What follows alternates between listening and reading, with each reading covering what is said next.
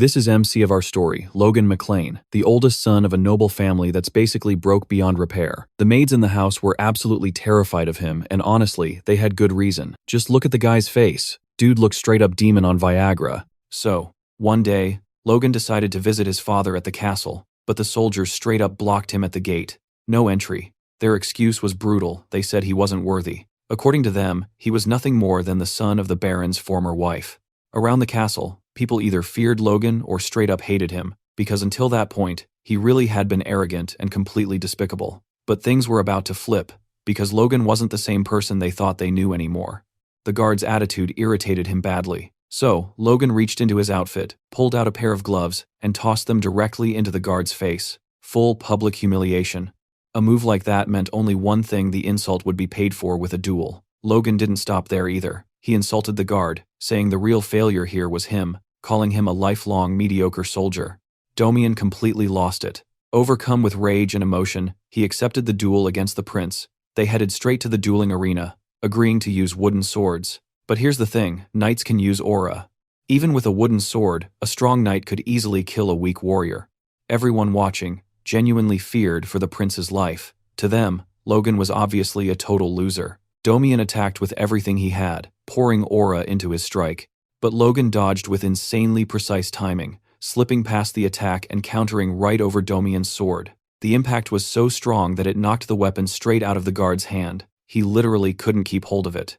The crowd froze in shock. Whispers. How did Logan, the so-called loser, know how to fight like that? Logan wasn't satisfied. He told Domian he could have a second chance if he wanted. But the soldier was still on the ground, staring at his own hand. He couldn't deny it, the blow had been incredibly heavy. Logan didn't wait for an answer. He stepped in and landed more strikes with the wooden sword. Pure payback for what happened earlier. By the end of it, the entire fight left the castle soldiers shaken to their core. Prince Logan wasn't the weakling he used to be. And the reason behind that changed something none of them could possibly know. The truth is, in the future, when Logan was 40 years old, he was nothing more than a common soldier. His noble family had already been completely destroyed by then. The other soldiers constantly mocked him, especially because, back when Logan was younger, he had lost a duel to his own younger brother. They never understood how someone like him even ended up as a soldier after his entire family was wiped out. Back then, the kingdom had been betrayed, and enemy forces invaded. Every soldier fought bravely, and Logan fought too, but none of it mattered. The kingdom still lost, and in the end, they were all eliminated. That day, Logan died on the battlefield. As his life faded, regret crushed him. He regretted countless things, especially how horrible of a person he had been. More than anything, he wanted to ask his father for forgiveness. Then, suddenly, Logan woke up in his room, completely shaken. He had been injured after taking a blow to the head during the duel against his younger brother. The realization hit him hard. The protagonist couldn't believe it. Was everything he experienced just a nightmare? No, definitely not. He remembered everything too clearly. Logan looked out the window and saw his family's castle, the same place he lived in when he was young. Soon after, his younger brother came to visit him in his room, clearly terrified of how Logan might treat him. The boy was trembling with fear, and it made sense. Logan had always been awful to everyone, especially to him. Logan remembered the last time he treated his brother like absolute garbage, and that moment was exactly why Ronanan never tried to get close to him again. Logan's head throbbed as memories flooded in. Ronanan genuinely cared about his brother, but the servants knew Logan's reputation all too well. Rick, the butler, told the young Master Ronanan to leave the room, but for the first time ever, Logan didn't scream. Instead, he spoke gently and told Ronanan to come closer. The boy froze in shock. So did the butler, Rick, thinking young Master Logan was acting strangely today. Logan wanted to praise Ronanan's strength, but the words wouldn't come out. He knew words alone weren't enough after treating him like trash for so long. Then Logan hugged his brother for the very first time. He asked for forgiveness for everything he had done. He admitted that he had been a terrible brother, and that Rome was truly amazing. No one in the room could hold back their tears at that moment. After talking for a while, Ronanan finally left Logan alone. The protagonist looked out the window again, and knew for sure this wasn't a dream. He had gone back in time, and this time, he was going to do things differently. This time, he would save his family. A maid accidentally walked into the room and immediately apologized. Rick rushed in after her and apologized too on her behalf, explaining that Mary hadn't done it on purpose. The whole situation was irritating. Logan suddenly realized how ridiculous it was that everyone acted this terrified of him, thinking, just how miserable had he been back then? Logan told them it was nothing and asked them to bring him some paper and pens. Rick and Mary instantly panicked, wondering if the young master was actually going to work now. When they brought what he asked for, Logan thanked them. Rick was stunned to hear that his master really just said, "Thank you." Now the servants felt like they were dreaming. Once again, Logan realized what a piece of trash he used to be. He asked to be left alone so he could work, but before starting, he remembered something important. The war against the Empire would happen in 10 years. That war would be what destroyed his family, because they would be weak and drowning in debt. His goal now was clear. He wasn't just going to change who he used to be, he was going to change his family's fate. On top of that, an internal war in his region, set to happen just 1 year from now, was the very first event that began shattering his territory's reputation. After working for a while and filling pages nonstop, Logan finally decided it was time to go see his father. As he walked through the estate, he noticed the staff turning their faces away from him, avoiding eye contact like it was instinct. They genuinely believed Logan could end their lives on a whim, and that fear was burned into them. Along the way, a maid carrying freshly cleaned clothes didn't notice him approaching and tripped, crashing to the ground. The girl froze completely. In her mind, this was it. Her life was over. But that wasn't what happened. Logan reached out with a gentle hand and helped her back up. For a moment, it felt like some kind of miracle. Then the girl looked at his face, that terrifying face she recognized all too well. Logan wasn't known for kindness. She immediately begged for her life and ran away without daring to look back. Watching her flee, Logan realized something important. Simply acting different wasn't going to fix things overnight. After all, he'd spent years smiling like a damn murderer. When Logan reached his father's office and announced himself, his expression turned cold again. It had been more than 20 years since he'd last seen his father. As expected, the atmosphere inside was icy. The patriarch of House McLean, Patrick McLean, had no reason to show respect to his eldest son. Logan explained why he was there. He asked for permission to undergo isolated training on the family's mountain property. The protagonist still carried the memories of his past life and already knew how night training worked, but his current body was useless, lazy, and completely untrained. On top of that, he needed money to change his family's situation, and becoming stronger would help with that too. He had to be ready, because in 3 months, that girl would arrive. Patrick immediately questioned him, asking if Logan was trying to run away after losing to Ronian. Logan denied it. He admitted that he was weak and that he had wasted his life until now. He wanted to get better. But Patrick had heard these words before. He refused the request, saying Logan's problem wasn't just a lack of effort. Logan had expected that answer. Logan admitted that his behavior had been his biggest flaw, and said he was determined to change it. His father didn't believe him anymore, and ordered him to leave. The request was denied. This was the consequence of everything Logan had done. Still, Logan didn't back down. He told his father that he had been foolish and immature until now, and that this training would be his first step toward real change. Even the most bitter father couldn't completely abandon his child. Patrick finally relented and said this would be Logan's last chance. Before letting him go, he asked if Logan really thought 3 months was enough to catch up to Ronian. Logan answered firmly that the training wasn't about defeating Ronian. It was about defeating himself. When Logan left the room, Patrick felt something he hadn't felt toward his son in a very long time. It's respect. And Logan noticed it. Even though his father said nothing out loud, Logan knew that changing himself was worth it. Logan went to the mountains and stayed there for 3 full months. His goal wasn't just to train his body, but to reach something greater. True warriors could defeat even dragons by using the life force stored within their cores. Day after day, Logan trained himself to absolute exhaustion. By the end of those 3 months, he managed to form his core, something he had only accomplished at 40 years old in his previous life. With it, he could push his body beyond its breaking point. On the final day of training, Logan stood before a massive tree and prepared his strongest move. He focused all his aura, channeling it into his sword and muscles. The strike was powerful enough to slice through space itself before cutting the target clean in half. This was the power he had gained at the end of his previous life, and now he could use it at this young age. Even so, the strain on his weak body was enormous. This was a technique meant only as a last resort. Now it was time to go home and start making real changes. The first change was obvious: his clothes. He smelled like a sewer. When Logan returned home and went to show his progress to his father, the guard Domian stopped him at the entrance, saying, only those with direct McLean blood were allowed to pass without authorization. That was the moment Logan realized his authority within the family was slipping away. Right then and there, Logan challenged Domian to a duel. He shocked every guard in the castle by effortlessly defeating a trained soldier. This was the result of his training and combat experience, and it ensured no other guards would try the same stunt. Later, inside his father's office, Logan and Patrick spoke again. Patrick admitted that what he had seen was impressive,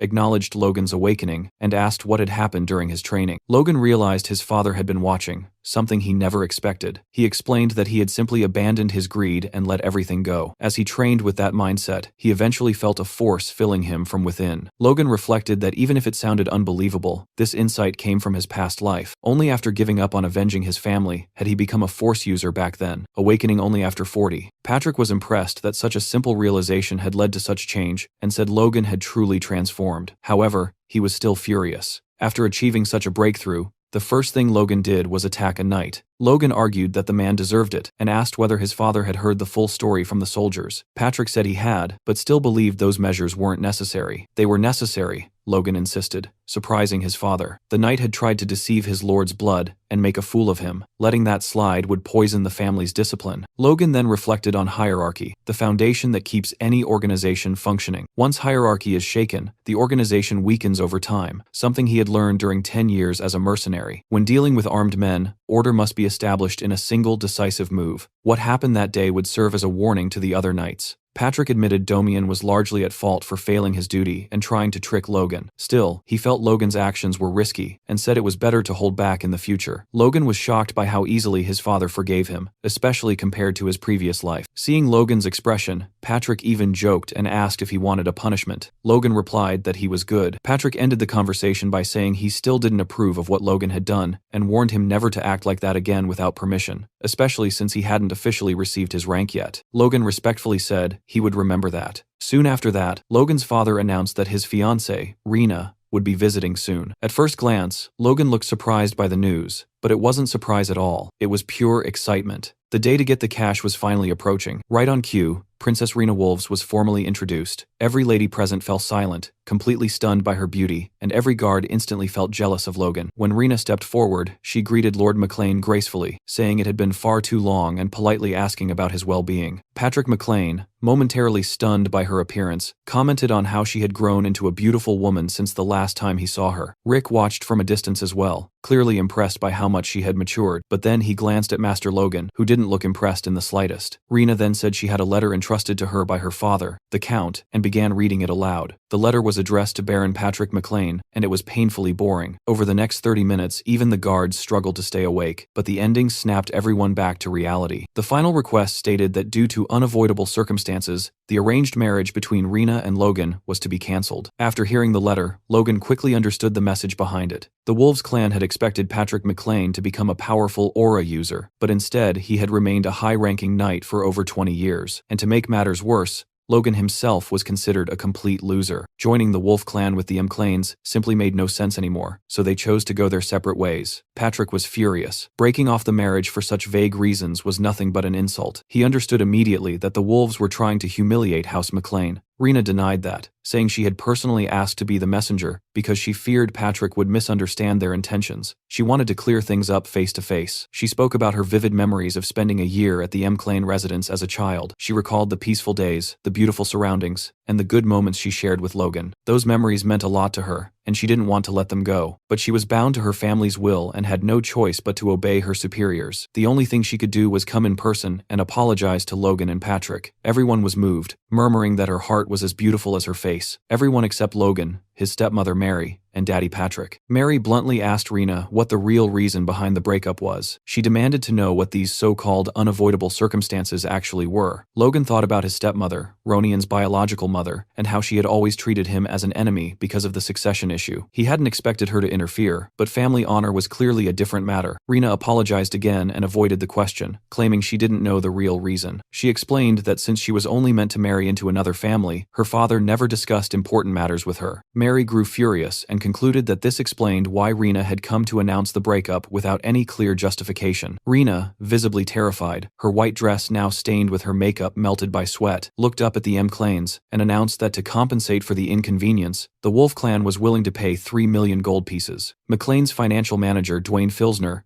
nearly had a heart attack on the spot. Logan, on the other hand, was thrilled. He thought the money was finally his, but no chance. Patrick nearly exploded with rage, demanding to know how she dared to propose something like that. A knight from the Wolf House immediately stepped in front of Rena, protecting her, and begged Patrick to calm down. Patrick, asked whether he was a high-ranking knight like himself, admitting that it was impressive for someone so young to reach that level. He continued, saying that perhaps injuring the rising star of the Wolves family would be fair compensation for the dishonor inflicted on the McLeans. The knight replied that his master, Chiron Wolves, regarded Lord McLean as an honorable man and would never target the young princess or anyone younger. Rena then spoke up, saying she also did not wish to buy honor with money. She asked them to accept the gold as a sincere gesture to preserve the friendship between the two families. Patrick clenched his teeth. If he pushed further, he would lose his own honor. He realized this was exactly why Karen had sent these young people. Patrick stated that a visitor was still a visitor, even if they brought bad luck, and that House McLean would never harm its guests. However, he firmly refused the Wolves clan's one-sided offer. House McLean asked for only one thing. Princess Rena Wolf was to personally and sincerely apologize to Logan. Patrick made it clear that he would accept no other compensation. At that moment, Logan stepped in. As the person directly involved, he said he had a request. Internally, Logan knew they needed to accept the money. Letting them off with words alone was insane. 3 million gold was the entire annual budget of House McLean. Half of their current funds came from his stepmother's family, and if that support vanished, they would go bankrupt instantly. And for what? Honor. To Logan, it felt like everyone had lost their minds. Logan told his father he wanted to accept the Wolves' terms. Patrick became furious again, asking if Logan intended to make him go back on his word. Logan thought about the pressure his father carried. Even without aura, Patrick was still a high-ranking knight, but that meant nothing compared to others in the kingdom. If he couldn't handle this, he would never move forward. Patrick insisted House McLean wasn't poor enough to sell its honor for money. Logan sighed deeply and replied that they were exactly that poor. He explained that House McLean already owed the bank 3 million gold pieces.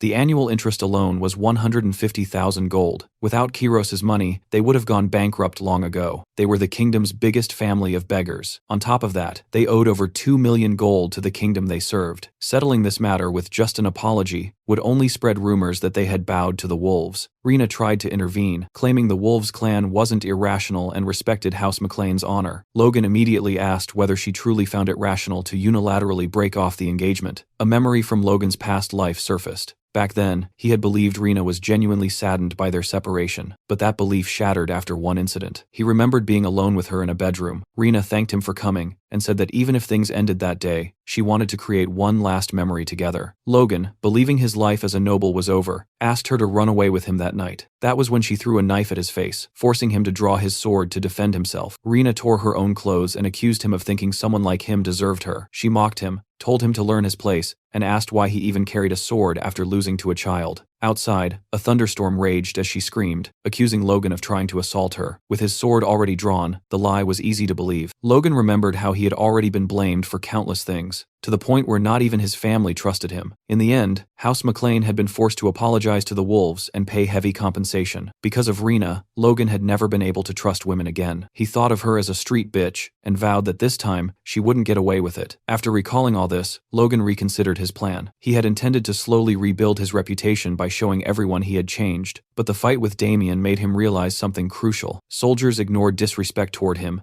and rumors about his loss to his brother had spread while he was gone. You couldn't transform the family by winning over people like them. With only 9 months left until the regional war, reputation no longer mattered. Saving his family did. Logan swallowed his pride and told Rena he would accept the Wolves clan's compensation, even if it meant defying his own family. Rena was speechless. Patrick exploded with anger, demanding to know how Logan dared oppose his will. Logan replied calmly that he wasn't satisfied with empty apologies, leaving his father stunned. Words carried away by the wind had no value, and honor built on them was just as light. Rena tried to salvage the situation, saying the Wolf clan wished to obey the Baron's decision, and asked Patrick what he chose. Logan saw through her act, realizing she was trying to protect her father's reputation, and was likely terrified of paying 3 million gold. Patrick looked down at Rena and declared that as the head of House McLean, he would accept only a sincere apology. However, he would leave it to Logan to decide whether the apology was sincere. Mary was furious. Patrick warned Logan to think carefully, reminding him that accepting money for dishonor would open the door for honor to be traded again in the future. Logan didn't hesitate. As the one directly involved in the broken engagement, he accepted the compensation offered by the Wolves clan. The decision shocked Mary and visibly upset Rena. Patrick, disappointed,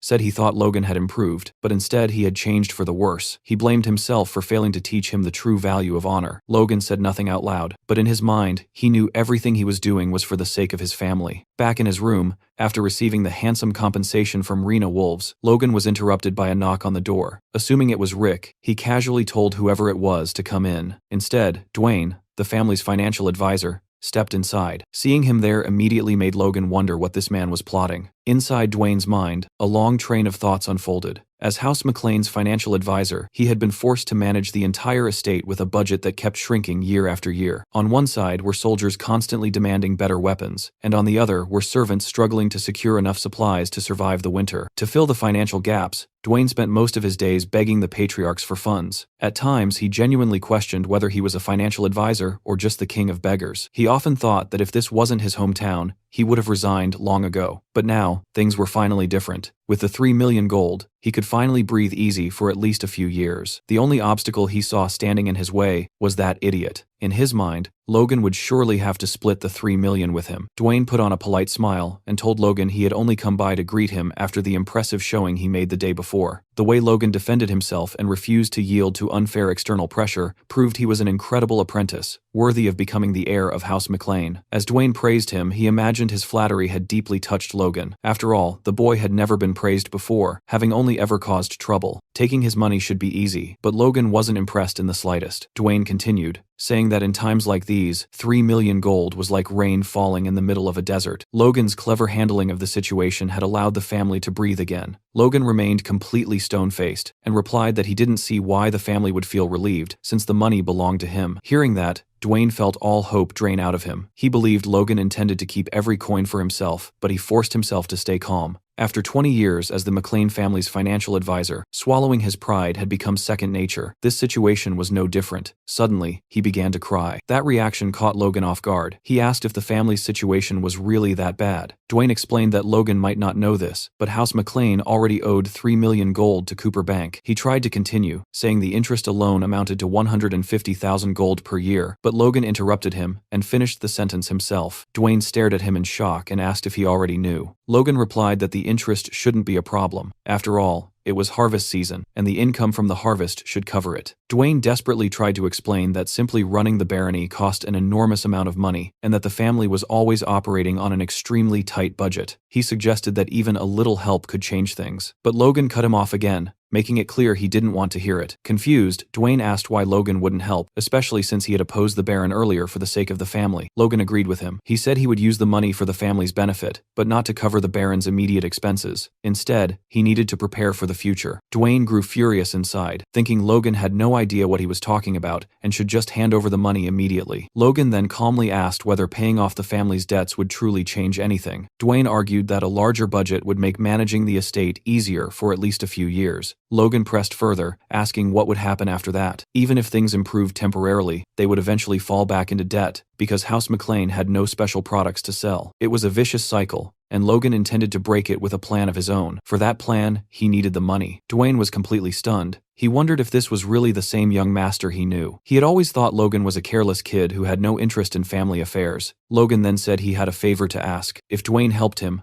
Logan might even share a portion of the money to help cover some family expenses. Dwayne immediately asked what he needed. Logan answered simply, he needed to gather mercenaries. Later, Logan spoke with Rick. It looked like he was preparing to leave again, and Rick immediately demanded to know where the hell he was going. It hadn't even been long since Logan returned from his isolated training. Logan replied that he was leaving to make money. Rick pointed out that Logan already had a substantial amount, but Logan insisted it wasn't enough. He explained that the patriarch would never allow him to leave now, especially with the tension inside the castle, but Logan had no intention of asking for permission. He planned to slip out quietly. Rick was shocked, but Logan didn't care. He knew that if he couldn't change his reputation now, it would never change. That meant gathering power from outside the family. Luckily, he knew exactly what was happening beyond the estate. Just like in his past life, when he had been kicked out of the family, he already knew his first step was to find a certain individual. Rick tried to reason with him, saying he wasn't thinking straight, and that becoming a fugitive at this point would only make things worse. Logan grew irritated by Rick's persistence. Rick asked what Logan planned to do if he simply ran away, and even said that if Logan really intended to leave, he might as well trample all over him first. Logan was already close to doing just that,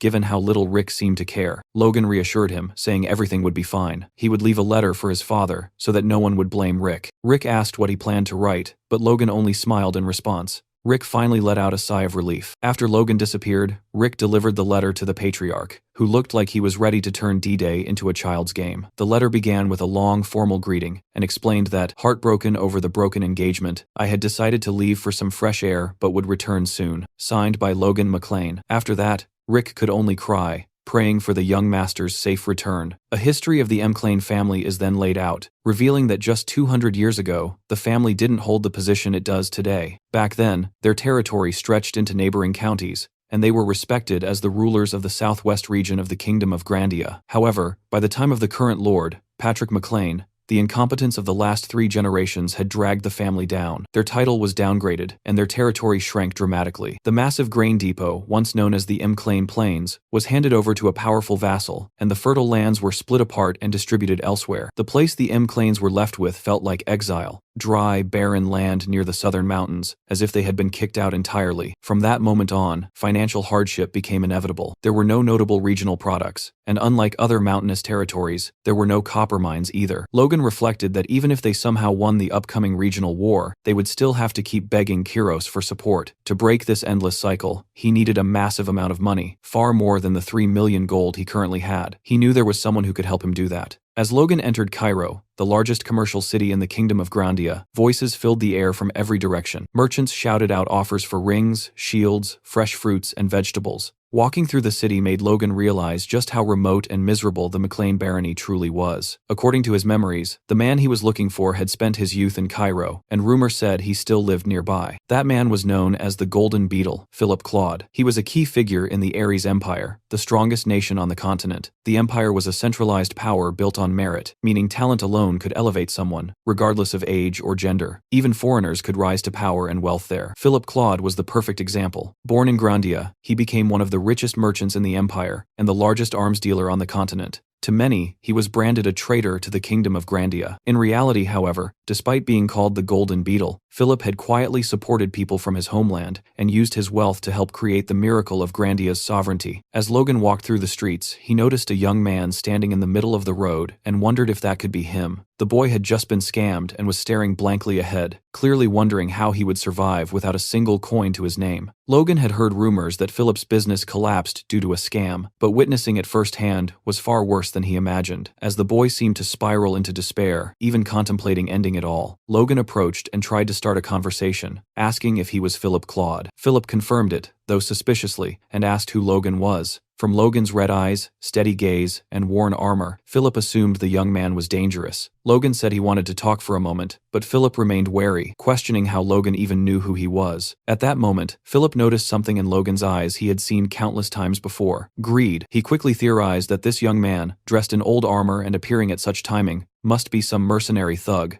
Logan tried to explain himself, but Philip panicked and started yelling that the payment deadline hadn't arrived yet. He shouted that the sale of his commercial property would be finalized in 3 days and told Logan to come back then. Logan assured him he wasn't there to collect any debt. Philip, barking like a rabid dog, kept yelling that none of his sales had gone through yet and ordered Logan to leave. Logan tried again to calm him, saying he wasn't there to collect money, but to invest. That stopped Philip cold. When he asked if Logan was serious, Logan confirmed it. Philip started thinking that if this man wasn't here to collect debts, then he had to be insane for wanting to invest in someone who had completely failed. Still, part of him wondered if Logan might be telling the truth. He asked how much Logan wanted to invest. Logan flipped the question back, asking how much Philip needed and saying he would help him clear his debts and get back on his feet. Philip remained suspicious and carefully studied Logan's expression and the dirt-stained armor. He concluded the young man must have traveled a long distance. When Logan pressed again for an amount, Philip snapped, calling him a disgusting scoundrel. He accused Logan of trying to trick him like everyone else had. He went on to say that he wasn't an investor and that the crest on Logan's armor marked him as a member of the McLean barony in the southwest. To Philip, the McLeans were nothing but beggars, living off their rich relatives. How could a family that couldn't even pay its debts afford to invest? He warned Logan that impersonating a noble could get him executed,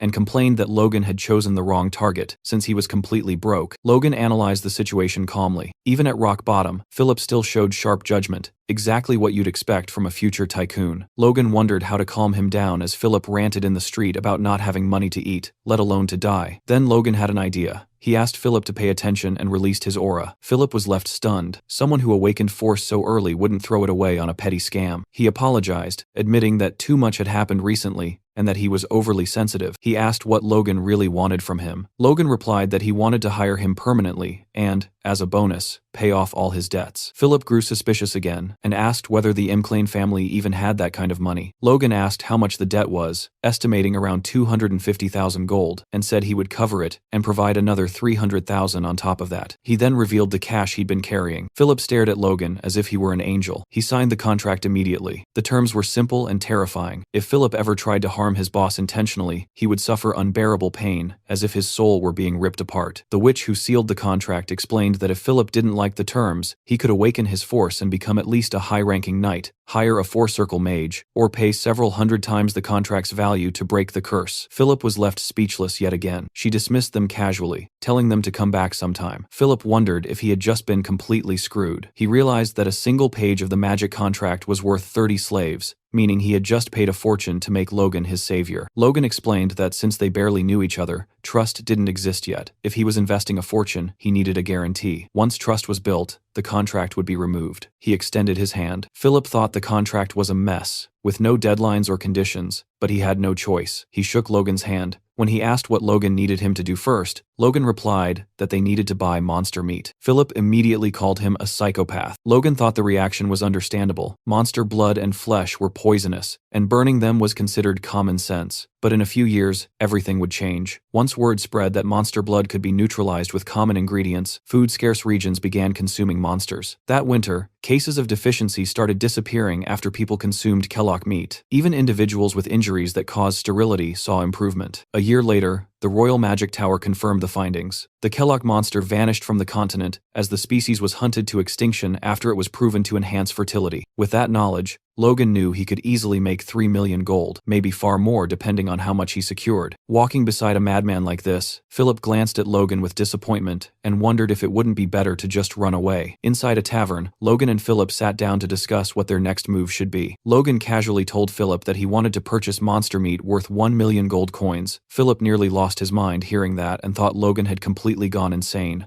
Logan told him to calm down, confidently assuring him that he would make money even if he spent that much. Philip strongly objected and asked if Logan was absolutely sure about what he was doing. Logan confirmed without hesitation. Philip then asked what the price range per unit was for Kellogg meat. He explained that Kellogg meat was practically worthless at the moment. Most people simply burned it because there were no buyers. If someone at level 0 was sent to retrieve the bodies, it would cost around 200 gold due to kingdom transport fees. That fee was charged per unit. However, if multiple Kellogg's were transported together, the cost would drop significantly. Philip was impressed that Logan had even considered transport fees and admitted that Logan's calculations were correct. He asked if, with that price per unit and a budget of 1 million gold, Logan planned to hire a mercenary guild to conduct a kingdom-wide hunt and buy everything they brought back. Logan confirmed it and asked if Philip saw any issues with that plan. Philip immediately explained that the approach was wrong. Since monster meat was being discarded anyway, Logan should hire a merchant guild instead. Merchants would transport and sell anything as long as there was money involved. Even if it was considered trash, they would gladly bring it. Philip confidently added that once Logan placed the order, they would likely deliver every piece of Kellogg meat in the kingdom, already cut and prepared. Logan was impressed, thinking his investment was already paying off. Half-jokingly and somewhat suspiciously, he called Philip an adorable punk. Philip brushed it off and told Logan not to worry about money anymore. From now on, everything would be handled by him. After all, his own future depended on Logan's success. Logan then handed Philip a list of materials, including ironwood cartridges, springs, and glue, instructing him to buy them in large quantities. Philip once again grew suspicious and asked if Logan was planning to open a toy factory. Logan replied that he had something far better in mind. In reality, Logan was having Philip acquire raw materials for weapons of war. He remembered how weapons made from these exact materials had been used during the invasion of the Kingdom of Grandia in his past life. Depending on the situation, even a single soldier equipped with them could hold back a knight. He also recalled that he had already tasked Dwayne with hiring mercenaries. Simply putting these weapons in their hands would be enough to gain a major advantage in the regional war. However, before that could happen, Logan needed two things: a craftsman capable of producing these weapons, and an instructor skilled enough to train the mercenaries. 2 days later, in Harun, the city of mercenaries, Logan was speaking with Kaisalon, a rank A mercenary, attempting to hire him as an instructor. Kaisalon explained that he had never trained anyone productively before. Logan insisted the job wouldn't be difficult, since he only needed Kaisalon to train rank C mercenaries. Still hesitant, Kaisalon said he didn't know what Logan had heard, but all he had ever done was guide a few young people. He suggested Logan leave the task to professional instructors. Logan internally dismissed the excuse. He knew Kaisalon well from his past life. Kaisalon could wield every existing weapon, had exceptional horsemanship, and more importantly, was an outstanding instructor. The mercenary squad Kaisalon trained after retiring from a serious injury had been stronger than any other. Logan offered 4,000 gold coins. Kaisalon refused. Logan raised it to 6,000. Still no. 7,000. Kaisalon continued refusing, claiming money couldn't buy everything. Logan raised it again to 8,000. That was the breaking point. Kaisalon finally accepted, even thanking Logan in advance. As they talked, Logan revealed that he was the firstborn son of Baron McLean,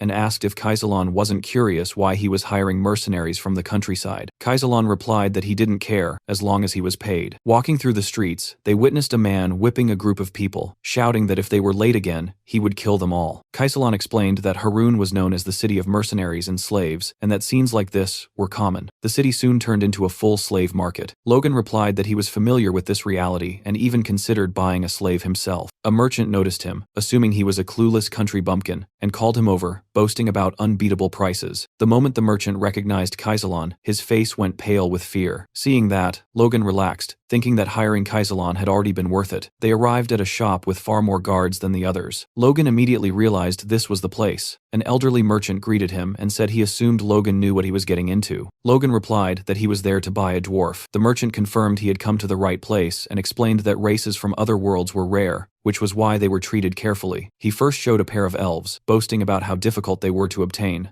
Logan showed no interest and told him to bring out the chained dwarf in the back. The merchant pointed out that it was clearly a dwarf and added that even among dwarves, famous for craftsmanship, this one had reached an expert level. That surprised Logan. He had always believed dwarves were naturally skilled craftsmen, but an expert was beyond what he expected. Logan asked for the price. The merchant said it would start at 200,000 gold. Logan looked him up and down and asked if he looked like a fool. The merchant nearly wet himself and immediately lowered the price by 50,000. Kaisalon was shocked by how easily Logan forced the price down. The dwarf commented that Logan was ruthless. Logan thought it was just common sense. Logan told the dwarf he was taking him to the Mechlin estate in the southwest and that he would do the work assigned to him. The dwarf agreed without resistance. Logan reflected that while dwarves were renowned craftsmen, slave dwarves were different. Without passion, they couldn't create true works. Logan promised that if the dwarf worked sincerely for the next 20 years, he would be sent back to the mountains. 20 years meant nothing to a dwarf. The promise made him happy, and he attempted to thank Logan. At that moment, another slave broke free and tried to escape. He didn't get far before a soldier caught him. Logan immediately recognized the slave. Blue hair, blue eyes, a familiar presence. Logan muttered aloud, catching Kaisalon's attention. He couldn't believe he had found the noble slayer here. Logan remembered his past life. Once a slave, this man escaped after killing his masters and began slaughtering nobles and knights. After disappearing for 10 years, he reappeared as an aura user and devoted his life to killing nobles, earning the title of Noble Slayer. Logan realized the timeline matched. This escape attempt should happen a year after Logan became a mercenary, meaning this man was still a slave. If Logan saved him now, he would gain a future aura user. The problem was that the man was a violent psychopath. Logan decided that if he ever became uncontrollable, he would simply imprison him. As the master raised his whip again,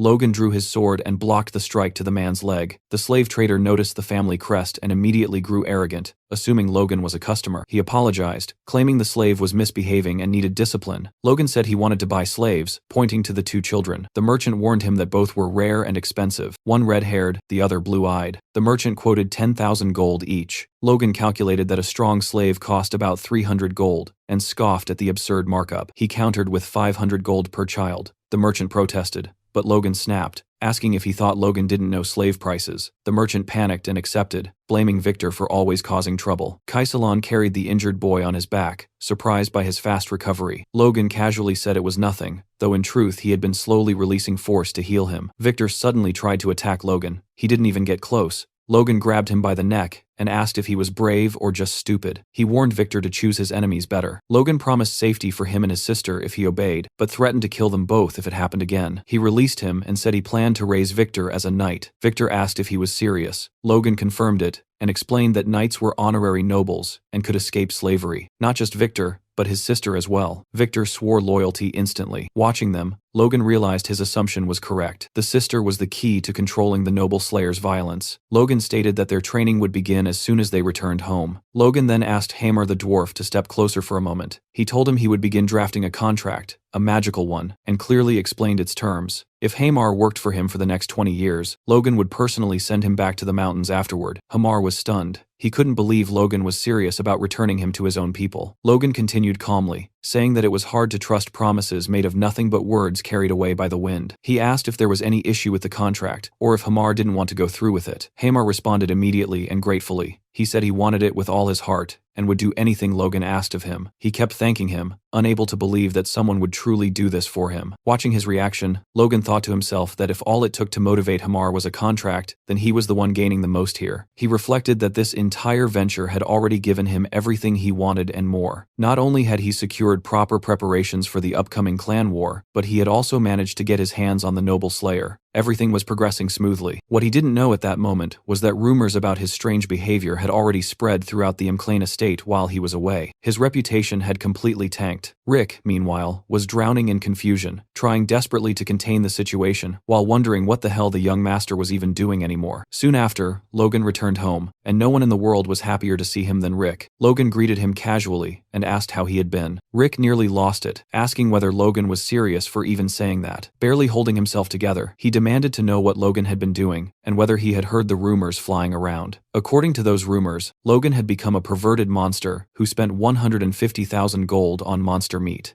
Rick explained what had happened. A few days earlier, someone named Philip had gathered every merchant he could find and announced that he wanted to buy monster meat in the name of Logan McLean. Even before that, people had already been gossiping about Logan, about his broken engagement, and how he had practically robbed his fiancée. Philip, unaware of Logan's past, assumed his master was just some eccentric lunatic. Still, he saw opportunity in the chaos. He deliberately spread even more bizarre rumors about monster meat to attract sellers. Then he dropped the purchase price as low as possible while still keeping merchants interested, offering 1 gold piece per kilogram. He knew no merchant would refuse selling trash if someone was willing to pay for it. He even told them to bring every bit of monster meat they could get their hands on. Philip's aggressive sales tactics worked. Merchants began gathering monster meat in large quantities, and rumors about Logan spread across nearly the entire thieves' quarter. Hearing all of this, Logan simply commented that Philip had done his job perfectly. Rick was stunned. He couldn't understand how Logan could laugh at a time like this. Logan told him to look at the expressions of the people who had come back with him and think about how many rumors they must have heard to be wearing faces like that. To Logan, there was nothing to worry about. He calmly said that everything would be over soon. Rick warned him not to be so relaxed. The next thing waiting for him was a meeting with the patriarch, and he was furious. Inside his father's office, Patrick asked Logan whether he had enjoyed running away from home. Logan answered honestly that the trip had been worth it. Patrick said he had heard plenty of rumors about the strange and reckless things Logan had been doing, but at least it seemed like something had come out of it. Logan defended himself, saying rumors were nothing more than baseless nonsense and that he didn't regret any of his actions. His stepmother immediately cut in, telling Patrick that she had warned him already. Logan had no awareness of his own standing and didn't understand how his behavior could disgrace the family. Logan didn't even let her finish. He interrupted her, saying she was exaggerating. All he had done was use the money from the broken engagement in a way he saw fit. Mary pushed again, asking Patrick if he had heard that and whether he was still going to take Logan's side after everything. That was when Patrick finally snapped. He shouted for her to stop, then calmly but firmly told her to leave the room. He wanted to speak with Logan alone. Once they were alone, Patrick warned Logan that this was the final chance he would give him. Standing in front of his furious father, Logan felt a rare sense of fear. Patrick asked what was really going on in his son's head and said they needed to talk honestly about everything that had happened. Logan knew his father wouldn't overlook things this time. He replied that even if he explained, Patrick wouldn't understand. Patrick shot back, asking whether Logan was the one who didn't want to be understood. He asked if Logan realized what people were saying about him, that he was violent, cruel, obsessed with money, and even unstable. Patrick asked how much longer he was supposed to keep covering for him, and if the time ever came when he couldn't anymore, he begged Logan to at least warn him. That way, Patrick could tell himself he had done everything possible for the sake of Logan's deceased mother. Logan was stunned. Patrick had never mentioned his mother in his previous life, not even when Logan was cast out. That alone made him think his father hadn't fully given up on him yet. So Logan asked for one more thing. He asked Patrick to give him 1 year. He promised that within that year, he would prove the reasons behind everything he was doing. Once again, he pleaded for one final chance. Later, Patrick was shown alone in his room. replaying the conversation in his mind. He admitted to himself how strange it felt for a father and son to be negotiating favors like strangers. He thought that if Logan failed to prove himself after 1 year, he would have to make a decision, because before being a father, he was the patriarch of House McLean. Patrick looked at a portrait of Logan's mother and apologized to her, saying he didn't understand what was happening to their son. He continued speaking to her image, admitting that he had promised to protect Logan and raise him properly, but in the end, everything had fallen apart because of his own neglect. Walking through the castle corridors, Logan suddenly ran into his younger brother. What he saw made him freeze. Ronian had awakened his force. Ronian commented that Logan guessed it quickly, and added that he had caught up faster than expected. Logan felt genuine happiness, seeing Ronian awaken so early, at only 14 years old. In his past life, Ronian's force had only manifested during the clan war, but this time it had happened far sooner. Ronian told Logan that it was thanks to him. Seeing Logan's confusion, he explained that when Logan returned, the knights tried to stop him from reaching him. In that moment of desperation, his force awakened, and he ended up defeating the knights just to meet Logan. Logan burst out laughing and praised him, telling him he had done well. He thought that once Ronian's force stabilized, teaching him the secrets of the divine sword would make him far stronger than he ever was in the past. Later, in a cabin south of the McLean estate, Logan met with Dwayne. Dwayne informed him that all 35 rank C mercenaries he requested had arrived. The mercenaries were furious. It had been 10 days since they were summoned, and none of them had seen Logan even once. Some muttered that a petty baron's family wouldn't dare provoke a mercenary guild unless they were insane. Others said they might never find out, since the rumors surrounding Logan had already reached them and weren't light at all. They mocked his appearance, saying he wore armor and carried a sword like he was pretending to be a soldier. Hearing all this, Logan realized that if he didn't put these professional scoundrels in their place, he'd never be able to control them. He addressed one of the mercenaries directly and asked if he thought it was funny to wear armor and carry a sword. The man replied that he didn't understand, and asked how Logan had even heard his comment from that distance. Logan mocked him openly, saying that way of thinking only worked if you had the talent to back it up. He called him nothing more than an insignificant C-rank mercenary, and asked what imaginary skills gave him the confidence to look down on others. He sarcastically asked if he had offended him, acknowledging that even low-level men had pride, and told him to step forward if he wanted to settle it. Logan then made a clear offer. If the mercenary could land even a single hit on him, he would be allowed to leave immediately, and would be paid a full year's salary. Logan swore it on his noble honor, and made sure everyone present served as witnesses. The mercenary stepped forward, pleased, saying Logan couldn't take his words back now. He tried to intimidate Logan by sizing him up, but his massive build only drew comments from the crowd. Some wondered if he was already rank B. Others said he might reach it after this job. Logan scoffed, realizing that was exactly where the man's confidence came from. The mercenary told Logan to attack first. Logan replied that he would regret that choice. The mercenary ignored the warning, claiming he had used a sword far longer and didn't need to worry. He even asked if Logan needed any advantages. Logan focused his force and punched him square in the face. The impact stunned everyone. The duel ended instantly, with the mercenary sprawled on the ground and teeth flying through the air. The remaining mercenaries stared in disbelief. Logan simply stretched his shoulder, scoffed, and asked if anyone else felt like running their mouth. They couldn't believe someone his age had already mastered force. It felt absurd. Kaisalon watched quietly, thinking he had always known Logan was different, but never imagined he was this capable. Logan declared that no one would be making comments anymore. He then formally introduced himself as Logan McLean, the one who had summoned them. He explained that many of them were probably wondering why he was spending so much money to hire mercenaries. He told them his plan was to train them into crossbow knights. Dwayne and Kaisalon were both surprised, and the mercenaries didn't know what to make of it. One of them muttered that they would spend most of their time reloading. Kaisalon quietly told Logan that crossbows were inefficient weapons for knights. Logan replied that he already knew that. Confused, Kaisalon asked why he would insist on them anyway. Logan explained that crossbows were far more destructive than bows, but inexperienced users needed over a minute to reload on horseback. Even carrying several loaded crossbows, they would run out of firepower quickly. It was no surprise they were confused. Logan told Kaisalon to train them properly first, even if he thought Logan was just wasting money playing soldier. He assured him the reason would become clear later. As a final statement, Logan said that crossbow cavalry would become a powerful force for House McLean, not just for the upcoming war, but even beyond the conflict with the thieves. Kaisalon still didn't fully understand, but he accepted his master's orders. A few days later, Logan sat alone in his room, staring at a sheet of paper in his hands. Out of the 350 mercenaries they had recruited, only 312 had passed the basic qualification test. After reviewing the numbers, Logan decided it was more than sufficient. Before he could think further, someone interrupted him. It was Hamar, who asked what kind of document Logan had received.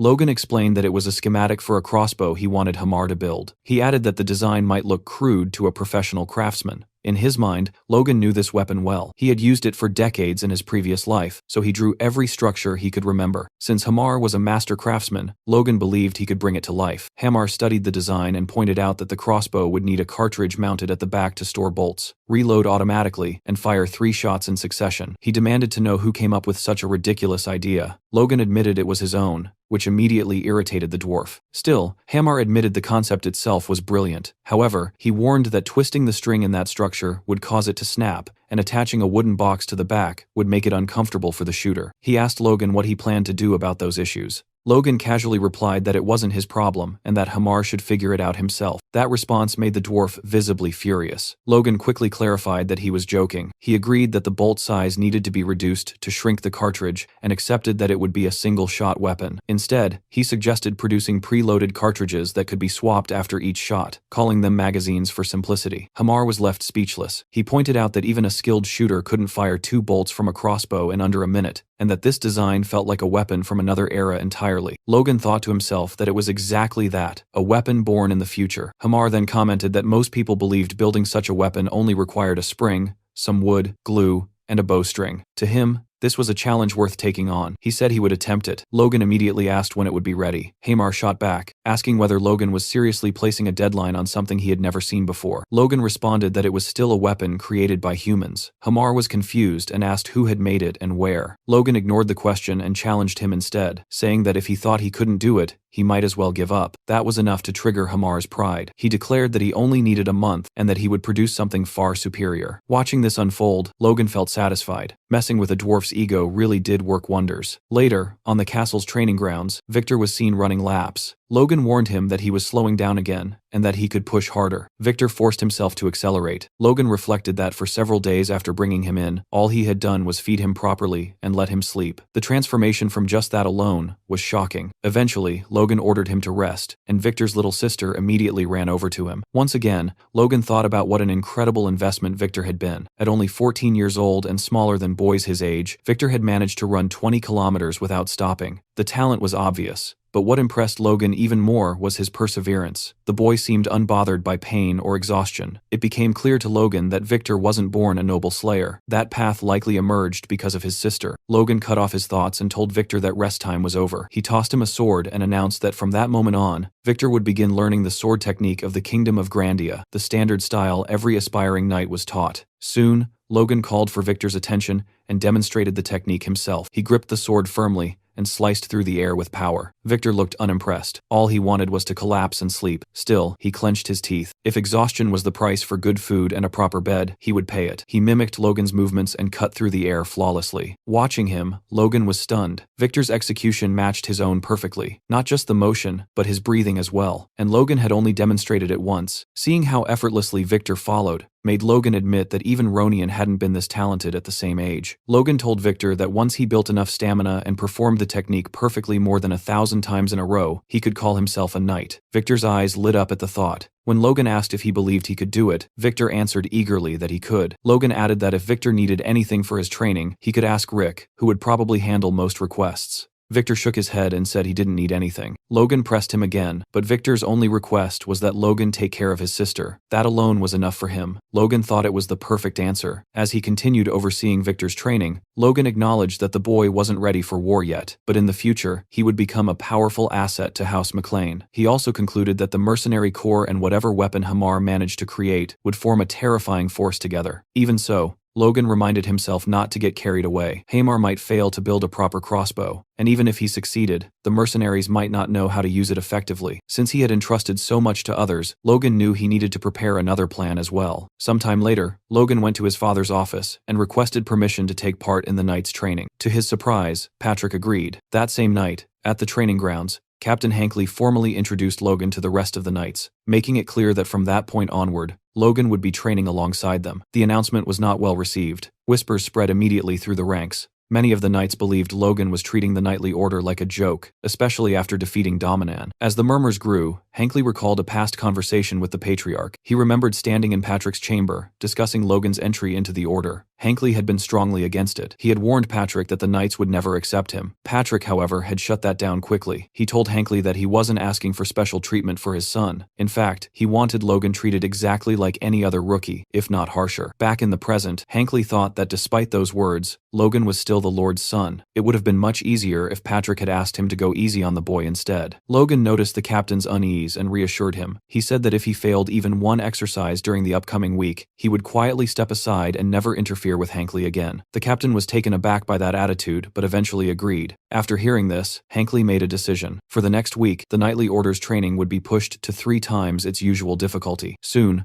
one of the knights was seen running while carrying another on his back, wondering what kind of insane training this was. Hankley shouted at them not to die, and reminded them that, as cavalry knights, they needed to understand what it felt like to be the horse itself. He told them to feel the burden of carrying armored riders across the battlefield. That was when the knights realized why they had been training in full armor the entire time. Some of them cursed under their breath, blaming everything on that troublesome newcomer. They started betting on how long Logan would last. 1 day, 2 days, maybe 3. They were wrong. Logan was sprinting at full speed, charging through the field, weaving past everyone else. The sight left the knights speechless. Even Captain Hankley was stunned. To make it worse, Logan was smiling the entire time. Hankley grew furious. At this rate, it wasn't Logan who would fall behind, it was the knights themselves. He immediately ordered everyone to stop and announced a 10-minute break. Then he walked over to Logan, asking how he was feeling after that run. What Hankley really expected was an honest admission of exhaustion, an excuse to pull Logan out of the madness. But Logan cut him off before he could finish. He said it was easy. Hankley was dumbfounded and asked what he meant. Logan replied that it was excellent training. If the knights went through this every day, there was no way they wouldn't become strong. He even added that he was looking forward to the next session. Nearby, 2 knights lay on the ground, barely holding on. Hankley realized this was not how he intended things to go. Logan, on the other hand, clearly didn't care. Later that night, Logan looked around the training grounds and realized he was completely alone. Everyone else had already gone home. Standing there, he reflected on why he was doing this. Training with the knights was his insurance plan. If all his other preparations failed, he would still be able to join the knights and fight on the front lines. Building bonds now would only help later. There was another reason as well. Through meditation, he could develop his force. But physical training was just as important, and the knightly order provided exactly that. As he imagined his force core growing stronger and his body feeling no fatigue, Logan drew his sword and unleashed a quick force, slash, clean, and sharp. He marveled at the fact that all this power came from just a 1-star core. When he reached 2 stars, he believed he would be able to rival a high-ranking knight, like his father. The next morning, Logan tested the crossbows Hamar had made and dismissed them all as failures. He bluntly asked Hamar if this was the best he could do. He pointed out that the weapon only fired once and that there was no magazine system in sight. He reminded him that the mechanism needed to be integrated. Hamar exploded in anger. Logan immediately apologized, admitting he had been too harsh. Hamar responded that Logan was right about one thing: no matter their relationship, a craftsman's pride should never be insulted. But what Logan truly meant was that if this was Hamar's limit, then their plans were doomed. That realization nearly made the dwarf lose control. Logan continued pressing, saying that maybe he had overestimated Hamar. Weeks had passed, and nothing satisfactory had been produced. That was when Logan crossed the line. He openly provoked Hamar, saying he had misjudged him, wasted money on him, and been completely wrong to trust him. That was the final trigger. Hamar demanded 1 more month and guaranteed that he would return with something worthy of the investment. In his fury, he smashed the crossbow in his hand before storming off. Logan watched him leave, thinking about how anger would consume him and force him to start over from nothing. A cruel smile crept onto Logan's face as he wondered how far Hamar could go if he was pushed even harder. 1 month later, on one of the training fields, Hamar returned to demonstrate his new creation. The improved crossbow fired 2 bolts at the same time.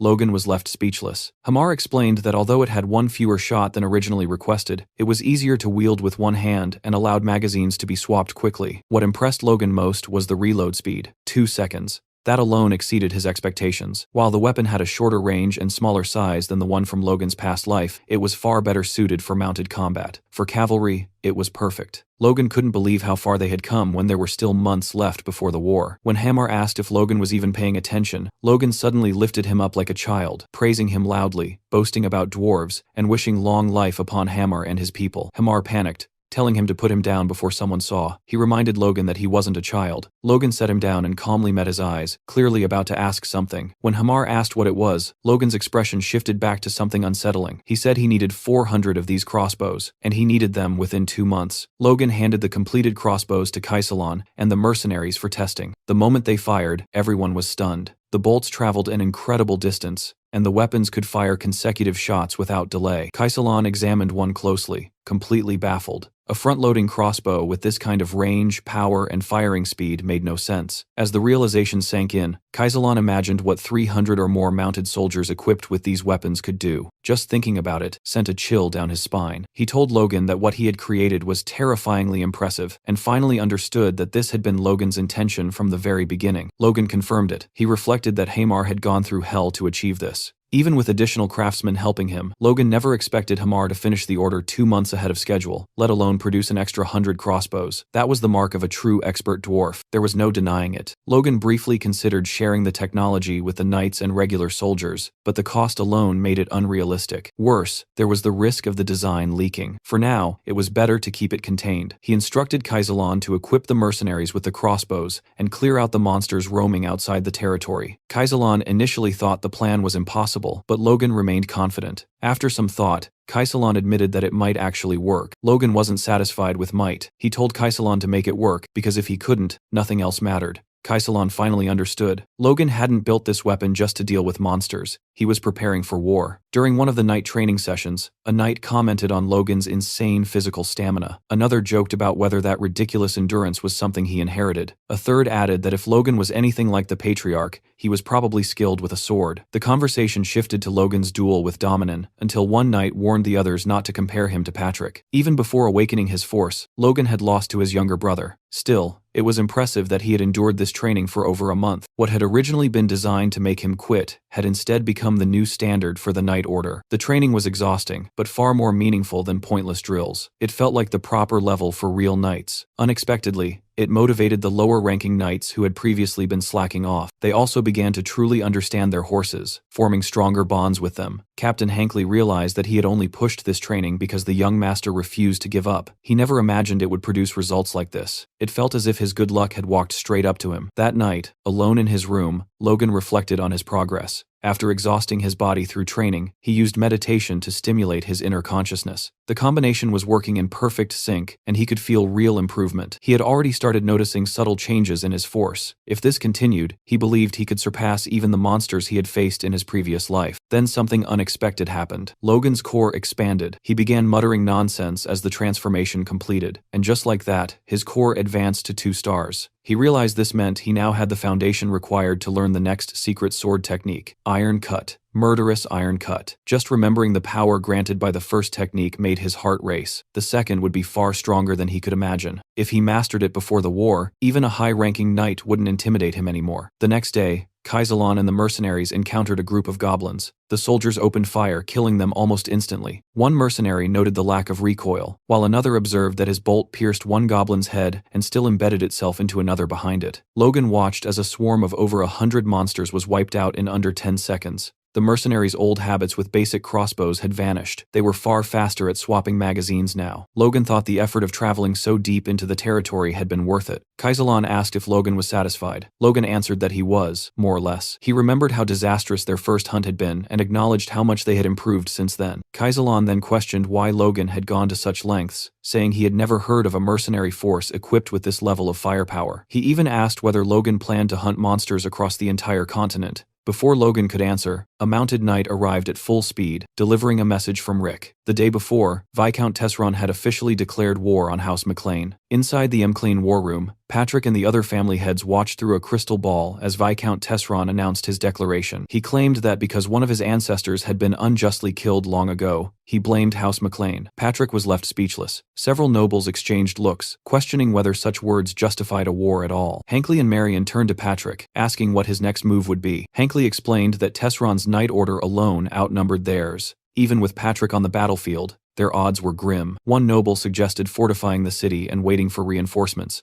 Another proposed sending an emissary to negotiate peace. Patrick exploded. He ordered everyone to shut up. He reminded them that even though the royal family's authority had weakened, declaring war without permission made one thing clear. Tesron had planned this from the start. Peace was impossible. Patrick ordered immediate war preparations and demanded a winning strategy, refusing to tolerate dissent. In the heavy silence that followed, a noble asked whether young Master Logan would also fight. Patrick confirmed it. Marion added that Ronian's force had awakened and that he was old enough to take part as well. Realizing Logan wasn't in the castle, Rick hurried to send a messenger to him. When Logan received the news, he was confused. According to his memories from his past life, the war shouldn't have started for another 2 months. Something had accelerated the timeline. The messenger urged him to hurry, explaining that Viscount Tesron had already launched an attack immediately after declaring war, breaking all customs. Logan needed to reach the battlefield as soon as possible. Kaisalon and the mercenaries declared they were ready to move at a moment's notice. Logan remarked that Kaisalon didn't seem surprised at all. Kaisalon replied that mercenaries welcomed war. If none existed, they would create one, and now that they had such powerful weapons, it was only natural they wanted to use them. Logan looked at his troops and thought they were dangerously confident. Still, he didn't stop them. Their confidence wasn't unfounded. They had trained relentlessly for months and slaughtered monster hordes with overwhelming force. Logan stated that it didn't matter when the war began. All that mattered was winning. Believing they now had sufficient combat strength, Logan ordered his forces to march toward the McLean Plains, convinced that this war would end in victory. Back in the barony, the war erupted earlier than anyone expected. Just one day after the declaration, Tesron and his army appeared at the McLean estate. Their numbers exceeded even the vassals' worst expectations. Captain Hankley reported that Tesron's army consisted of 100 knights, over 1,000 regular soldiers, and nearly 10,000 conscripts. It was a full-scale war. Patrick thought Tesron had lost his mind. Not only was he fielding superhuman knights, but he was also throwing conscripts into what should have been a limited domestic feud. Patrick questioned what could drive Viscount Tesron to such extremes. Then things worsened. Hankley reported that House Kairos had issued a warning stating they would not send reinforcements. Patrick and Mary were left speechless. Mary argued it had to be a mistake, insisting that she and Dwayne had checked everything to prevent this exact outcome. With no other choice, Patrick ordered Hankley to gather every man capable of wielding a weapon. They would respond with full force. Patrick reflected bitterly on how Kairos,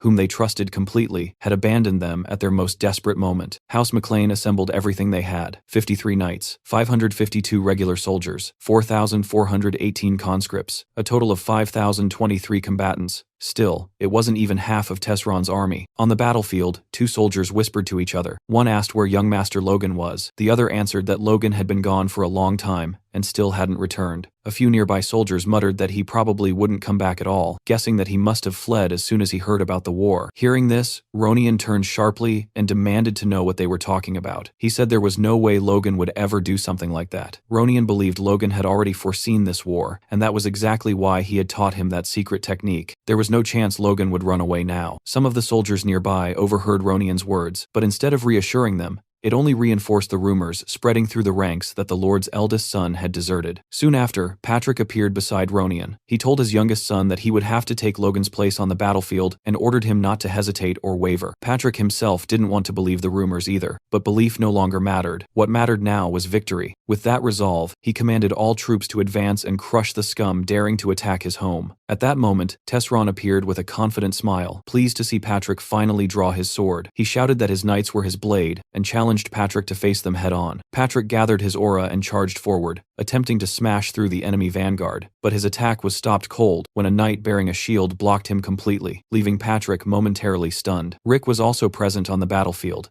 and his expression was grim. He watched soldiers being slaughtered and torn apart right in front of him. He realized how badly they were losing. They had been forced to send even non-combatants like him into battle because of the overwhelming numerical disadvantage. If they were fully surrounded, they were finished. In the middle of his thoughts, Rick was suddenly struck on the head by a Tesron soldier who was about to kill him. He barely managed to dodge as an ally intervened, killing the attacker and shouting at Rick to get up and ready his spear. Rick reached out to thank him, but before he could say a word, an enemy knight cut his savior down, spraying blood across Rick's face. At that moment, Rick understood something clearly. His only chance to survive was to escape as far away from the enemy lines as possible. Mounted soldiers soon charged forward, and Rick stumbled through piles of corpses, both allies and enemies. He realized with horror that they were surrounded from behind as well. This might be where all of them would die. Meanwhile, Patrick continued fighting his opponents. After repelling one attack, the knight he was facing acknowledged Patrick's strength, saying he truly lived up to his reputation. Patrick, however, was uneasy. They had clearly prepared for him, and even so, he wasn't confident in his current condition. He noticed that this knight had endured blows infused with explosive force and was still standing. What shocked Patrick further was realizing that Tesron possessed a high-ranking knight. Judging by their coordination, the other knights surrounding him were likely at least intermediate level as well. Was that why they showed no fear? Patrick demanded to know if they were the ones assigned to deal with him. The knight answered with a question of his own, asking Patrick what he thought of their preparations. Surrounded by 4 knights, Patrick realized that if he remained trapped there, the situation would spiral out of control as more knights joined in. He raised his sword and charged again, swearing that this would never happen. He clashed blades with the high-ranking knight, only to be attacked from behind by another enemy wielding a spear. He narrowly avoided the fatal strike. Seeing that they were attacking from all sides, Patrick shouted in fury, asking whether they had any honor as knights, and cursing them for fighting like cowards. The enemies clearly didn't care. One of them even remarked that this would be his last battle before death, so Patrick should stop complaining. Patrick attacked again with everything he had,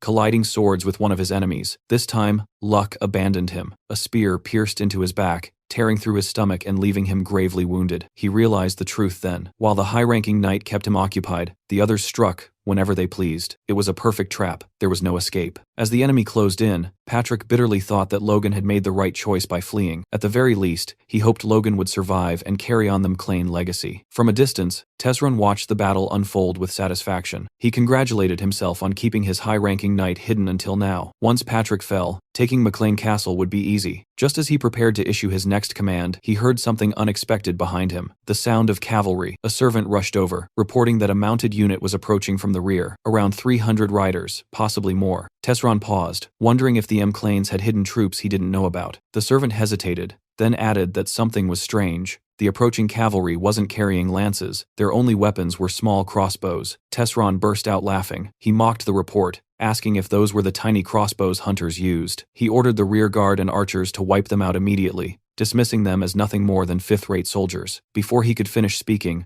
a bolt tore straight through the servant's head. Tesron froze inside his armor. Logan had entered the battlefield, and he was furious. He gave the order to fire. Instantly, a storm of bolts rained down on Tesron's forces. The mercenaries' projectiles punched through armor, shields, and flesh alike. Hundreds fell in mere seconds. One soldier realized that anyone who failed to raise a shield in time was already dead, and that he himself would have joined them if he had reacted a moment later. Tesron's archers scrambled to return fire, but their arrows fell harmlessly short. Their bows couldn't reach Logan's troops. Another volley followed, cutting down even more of Tesron's soldiers. Watching the rear collapse in seconds, Tesron couldn't understand what was happening. There was no magic involved, just those cursed crossbows. Questioning, what kind of weapon had the McLeans created? Enraged, Tesron screamed at his knights to turn back and destroy those bastards. The cavalry charged at full speed toward Logan's forces. Logan watched them coming with a smile. At the same time, another fight was unfolding nearby. Ronian was locked in combat with an enemy knight. He narrowly dodged an incoming strike, and his opponent mockingly praised him for reacting well. As weapons clashed around them, one soldier shouted to his comrade to stop playing around with the kid, reminding him that the battle had already turned deadly. The other replied that he wasn't holding back at all, adding that even though Ronian was young, he couldn't be underestimated. Hearing their exchange, something finally clicked for Ronian. This wasn't training anymore. This was real war. Compared to this chaos, he realized he wasn't some prodigy, just a boy who had awakened his force early. Even so, losing wasn't an option. Too much depended on him. He thought of his father, who had entrusted him with doing Logan's part in this war as well. He couldn't afford to hesitate here. As his thoughts raced, an opening suddenly appeared. Ronian noticed one of the enemy soldiers had turned his back, completely exposed. He had no idea why the man was doing something so careless, but Ronian knew this chance wouldn't come twice. Without hesitation, he swung his sword in a decisive arc, slicing straight through the soldier's body. It was over so easily that even Ronian was shocked. Then he noticed something embedded in the fallen enemy's chest, a bolt. Looking up, his face lit up with joy as he saw Logan in the distance, shouting his name at the top of his lungs. But that moment of relief was brief. More enemy knights were charging furiously from behind Ronian's position, rushing toward Logan under the Viscount's command. Logan watched their movement and immediately recognized the kite shield formation they had adopted. It was a strong defensive tactic, but it wouldn't be enough. This was where his real plan came into play. Logan calmly ordered his mercenaries to aim their crossbows diagonally toward the ground. The command confused them once again. Then Logan flashed that unsettling psychotic smile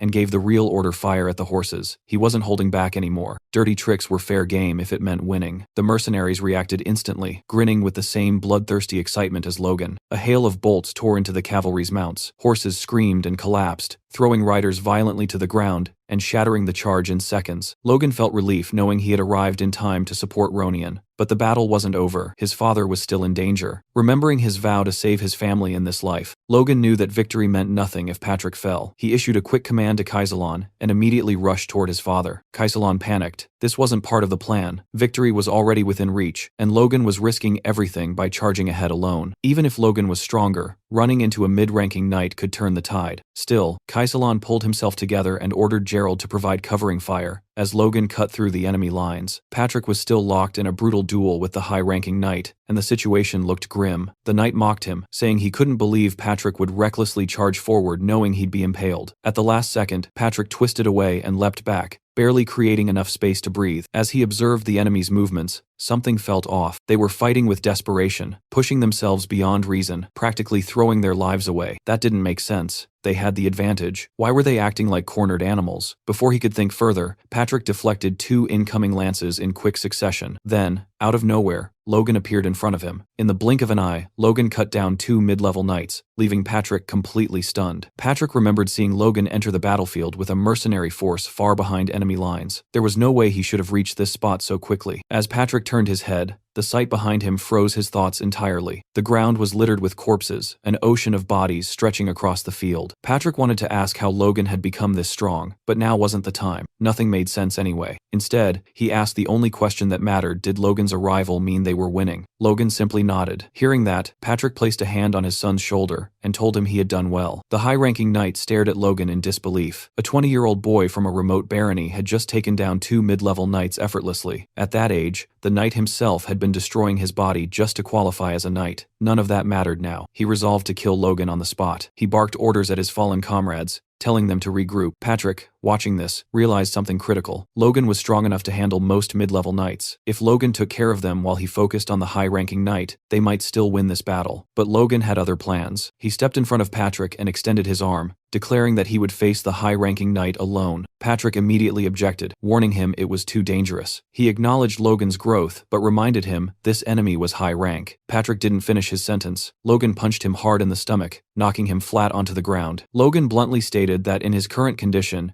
even he could defeat his father. He told Patrick to trust him and leave this fight to him. Reluctantly, Patrick agreed. He warned Logan to be careful. Logan replied that they didn't have time, they needed to finish this quickly. The high-ranking knight was furious. How dare a brat like this advance on him? He surged forward, pouring his strength into his strike. Their swords collided, and with a single blow, Logan sent the knight skidding back several meters, leaving him stunned. The knight couldn't understand it. Despite Logan's injuries, he sensed no overwhelming aura or superior level, and yet, he was being overpowered. There was only one explanation. Logan was pushing himself beyond his limits. The knight attacked again, with killing intent. They exchanged blows at blinding speed, leaping back and forth, blades clashing. As their swords locked once more, the knight thought that if he weren't injured, he would already have won. That was when Logan saw it, a fleeting opening. He struck instantly, slicing his opponent and inflicting a deep wound. Logan leapt back just in time to avoid the counterattack. As the knight analyzed the exchange, he realized there were no obvious gaps. Logan needed to force one. Then he noticed something, and Logan noticed it too. The knight was absorbing the force behind Logan's strikes. Thinking he had sprung his trap,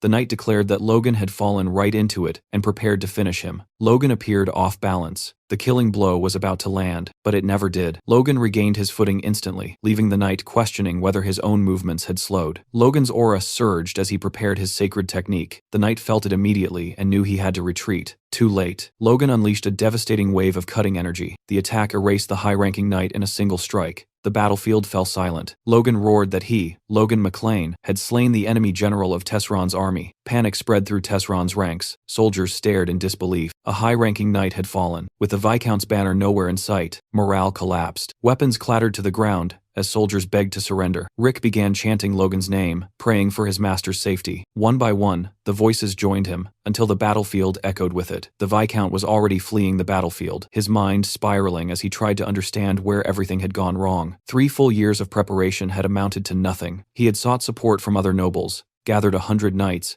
and yet everything collapsed because of that damned red-haired boy and his strange weapons. Thinking quickly, Tesron decided that survival came first. If he could just make it back to his own territory, he might escape with his life. When he reached his castle, he shouted for the guards to open the gates. The soldiers were stunned to see him return so suddenly. Before the gates could fully open, another guard spotted movement in the distance and shouted a warning. Knights were approaching, and Logan was leading them. Tesron froze in place at the sight. Logan dismounted calmly and remarked that the Viscount had been pretty quick to run. Then, standing directly before the gates of Tesron's territory, Logan raised his voice so everyone could hear and declared that Tesron had already lost the war. He ordered the garrison to open the gates and welcome the true victor. From atop the walls, the soldiers hesitated. Some wondered if it was true, if that was why their lord had rushed back in such a panic. Before doubt could spread further, a general barked at them, demanding to know whether they planned to cower just because the enemy spoke boldly. The men snapped back to attention. The general pointed out that there were only a little over 300 enemies outside. As Logan charged his aura again, the general insisted that such a small force could never take the castle in a siege. The soldiers guarding the gate were confused about what Logan was doing until he leapt over the wall, soaring dozens of meters into the air. Landing inside, he calmly told the general to open the gates unless everyone there wanted to die. Otherwise, he would kill them himself and open the gates personally. Inside the palace, Tesron was frantically stuffing gold coins and valuables into bags, thinking that at the very least, he should escape with some wealth. Suddenly, Logan's voice rang out behind him, announcing that he had finally caught up. Tesron stumbled backward in terror and demanded to know how Logan had gotten inside. Logan replied coldly that Tesron's own servants had betrayed him before he even needed to draw his sword, which spoke volumes about the Viscount's reputation as a ruler. Furious, Tesron cursed his servants for their betrayal. Then fear overtook him again. He dropped to a pleading tone, declaring his surrender and promising reparations according to feudal conventions. He begged Logan to spare his life and the lives of his family. Logan scoffed and asked him what right he had to speak of conventions. He looked down at Tesron and reminded him that he had declared war without warning and invaded everything in a single day. Logan's fury was unmistakable, a vein bulging on his forehead as he questioned whether Tesron had any conscience at all. Tesron tried one last appeal, arguing that noble honor and feudal law guaranteed the safety of prisoners. Logan agreed on one condition. He said he would uphold the honor and customs of his own house, House McLean. Therefore, Tesron's life would be spared, and he would be allowed to take a limited amount of wealth and leave. Tesron was about to thank him when Logan interrupted. He said that if Patrick had been standing there, he truly would have done all of that. Patrick was an honorable man, one who might even accept unconditional surrender. As Logan spoke, he noticed a diamond-studded dagger resting inside a chest. He picked it up,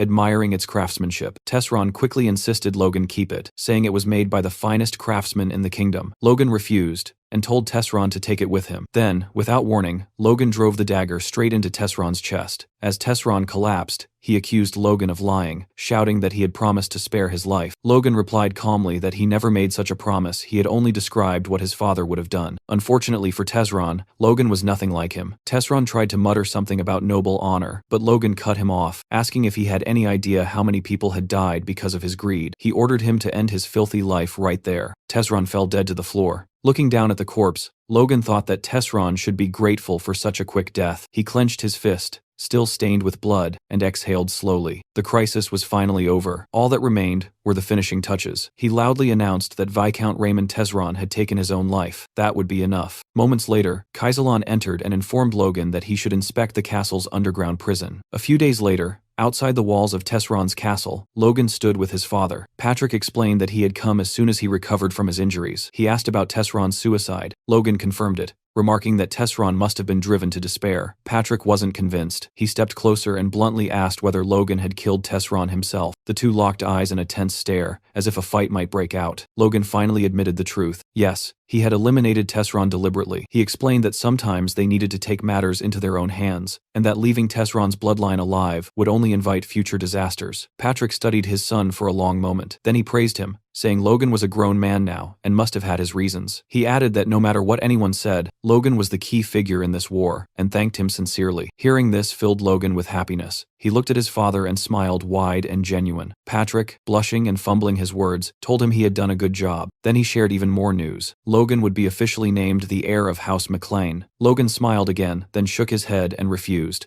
Patrick was stunned and demanded to know why. Was Logan worried about his reputation? Patrick assured him that his achievements in the war were more than enough to silence all criticism. But that wasn't the reason. Logan explained that Ronian was far more suitable to inherit the family. The McLeans were a family of knights, and Ronian had awakened his force at only 14, 4 years earlier than Logan himself. There was no telling how strong he would become as an adult. Patrick was left speechless. He argued that strength alone didn't decide who should lead a noble house. Logan agreed that under normal beliefs, that was true. But if Ronian earned the title of the continent's youngest force user, as he had in Logan's previous life, there would be no objections at all. More importantly, Logan had no personal interest in becoming Baron. He didn't want to waste time tied to that role. As the older brother, Logan said he wanted to give Ronian the chance he deserved. He asked Patrick to delay choosing a successor until Ronian came of age. Patrick admitted he never imagined Logan cared so deeply for his brother, but agreed to his request. The decision would be postponed for 5 years, until Ronian became an adult. Logan thanked his father. Still, Patrick insisted on granting him another reward. They would return to the mansion to calculate the spoils of war, which would likely reach several 100,000 gold pieces.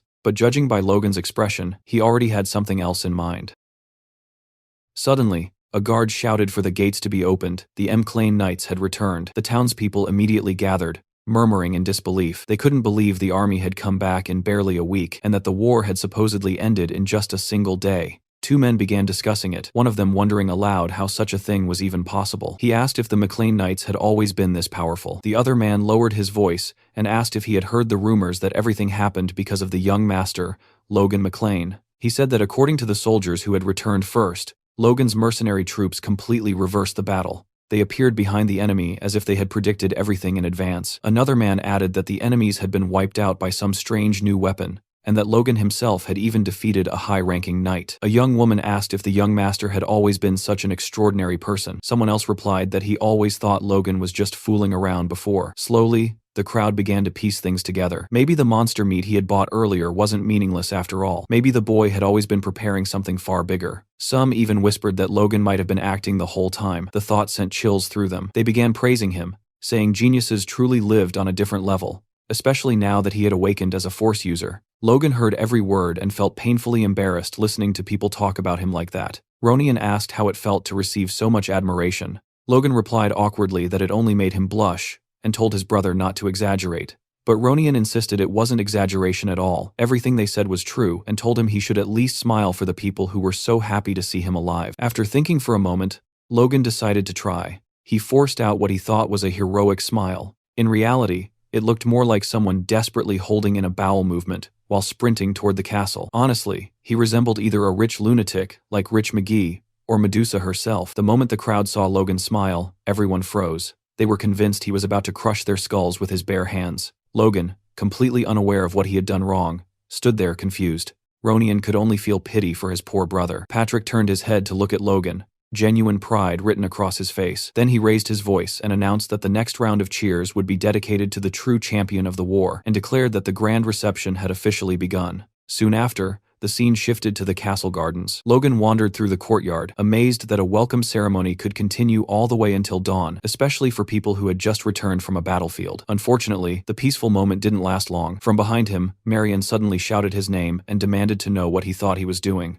Ronian quickly grabbed her arm, trying to calm her down, but Marion ignored him. She said she had heard everything. She demanded to know whether it was true that Logan had refused the position of successor and asked what he was really planning. She accused him of fooling everyone else, but warned that she was not stupid. Ronian tried to defuse the situation, explaining that Kyros's betrayal had deeply shaken Marion. Logan told him it was fine. Turning toward Marion, he reflected that despite the resentment she still carried, she had lost all real influence after Kyros abandoned her. She was no longer a serious threat. Logan thought that if he handled this carefully now, there might still be a chance to make things right. He admitted sincerely that his behavior over the past months had been unreliable and shameful. He confessed that even he regretted what he had done, driven by jealousy and feelings of inferiority. Hearing this, Marion shouted at Ronian that she had been right all along, that Logan himself was admitting everything had been his scheme. Ronian cut her off again, begging her to stop. He apologized to Logan once more and explained that she wasn't thinking clearly. Logan barely reacted to Marion at all. Instead, he turned to Ronian and told him to listen carefully. The person who truly deserved an apology wasn't Marion,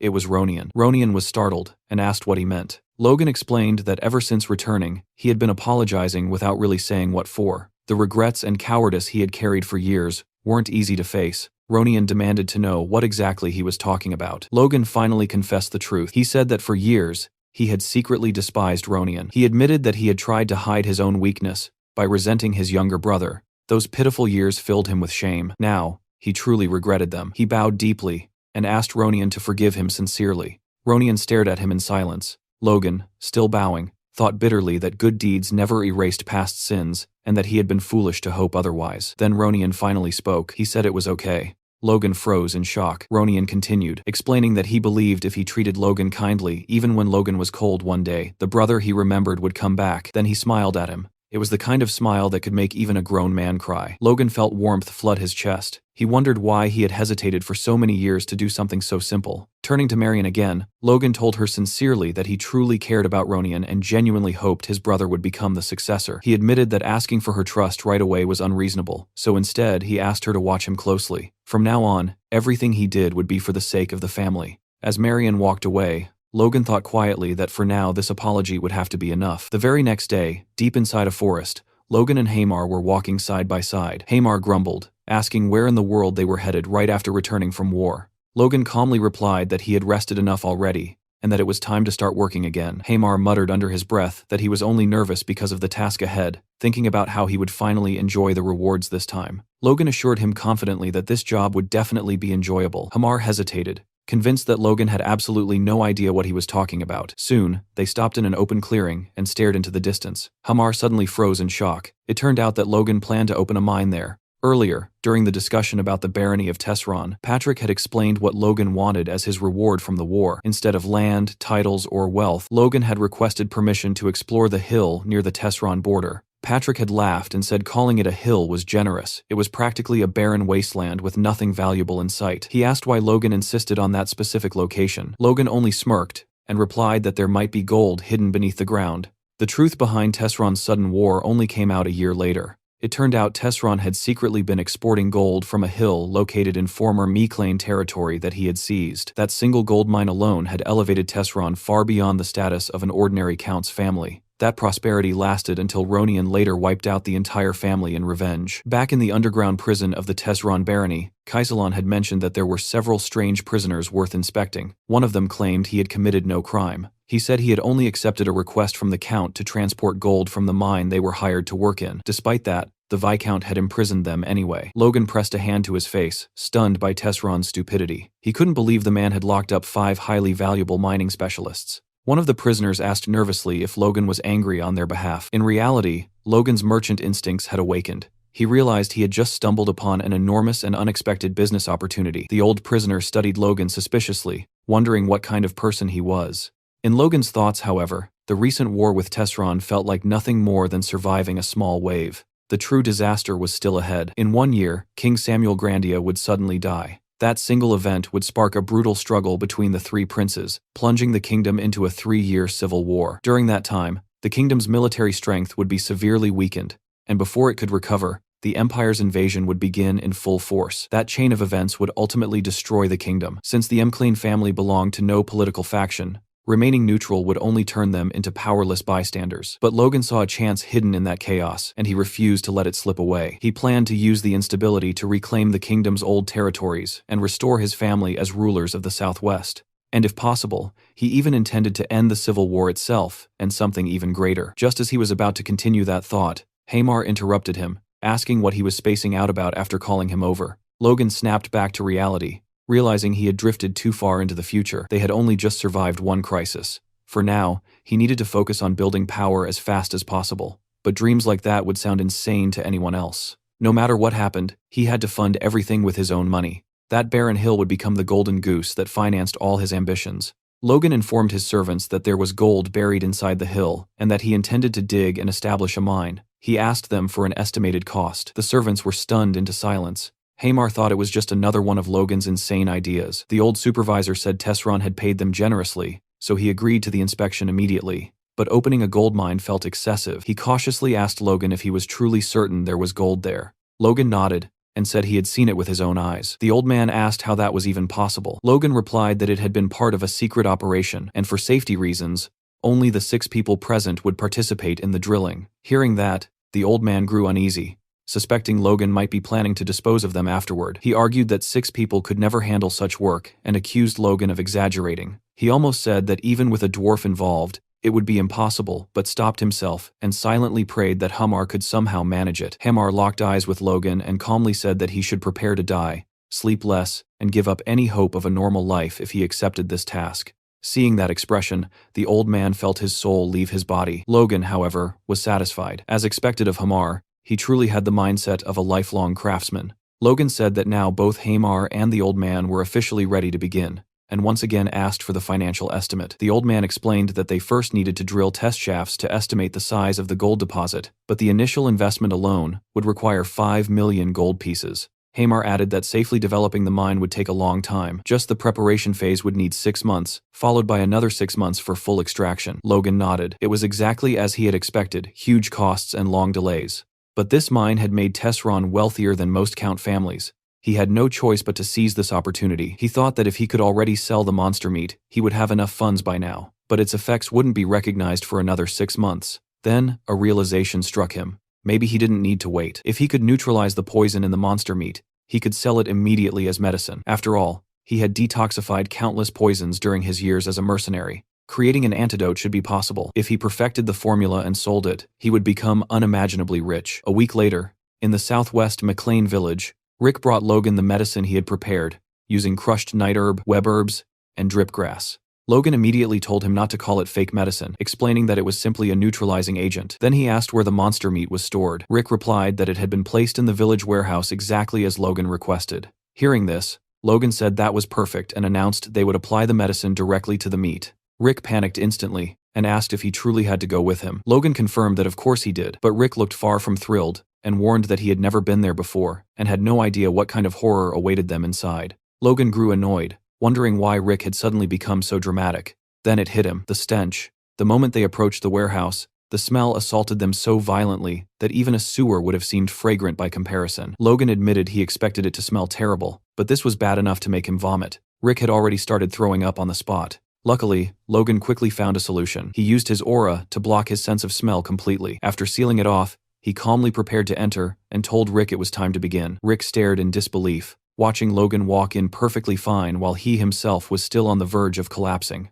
When he asked how Logan could endure it, Logan replied that he had temporarily paralyzed his sense of smell using force. Rick muttered that it was unfair, and Logan shot back that if it bothered him so much, he should awaken force himself and solve the problem properly. Logan handed Rick a pouch of white powder, the neutralizer, and instructed him to sprinkle it evenly over the meat. He explained that he should apply enough for the outer layer to turn white, while the remaining black portions were still poisonous and needed to be handled carefully. After that, Rick had to chop everything finely and roll the mixture into small pellets. When a sample was finished, Logan asked if it looked like proper medicine. Rick confirmed that it did. Logan then explained that they would sell it as medication, and since Rick would be responsible for preparing everything, he needed to pay close attention and remember every step. Rick protested immediately, saying there was no way he would do something like that. Logan casually replied that he would pay 100 gold coins for every pill produced. Rick changed his mind instantly. Logan, however, felt irritated, thinking he could have forced him to do it for free. Next, Logan said they needed to test the effectiveness of the product. Rick asked what kind of medicine it was supposed to be. Logan replied that it was good for men,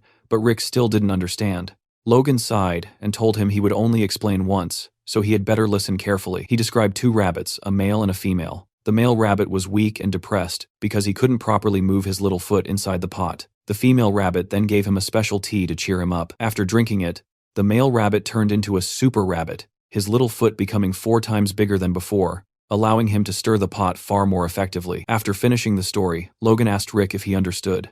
Rick nodded immediately, saying he got it and that he already had the perfect test subject in mind. Logan became curious and asked who it would be. Rick replied without hesitation that it was Mr. Dwayne. Soon after, Dwayne knocked on Logan's office door and heard a calm, "Come in." He apologized for disturbing him and said he had heard Logan wanted to see him, but after stepping inside, Dwayne couldn't find Logan anywhere. Suddenly, Logan appeared behind him like a vampire emerging from the shadows and scared him half to death. Dwayne leaped back like a professional basketball player, clutching his chest and nearly collapsing from shock. He scolded Logan for sneaking up on people like that. Logan casually approached him and said he simply wanted to massage his shoulders, since he had been working so hard managing things after the war. Dwayne insisted he was fine, and said Lord McLean was the one truly suffering. Logan mentioned that his father had even fainted from exhaustion, but Dwayne snapped back that it only happened because Logan scared him earlier. Logan told him he understood how hard things had been. They had spent every last coin on the war. The servants and knights didn't even know it, yet they kept pestering him for money, driving the administration insane.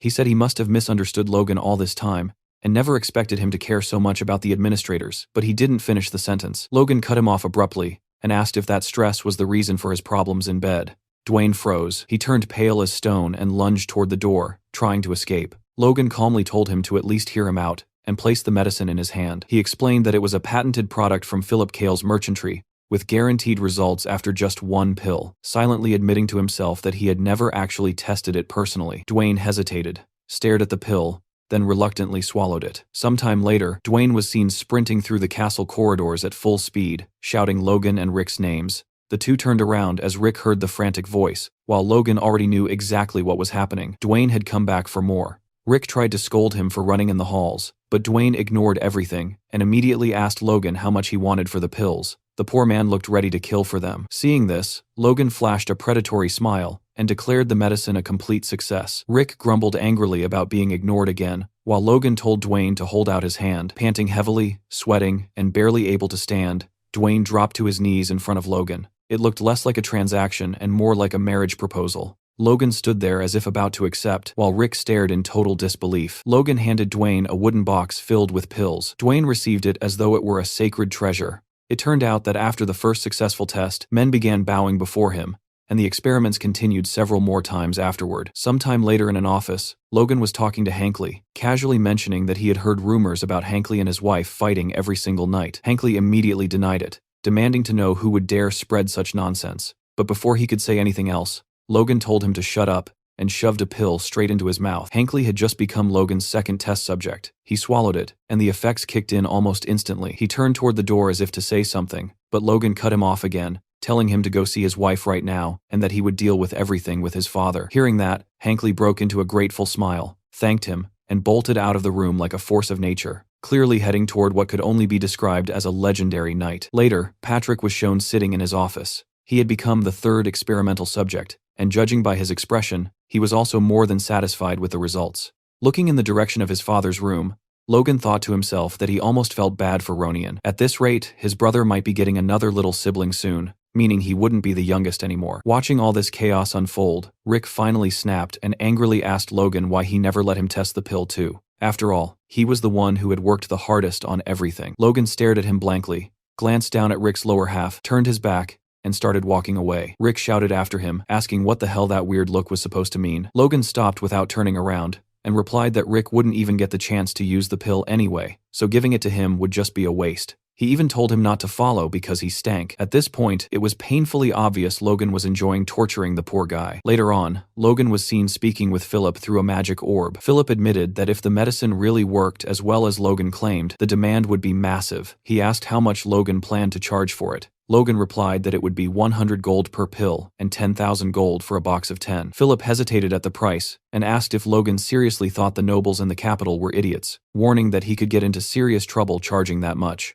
Logan confidently replied that they weren't fools at all. In his past life, the medicine had been such a huge success that its price had skyrocketed. He insisted that if Philip only released a limited quantity at first, the product would sell for even higher prices. Philip listened carefully, admitted it made sense, and paid for another 10 minutes of communication time. Logan continued, saying that the medicine would explode in popularity if a famous person tried it and gave a testimonial, someone well-known who actually needed that kind of medicine. Philip was speechless and argued that no noble would ever publicly admit that his impotence had been cured by a pill. Logan replied that they didn't need anyone to officially announce anything. So many people were constantly watching the nobles that even a quiet rumor would spread like wildfire, and everyone would come running like bees to honey. Hearing that, Philip suddenly got an idea and suggested that Logan should go to the capital's party. Logan exploded and asked if Philip had lost his mind. Only parties he had ever attended were drunken mercenary celebrations after wars, and his family didn't even have money for proper noble parties. Philip insisted that parties were perfect for making connections, even for business. He admitted it would take time and that Logan obviously couldn't sell the medicine directly at the party,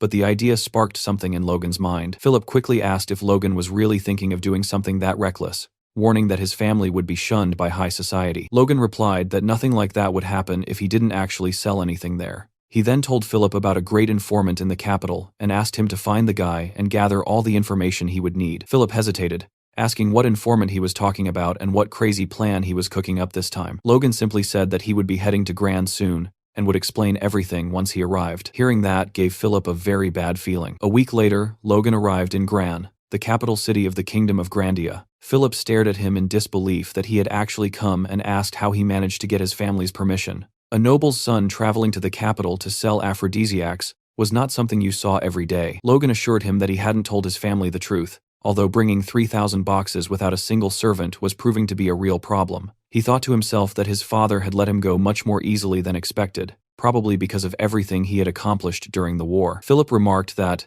now that he thought about it, Logan hadn't had a servant the first time they met either. He asked if it was really okay for a noble to walk around like that. Logan replied that servants only slowed you down, not to mention they already had their own jobs to handle. He thought about Rick and the massive task he had entrusted to him. He continued thinking that even though he treated Rick harshly, sometimes in both his past and current life, Rick had always done everything for him, and he was genuinely grateful. A mental image of Rick appeared in his thoughts, specifically the moment Rick stole a bunch of pills from him. Annoyed, Logan had warned him that if he shook him and any pills fell out, Rick would get punched once for each pill. That was what he called tough love. Then, Logan suddenly announced that he had made up his mind after getting a brilliant idea. To celebrate all his hard work, he declared that he would name the medicine Emporic. The best way to honor a man's legacy, after all, was to name an impotence pill after him. Philip didn't even question it. At this point, he had no doubts left. Logan was absolutely a lunatic. Inside the dorm room, Philip told Logan that he must be exhausted from the long journey and suggested that it would be great if he could recover at a bar. Logan immediately replied that Philip should watch his mouth when talking about someone who couldn't get it up in a place with so many people listening. Philip agreed, saying the environment here was much better for discussing sensitive matters like that. He then mentioned that he had already met with the informant and asked if Logan was really sure about paying 900 gold per document. Logan admitted the guy was ridiculously expensive, but also extremely competent. He explained that as long as the request was precise, they would get flawless information. Philip reassured him that he had followed the instructions exactly. The first document listed nobles who had been married in the last 10 years, but still had no children. The second contained names of nobles with no lovers or secondary wives. And the third listed nobles who frequently sought out food, meant to boost energy. Hearing this, Logan said everything Philip mentioned was perfect, and that they were good to go. He praised him for doing an excellent job, not only on this task, but on everything he had asked Philip to handle in the capital. Philip replied that it wasn't that hard, and added that the real crisis had been the day he heard about the war. He told Logan he couldn't even imagine how worried he had been.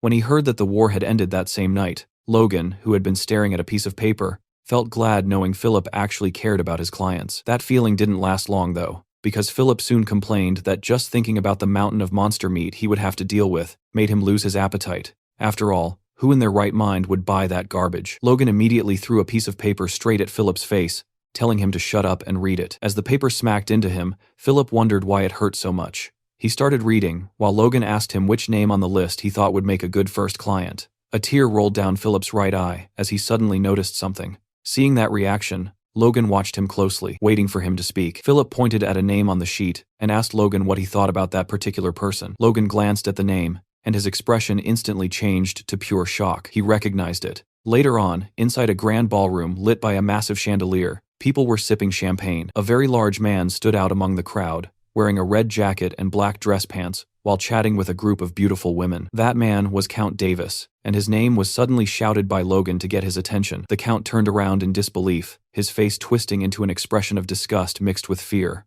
Logan walked up and introduced himself, stating his name, Logan McLean, and his title as the eldest son of House McLean. Count Davis forced himself to stay composed and barely held back a laugh as he greeted his new guest and welcomed him to the party. He looked Logan up and down, found his clothes tacky, and wondered what kind of farm he had crawled out of, assuming that must be the fashion in the Southwest. Logan thought about how he was wearing the clothes Philip had recommended and, just as expected, nobody liked them. He concluded that meant they were actually a perfect choice. He wasn't here to make useless friends at a meaningless party. His only target was Count Davis, the fallen one. Despite being an important figure in the Grandia Kingdom's treasury, and having married at 20, he still had no children to this day. Logan had been shocked when Philip pointed him out on the list, because in his past life, Davis had become quite famous, not for a good reason, but for being the Count who killed himself because of his wife. A memory flashed of an old argument where Count Davis's wife screamed at him during a party, calling him an impotent bastard in front of everyone. That single humiliation had driven him to take his own life. Logan thought about how reputation and public perception were everything, and that Davis fit all three conditions he had given the informant. He was the perfect first client for Emporic. Logan addressed the Count,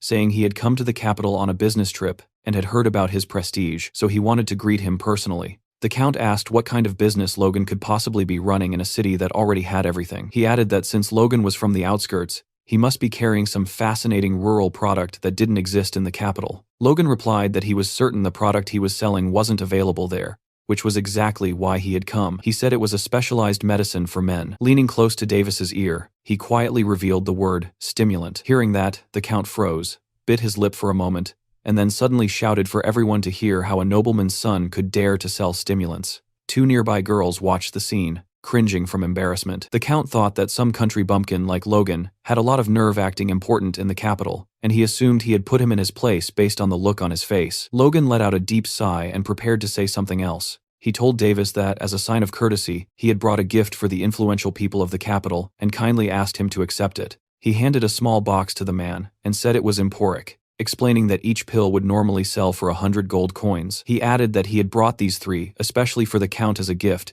and guaranteed it was a great medicine with no side effects, putting his honor as a noble on the line. Davis listened to everything and started sweating. A few days later, Logan's doorbell rang. It was a servant of Count Davis, sent to buy more emporic. The servant greeted him, confirmed he was indeed the Count's attendant, and later left with a leather briefcase, with Philip right behind him, thanking him for the purchase and inviting him to come again. Philip returned to the room and counted the money for Logan. They had made 10,000 gold from 10 boxes, and Philip commented that it wasn't bad for their first sale. Logan, however, didn't look pleased at all. He said they needed to do much more than that, because the rent for that tiny shop alone cost 10,000 gold. Philip replied that this was to be expected since they were in the center of the capital, and Logan had no idea how much trouble he went through just to rent the place. He added that strategically, having a store was necessary because seeing people gather with their own eyes had a much greater psychological impact. Logan agreed and announced that he was heading out to another party. Philip groaned, complaining that he had been dragged to parties almost every single day since arriving in Gran, and sometimes he even had to attend 2 in one day.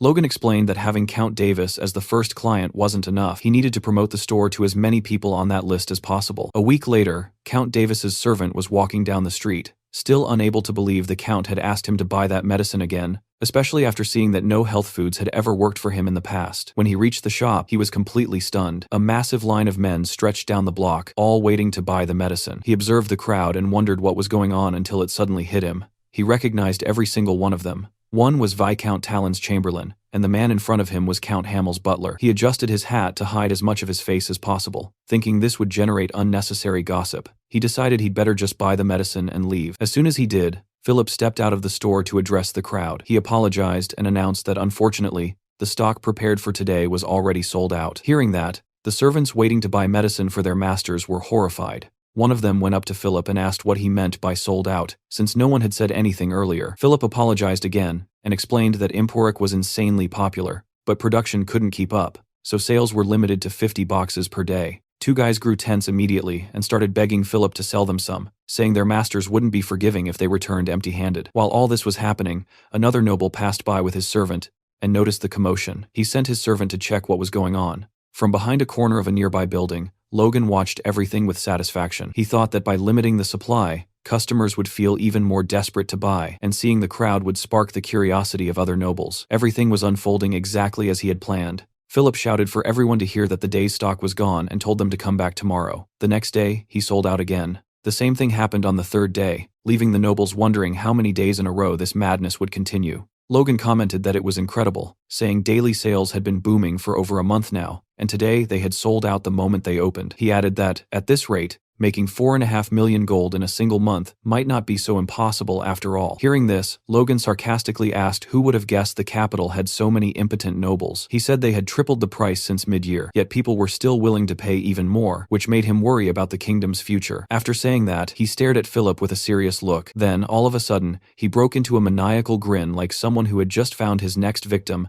and started laughing loudly. His voice echoed out of the shop, making people on the street turn their heads. In the end, he was just ridiculously happy. He grabbed Philip by the neck and started messing up his hair, calling him an admirable brat and praising him for doing a great job. Philip, meanwhile, was turning purple from lack of air. He bowed deeply and thanked Logan for all his effort. Logan looked down at him and said it was good that Philip recognized his own work, and starting next week, he would receive 1% of the total sales as his personal cut. Philip suddenly started shouting that he would do his best, and even tried to kiss Logan. All of this happened while a mysterious figure watched from the street, his wrinkled face hidden beneath a hood, and his beard glowing blonde in the light. Later, inside a sorcery shop, Logan was using the communication line and suddenly shouted from the back of the room that it would be at least 10 tons of gold per year, which instantly made everyone nearby turn their heads toward him. He froze mid-sentence, staring straight at the door, then asked the person on the other end if they were serious. That person was Hamar, who calmly confirmed the information. Hamar explained that according to the miners, there was a very high chance the gold nuggets were located in a deeper layer of the hill. Logan stared at the communication orb like a complete madman, clenching his teeth and fists so hard they trembled. Even with a rough estimate, 10 tons of gold translated into around 100 million gold coins. To him, this was the ultimate jackpot, the biggest lottery win he could ever imagine. Hamar added that the mining costs were no joke, and asked Logan if he could actually afford it, since just starting the operation would cost about 5 million gold. Logan assured Hamar that he already had everything he needed. He told him to wait and said he would gather all the money and workers as fast as possible. Hamar didn't look too worried and simply asked Logan to go easy on the workers. Later that night, in the middle of the city, Logan walked through the streets while thinking about how the initial investment for the mine would be around 5 million gold. If he kept selling as he was earning roughly 4.5 million gold per month. Come to think of it, even if he only sold for 2 months, he would still have money left over, since he still had about 700 boxes of medicine in stock. He started thinking about going back home to get more merchandise and beginning the mental development stuff, but something suddenly caught his attention and snapped him out of his trance. Logan looked toward a shop and sensed that someone was inside. In an instant, he rushed over, thinking it might be robbers. He violently kicked the door open, sending it slamming into the wall, and began searching the place from top to bottom, but the room looked completely empty. Logan drew his sword, wondering if the culprits had somehow vanished, then reminded himself there was only one door. They had to still be inside. Just as that thought crossed his mind, a shadow zipped past him. He realized it too late and slashed at the cloaked figure, but missed. He shouted, demanding to know who was there. When he turned around, no one was in sight. He stood still with his sword pointed at nothing, his heart pounding.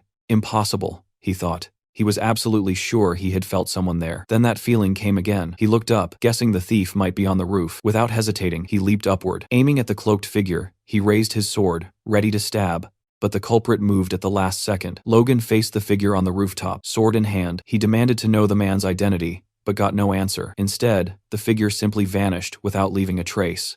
Logan was completely stunned by what had just happened. He kept thinking about how there was no sign of any presence, even though the guy had been right in front of him moments ago. He looked down at his own hand and realized he was holding a piece of the man's cloak. He stared at it, wondering what the hell had just happened. The next morning, Logan told Philip about the incident, and together they concluded that an aura-using thief had infiltrated their shop. Logan said he was only speculating, but that the intruder was at least an advanced force user. That was a term used for people even more powerful than high-rank knights. He added that it wasn't just a feeling. That guy wasn't merely high rank, he was on a whole different level. Philip was shocked that someone who could use aura was committing petty theft. Aura was enough to turn even a slave into a noble, so he couldn't understand why someone like that would be running around stealing. He asked what the man had taken. Logan replied that it was exactly what Philip was thinking. He had stolen only 2 pills of the medicine, Emporic, just that. Hearing this, Logan concluded that if he only stole 2 pills, it wasn't for money. He had taken them to use himself. Philip then asked if there were also impotent people among aura users. That's when it clicked for Logan, and he agreed. Logan asked if there were any names of aura users on the informant's list, but Philip said there weren't. The informant had asked for an extra fee for that information since it was top secret, and Philip had refused. But after thinking about it again, Philip said maybe there was one person who came to mind. An aura user in the capital who had no descendants. A muscular, well-dressed, noble with blonde hair and a beard, was walking down the street with his wife, watching some children play. His face looked gentle, and his light blue eyes were filled with longing as he stared at them. He was startled when his wife asked what he was looking at. He turned and told her he was just admiring the scenery outside, sweating nervously. She clearly didn't buy that lame excuse, and asked if he was staring at the children again. He tried to convince her he was only enjoying the view, and wasn't thinking about anything silly. Then he hugged his wife and said they should go home. She kind of ignored that, and instead told him she was very happy to have met him, asking if he knew that. The man looked at her with happiness in his eyes, and a small smile tugging at his mustache. He hugged her even tighter, and said he felt the same. This man was Felix Esperanza, the kingdom's greatest swordsman. It turned out that the deep sadness and regret in his heart started with an injustice he suffered when he was young. While fighting for the country, he had been wounded right between the legs. At the time, it was just considered a wound of honor for a knight who fell in battle, and since he was young, he didn't think much of it. But later in life, Felix kept wondering what the point was of holding the title of Duke and being known as the strongest in the nation if he had no son to succeed him. To him, it all felt meaningless. A memory from the past appeared, showing Felix explaining his situation to his wife. She was far more understanding than he expected, so much so that he was shocked. She acknowledged that he must have suffered a lot and asked with tears in her eyes if he was okay with it, saying she wanted to stay by his side and serve him. Seeing that, Felix wondered if there was any way he could ever repay the immense love he had received. Later, Felix was seen strolling through a path in the castle gardens with one of his servants. The servant warned him that the family meeting was about to begin and asked if he was sure he didn't need to hurry. Felix replied that arriving early was pointless anyway, since the only thing that would happen was everyone pressuring him to produce an heir. The servant hesitated, then carefully mentioned that a very effective medicine had recently started circulating in the capital. Hearing that, Felix asked sarcastically if that was really true. The servant went on, saying that apparently the medicine even cured physical injuries, but Felix still didn't seem interested. The servant insisted, explaining that he knew Felix didn't believe in these things, but there were many reports of people who had amazing results. Hearing this, Felix lowered his head, ashamed to admit to himself that he had already tried the medicine, and on top of that, he had stolen it. Even though his wife's tears still weighed on him, he couldn't believe he had stooped so low as theft, a disgrace to the discipline he had always upheld. Worse, after taking the medicine, absolutely nothing had happened. So he told Louise, his servant, not to believe everything he heard. He began convincing himself that he was right, that the story about the medicine working was just a fake rumor, and that there was no way it could fix something, even Aura couldn't. He thought he should have given up already. At the gates of the estate, Logan was talking to a guard who told him he couldn't let him meet Felix without an appointment. Logan calmly asked the guard to simply tell Felix his name, saying he was sure Felix would want to meet him as soon as he knew who was asking. Earlier, Logan and Philip had talked about this, and Philip had been shocked, asking if Logan was really planning to visit the Duke in person. Logan had nodded, and Philip started teasing him, asking if he was going to chase down the strongest man in the kingdom, just to ask whether he stole something or if he was impotent. Philip freaked out and asked if that was seriously Logan's plan, but Logan calmly asked if Philip was imitating him. Philip told him he should act like nothing had happened, otherwise he'd get into trouble for no reason, warning that if things went south, they were screwed. Sitting in a chair in a hallway, Logan thought Philip wasn't wrong, but if the guy from yesterday really was the Sword Duke, he couldn't let this opportunity slip away. A butler came out of a room, opened a beautifully carved wooden door, and told Logan to enter. Inside, Felix was waiting by the window. As Logan approached the Sword Duke, he thought this was his chance to build a positive connection with one of the strongest people in the kingdom. He greeted Felix politely, stating his name and that he was the eldest son of House McLean. Looking closely at Felix, Logan noticed something strange. Even though the man was around 70 years old, he looked much younger. Logan figured he must be suppressing his aging using his powerful aura. Felix confirmed that House McLean was in the southwest and asked why Logan had come all that way. Logan thought he didn't need to reveal the real reason immediately and said he had recently opened a business in the capital, so he brought some products as a gift. He slid a small box across the table toward Felix and explained that it was an excellent medicine for men, with proven effectiveness among countless nobles. Felix studied the box and asked if that was really true, without giving any hint that he already knew something. Logan kept his head slightly bowed, feeling confused and unsure whether Felix was actually the thief from yesterday. He decided to push things further. He said that someone superhuman like Felix wouldn't need something so ordinary, so he had brought something more special instead. That finally made Felix show a small reaction. Logan was secretly happy, realizing that Felix's initial disinterest came from the fact that he hadn't felt any effect after using Emporic. It turned out that in the current version of Emporic, the poison in the monster meat was neutralized just enough for use as an aphrodisiac. But that mild poison had no effect on the body of a superhuman like Felix, so Logan had concentrated that poison again and again, creating a far more potent concentrate. He told Felix it was a limited edition version of Emporic, and that finally sparked the man's interest.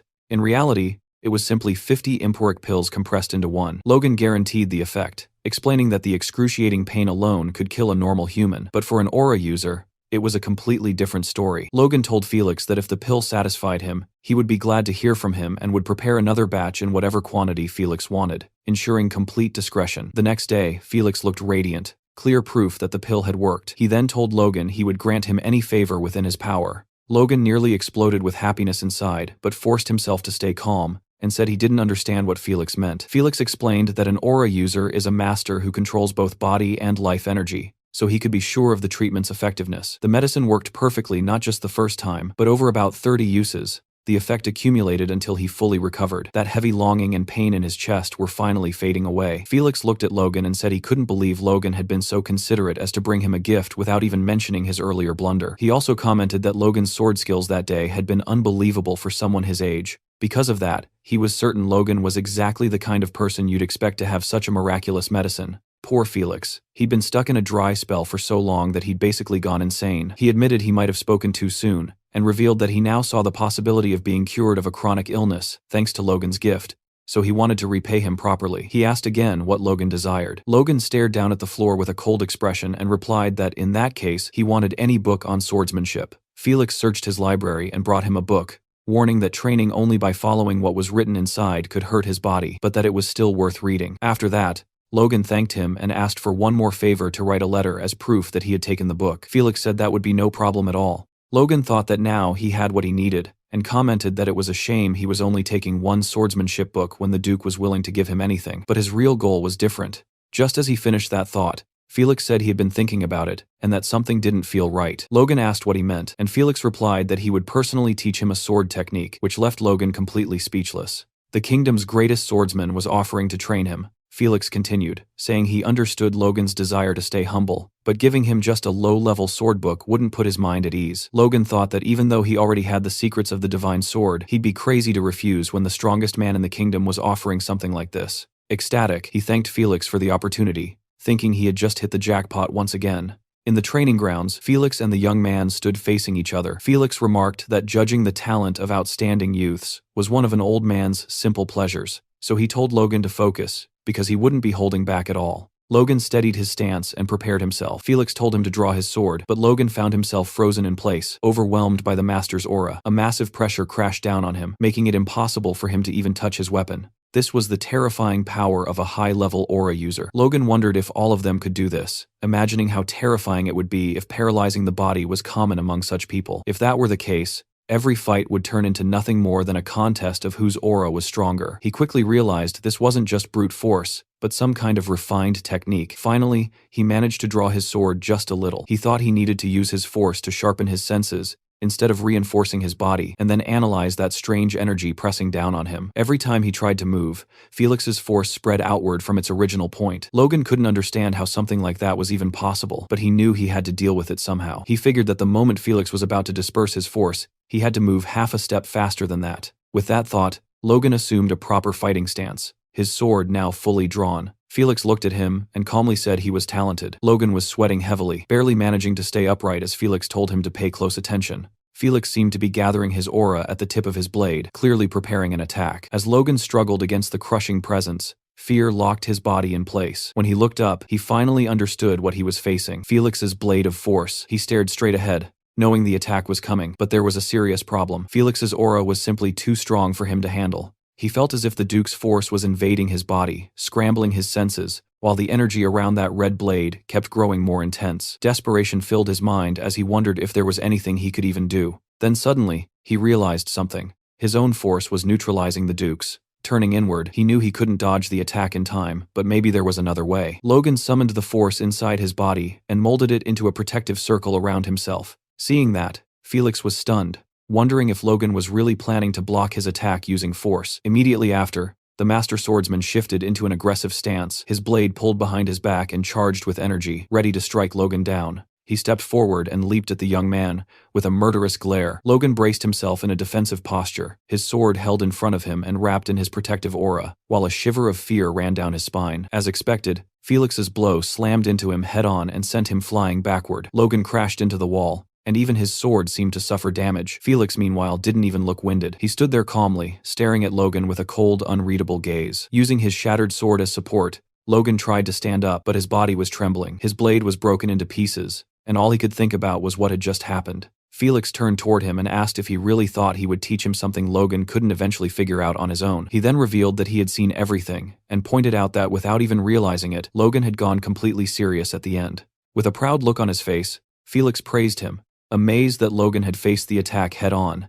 thinking that some people were simply born to stand out. As Logan finally passed out, Felix commented that it would be entertaining to watch him grow even stronger. A little later, Felix's butler asked Logan if he was leaving already, adding that the Duke had invited him to stay until he fully recovered. Logan replied that it was fine, and that thanks to the potion Felix had given him, he felt completely okay. Hearing that, the butler said he would walk him to the door. Outside, he wished Logan a safe journey, and Logan thanked him. After that, Logan quickly walked away, vanishing from the butler's sight, leaving him wondering how Logan had disappeared so fast. Turning a corner, Logan kept moving while limping slightly from the pain of Felix's attack. It hurt like hell, but he wasn't about to waste such a valuable potion on a minor injury. He couldn't believe the Duke had given him a superior-grade potion, something practically impossible to find, as if it were nothing. Logan thought that his own power had already evolved enough to heal internal wounds by itself, but the damage Felix had caused would be much harder to deal with. In the end, he looked at the potion and muttered that either way, he had gained far more than he had lost. Then Logan took out a note Felix had given him, with the coordinates for the mansion's communication channel. Felix had told him that if Logan ever had any problems, he could just get in touch. Logan felt genuinely happy, thinking about how Felix had actually come to view him favorably. To him, it felt like Felix was practically treating him like a disciple, and that relationship would definitely be useful in the future. Just as that thought crossed his mind, Philip suddenly appeared from behind, scaring Logan badly. Logan turned his head and asked what Philip was doing there, and Philip replied that he had been waiting at a distance for Logan to come out. The moment Logan showed up, Philip asked why he looked so pale. Worried, he practically shouted at him, asking if Logan had done or said something rude to anger the Duke. Logan replied that it was the complete opposite, and that he had just had a small swordsmanship lesson with the noble. Suddenly, he coughed and blood sprayed from his mouth, terrifying Philip. Seeing that, Philip panicked and said he was going to prepare everything for them to flee, and would get the fastest horses available. Logan tried to explain that Philip was completely misunderstanding the situation, but Philip kept muttering and didn't listen at all. A week later, at Logan and Philip's shop, a notice on the door announced that Emporic was out of stock and asked customers to come back later. Inside, Logan appeared with a victorious expression and declared that their total profit from Emporic sales had reached an impressive 4.1 million gold coins. Impressed, Philip replied that if sales kept going at this pace, surpassing 4.5 million gold in a month wouldn't be difficult either. They exchanged confident looks and let out a cheer of joy that echoed outside the shop. But the celebration didn't last long. Logan, suddenly serious again, asked Philip if he was so happy that he didn't need a bonus this month. Philip instantly snapped back to reality and begged him not to ruin his daydreams. Then Logan commented that he had made sure the monster meat they bought at the market would be processed without any issues, and he praised Philip for doing a great job. Next, Philip suggested that Logan consider buying a house in the capital to reduce accommodation costs, but Logan dismissed the idea, explaining that they would only be in the capital for another year and a half, so it didn't make sense to invest that much. He told Philip to stay focused on Emporic for now, adding that they would eventually have to move anyway. When Philip asked what he meant by that, Logan simply said it was something he didn't need to worry about. Finally, Philip asked Logan to take better care of his health, saying he was shocked to see him coughing up blood earlier. Logan replied that that was exactly why he had locked himself in his room for an entire week. Hearing that, Philip asked if Logan had really been resting, since every time he went into the room, he saw Logan sitting at his desk doing something. Once again, Logan cut him off, telling him it was none of his business. Philip complained that Logan kept way too many secrets, but Logan was secretly glad that even while grumbling, Philip didn't push the issue. If Rick had been there instead, he would have dug until he found out everything. Philip then asked if Logan was going home already, and Logan confirmed it, asking him to find a way to calm the customers until he could send more Emporic. On top of that, Logan said he had one more thing to tell him. He instructed Philip to send food rations worth 100,000 gold coins per month to both the Tesseron and Mclane estates. Hearing that, Philip was stunned and asked if Logan planned to feed the entire region with that much food. Logan cut him off, saying that was enough muttering, and that they needed to do this for a whole year, so Philip should start looking for a supplier. Philip realized Logan was completely serious and commented that he never imagined Logan valued his people so much, but that wasn't quite true. As he prepared to leave, Logan thought that it wasn't about valuing them, it was something he absolutely had to do. It would take at least a year to solve the food shortage in McLean. He knew the people's labor was a crucial part of his plan, so he couldn't let them starve. Logan got ready to leave and casually told Philip he had work to do, so he was heading out. Philip didn't even bother asking for details, already knowing it was just another one of Logan's secrets. Elsewhere, a group of poor people were huddled together on the cold floor of what looked like a warehouse, using whatever scraps of cloth they could find to keep themselves warm. One guy, his face bleeding, just stared down at the floor in silence, completely broken. Meanwhile, Logan was inside a magic shop, handing a piece of paper to a sorcerer. The wizard glanced at the list and asked if Logan seriously intended to track down all the people written there. He hesitated, explaining that with only names and a few traits, the task would mean searching the entire continent. Logan didn't even flinch, and calmly asked if he could do the job or not, adding that he would pay very generously. The sorcerer looked at the paper again, clearly unsure, then after a short pause reluctantly agreed. As Logan left, he thought that just as expected, it wouldn't be easy to find them. After all, even the names he had might be fake. Still, he had no other choice. He needed to gather every independent superhuman he could find, no matter the cost. These were the people who had reached that stage in his past life but never joined any organization. Every single one of them would become a critical ally in the upcoming war against the Empire, especially one specific mercenary who had once fought on the Empire's side. While walking, Logan suddenly stopped. He let out a sharp breath and realized he'd been rushing things way too much. With everything going smoothly in the capital, he was moving too fast. He looked up at the sky and reminded himself that he actually had plenty of time. He could afford to slow down, but that belief that he had plenty of time might not be true at all. In a dark room that looked like a dungeon, a man tried to calm down a furious elder chief. The old man was completely possessed by rage, shouting that someone was mistreating his disciples, and demanding to know if the man had other henchmen, even mentioning some tower master. The man explained that he was only there to deliver information, but the elder didn't care at all. His fury stayed uncontrollable. Then the elder demanded to know why his disciple had been summoned this time. The man replied that the young man had been sent to the far southwest countryside, to the Mlan region, for a 6-month business trip. Hearing that, the elder slammed a heavy hand on the man's shoulder and declared that he wouldn't let the magic tower master get away with this. This time, he insisted, the matter would be settled once and for all. Next, the scene shifts to the massive and imposing Earth Magic Tower in the Kingdom of Grandia. Inside, a man approached a desk where another man was fast asleep. He greeted him, and the sleepy attendant blinked and looked up. The moment he recognized the visitor, he stood up cheerfully and welcomed him. Curious about who this young man was, the employee silently wondered what Logan's deal was. At first, he assumed he was a noble, but seeing him now in a cheap suit made him start doubting that. The attendant figured there was no way he was there to meet a high-ranking mage and hoped Logan would just buy some basic scrolls. Smiling politely, he listened as Logan asked for 150 scrolls of destruction magic, which instantly caught him off guard. Even so, he kept his face cold. Then, Logan pulled out his Cooper bank account certificate and asked the attendant to take a look. As the man began counting the funds, his disbelief only grew. The total came to a ridiculous 4 million gold, leaving him completely stunned. He looked down, visibly shaken, then stammered and offered to personally escort Logan to the upper floor. Logan listened calmly. Destruction magic was a 4th circle, area of effect spell capable of bringing down stone walls. However, because of drawbacks like slow activation time and very obvious casting signs, it was rarely used in combat. Even so, Logan saw massive potential in it for construction, believing it could speed up development by a crazy amount. Logan soon found himself speaking with an older man who asked if he really wanted to buy 150 scrolls. Logan replied that he absolutely did. The man, Radius Great, the master of the Earth Magic Tower, didn't hide his nervousness, since it had been ages since they'd had such a wealthy client. Logan remembered how just minutes earlier, the master had come running the moment he heard Logan wanted 155 scrolls, which was a pretty strange reaction for someone of his status. It turned out Radius had been Tower Master for 5 generations, yet he only had 1.5 million gold to his name, showing just how bad the tower's finances were. Logan immediately realized that this weakness worked in his favor, so he told Radius that his own house, McLean, was nothing more than a bunch of petty thieves from the southwest, and he understood if the master had never even heard of them. Hearing that, Radius apologized to Logan, admitting that his young apprentice had made a mistake and promising he would scold him severely. Logan waved it off, saying it wasn't necessary. The master replied that Logan was extremely generous. All the while, the guy at the counter was internally freaking out. The master, however, looked irritated, thinking he had almost lost such an easy catch like Logan. Even with Logan insisting,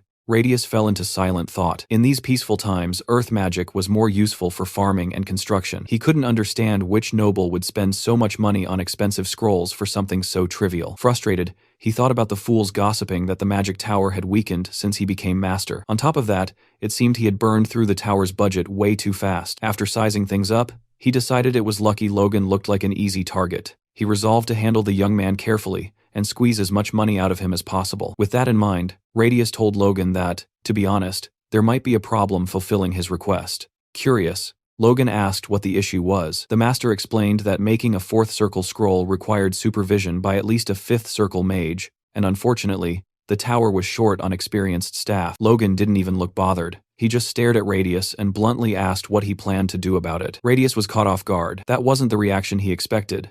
But he kept going, explaining that the unit cost to produce each scroll was extremely high. Hearing that, Logan calmly stood up and said it was a shame nothing could be done. He headed toward the door, telling the master that his original plan was to buy 150 scrolls every single month, but if the tower couldn't handle that quantity, he'd take his business to the royal family's magic tower instead. Radius panicked. He jumped in front of Logan and blocked his path, desperately asking if Logan seriously planned to buy 150 scrolls every month. Logan confirmed it, adding that over the next 6 months, he'd need a total of 900 scrolls. The master looked like he'd just reached heaven, staring at Logan as if he were an angel sent by the gods. Logan then casually pointed out that if producing 150 scrolls at once was already hard for them, a 6-month order would be an even bigger nightmare. As Logan turned to leave again, Radius did something dramatic. He threw himself to the floor and grabbed Logan's boot, shouting that they would handle the order. Logan asked if he really thought that was possible. Radius replied that it was 100% feasible, while dusting off Logan's shoes with his robe.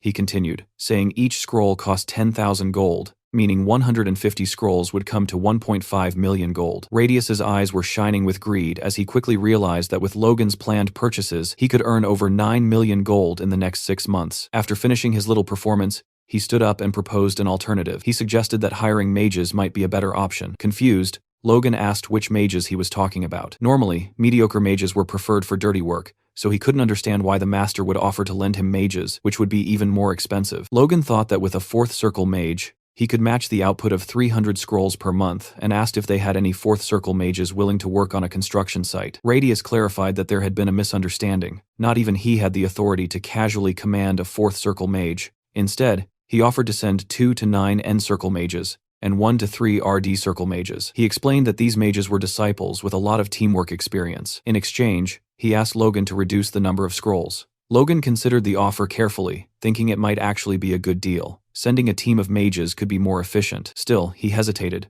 wondering what kind of people these construction-specialized mages would really be. Sometime later, a group of exhausted, ragged young men appeared in front of Logan. They looked like they had just crawled back from a war zone, and he was genuinely shocked by how bad their condition was. The warrior struggled to find the right words to say. Right at that moment, the Tower Master cut in and told the group they could return to their quarters. The men ran off immediately, visibly scared, leaving Logan standing there a bit lost. Annoyed, he turned to the master and commented that those guys looked like they were about to collapse. The master agreed, but assured him they were the youngest people with the most construction experience in the entire Magic Tower, real experts in the field.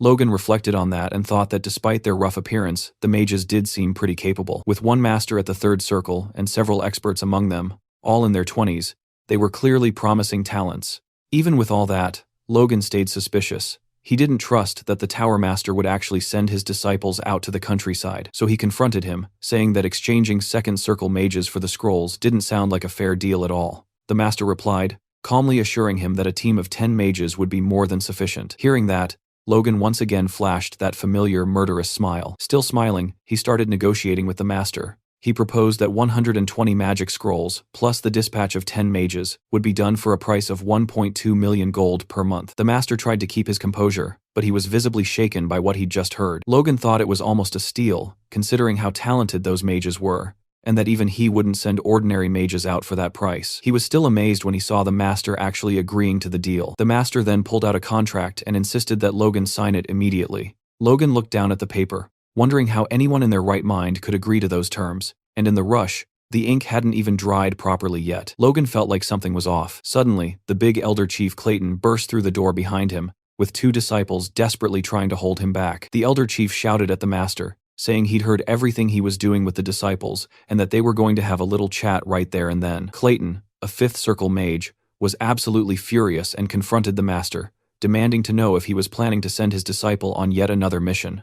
The master replied that everything he did was for the good of the tower. Clayton shot back, asking why only his disciples were always assigned to the most difficult tasks, pointing out that the master wasn't sending just anyone, but the young people who had literally just returned from other missions. The master retorted that the young were capable of enduring hardship. Clayton accused him of mistreating the disciples ever since he himself had become an elder last year. The master dismissed the complaint, saying Clayton had lost his mind. As Logan watched the whole scene play out, he started to understand the power dynamics. Clayton reaching the 5th circle at such a young age clearly made him a threat to the Tower Master, who was taking out his frustrations on the younger disciples. Despite all the tension, Logan stayed calm, quietly satisfied that this internal conflict was playing straight into his hands. The Tower Master then turned to Clayton and coldly declared that if he wasn't willing to follow orders, he didn't care about their fate at all. He told Clayton and his disciples to leave right now if they wanted, and the elder asked if he was serious. Hearing that ultimatum, Clayton began to channel his magic, clearly preparing for a fight. Even with a clash about to explode, the master stayed impassive and asked Clayton if he really wanted to go through with it. While Clayton was charging his magic, the ground around the two of them started shaking. One of the disciples realized how dangerous this was and shouted that they needed to stop those two. Clayton then yelled at the Tower Master to get ready. The master just stood there, watching Clayton take a fighting stance. And then, out of nowhere, Logan slammed his hand down on the table with force. Everyone's attention snapped to him. He looked completely unfazed by the chaos around him. Both of them were speechless at what Logan had just done, and the young disciples were also in disbelief. Logan calmly showed them the piece of paper he had just stamped. It was the contract he was supposed to sign with the Tower Master, now fully finalized. He then simply told the 10 people waiting in the room to follow him. After that, he addressed both Clayton and the Tower Master. He told them to sort their mess out themselves and warned that the contract would still be valid even if the Tower Master got replaced, so there would be no problem with the business either way. The Tower Master admitted how pathetic they both must have looked in front of a guest and told Logan he would send the scrolls as soon as they were ready. But Clayton cut him off, saying he wasn't finished talking to him yet. The Master snapped back, asking if he was trying to force the official contract of the Earth Magic Tower right there, and scolded him, telling him to know his place. Clayton then shot back that if that was the case, then his decision was final. He would follow his disciples too. Both Logan and the Tower Master were completely dumbfounded by Clayton's attitude. The Master exclaimed that Clayton had to be insane. An elder following his disciples to a construction site was unheard of. Logan immediately shouted that he never hired a fifth circle mage. Clayton replied that he didn't want to be paid separately, and that he just planned to cooperate to help his disciples and finish the job faster. Hearing that, Logan bowed respectfully before the elder and promised to serve him with full devotion. Clayton then simply asked Logan to delay his disciples' departure by 1 day so they could recover before heading out again. Logan agreed to the request and told the Tower Master to meet him tomorrow at noon at the West Gate. The next day, a carriage rolled out through the Magic Tower's gate. Logan was already outside, leaning casually against the wall with a backpack slung over his shoulder, waiting for Clayton and the others. While standing there, he reflected on how yesterday's contract had turned into an absolute jackpot. Hiring a fifth circle mage through a normal contract would have cost at least 1,000,000 gold pieces, and yet he had gotten way more than that, for far less. The young man thought about how badly he wanted to return to his territory as fast as possible. He still needed to send more impulry to the capital and take care of a bunch of other things. His thoughts were cut off when someone suddenly shouted his name. Someone was calling for him. It turned out to be Rena, who admitted it had been a long time since they last saw each other. Logan greeted her casually by name, but Rena immediately cut him off, saying they weren't close enough for that kind of intimacy. Realizing the situation had just gotten awkward, Logan caught the hint and corrected himself right away, treating her more formally as the Princess of the Wolves, agreeing that it really had been a long time since they last met. He even added that she was being rude as always. Rena looked down at him from her luxurious carriage, hiding half her face behind a fan. She said there were rumors going around in the capital, and that she'd heard Logan was getting involved in some pretty shady business. Then she asked if the McLean family wasn't going through a tough time. Deep down, what she actually wanted to know was if his family had finally gone broke. Logan kept his cool, and replied with maximum politeness that, as Rena should know, he was very ambitious about making money, and that his family's situation was none of her business. Once again, Rena got on his nerves, and said she knew the amount she gave him. When they broke off, the engagement wasn't small, but that it was probably normal for a thief like him. Logan honestly felt like slapping her just for fun. Anxious to get rid of Rena as fast as possible, he agreed with the comment and tried to walk off in the opposite direction, tossing out a dismissive remark about her being so filthy he'd rather avoid her. But just as he was about to leave, Rena stopped him again, mentioning she had heard about his deeds in the feudal war, about how he had used some special weapon. She then asked what he would think about selling it to her. Trying to stay polite, while desperately wanting to escape this conversation, Logan downplayed the weapon's importance, saying it was no big deal, and that while he was embarrassed, he'd have to decline the offer. After that, he basically fled from Rena's carriage, which honestly felt like the smartest move. She watched him with pure disgust from the window as he walked away. Logan thought about how even after becoming famous in the capital for selling impotent medicine, not a single noble had shown any interest in the feudal war in the countryside, not even Rena. If anything, the wolves were way too involved in this. He reflected that the structure of the crossbow he built was very simple, so he only hoped to use it a few more times before the plans fell into the wrong hands and everyone started manufacturing it. Right then, a voice interrupted his thoughts. It was Clayton with his disciples. He said he expected to find Logan at the West Gate and asked what he was doing coming over to their side instead. Logan started physically pushing Clayton and the others in the direction he wanted to go and told them he had run into someone annoying earlier. Suddenly, 3 carriages came tearing through the woods. Logan was riding with Clayton in one of them, along with one of his disciples. Clayton looked like an angry parrot, huffing nonstop. He turned his head toward Logan and commented that the carriage was spacious enough for 5 or 6 people, and that the coachman seemed very experienced. He concluded that Logan had spent a lot of money to make them comfortable. Then Clayton's mood soured, saying Logan didn't need to bother with all that pomp, and that he had wasted money for nothing. Meanwhile, the disciple tried to calm him down, but it didn't really work. Hearing all this, Logan looked at Clayton and thought it wouldn't be the first time a mage had shown exaggerated pride. So he told Clayton that he was honored to serve such powerful mages and that everything he did was just the bare minimum. After all, he had basically hired a 5th circle mage for free, so flattering him wasn't a problem at all. Clayton didn't respond, he just stared out the window, keeping his grumpy attitude. After night fell, Logan and the others set up camp. Logan commented that it was too late to travel any further, so they would rest there and continue their journey tomorrow. After that, Logan lit a fire and started meditating, when suddenly a man with a knife appeared, ready to attack. The man threw the knife at Logan, who sensed the danger and ducked his head to dodge it. Without even interrupting his meditation, Logan calmly asked who was there. One of the men stepped out of the shadows and praised his dodge. Logan stood up as the man continued, saying he had heard all the rumors about him in the capital, and asked if Logan wasn't the guy who made a fortune selling some weird drug. Logan realized he was surrounded by 5 guys and figured they were probably robbers. He let out an annoyed huff and said he just wanted to practice what he had learned through meditation. But honestly, this was the perfect opportunity. Since they had interrupted him, he drew his sword and warned the bandits that they were about to become his training partners. One of the bandits mocked him, laughing and jeering. Logan didn't even react. Without hesitation, Logan slit the bandit's throat in one clean motion, silencing his laughter instantly. 2 of the others stared at their fallen comrade, completely unable to understand how Logan had moved so fast, and one of them called him a bastard. Another bandit jumped in to attack. Logan took an aggressive stance. The moment the bandit got close, ready to plunge his knife into him, Logan dodged and sliced his belly in a single swift motion, sending him flying through the air. The guy crashed into a tree and seemed to have passed out. 2 men were already down, leaving only 3. One of the bandits realized there was no way they could beat Logan and shouted for the others to run. That's when he noticed he couldn't move his legs at all. At that moment, Logan started charging his aura, and the way he held his sword looked strangely familiar. He was copying Felix's movements. Logan forced enough mana into his sword to replicate the attack Felix had taught him. The aura blade was ready. He planted his foot on the ground and cut through the air with absurd force. The strike hit 2 of the opponents squarely, knocking them down instantly. Then something weird happened. He suddenly lost the aura he had managed to conjure,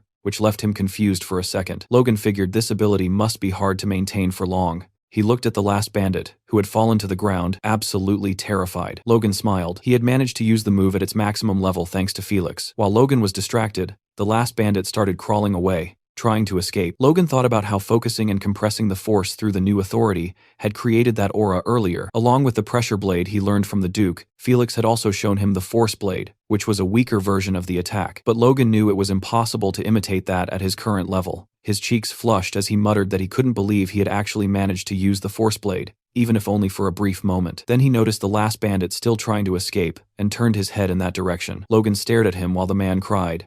Realizing just how screwed he was, Logan prepared to attack again, which terrified the poor guy even more. Walking toward him, Logan explained to himself that using the force coming from the sword to dominate the enemy created the ability known as the pressure blade. And just as he was about to stab the last bandit, Logan flashed that predatory smile again. He said this ability should be enough to use in a real fight. After killing him, he glanced at the bodies around and wondered if he had overdone it a little. Suddenly, a voice came from behind him, taking Logan completely by surprise, saying he had witnessed everything. The speaker was Clayton, and he looked furious. Logan turned toward him, confused about why he was angry, wondering if Clayton thought he had gone too far even though those guys were robbers. If Clayton decided not to work with him anymore, Logan would be in serious trouble. But that wasn't what happened. Clayton stared at the young man, and, to Logan's shock, praised his skills, saying he was incredible. Logan stood there, stunned and speechless for a moment. Still grumpy as ever, Clayton added that even though he didn't understand much about force users, what he had just seen wasn't normal for someone Logan's age.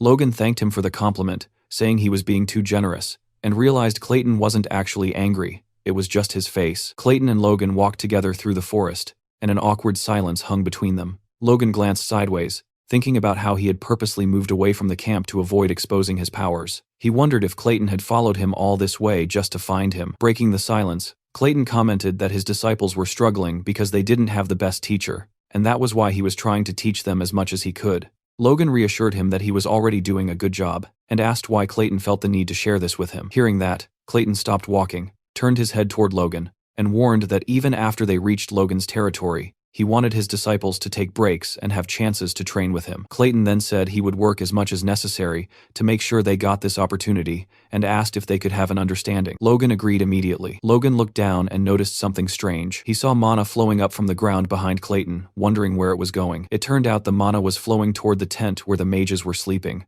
Once again, Clayton looked at Logan and asked if they had a deal, while Logan kept wondering why Clayton would go to such extreme lengths to share his mana with his disciples. Logan acknowledged that Clayton was taking great care of them. Clayton replied that as a teacher, he had to do the bare minimum. Logan questioned if fighting the Tower Master for them wasn't doing more than the minimum, but Clayton shot back that the Tower Master was the one who picked the fight. The next day, the flags of the McLean estate waved proudly in the wind. Inside his father's office, Logan was talking with Patrick, who had clearly heard about his son's travels, and asked if he had gained much experience during his time in the capital. Logan replied that everything he learned there had been insanely helpful. Patrick nodded and said that, in that case, it was fine, then asked if his son had anything else to report. Hearing that, Logan thought he probably could have approached the topic in a smoother way. He casually mentioned that his business in the capital was thriving. That single sentence left Patrick completely speechless. Standing up from behind his desk, Patrick asked what business he was even talking about. Logan explained that he had been selling the medicine he had given him before. Patrick looked like he was about to faint and asked if Logan had really gone all the way to the capital just to sell a stimulant. Putting a hand on his forehead,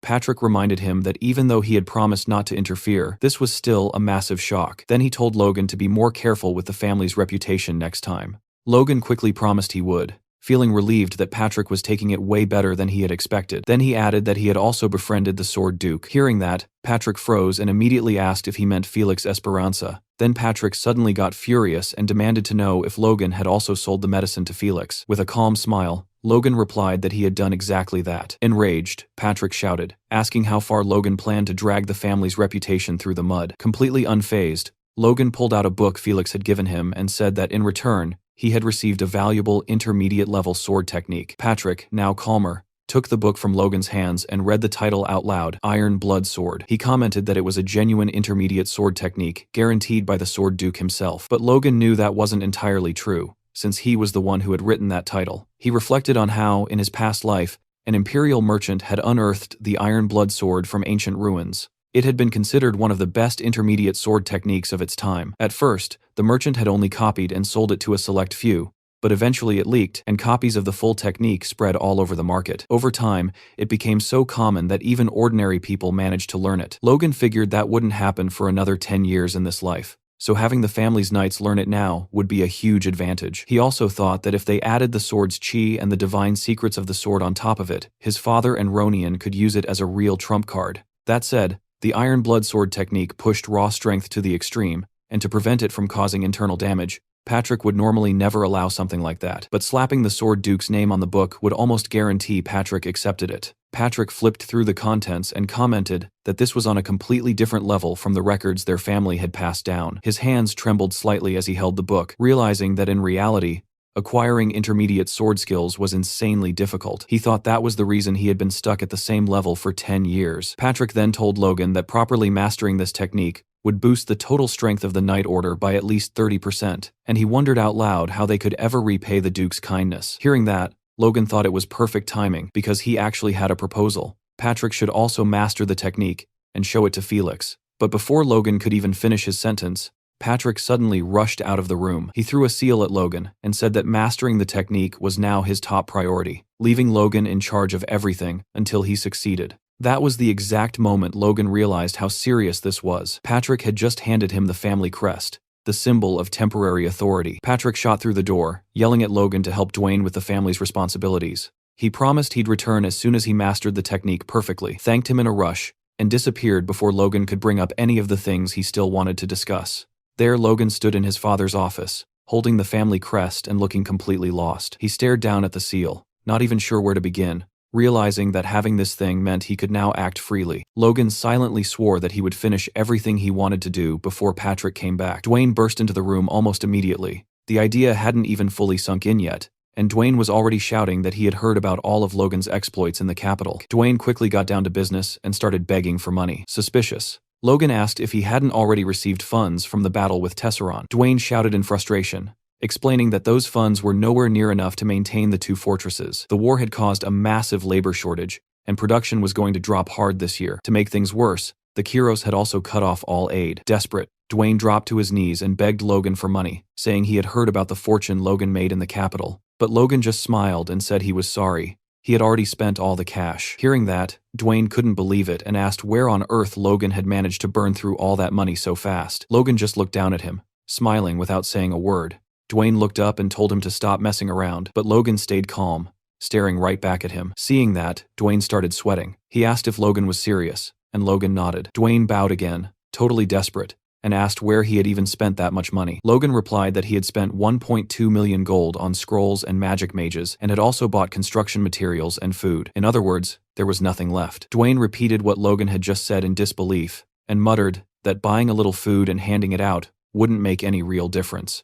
That's when Logan dropped the real bomb. He said he had spent 1 million gold just on food. Dwayne wasn't sure he had heard that right and asked him to repeat it. Logan did, saying that he would be distributing 1 million gold worth of food every month for a full year to the people. Hearing that, Dwayne started shouting, asking if Logan had eaten something that made him go insane. Logan thought that was a pretty normal reaction. After all, him becoming a war hero wasn't suddenly going to change Dwayne's opinion of him. Logan calmly told him that he was completely sane and asked if the food he bought was enough. Dwayne confirmed that it was, and then asked what Logan planned to do with the construction materials and scrolls, wondering if he was about to start some massive project. Logan replied simply that they were going to build a dam. 2 weeks later, a notice started circulating all around the city with a blunt message. The feudal lord was summoning everyone for compulsory labor, those from Maclean Fortress to gather at the west gate of the city, and those from Storm Fortress at the east gate. Seeing this, a man from Tesseron Fortress snapped that they had finally hit their limit and that the nobles were exploiting them without mercy. A man from Maclean Fortress added that forcing them into labor right at the peak of harvest season was pure madness. Another voice joined in, saying they had barely survived the battle,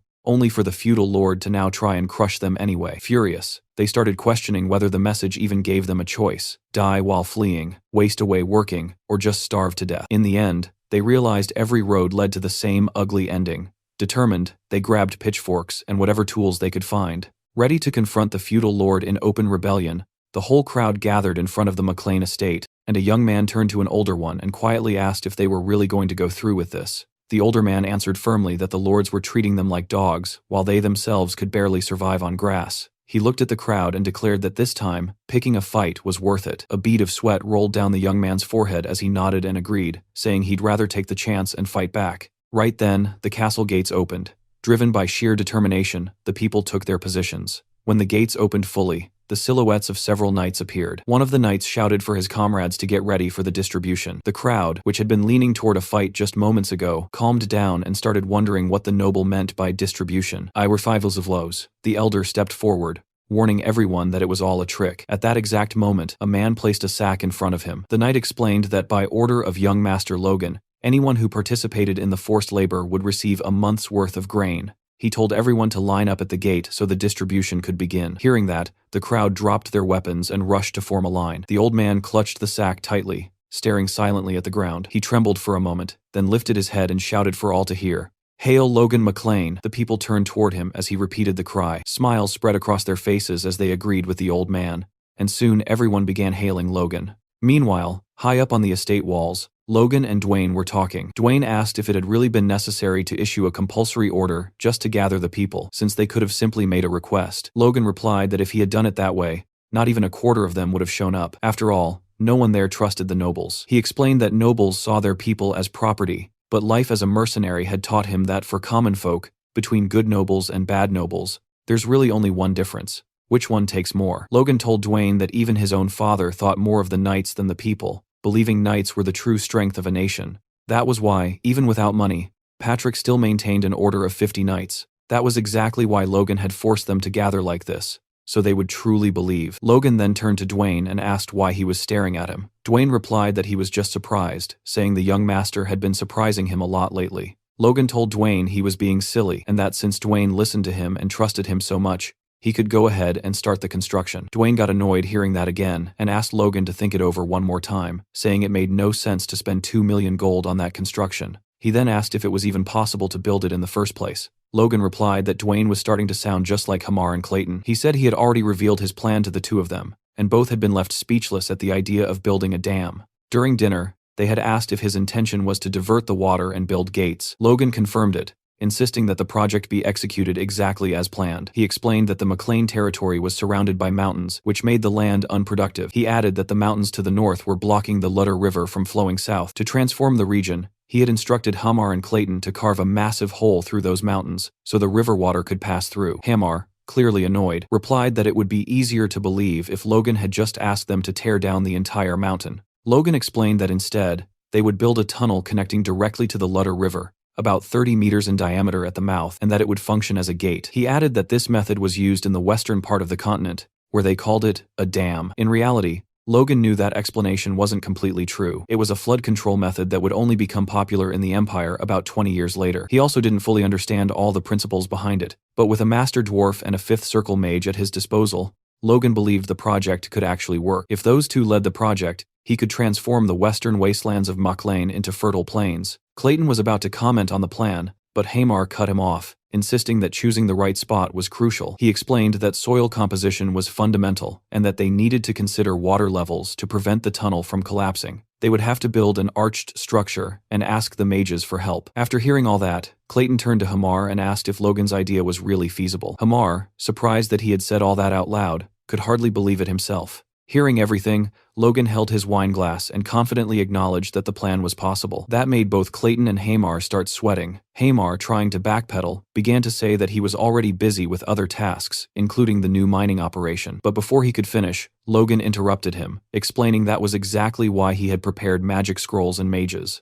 Logan then told Hamar that he would leave the task of finding the right mountain to him. Hearing that, Hamar replied somewhat reluctantly that he had suspected something when Logan suddenly decided to take him out for a massive meal. Watching all of this, Clayton wondered if everything that was happening was really okay. At the construction site, Clayton took his position and began concentrating his magic. From a safe distance, two workers watched nervously. One of them brushed it off, telling the other that with Logan there, they'd be fine. Omar then shouted to Clayton, saying he could start whenever he was ready. Clayton pressed his magic-infused hand against the mountain, and with a sudden surge of power, the surface shattered into millions of pieces. The people instantly scattered to avoid the flying debris. Seeing the chaos, Hamar rushed over and pushed Clayton aside, reminding him that he had told him to take it easy. Logan, watching the whole thing, started explaining that besides physical strength, there was another power humans could use: mana. In his past life, Logan could barely feel mana at all, but now he could see everything clearly. He was blown away by the power of the earth flowing from the mana circle in Clayton's heart, weaving intricate patterns that stimulated and broke apart the stone wall. Impressed, Logan realized that the development of his force core had supercharged his senses to an absurd level. Clayton turned toward him with a small smile and told the young man to pay attention to the next trick, saying this was just the beginning.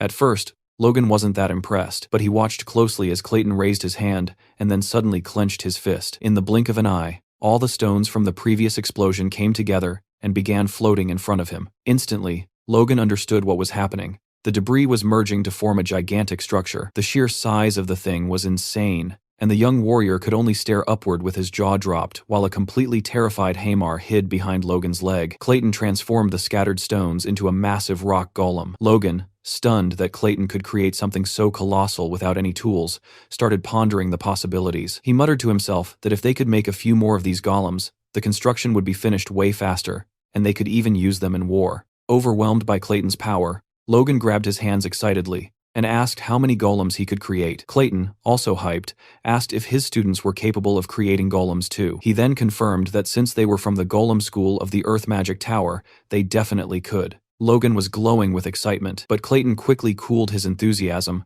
by pointing out a major limitation. He explained that the magic formula needed to create a golem's core could only be executed by Fifth Circle mages. His students, even though they were skilled, weren't strong enough and would need mana stones. Even then, the golems his students created would be much smaller and weaker than the one Clayton had just summoned. Hearing that, Logan's expression shifted hard. He explained that mana stones were a mineral as rare as calcium or mithril, making them a rare ore that couldn't be produced artificially, and since they were used for magical assistance, they were insanely expensive. That made Logan think mana stones really weren't worth it for this job. But then another thought hit him. Was he really thinking about cost-effectiveness when it came to war? After all, what if he could win by investing just a little money? He asked Clayton if his golem would also get stronger with mana stones. Clayton confirmed, explaining that its strength and speed would increase, and it would last much longer. However, since he was a Fifth Circle mage, he would need the highest quality monostone. Even so, for a second circle mage, a low-quality monostone would be enough, would last about 24 hours,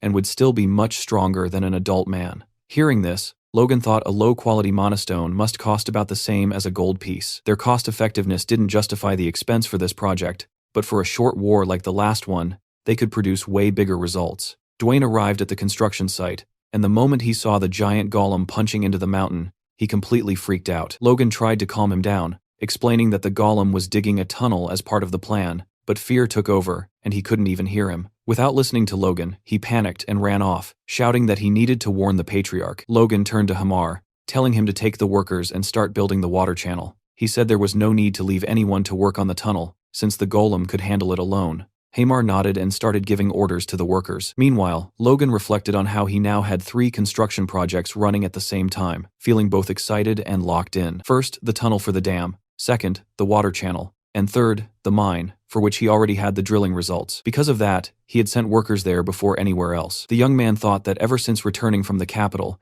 he'd been so busy with the dam that he hadn't been able to keep an eye on the mine. For that reason, he decided he was going to visit it tomorrow. The next day, Logan saw people constantly going in and out of the mine, with Hamar stuck in the middle of everything, looking especially irritated. Logan walked up to him and casually commented that they hadn't seen each other in a while. Hamar snapped back, asking what the hell he was talking about, accusing him of making him run from one end to the other non-stop. In a burst of rage, he yelled that he couldn't keep up this pace anymore, and said it would be better if Logan just killed him already. He complained that he couldn't even take a proper break, and demanded to know why he had to shoulder all this burden alone. Throughout the entire outburst, Logan stayed completely silent. Meanwhile, one of the other workers noticed how frustrated Hamar was, and told the others they needed to step in. Logan gently put a hand on his shoulder, trying to comfort him. He acknowledged how hard Hamar had been working, and told him that from now on, he would let him manage and administer everything by himself. Hamar's expression shifted to pure disbelief, as he asked if Logan was serious, wondering if he really planned to dump all the tasks on him. Logan felt a small sting of sadness when he realized Hamar had seen right through his intention.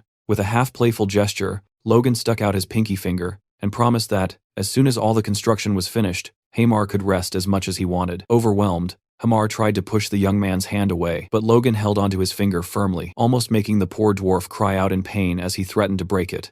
Hamar, still sitting on the ground and annoyed, watched Logan turn his back and casually comb his hair, saying he was just trying to be funny. Then Logan looked toward the mine, thinking it would be exploited much faster than last time. Even though he wasn't completely sure about the dam yet, he hoped it would work out. It was the only way his plans could succeed. Logan then activated a communication channel to speak with Philip. His buddy told him that the construction materials would be delivered without any issues, and also mentioned that he had closed a deal for the wood, which would bring in an extra 100,000 gold per month. That news instantly lit up Logan's face. Philip didn't hide his excitement either, and told Logan that once they finished building the mine and clearing the land, the territory would be totally transformed, and that he'd love to see it in person one day. Logan stared at the orb for a moment, thoughtful, before replying that Philip should visit next year. Curious, Philip asked why, then quickly added that he probably wouldn't get an answer anyway. So he switched topics and revealed that rumors were spreading in the capital about a problem with the royal family. Philip asked what that problem could be, and Logan replied that he had heard about it at the Sword Duke's house,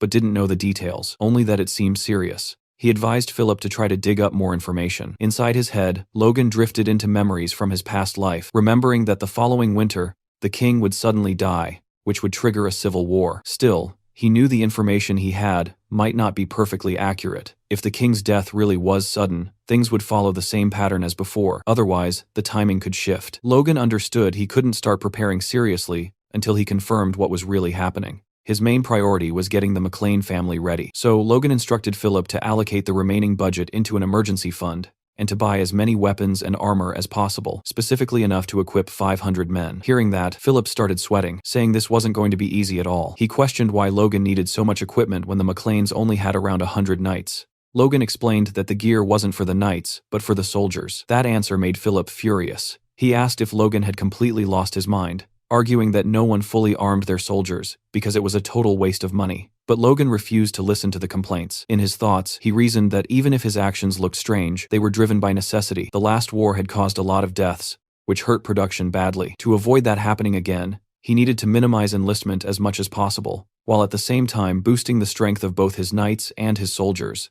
Arming the soldiers was a key part of that strategy. Logan then asked Philip if his judgment had ever failed before. Reluctantly, Philip admitted that it hadn't.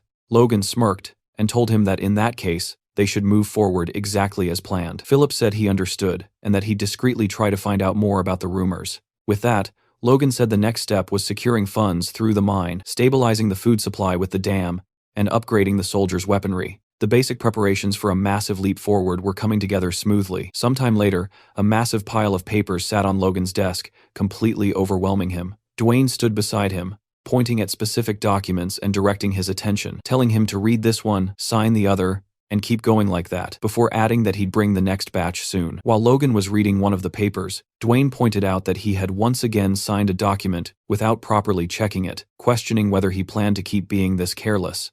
It was clear that Logan really needed to get a grip on handling the territory's affairs. Right then, the door burst open. Kaisalan rushed in, looking sick with worry, and said that Hamar was trapped in a mine that had just collapsed. The news sent a chill straight down Logan's spine. He jumped out of his chair and demanded to know what had happened. Kaisalan explained that one of the tunnels had given way, and that more than 50 meters of it had caved in. There was no way to tell where Hamar was. Worried, Logan immediately asked if they had found Hamar yet. Dwayne cut in, asking since when their territory even had a mine, but Logan completely ignored him. Hearing that the collapse spanned over 50 meters, the young man bolted out of the room, shouting that they couldn't waste any time and had to head straight to the mine. Dwayne was left behind, totally clueless, yelling about where this whole mine story even came from. Logan arrived at the mine on horseback and immediately asked the workers which tunnel had collapsed. One of them pointed to the middle tunnel, explaining it was the deepest and darkest one, but Logan didn't listen for a second and rushed straight in. Inside, he used his aura to see in the darkness, and what he saw seriously disturbed him. Huge boulders were blocking the passage, and a few people were desperately trying to move them.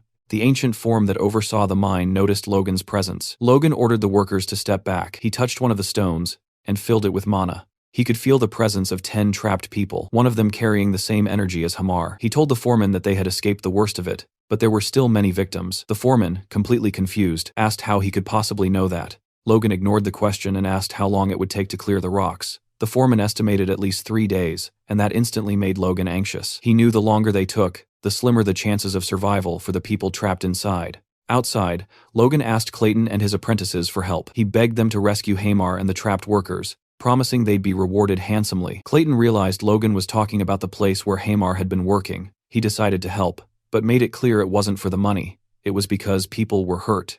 Logan thanked him and promised to return the favor. Clayton thought it was strange that Logan, who had always been so secretive about the mine, was suddenly giving up its location just to save a slave and a few workers. He used his magic to support the tunnel, and his disciples used mana stones to summon golems. Holding their crystals, the disciples threw the stones at the rubble, and the rocks transformed into stone golems that immediately started clearing the debris. The miners were terrified. They weren't used to seeing magic that powerful. Logan was stunned by their efficiency, watching them clear several meters of rubble in just seconds. Clayton urged them to move faster, and Logan didn't just stand there watching. He joined the workers and mages, carrying rocks and helping with the removal himself. Clayton was shocked to see Logan, a noble, working so hard to save commoners and a dwarf. For him, it was a scene he had never witnessed before. Then, the master of the mine shouted that he'd found Hamar, injured and partially buried. Seeing that, Logan was terrified, but then he realized that despite the scare, the injuries were minor, and everyone was okay. A huge wave of relief washed over him, and he thanked the gods that everyone had escaped with only a few scratches.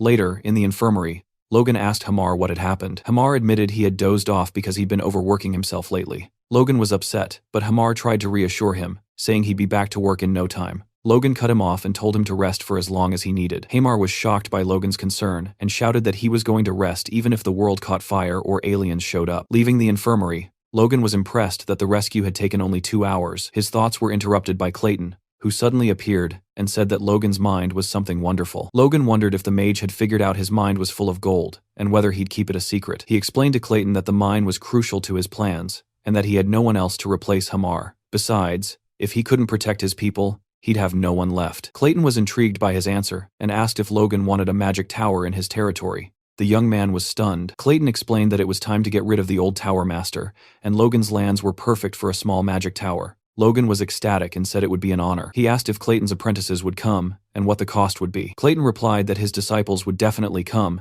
and that he didn't need much money. He trusted Logan's character and abilities. Logan was completely amazed. Hamar, who had overheard the conversation, asked Clayton if he'd hit his head, but Logan just told his friend to get back to bed. A week later, Hamar reported to Logan, saying he was fully recovered and heading back to the mine to make up for lost time. Logan wished him good luck. As soon as Hamar left, Dwayne showed up looking absolutely terrifying. He demanded to know why Logan had kept the mine a secret and for how long he'd been developing it. Logan simply apologized and said he had forgotten. Frustrated, Dwayne asked how he could possibly forget something so important. Instead of answering properly, Logan broke into a huge grin and revealed the truth. It was a gold mine. Dwayne refused to believe it and told his young master to stop being a wise guy. There was no way people like them could have a gold mine, and he asked what Logan was even talking about. Logan asked what was so unbelievable about it, and called him a rascal. Then, getting serious again, he informed him that the mine was expected to generate about 100 million gold per year, and asked if he really thought he'd joke about something like that. Hearing this, Dwayne went completely speechless. He asked if Logan was serious, and just froze on the spot. Logan touched Dwayne, worried, and he nearly fell backward. It looked like the information was making him faint because he just couldn't process the amount of cash that mine would bring in. Elsewhere, a group of people were walking together through the forest, confused about why they'd been called back again. The dam construction was finished in just 3 months, instead of the 6 they expected. They were the administrators Dwayne had gathered for a final inspection. Logan greeted them warmly, saying how glad he was to have them there, and acknowledging how tight their schedules were. He asked them to stay and witness the opening of the dam. One of the administrators looked on skeptically, thinking it was a waste of time because bringing water from the Ludder River to sprinkle over the desert wouldn't make a lick of difference. He thought Logan should have invested the money more wisely, maybe by fixing the south wall. The other administrators also questioned why Logan had put in so much effort. They turned to Dwayne, who was once again standing there with his mouth wide open. Dwayne stared at the dam, realizing it wasn't built just to water some wasteland. It was actually connected directly to the underground channels of the Ludder River. If they could supply water continuously through those channels, the vast wasteland could truly become fertile land. Logan looked around and saw that everyone was gathered, the workers, the mages, and the administrators. He turned to Clayton and gave the signal. Clayton, without a second's hesitation, got ready to start the process. Hamar grumbled, complaining that they had worked their butts off so the workers themselves could open and close the floodgates. But Logan explained that the first time had to be something huge. He wanted to show everyone on the Maclane property what they had built with their own hands. An image of the dam appeared, showing some golems positioned in front of the floodgates, ready to lift them. The administrators were speechless at first, but they got used to it pretty quickly. Then Clayton shouted loud enough for everyone to hear, giving the order for the golems to open the gates. They stretched their hands toward the gates and began to lift. Logan smiled, satisfied. But something weird happened. The golems were struggling to lift the gates. With a killer smile, Clayton looked at Hamar, muttering and asking what the hell he was doing. But Hamar looked just as confused since he had already given orders for the workers to open the gates. Seeing the situation, Logan started to sweat and had a flashback of a conversation with Clayton where he'd warned him that lifting the gates would be too much for the golems. Apparently, the golem's strength was mostly for show, and it would take about 100 workers turning the pulleys to open the gates. Thinking fast, Logan told Clayton to order the golems to knock down the gates. Hamar and Clayton were flabbergasted, and Clayton asked if he was serious. Logan just told him to do as he said since they could rebuild the gates later. After hesitating for a few seconds, Clayton did what Logan asked, and the golems started punching the gates. The construction crew couldn't believe what they were seeing since their hard work had just been finished. Suddenly, the gate gave way, and the water came rushing down with insane force, dragging the golems with it. Everyone was confused, but Logan just grinned from ear to ear, totally thrilled. The townspeople, who had worked so hard on the construction, couldn't hold back their tears at the sight of the water, finally understanding what it truly meant. In that moment, Logan thought this would solve their food problem during the Civil War. They could start planting next spring. Even Dwayne was happy and jumped on Logan's back, scaring the daylights out of him, saying how wrong he was about the dam and begging for forgiveness. Logan told him it was all good and started teasing him, asking why a big guy like him was crying so much. But not everyone was happy. Hamar was over in the corner crying and asking how long it would take to rebuild the gates. Clayton came over and said he'd help rebuild them one more time. Logan then said they didn't need the gate urgently, and that they could take a week off and finish the mine construction first. After that, he told Hamar that once this project was done too, they'd have a long vacation again. That lit up Hamar's eyes, and he asked if Logan was serious. Logan reassured him, but what Hamar didn't know was that they'd be busy again soon. Lots of farmers would want the fertile land, and they'd need to build a new village for people to live in. Logan turned to Hamar, about to praise him, but realized that wasn't the right way to do things. He called him over. Hamar turned, curious. Logan commented that construction must be tough, even for someone like him, since he'd never heard of dwarves being good at building. That drove Hamar crazy. He asked what Logan was trying to say, and explained that after making weapons, construction was the dwarves' specialty. Logan realized Hamar was right where he wanted him, and commented that it was great to hear that. Hamar replied that it sounded suspicious, that Logan could praise him all he wanted, but it wouldn't get him anything, and asked why he was suddenly so interested in construction. Logan played it off, saying it was just curiosity. But as soon as Hamar turned his back, Logan thought to himself that after his week of rest, the thrilling experience of home building would begin, and then he wouldn't be laughing. He was actually scared to run into him at night. As soon as the chat with Hamar was over, Logan stepped up and addressed the crowd at the inauguration. He repeated the promise he had made earlier. First, that everyone would be allowed to farm the McLean Plains. Second, that they would receive leasing rights proportional to their work, and that taxes would be capped at only 30%. Then he glanced at the vassals, thinking that by announcing it this way, not even they could oppose it. In fact, they all looked radiant, realizing that the territory might finally be changing for real. 4 weeks later, Logan was back in his office with Rick, reviewing a plan sent by Hamar, who had already finished the village layout and even a model house. Logan commented that he knew he'd chosen the right person for the job, and Rick agreed, saying Hamar was amazing. Logan thought about how he never imagined Hamar would accept the task when he first approached him a few weeks ago. Hamar had planned the streets in a cross pattern and placed houses of the same size, complete with wells, community bathrooms, and sewers. Logan thought he had basically tried to replicate the city plan he'd seen in his past life. Suddenly, a strong smell hit Logan in the face. He turned to Rick and asked why he stank so bad. Rick said it was all Logan's fault, and asked why that drug was selling so insanely well, saying that if it weren't for that, he wouldn't be suffering like this. Just then, Dwayne burst into the room screaming Logan's name.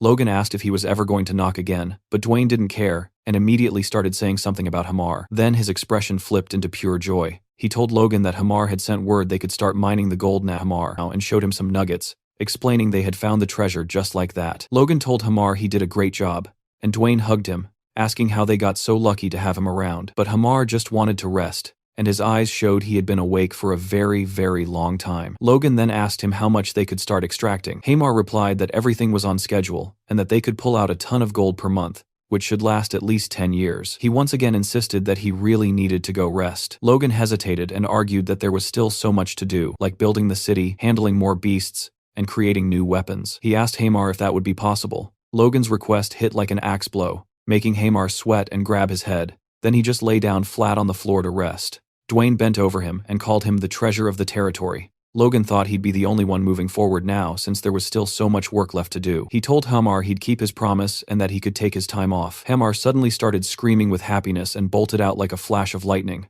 Logan wondered if he'd awakened some kind of power because the dwarf was way too fast. Behind him, Dwayne started crying with joy. Logan asked what happened, and Dwayne explained that the mine would bring in about 100 million gold a year. Dwayne told Logan to hell with the Kairos, and that their territory was saved because they wouldn't have to worry about anything anymore. Logan teased him, saying he was crying more than when the dam was finished. Then the young man looked calmly at Dwayne and dropped a crucial fact. He told him that the only one he should fear was him, and warned him to stay sharp because that mine was also his. Dwayne was instantly terrified. Logan explained that of course he'd pay 30% in taxes to the family, but that was it. Dwayne got up, completely bewildered, and knelt before Logan, saying he trusted his judgment. Logan then warned Dwayne that they had to keep the mine a secret, because if word got out, the Bifrost, Kalia, and the Margrave would cause trouble. Dwayne said he'd take care of it, which made Logan feel a bit uneasy. He thought his father was going to be a real handful since he had made a lot of changes before Patrick's return. A week later, Logan and his father were walking by the river, admiring how beautiful the place had become.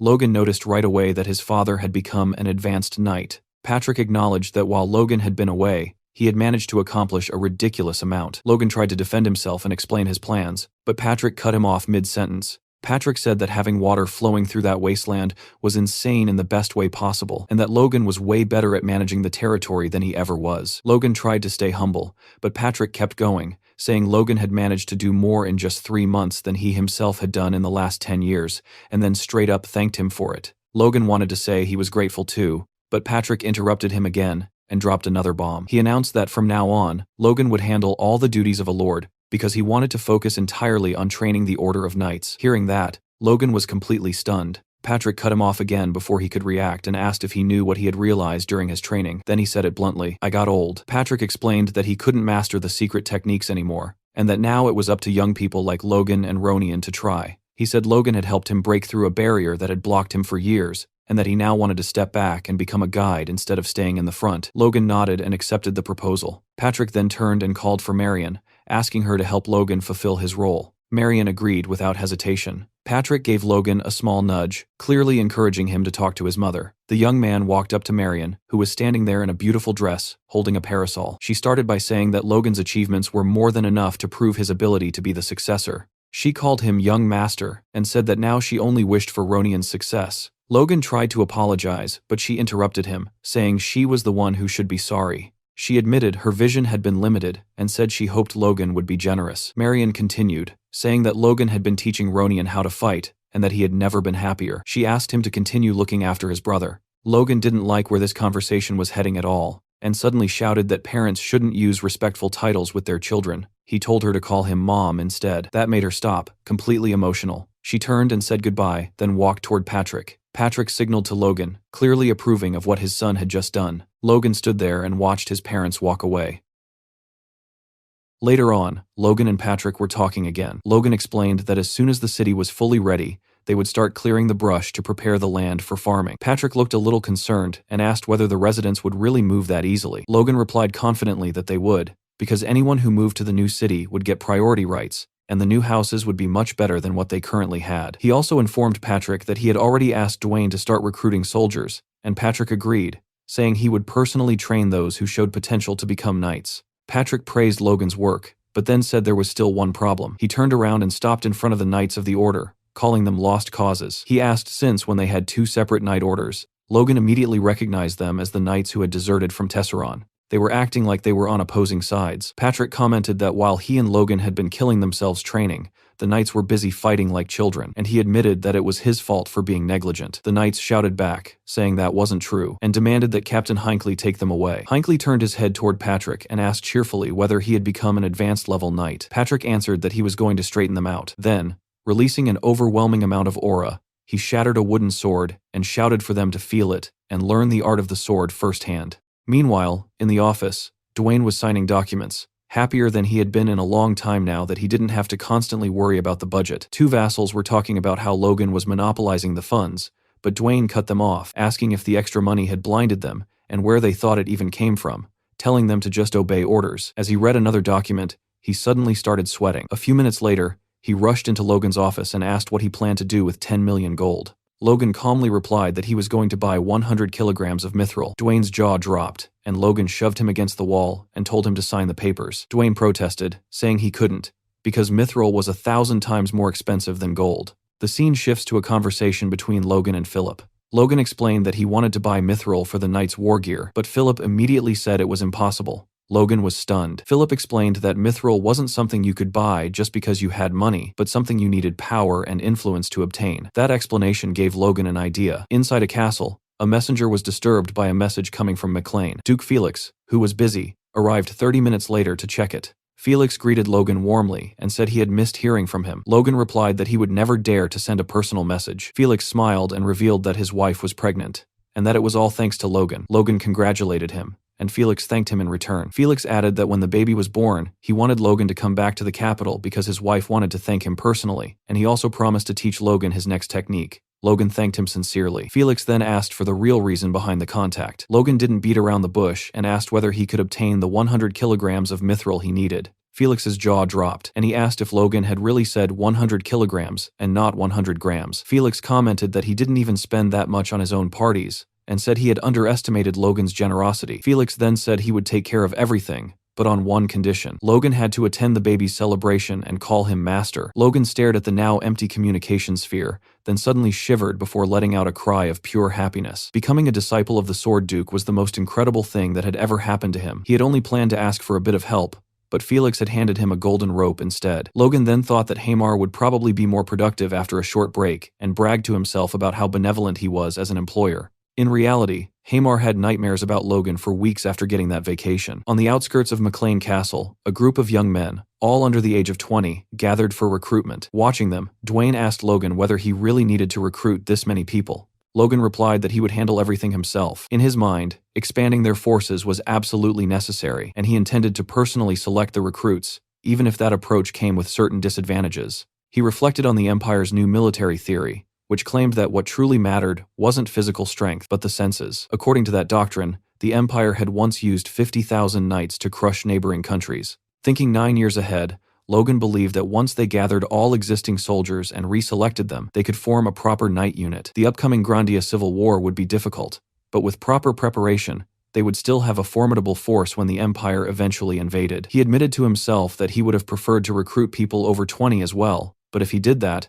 there wouldn't be enough manpower left for constructing the city. One of the vassals shouted at the boys to quiet down. Logan then asked how soldiers had traditionally been selected in the past. The vassal explained that everyone was made to run, and they simply chose candidates based on the order in which they finished. Logan immediately realized how crude that method was. He issued new instructions, ordering them to select only those with good eyesight, sharp hearing, and quick reflexes. The first test he devised required the candidates to walk toward an image until they could see it clearly. Some of them stopped quite early, and one boy confidently announced that the picture was of a chicken. Logan told the knights to take note of the kid who had just called him handsome. From the back, another boy raised his hand and said that, judging by the comb, it had to be a rooster. Logan was impressed by that observation. For the second test, Dwayne repeatedly shouted the same word over and over, while the participants were instructed to move forward only once they understood the word clearly. One boy suddenly shouted back at Dwayne, saying the answer was, the world's sparrow, then added that Dwayne had also called him a son of a bad, and asked whether that was part of the test too. Dwayne panicked, convinced he had been muttering to himself. Logan calmly told Dwayne to select that boy immediately, and added that he also needed a beating. Later, while reviewing the documents, Logan could hardly believe his eyes. 250 people had passed with flying colors. He started thinking bigger, deciding that he would select around 500 people without holding back, with the ultimate goal of forming a force of 1,000. At the training grounds, Victor was practicing with his sword. He swung the blade with raw force, drawing the attention of nearby knights. All Victor could think about were Logan's words. If he could perform the sword technique 1,000 times without making a single mistake, he could become a knight and awaken his inner strength. Gripping the hilt tightly, he told himself that he needed to become a knight as soon as possible. Nearby, his sister Victoria watched him with concern. At that moment, Victoria noticed Logan approaching. He gestured for her to stay quiet, explaining that he wanted to check on Victor. Watching closely, Logan thought Victor had a great deal of talent. Even though his swings were wild, his basic stance remained solid. Logan called out to Victor and told him that the next day he would be leaving the McLean Castle territory to train soldiers in the Tesseron region, a mission that would last until winter. He invited Victor to come along. Victor immediately asked whether he could bring his sister with him. Logan questioned whether it was really a good idea to bring his sister to a training camp full of men, but Victor insisted loudly that it was fine. Logan let out a sigh and agreed, telling Victor that Victoria could come, but warning him by pointing a finger that if any trouble occurred, it would be entirely his responsibility. Victor replied firmly that he would take very good care of his sister. Logan then asked whether Victoria was really that precious to him. Victor hesitated, then finally let everything spill out. He explained that his parents had died because of him, and that Rhea was left without parents because of him as well. Because of that, he felt it was his duty to protect her no matter what. Logan looked at him silently for a moment, then placed a hand on Victor's shoulder and told him that it was okay and that he should keep up the good work. A few days later at Tesseron Castle, Kaisalon was putting the kids Logan had selected through brutal training. He ordered them to run 5 laps around the wall, announcing that the last 100 would have to run 2 extra laps as punishment. Terror spread across the recruits' faces, but Kaisalon shouted at them to stop messing around and start running. Watching this, Logan complimented Kaisalon, saying he had a natural talent for being a sergeant. Kaisalon replied that since he was being treated like a knight, he had agreed to renew his contract. Lowering his voice, he whispered into Logan's ear, asking whether he was planning to start some kind of war within the next 2 years. Logan simply smiled without answering, but Kaisalon already knew that war was inevitable. Their attention was suddenly pulled away when one of the recruits shouted that someone was a monster. They were talking about Victor, who was running far ahead of everyone else and leading the race. The others were stunned. One of them asked what Victor was made of, and another replied that Victor was Logan's slave. Hearing that, the first boy felt his fighting spirit ignite and started running again, shouting that he wouldn't lose to Victor. Kaisalon immediately noticed what Logan often called the winner effect. Logan commented that he didn't expect exceptional physical abilities from the recruits, but the will to never give up was enough. He believed Victor would naturally absorb strength from this role, and that his awakening would come soon, turning him into the greatest motivator among the soldiers. After the run, the kids were taken to the barracks, where long tables filled with food awaited them. They ate heartily and thanked Logan for the meal. Rhea was also there, helping serve food. The boys were completely mesmerized by her beauty, and one of them even called her an angel. Victor noticed their gazes immediately and released a threatening aura. Pointing at them, he warned them to look away before he gouged their eyes out. The boys fell silent instantly. However, one apprentice sitting behind Victor continued staring at Rhea with a lecherous expression. Later that night, Victor burst out of the barracks with a piece of bread still in his hand. He had asked an older woman where Rhea had gone, and she told him that Rhea had taken the back door to throw out the trash. Anxiety flooded Victor's mind. Rhea shouldn't have been alone at night. Hearing strange noises from a nearby alley, he rushed toward the sound. What he saw froze him in place. The apprentice with the lecherous stare was trying to take advantage of Rhea. Tears streamed down her face. The rookie tried to stammer an excuse, but Victor was already moving. He drove a powerful knee into the man's face, shattering his nose and slamming him to the ground. Standing protectively in front of Rhea, Victor prepared to strike again. The apprentice spat blood and called Victor a bastard, demanding to know how a mere slave dared to touch him. Victor answered with another brutal blow, nearly knocking him unconscious. Rhea frozen in place, as Victor grabbed the man by the hair and began beating him relentlessly, snarling for him to die. Around the corner, another apprentice witnessed the scene and ran to get help. Victor saw nothing but red. Each punch brought back memories of the night he and Rhea lost their parents. Suddenly, a voice shouted from behind, snapping him out of his rage. Victor turned and saw Logan standing there. Logan ordered him to get a grip and look around. A maid quickly arrived and gently led Rhea away. Kaisalon struggled to process the chaos unfolding before him. Logan calmly pointed at the lifeless body on the ground and told Kaisalon to handle it. Victor lowered his head, waiting for punishment, and apologized. Logan asked whether he regretted his actions. Victor answered that he didn't, but he apologized for killing one of Logan's soldiers without permission. Logan acknowledged that Victor wasn't entirely wrong, but pointed out that what he truly should regret was bringing his sister to the camp. He explained that Victor's stubbornness had nearly gotten Rhea hurt. Logan told him that it was better to leave loved ones in safe places rather than dragging them into danger. He admitted that he had allowed Victor to bring Rhea so that Victor could learn the consequences of his choices. Logan asked whether he understood the lesson, and Victor nodded silently. Logan then told Victor that while killing was a crime, Rhea had been a victim, and Victor had done well to protect her. However, he warned him that next time he must ask for permission before taking such drastic action. Logan didn't want future nights delayed because of some filthy pervert. Inside the castle, Logan and Kaisalon spoke at length. Kaisalon questioned whether Logan should really be deciding such matters on his own. Logan replied that Victor was his property, and that he had simply used him to rid the world of a disgusting criminal. He rephrased it by saying he had used his property to eliminate a criminal, and asked Kaisalon what he thought of that version of the story. Kaisalon asked whether Victor had killed the recruit under Logan's orders. Logan nodded and laid out his plan. The apprentice's crimes would be exposed, and his corpse would be hung from the castle gates as a warning. Logan instructed Kaisalon to inform the soldiers. Changing the subject, Kaisalon noticed Logan marking something on a map and asked what he was doing. Logan replied that it was a surprise. The markings highlighted areas where monsters had recently been spotted. News of Victor's actions spread quickly. When people learned what the dead recruit had intended to do to Rhea, shock turned into rage. Many wanted to dig up the body and kill him again. Logan listened to the conversations and thought that the situation had resolved itself quite nicely. 3 months later, snow covered the trees, signaling the arrival of winter. Logan and Kaisalon stood together, observing the frozen landscape. Logan remarked that the new year was approaching, and Kaisalon reflected on how quickly time had passed. Out of the original 1,000 apprentices, only 987 remained after 90 days of training, with 1 death and 12 dropouts. Kaisalon was satisfied, noting that no one else had quit. Logan concluded that basic training was finally complete. He mentioned that he had already ordered Hamar to produce 400 more crossbows. Logan then asked whether the apprentices were ready for combat training. Patrick confirmed they were and suggested the forest at the base of the mountain range as the perfect location. He said it was time to advance their training, as the knights needed real combat experience. Logan asked whether they had mastered the iron bloodsword technique. Patrick replied that true mastery could only be achieved through battle. Logan's smile widened, carrying a distinctly psychotic edge, and he agreed. Seeing the terrifying expressions shared by father and son, Kaisalon turned pale as a bead of sweat slid down his face. In that moment, he finally understood where Logan had inherited his intense, slightly unhinged nature from. A few days later, deep within the Southern Man mountain range, Patrick stood fully armored, his presence commanding absolute focus. He ordered the knights to draw their swords and regulate their breathing. As they steadied themselves, they focused their aura, and at Patrick's signal, they struck the massive trees before them. The impact was overwhelming. Even the knights themselves were stunned by the sheer power they had unleashed. Standing beside his father, Logan watched with quiet satisfaction, while Patrick remained calm and composed, as if this result was expected. The apprentices, however, were completely fired up. They whispered excitedly among themselves, wondering if they would ever reach such a level. Logan quickly shouted at them to stay alert,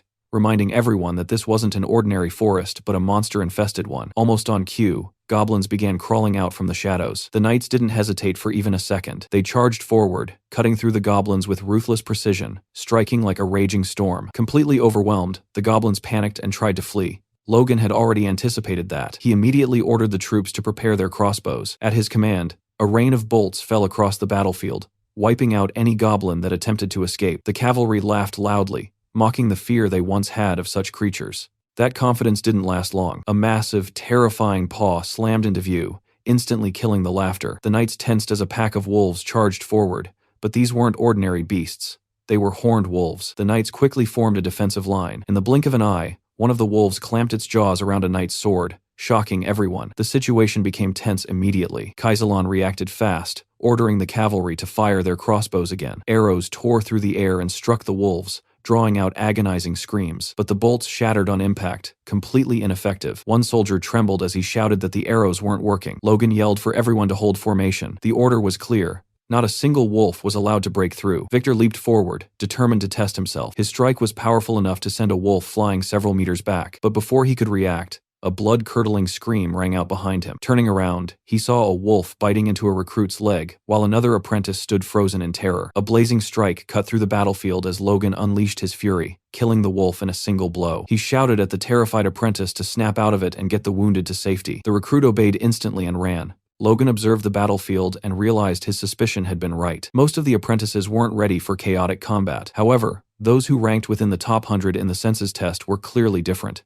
One apprentice, cornered, noticed another wolf creeping in from behind. Before it could strike, Victor appeared out of nowhere and slit the beast's throat. He looked down at his blood-soaked blade, a faint smile forming on his face. The other apprentices stared at him in shock. Watching this, Logan realized that Victor had finally broken past his limits. The fight was nearing its end. Patrick personally brought down the final wolf. Logan asked the captain if that was all of them, and the captain confirmed it. Patrick remarked that it had already been a month and a half since combat training began, yet clearing all these locations had taken far longer than expected. The captain agreed, explaining that discovering 3 cities infested with thousands of monsters was no small matter. If those monsters had invaded the castle all at once, the damage would have been catastrophic. He silently thanked fate that they had discovered the threats in time. Logan continued coordinating the knights and soldiers, urging them to endure just a little longer. He ordered them to finish cutting down a massive tree trunk and transport it to the construction site. The knights complained, grumbling about fighting monsters and chopping trees non-stop without a single break. Logan ignored them completely and commented on how ridiculous it was that such valuable trees had been left untouched just because monsters lived nearby. With his usual killer smile, he thought the situation was perfect. He was training soldiers and gathering construction materials at the same time. Patrick observed everything quietly and thought that Logan seemed more interested in harvesting wood than in the training itself. Logan, meanwhile,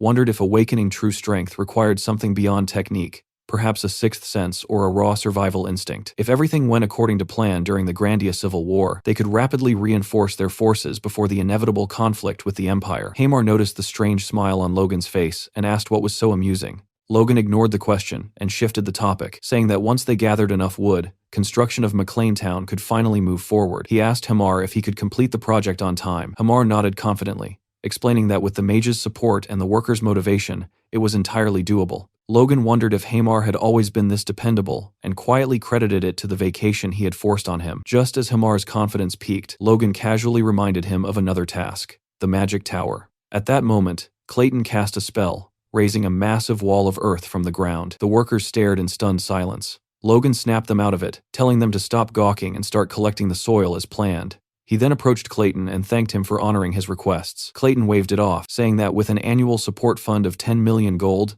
it hardly mattered whether the place was just a small town. If things went smoothly, the city would eventually become the center of the entire region. Logan cut him off, stating that his only goal was to create a peaceful place where people could live comfortably. Clayton was taken aback and loudly declared that McLean was truly a territory for the people, dramatically announcing that Logan had his vote. Later, in the silence of the forest night, Logan stood alone, holding his sword in an unfamiliar stance. Suddenly, energy exploded outward as he lunged forward. A radiant beam of light burst from the blade, slicing through the darkness. The beam detonated violently, and when the light faded, it was clear that the massive rock ahead had been shattered completely. Logan examined the result, and noticed the beam had pierced the rock and continued through the trees behind it. He realized that what he had just used was the second form of the divine sword secrets, and it wasn't enough. He needed to grow stronger. 2 months later, the construction of the village was finally complete. Families began moving in, and with the arrival of early summer, the new settlement felt alive and vibrant. Inside the office, Logan and Dwayne discussed the city's progress. Dwayne reported that the recovery of the area was going well, though there was still a noticeable labor shortage. Logan reassured him calmly, explaining that refugees were arriving constantly and instructing Dwayne to accept every newcomer without exception. Dwayne then asked about Hamar and was told that he was still on vacation. Logan briefly wondered if he might have given him too much time off. Dwayne then brought up a rumor that Hamar had received a large quantity of mithril before leaving. Logan confirmed it and explained that he had given the mithril to Hamar so he could forge new weapons for the knights. Dwayne raised an eyebrow, commenting that it didn't sound much like a vacation. Logan replied that working with rare metals was a dwarf's dream, and that Hamar was probably enjoying himself more than ever. Far away, Viscount Max Pareda was seething with rage, slamming his fist against a table. The McLeans had reclaimed the wasteland, and he scoffed, declaring that such land could never be cultivated. One of his vassals explained that rumors were spreading about the source of McLean's wealth. Some claimed Logan had made a fortune through business, while others insisted he had discovered a gold mine. The Viscount ignored the gossip and asked about the harvest from the reclaimed land. The vassal estimated that production would be at least double their own. Hearing this only fueled the Viscount's fury. He realized they couldn't afford to stand by and asked if there was any excuse they could use to invade. The vassal suggested exploiting the people who had fled to McLean, using them as a pretext to infiltrate the territory and claim the reclaimed land as compensation. The Viscount immediately identified the flaw in the plan. Acting alone would be too risky. He devised a solution. He would contact the Viscounty of Sylvan, reasoning that their people must have fled as well. Together, they would be strong enough to overpower the McLeans. Back in Logan's office, the atmosphere was heavy. Patrick, Logan, Dwayne, and Hinckley were discussing training and military expansion. Logan informed them that he had selected around 300 talented recruits. Patrick questioned whether Logan truly believed they were worthy of becoming knights. Logan nodded. Dwayne commented that the number seemed excessive. Captain Hinckley called it absurd, arguing that even with 10 years of intense training, only 1 in 100 people awakened their strength. Logan remained unfazed and stated that the training system would remain unchanged. Dwayne shouted that Logan was throwing money away, but Logan replied that neighboring territories would provoke them sooner or later anyway. Patrick asked him to explain. Logan clarified that with McLean City flourishing and fertile land reclaimed, there was no way the vice counties of Sylvan and Paretta would remain quiet. Hinckley interrupted, insisting they had no legitimate excuse to attack. Dwayne shouted over him, cutting him off, and argued that the real issue was the influx of refugees. Logan asked his father to consider how many refugees had arrived, and how many of them might have come from Paretta or Sylvan. Furious, Dwayne demanded to know why Logan hadn't prevented the situation in the first place. Patrick slowly pieced everything together and asked Logan directly if his goal had been to start a war. Logan's answer was blunt. They were enemies, and they would have to deal with them eventually. So why wait? Silence filled the room. Everyone, from Hinckley to Dwayne, was visibly disappointed. Patrick wondered if he had given up his authority too soon. Just then, Rick burst into the room looking for Logan, and announced that Sylvan and Paretta had sent a voice message. Logan calmly replied that things had already begun and that they needed to decide how to handle the situation. Outside the castle, 2 flags fluttered in the breeze. They belonged to the emissaries of Sylvan and Paretta. The silent emissaries admired the beauty of the city as they walked through it. They observed how the houses were arranged around a large crossroads, and noted how clean and content the people appeared. They concluded that the city was worth taking. One of them attempted to start a conversation with a soldier, who proudly said that all the credit belonged to the first young master, Logan. The soldier praised Logan's abilities, claiming he was far more advanced than any other prince his age, and that he prioritized the well-being of both the land and its people. He even began sharing an anecdote about Logan, but the envoys cut him off, uninterested. Inside the meeting hall, the envoys stood before Logan and Patrick. They demanded the return of the refugees and control over the Tesseron Plains. Logan and Patrick both lowered their heads. Logan thought they were openly asking for war, and Patrick silently agreed. Hinckley stepped forward and took charge, asking whether Sylvan and Paretta truly intended to go to war. The hall erupted into chaos as everyone began shouting at once. One of the emissaries, clearly frightened, pointed at Logan and Patrick and accused them of trying to intimidate envoys. Patrick was furious, but maintained his composure. He warned them that they were the ones declaring war and that the Macklins did not fear it. The envoy retorted that, if war broke out, nothing but ashes would remain of the McLeans. A knot formed in Logan's stomach, and he stepped forward, demanding to know how refugees could be used as bargaining chips. He told his father that the envoys had forgotten their duties as nobles, and that there was no longer any need for negotiation. The knights surrounded the emissaries, swords drawn and pointed at them. The envoys shouted, asking if Logan and Patrick were really trying to start a war. Logan descended the steps and replied coldly that it would be all-out war. He said they had the audacity to enter his castle and insult him with foul words. Logan drew his sword. Logan killed the guards in seconds and advanced toward the envoys. One of them, trembling with fear, begged Logan not to come any closer. Logan ignored him, swung his sword, and killed him instantly. The remaining envoy collapsed to his knees, pledging loyalty to McLean and promising to relay every detail to his lord. Logan turned to his father, who gave a silent nod. Logan then ordered the knights to prepare for war. The hall erupted in cheers. On the same day, the McLeans sent out a magical transmission to the Viscounts, openly demanding compensation for the envoy's insolence. Viscount Soto Silvan was livid. He scoffed at the demand, mocking it outright, and declaring that the Macleans didn't have the strength to fight him. Logan and Patrick watched the glowing transmission globe, as Sylvan's response was summarized clearly. Return the servants, pay 10 million gold, and hand over the Tesseron Plains. Patrick questioned why there was even a rush when the Macleans had enough power to crush 6 counties if they wanted to. Logan shut that down immediately, warning that Sylvan needed to be occupied as fast as possible. Kaisalon entered the room with his report, stating that preparations were complete. 389 regular soldiers, 100 from the main fortress, and 313 mercenaries were all ready. Logan praised Kaisalon's work and asked about their equipment. Kaisalon confirmed that armor, spears, and crossbows had already been distributed, and that their forces would not be outmatched. Logan thought to himself that even if Sylvan and Pareda attacked together, they wouldn't lose, but this fight couldn't drag on.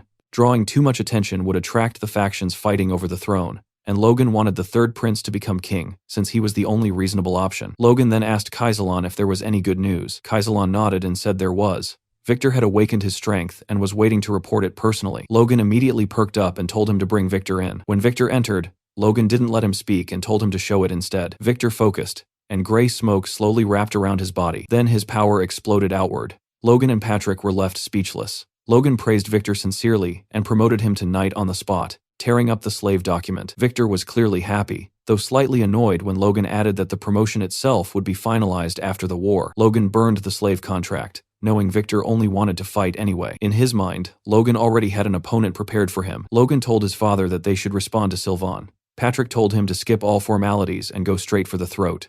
Logan smiled, then ordered the army to march towards Sylvan County. He shouted for Soto Silvan to come out and face him. Inside Sylvan territory, Soto Silvan raged. Captain Kellyan asked for permission to lead the charge with 120 knights and 2,512 soldiers. Sylvan felt relieved. Even though the Maclean army was larger than expected, Sylvan still believed he held the advantage, especially with Kellyan being a high-ranking knight. At the same time, Sylvan worried that Pareda might betray him. He convinced himself that Maclean and Pareda were working together against him. Furious, he ordered Kellyan to contact the barony of Beffrose to keep Pareda in check. Kellyan acknowledged the order. In front of the castle, Captain Hinckley, Logan, and Patrick discussed their approach. Hinckley suggested providing covering fire, but Patrick rejected it outright, saying they couldn't risk Sylvan escaping. Logan agreed and explained that Sylvan believed his forces were superior and would come out to fight soon. Hinckley found it strange, noting that Logan seemed to understand Soto Silvan far too well. The gates of Sylvan Viscounty opened, and Sylvan's knights marched out. Patrick assessed their formation and remarked that Sylvan had around 3,000 regular soldiers.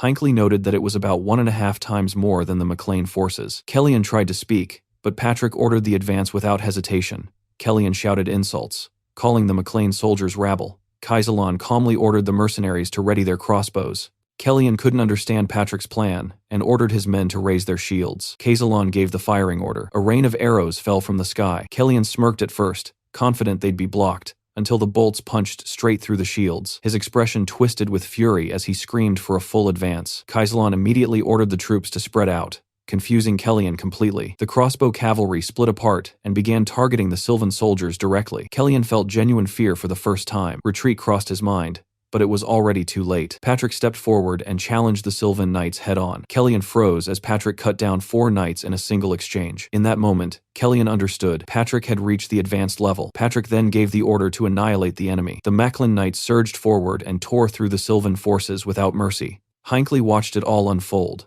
realizing that just 2 months ago, the Sylvan knights would have been an even match. Now they were being crushed. Hinckley smiled proudly and commented that their lord's brutal training had truly paid off. On the battlefield, Hinckley was locked in a brutal duel against 2 knights at the same time. They clearly hadn't expected his strength, and within moments, both of them were disarmed. The knights finally understood what they were dealing with. Hinckley was a high-ranking knight, someone who had mastered the iron blood sword. Nearby, Logan charged straight toward Kellyan, who instantly realized he was in serious trouble. Their swords clashed. Kellyan retreated with every exchange, irritation building as he called Logan a blockhead. When Kellyan suddenly attacked with full force, Logan dodged at the last moment, the blade slicing only his ear. Logan actually applauded the move, admitting he hadn't expected all of Kellyan's swords to be real. Kellyan summoned another blade, but Logan didn't even flinch. Kellyan began to notice something terrifying. The closer he got, the more his swords failed him. Logan pushed him further, mocking him, calling him weak. The insult worked.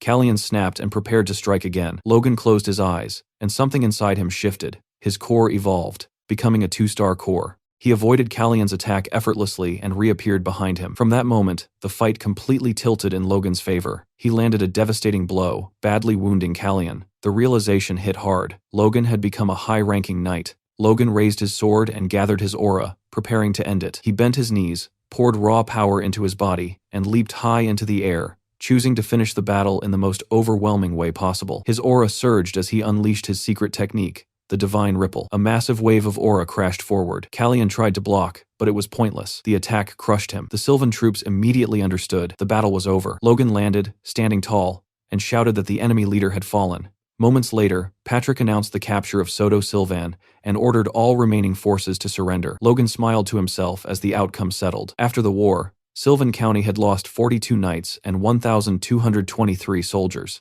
The McLeans, in contrast, had lost only 5 knights and not a single soldier. Elsewhere, a man was informed by his vassal that Sylvan had fallen to the MacLanes, and he concluded that it was finally time to act. Back in Sylvan County, Soto Sylvan knelt before Patrick, who gave him one final chance. He could apologize, take only the bare minimum of his belongings, and leave the land with his family. Soto Sylvan looked up and declared that the takeover would never be tolerated by the royal family. From behind him, Logan immediately knew that was the worst thing he could have said. The fall of the McLeans in the past had been blamed on poor management, but the one who had truly caused rebellion to profit from the chaos was Befros. Logan remembered that royal intervention had once prevented Befros from forcing them into servitude, but even hearing that name darkened Patrick's expression. Patrick asked Sylvan calmly if he wanted to die. Soto tried to speak, but Logan stepped forward and cut his throat without hesitation, leaving him to bleed out. Logan told Patrick that this was respect, an honorable death instead of humiliation. Patrick nodded and said Logan had done well. Logan, however, knew the truth. He could only hope that other nobles wouldn't use this incident as a reason to strike, especially Befros, an enemy they still couldn't afford to face. A few weeks passed, and inside Sylvan Castle, Logan and his father Patrick were talking quietly. Logan mentioned that even though they had stayed on high alert, Peretta still hadn't shown any signs of attacking. Patrick asked calmly if there was any real reason for her to make a move. Instead of answering directly, Logan raised another possibility. What if Peretta attacked Tesseron Castle instead? Patrick brushed it off, telling him to relax since Clayton was stationed there. Logan agreed that brute force alone wasn't what had allowed them to defeat Viscount Sylvan. The truth was that Sylvan had underestimated them, while the Macklins had gone all in, using every resource they had. On top of that, they had their hidden trump card, Clayton himself, along with his stone golems stationed inside Tesseron Castle. Even with all of that, Logan knew the current situation wasn't sustainable. Managing 3 castles simultaneously like this would eventually break them. They needed a better system. Logan proposed moving the administrative center of their territory to the cities instead of the castles, which would make managing all 3 locations far more efficient. 2 nearby vassals supported the idea, pointing out that the monster-infested forests had already been cleared, and leaving minimal forces behind in the mountains wouldn't be an issue. The knights could remain stationed in the cities, ready to march toward either Tesseron or Sylvan at a moment's notice. Patrick considered it carefully and agreed that it was a solid plan. Logan felt relieved, joking that now he wouldn't have to carry everything alone anymore. Patrick congratulated him and asked how many knights they had captured after the war. Logan replied that there were 75 prisoners, all held in cells, with 8 of them being intermediate knights. He then asked if Patrick would allow him to try persuading them to serve the McLeans. Logan reflected that a single battle had yielded more knights than years of carefully selecting young talents, but he also knew this success came from Sylvan's arrogance. If Sylvan had been more cautious, they would have suffered heavier losses and captured only a fraction of those knights. It wasn't something they could rely on happening again, and he reminded himself not to grow attached to this victory. Patrick, however, was visibly pleased. He said that with forces like these, even Peretta no longer seemed threatening. He praised Logan openly, saying that everything they had achieved was thanks to his son, his face glowing with pride. Logan felt his face heat up and fell silent, embarrassed by the praise. Patrick chuckled and told him to enjoy the moment, at least for that day. Their brief happiness didn't last.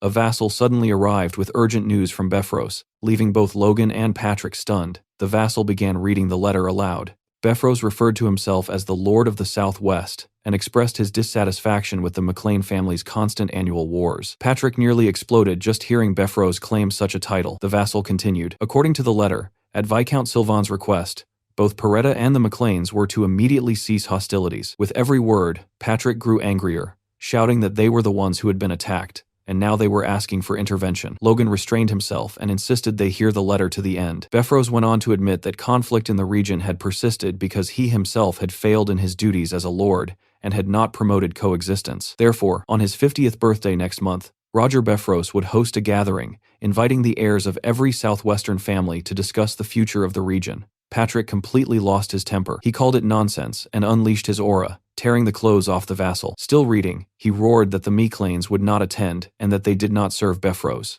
The letter concluded by stating that refusing the invitation would be taken as a rejection of dialogue. Patrick declared they would not bow to threats. Logan disagreed. He thought the invitation sounded interesting. Patrick stared at him with an expression Logan had never seen before. Even while saying he respected his son's opinion, Patrick started yelling again, ripping the last scraps of fabric from the vassal. He swore that the Macleans would never kneel before Befros, even if it meant his death. At that moment, Logan calmly picked up a plant and asked his father if he wanted a burial right now, prompting one of the accompanying knights to step in and firmly state that there would be no patricide today. Patrick finally calmed down, took a deep breath, and asked Logan what he was really thinking. Logan answered honestly. There was no way they could defeat Befros right now. He laid out the facts. They had around 200 elite knights, over 500 high-ranking ones, and just over 300 standard knights. That force was only a fraction of Befros's military power. While things looked good on the surface, the Macleans were walking on eggshells. They needed time. Time to integrate the Sylvan Knights. Time to force Pareda into submission. Time for Logan to master the third style of the Divine Sword secrets. And time for their forces to continue training. Patrick understood his reasoning, but warned that the Southwest was different. Unlike other regions, Befros couldn't openly demand loyalty from neighboring lords. Logan corrected him, revealing that during his time in the capital, he had learned that Purslin and Rothman had already sworn loyalty to Befros long ago. Patrick was left stunned by the revelation. Logan smiled quietly, satisfied that he had secured permission to attend. He reassured his father not to worry, saying he understood his own limits and that the trip would simply be a chance to see how their ancestral lands had changed. The next morning, back in McLean City, Logan was suddenly confronted by Hamar. Without any warning, Hamar asked if the rumor was true, if Logan was really being sold off to their enemies. Logan stared at him blankly, having no idea what nonsense he was talking about.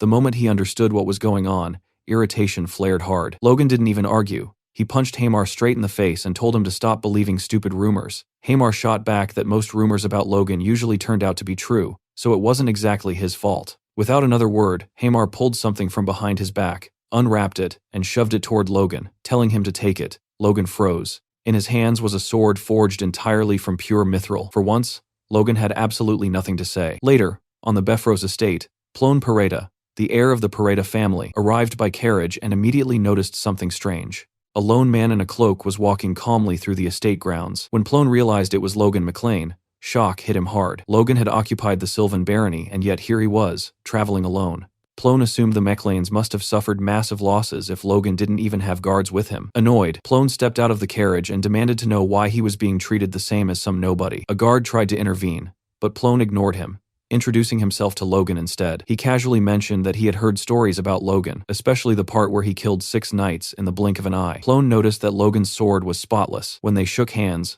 Plone commented that Logan looked far younger than expected, and that the rumors must be exaggerated. Logan smirked and tightened his grip. He squeezed Plone's hand so hard it nearly shattered. In that instant, Plone understood just how wrong he had been. His hand trembled when they finally let go. Logan apologized calmly, saying he had misunderstood and thought it was some kind of strength contest. Holding back tears, Plone snapped, called him an idiot, and drew his sword, ready to teach Logan a lesson. A guard tried to warn him that personal duels were forbidden, but Logan tossed his cloak aside and told Plone he talked too much. Furious, Plone ordered his knights to attack. Logan centered himself, aura surging, and in the blink of an eye passed straight through the guards. When they realized what happened, Logan was already behind them, his sword resting lightly against Plone's neck. Plone felt no aura pressure at all, and realized the attack had come purely from the sword's raw power. One of the guards nervously asked where Logan had bought such a weapon. Logan replied curtly that it was rude to ask. Plone convinced himself that Logan was just lucky, someone who stumbled upon a good sword by chance. That illusion shattered when a man in full armor stepped through the gate. It was Sir Franz, the Moonlight Knight, a knight so powerful that Befros would only send him for a serious reason. Sir Franz studied Logan carefully, asked if he was Logan MacLean, and openly expressed his surprise at seeing such a young intermediate knight. Plone and his knights were left speechless. Plone finally understood that Logan's strength wasn't just skill or luck. From the high-ranking level onward, power carried a unique presence that couldn't be hidden. Logan deliberately restrained himself, revealing only what was necessary to avoid drawing more attention. He placed a hand over his chest respectfully, and said he hoped to one day reach Sir Franz's level. Sir Franz advised him not to settle and to aim beyond that, to become a true superhuman. Sir Franz then escorted them inside, explaining that the heirs of Persalon and Ruffman had already arrived, and that everyone would wait until the banquet the following night. Plone tried mocking Logan again, pointing out that he had no party clothes and offering to lend him pajamas. Logan ignored him completely and asked a servant for his room. Internally, Logan thought Plone had no idea what position he was really in. Occupying the Pareda estate wouldn't be difficult at all. Looking up at the building, Logan remembered Plone's words. He decided he wouldn't remove his armor anyway. This was land his ancestors had lost, and letting his guard down wasn't an option. Later, Logan stood before Lord Befrose. Logan bowed respectfully, greeted him, and wished him a happy birthday. Many around them sneered, whispering that Logan was a country bumpkin with no manners. Befrose welcomed Logan openly and said that since he had traveled so far, he assumed the McLeans would comply with his wishes. Logan replied calmly that if Befrose desired peace, the McLeans would always be ready to march beside him. Befrose praised his answer, calling him enlightened, and invited him to enjoy the celebration. Logan admitted inwardly that Befrose was impressive. A fifth circle mage like him was as dangerous as an advanced knight on the battlefield. An announcement interrupted his thoughts. Befrose was about to give a speech. He thanked everyone for attending his birthday and also expressed gratitude to the second prince for granting him the son's tier. The room buzzed with shock at how close Befrose was to the prince. Befrose declared it was time for the Southwest to abandon outdated traditions and unite under the second prince's will. Logan recognized it immediately. This was a polished demand for submission. Befrose ended by praising Logan as a brilliant young man, the hero who led the McLeans through 2 wars and became an intermediate knight at just 21. He extended his hand and said he didn't wish to force Logan, only to make an offer. Count Valterman, the second prince's grandfather, was searching for talented youths like Logan to take as disciples. Logan was stunned, but replied honestly that he already had a master. Befrose asked if it was his father. Logan said no, explaining he had been trained by a great man and regretted having to refuse. Befrose laughed lightly, remarking that youth moves quickly, and said that the Flaming Heart Sword himself would soon arrive to offer guidance. He would extend the same offer to every heir present, and Logan could even invite his own teacher. At that point, Logan stopped caring about the lesson itself and focused on the real issue. Befrose was trying everything to bind the McLeans. Refusing again would be difficult, but Logan had already prepared for this. He thanked Befrose and said he couldn't refuse such insistence. Befrose smiled, saying this would be the first step toward uniting the Southwest. He revealed that Persalon and Ruffman had already agreed, and that he would personally gift them. Servants brought in a table holding 2 artifacts, a sword and a hammer. Logan immediately recognized their value, at least 12 million gold. Befrose called Ramon Persalon and Eric Ruffman forward. When asked to swear loyalty, both knelt. Befrose bestowed the sword of Lambton to Ramon and the hammer of Jackson to Eric, promising rich rewards to those who served him. Drunk, Plone Paretta staggered forward and loudly commented that Logan's sword looked better. He repeated it, openly insulting Befrose. Logan realized Plone had just dug his own grave. Lux, Logan's sword, rivaled most artifacts in power. Logan had planned to use it as leverage if things went badly, but Plone had destroyed that option. Befrose asked if Logan's sword was truly that special. Logan replied calmly that he was fortunate enough to receive a weapon forged by dwarves. Befrose asked to inspect it, but Logan knew that once handed over, he would never get it back. He said that even if he was young, it was hard to part with his partner. Befrose smiled and suggested an alternative. Instead of handing over the sword, Logan could demonstrate its worth in an exhibition match against Ramon. Logan smiled, acknowledging how unexpected things had become, but saw no reason to refuse. He drew Lux and calmly stated that he would comply. Inside the training room, Logan stood facing Ramon. Ramon insisted on attacking first, but Logan calmly refused, making it clear he didn't want anyone later claiming he had won with an unfair advantage. Ramon took that as arrogance and began circulating his aura. Around them, the women whispered in admiration, commenting on the elegance and beauty of Ramon's sword. Compared to Ramon's flashy weapon, Logan's sword crafted by Hamar looked almost plain, but its balance, sharpness, and durability were flawless. Ramon mocked him, questioning whether such a delicate-looking blade could survive against an artifact. Logan inwardly judged Ramon as even more foolish than Pareda. When Ramon finally lunged forward, Logan briefly scanned the audience and spotted Sir Fram. That was when he decided his approach. He couldn't show his real strength. He needed to make it messy. A stumble here, a shallow scratch there, a few exchanges that looked close, followed by a solid counter. Enough effort to look impressive, but not threatening. Then end it cleanly with confidence. Before anyone could react, Logan had already pinned the blade to Ramon's neck. Ramon panicked, shouting excuses, claiming he wasn't accustomed to the sword. Befrose openly expressed his disappointment in Ramon's performance. Logan felt disappointed as well. Befrose then apologized to Logan and offered compensation, promising to open his treasury and allow him to choose any artifact he wished. Logan immediately understood the motive. Befrose was trying to bind him, confident that whatever Logan selected could later be reclaimed. Before the situation could settle, a servant rushed in with urgent news. The Sword Duke had made contact to deliver birthday wishes. Befros froze. Felix Esperanza praised Befros as one of the kingdom's pillars and apologized for not attending in person. Befros responded politely, but then Felix noticed Logan standing among the crowd and asked if it was really him. The room fell silent. Befros began to sweat. Logan stepped forward, realizing his gamble had paid off, and respectfully addressed Felix as his master. Shock rippled through the hall. Logan knew then that asking for Felix's backing had been the correct move. As a neutral superhuman, Felix's wishes couldn't be rejected. Felix gave Logan a knowing wink and mentioned he expected to see him again in the capital. Logan bowed in gratitude. Befros looked like he was on the verge of collapse. The following day, Logan entered Befros's artifact vault. A guard informed him he had exactly 1 hour and could choose only a single item. Around 30 artifacts were displayed. Logan ignored the weapons entirely. Instead, he felt his force being subtly drawn toward a pair of armored boots, sealed inside a glass case. There was no visible magic, yet they continued siphoning his energy. Curious, Logan began feeding them more of his strength. The pull intensified, draining him like a tide. Refusing to back down, Logan poured in even more power, challenging them outright. Suddenly, the boots released a violent surge of energy that threw him backward. His strength rushed back into him all at once. That was when Logan realized something important. That night, Befros asked whether Logan McLean had already left. With 3 days still remaining before the party, he immediately understood what that meant. The young man had no intention of staying. Furious, Befros concluded that Logan had deliberately played him and ordered his knights to pursue him and retrieve the artifact at any cost. Logan was resting beside a campfire when a sudden wave of murderous intent surged toward him. He sprang to his feet at once and scanned the trees.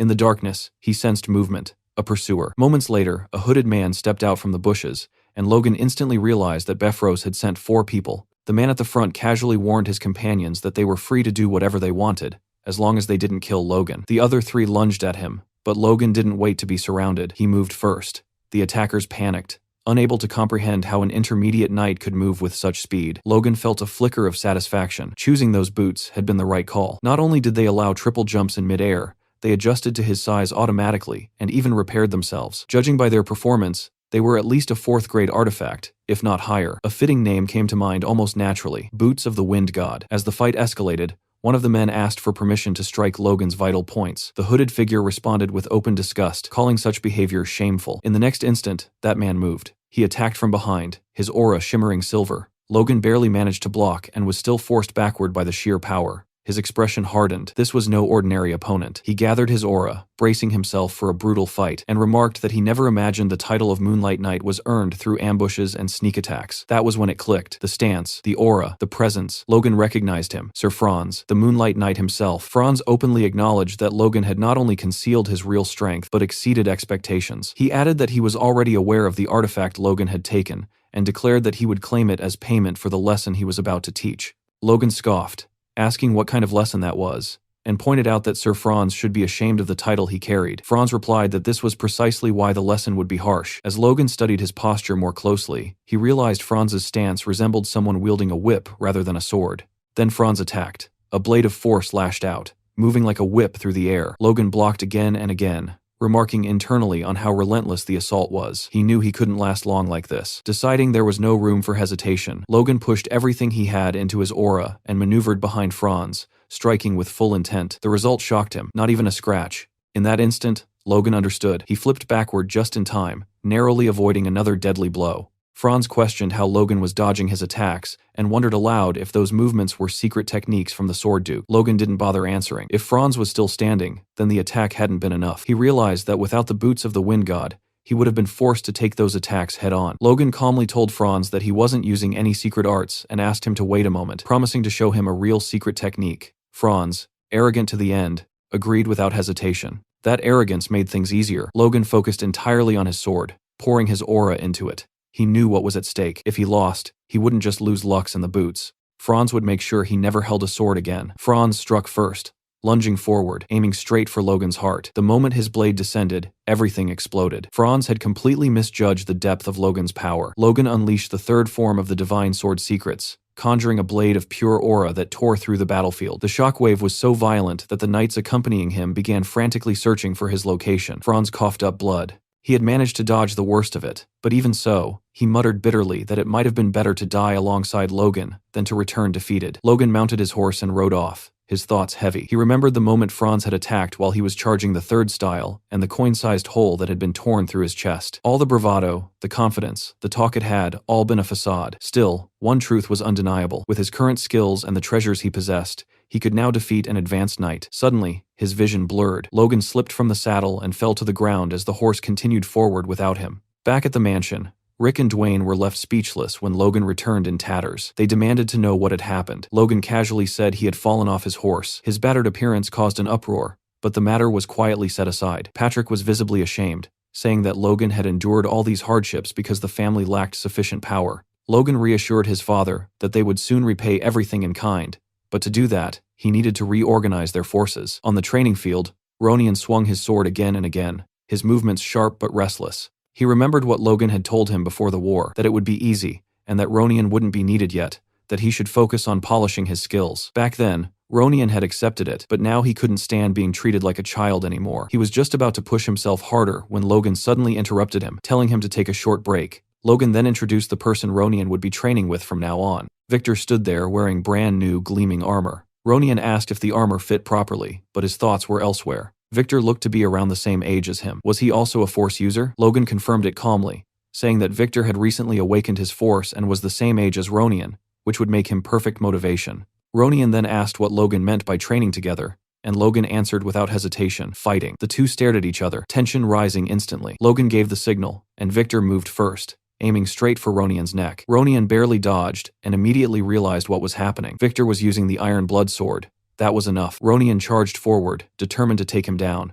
Victor sensed the danger just in time. Ronian unleashed a powerful wave of energy, but Victor leaped high into the air and avoided it, preparing a counterattack. He slammed his sword into the ground, creating a crater, but Ronian slipped away at the last moment and called him a monster. Victor didn't even flinch. Logan burst out laughing, asking Ronian who exactly he was calling a monster. Ronian reset his stance, deciding he would go all out. Victor smiled, completely relaxed. Watching from a distance, Logan felt satisfied. His judgment had been correct. The two had natural synergy. Victor had fully absorbed the Iron Blood Sword and was adapting it to his own style, while Ronian, already experienced, fought freely without being chained to rigid forms. Ronian shouted that Victor wasn't allowed to use punches. Victor replied that anything was allowed in a real fight, making Logan laugh again. Logan told them not to push too hard, and thought to himself that there were still 7 years before the Empire's war began. Ronian and Victor would be ready in 5 or 6. He briefly wondered how terrifying Victor would become if he learned the Divine Sword secrets, but that would require a proper catalyst to keep him close. Later, inside Logan's office,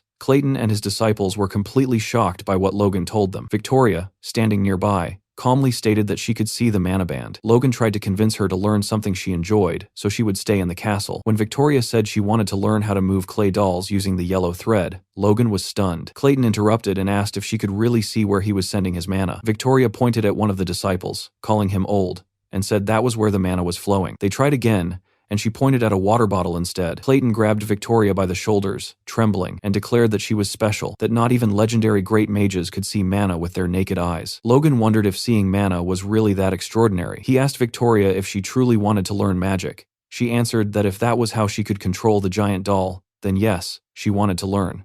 Logan insisted again, and Victoria explained that if she could control it, she could do much more. Logan decided then and there to entrust Victoria to Clayton, but before anyone could respond, the girl had already vanished. Clayton shouted for someone to bring a measuring tape while he personally began taking Victoria's measurements. Logan watched in silence, thinking that both siblings were geniuses. Their forces were steadily growing stronger. Maybe it was time to go to Gran, especially since he had made a promise to his master. He planned to go alone, but things didn't go as planned. 7 knights surrounded him, clearly assigned as guards. Captain Henderson of the 18th Squadron introduced himself, but Logan was visibly irritated and told them to leave. Patrick had warned him that it would be rude to the Sword Duke to arrive without at least a minimal escort. Logan then noticed Rick and asked what he was doing there. Rick replied that it wouldn't be appropriate for the heir of a noble house to walk around without a personal servant. Logan didn't buy it, and asked if Rick simply wanted to visit the capital. Rick broke into a cold sweat and admitted it. No one talked to him anymore, and he needed to get married. Logan covered his ears and complained that they would only slow him down. As they departed, Logan focused on his real goals. First, identifying changes in the future. Second, finding the third prince and forming a connection. He recalled the royal family's history. King Samuel von Grandia had no heir until the age of 40, so he had 2 sons with concubines. 10 years later, the queen gave birth to the third prince, who surpassed his brothers and became the successor. Logan remembered that winter, just before the third prince came of age, the civil war would begin with the king's death. The first prince, von Douglas, a sixth circle mage, and the second prince, Jordan Valtermine, would both have the backing of their grandfathers. Logan had once seen the third prince on the verge of execution before Felix intervened, claiming the king's will demanded his survival. Despite surviving, the third prince would lead the country to ruin within 5 years. Logan decided long ago that he would never allow that man to become king. The second prince wasn't much better either. He needed to see the third prince with his own eyes to judge whether he deserved the throne. Inside the castle, Logan's servants were speechless. Rick approached again, suggesting that Logan should make connections and asking for help getting close to one of the maids. Annoyed, Logan smacked Rick on the head, knocking him to the ground. A man then arrived to escort Logan and introduced himself as Lewis Ryan, the Duke's supervisor. Logan recognized him instantly. In his past life, Lewis had given him the divine sword secrets and told him to memorize them and pass them on to someone worthy. Logan couldn't remember anything else Lewis had given him. Lewis led him to the office and said the Duke was waiting. As Lewis turned away, a voice called out. Logan smirked faintly and turned around, planting his feet in the opposite direction. He commented casually that it felt very nice to see him again, and that he was genuinely glad to see he looked as good as ever. It quickly became clear that Logan was addressing the Sword Duke and his wife. The Duchess acknowledged Logan's presence, saying she had heard quite a lot about him from Felix. She told Logan that they owed him immensely. Logan replied politely, saying it was nice to finally meet her and congratulated her on the birth of her child. The Duchess smiled and said that, since they were already talking about that, there was something she wanted to ask him. Logan answered calmly that he was open to anything she wished to ask. She gently placed her hands over her stomach and asked Logan if he would choose their baby's name. The moment the words left her mouth, Logan froze completely. Felix stepped in, explaining that he and the Duchess had discussed this matter for quite some time. He said that everything they had now was thanks to Logan, which was why they wanted him to be the one to choose their child's name. Logan, however, was still stunned into silence. Inside his mind, Logan reflected on the meaning of names. In Grandia, a name was believed to decide and illuminate the path a child would walk in life. Since ancient times, nobles had sought out respected figures to name their children, sometimes holding feasts solely to celebrate the naming. But leaving such an important task to him felt different. He and the Sword Duke had only met twice, yet it was undeniable that they had already influenced each other's lives in profound ways. Logan realized how heavy the responsibility was, but at the same time, he saw no reason to refuse. Logan finally spoke and said that it would be an honor for him. Hearing this, both Felix and the Duchess were overjoyed and thanked him sincerely. Felix then turned to his wife and gently told her to go rest, reminding her that she was with child and should not strain herself. The Duchess protested lightly, saying that manners still mattered and that this was an important request. Felix glanced back, thinking to himself that this arrangement was beneficial for Logan as well. After all, being known as the one who named the Sword Duke's child was no small distinction. With some effort, Felix managed to escort his wife out of the room. Once the wooden door closed behind her, he leaned against it and sighed, admitting that he was never very good with words. He then turned his attention back to Logan and said that they should talk about their bodies. Logan looked confused, not understanding what Felix meant by that. Felix studied him closely and said that he was surprised by how quickly Logan's force had grown. In such a short span of time, his progress was abnormal. Felix concluded by saying that he wanted to see just how strong Logan had become now. Inside the training grounds, Felix and Logan stood facing each other once again, both fully prepared to fight. Logan moved first, leaping forward and attacking with everything he had. But in the blink of an eye, Felix dodged cleanly and appeared right behind him, already set to counter. Logan redirected his attack, but Felix blocked it effortlessly. Watching this, Logan realized just how easily Felix was stopping him. If he was going to fight his master, then this was the perfect chance to truly test his limits. But before he could continue, Felix suddenly told him to stop. He demanded to know what Logan thought he was doing, leaving Logan momentarily speechless. Felix then asked, almost mockingly, if that was really Logan's full strength. Logan admitted that he had been holding back. Felix ordered him to stop restraining himself and give it everything he had. Logan began charging his aura, staring straight at Felix while taking his stance. This was the first real training session since they had officially become master and disciple, and Logan knew he could not afford to disappoint him. He unleashed a powerful attack that even shook the Sword Duke, yet Felix still blocked it with ease. The resulting explosion was so intense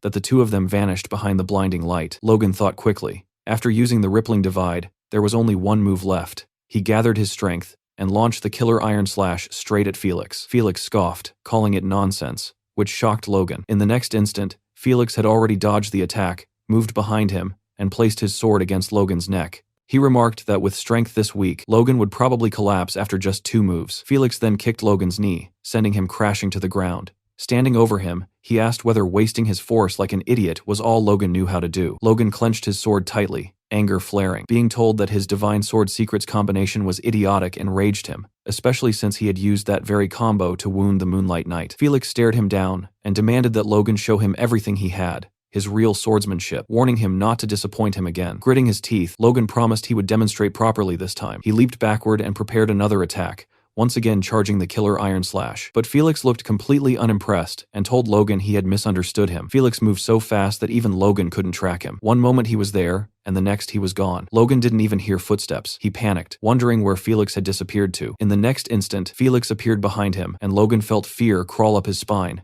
He turned too late. Felix slammed the handle of his sword into Logan's face, knocking him down instantly. The sparring continued, with Logan desperately trying to attack again. It was useless. Felix disarmed him with ease, leaving Logan holding nothing but pain and what felt like a sprained wrist. Felix questioned whether Logan truly called that swordsmanship, and whether he was even trying at all. Logan couldn't understand what Felix wanted, as he kept criticizing his swordsmanship over and over. Felix finally explained. Logan might have grown stronger in raw power since they last met, but his swordsmanship hadn't improved. In fact, it had deteriorated. Turning his back, Felix told him that his fundamentals were broken. Instead of dumping all his force into flashy techniques, Logan should rebuild his basics and make them the foundation of his strength. Even if Logan reached the next level through luck or talent, it would only raise the height of the next wall blocking him. Hearing this, Logan realized Felix was right. He had regained power too easily after regressing, relying on memories and the Divine Sword secrets while growing arrogant. Since returning from the past, everything had gone smoothly, and he had misjudged himself. Swallowing his pride, Logan asked Felix to give him one more chance. Felix seemed intrigued.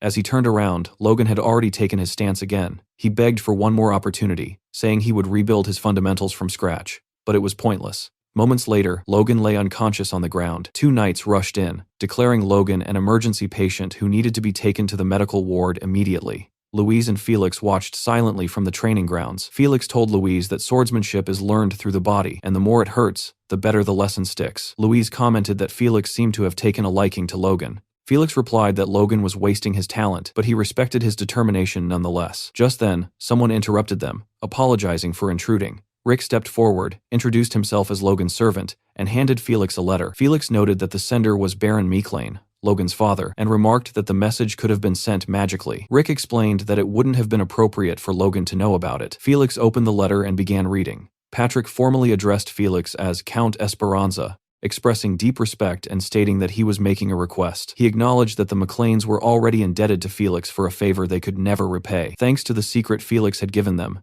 their knights had grown stronger and survived many hardships. Patrick admitted that it might be shameless to ask for more, but knowing how generously Felix had guided Logan with the secrets of the sword, he felt compelled to make this request. Reading this, Felix was confused. He recalled only giving them a low-rank manual and wondered what great secrets Patrick was referring to. The letter continued, stating that Logan had suffered a small pain last year, and if Felix accepted this request, the McLeans would be eternally grateful. Felix found the request interesting, but kept his thoughts to himself. He turned to Rick and asked if Logan knew about this letter. Rick replied that Logan had no idea, believing it wasn't the time to worry about such matters. Felix reread the letter and suddenly grew furious, muttering to himself how a 20-year-old could possibly not be interested in women. He then told Rick that he would do his best. 1 week later, after another intense round of training, Felix brought up something Logan absolutely did not expect. He casually proposed that Logan should go on a date. Logan froze, unsure how he was even supposed to respond. Felix, completely serious, explained that as an heir with no fiancé at the age of 21,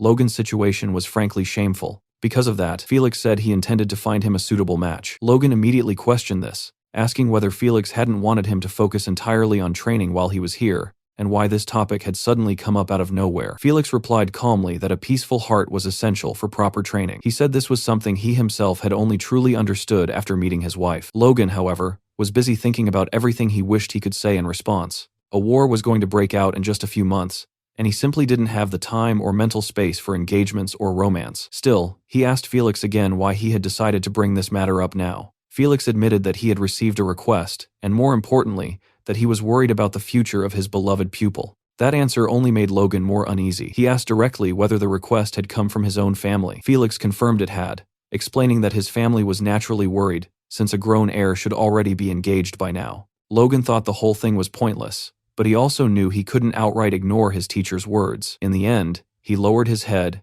and prepared himself to agree. He decided that meeting the girls wouldn't hurt, and wasting one day would be acceptable. The next day, on the manor grounds, a beautiful young woman stood waiting in front of Logan and greeted him politely, saying it was nice to meet him. She then introduced herself fully as Eileen Floyd. Behind Logan, Rick nearly lost his mind the moment he saw her. Her beauty shocked him, and even Logan was visibly taken aback. Rick leaned closer and whispered that Eileen was almost too good for Logan, adding that even he, someone who usually showed no interest in women, was stunned. Logan looked at Eileen again, wondering how this was even possible. His potential fiancée was not only beautiful, but also a force user, and a strong one at that. He could tell she stood at the pinnacle of low rank, bordering on intermediate, at only 18 years old, which was absurd. Then her name hit him, Floyd. In his past life, the Floyd family's talents had died tragically during the 3 years of war. But one person stood above the rest. The warrior who guarded the inner castle gates, cut down 100 knights, and earned the title Rose of Steel, blooming from a fallen family. That person was Eileen Floyd. Realizing this, Logan thought the meeting was far more significant than he had expected. If he could bring her into the McLean family before the war broke out,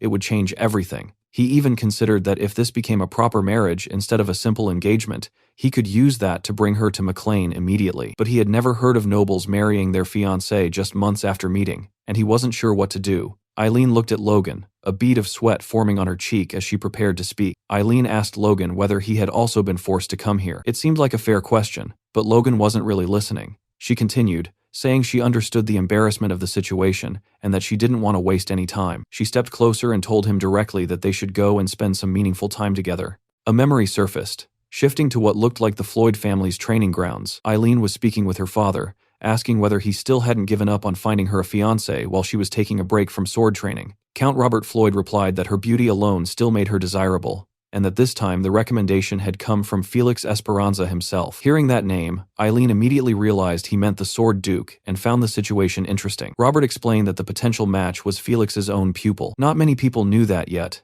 but word was spreading that he would soon become famous. Still, Robert added that Logan probably wouldn't surpass Eileen, who had awakened her force at just 12 years old. Eileen's past engagements came to mind. Her first engagement had ended after she beat up her fiancé. After that incident, she had been banned from training, though only for 2 years. Later, she beat up her second fiancé as well, someone already qualified to become a knight, proving her superiority over most of them. That reputation earned her the infamous title of the maiden who beats up knights. With a name like that, combined with her determination to become a knight, marriage proposals had all but vanished. That was why Robert believed they had to seize this opportunity. If the Sword Duke himself had acknowledged Logan's talent, then maybe this was finally someone capable of handling his daughter. Back in the present, Eileen once again asked Logan to spend time doing something meaningful together. Logan was left speechless. As she clasped her hands together, he finally asked what she meant by meaningful. Eileen said she had heard Logan was the Sword Duke's pupil. She asked Logan to cross blades with her. Well, let's see how this spar date goes. Later, on the knight's training grounds,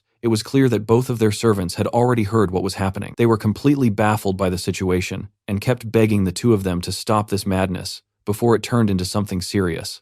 Eileen's servant nervously asked whether she was really planning to beat up her potential fiancé again, especially since the Count had practically begged her not to repeat that incident. Eileen replied calmly that this time was different. She explained that the previous two had looked down on her and behaved rudely, making comments about how having force would make her good only for giving birth to strong children, or boasting that they could take her down barehanded. Back then, she had decided to teach them a lesson and honestly felt she should have beaten them even harder. But then she turned her head toward Logan once more, and repeated that this time, it was different. Across the training grounds, Rick was desperately pleading with Logan, asking why he was warming up so seriously. He warned him that if word spread that he had hit a woman, the Lord would have a heart attack. Logan told Rick not to worry, explaining that he had already requested the entire training area be sealed off, so nothing would leak out. At the same time, Logan found himself thinking about Eileen's strength. Ever since he had heard her name, he had wondered whether it was truly possible that she had once slain 100 knights by herself. He decided that he would find out for himself. Eileen's servant,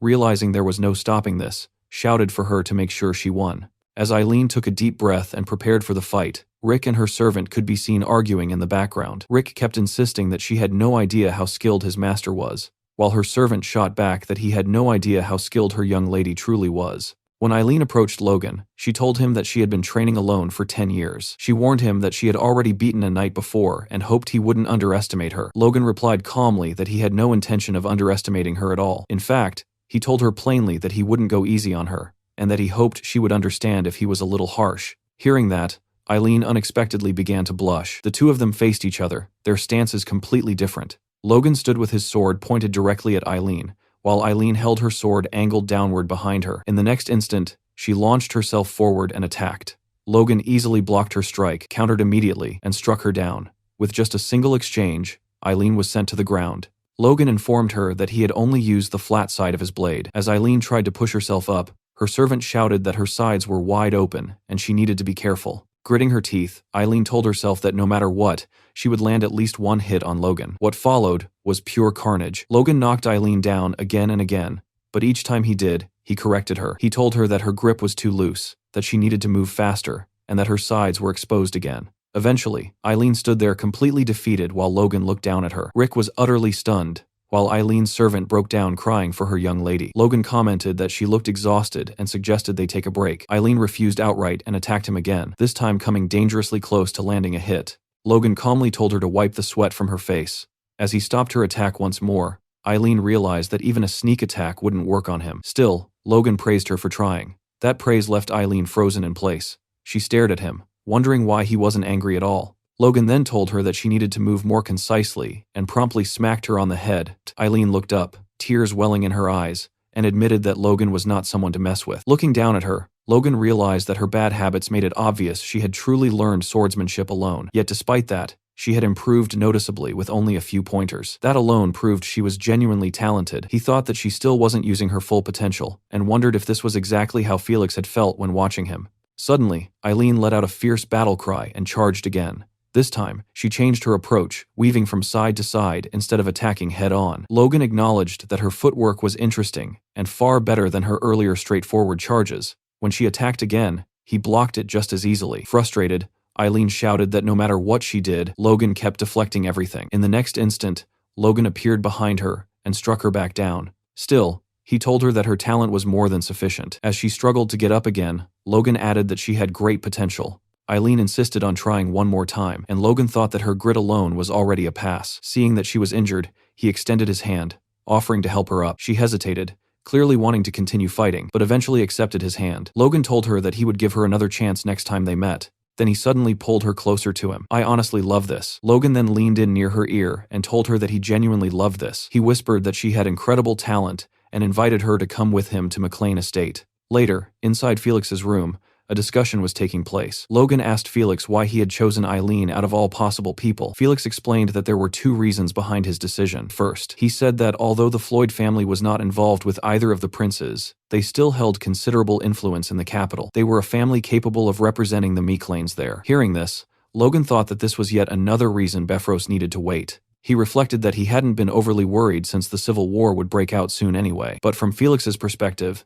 this choice made perfect sense. Felix then stated that the second reason was far more important. Logan fell silent, ready to listen. Felix admitted that he had been curious to see what would happen if a wild guy like Logan met a troublemaking maiden like Eileen. What he hadn't expected was for Logan to actually like her that much. As Felix laughed his ass off in the background, Logan thought that his master could be quite strange at times. Still, good was good. Felix told Logan that he had seen how his face turned red when he met Eileen and said that Logan finally looked like a boy his age. Logan didn't quite understand what he meant. Felix stood up from his chair and told Logan that he didn't know how heavy the burden on his shoulders truly was. Someone as young as Logan, wearing the expression of a man who had been holding up the entire world, wasn't easy to watch. Felix told him that he could share that burden if he wanted. He should open his heart more, trust the people around him, and allow himself to relax. Felix admitted he might be overstepping, but from everything he had heard, Eileen could give Logan the breathing room he needed. Logan wanted to tell Felix that his burden was something only he could carry, but Felix interrupted him, warning him not to wait too long to have a child, speaking from experience.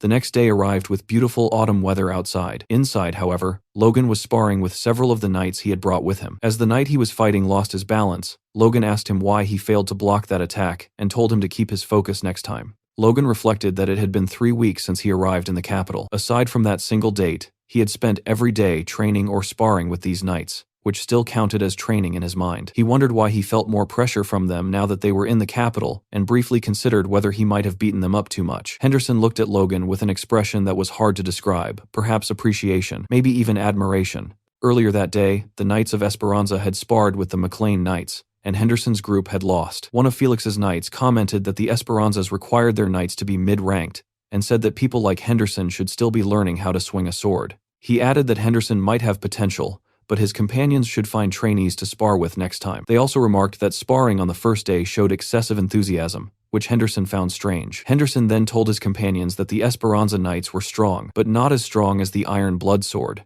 His friend agreed, and recalled Logan telling them that he had received the Iron Blood Sword from the Duke himself. That made them wonder whether those knights were using a weaker sword style. Henderson began to suspect that Logan hadn't received the technique from the Duke at all, but had created it himself. Regardless, they believed their young master had bestowed them with skills superior even to the Duke's. Overwhelmed, they fell to their knees, calling Logan their great young master. Back in the present, Henderson and the others were staring at Logan, making him uncomfortable. He turned his back, thinking he wasn't sure what was going on with them, but since they weren't causing trouble and were focused on training, he let it be. Elsewhere in the capital, a wooden sign declared that the M. Klein special product was on sale. The man holding the sign was none other than Philip, shouting that this was a rare opportunity to buy the essential vanity product that had once made nobles gasp. He approached a man, claiming he could see worry on his face and assuring him that his medicine could solve all his problems. Then he shouted at another young man, saying he looked just like his master, only to realize that the person in front of him was actually Logan, who was visibly pissed. Philip immediately began bowing and explaining that there were too many competitors. In reality, he wasn't bowing at all. Logan was sitting on his back while Philip was forced to do push-ups,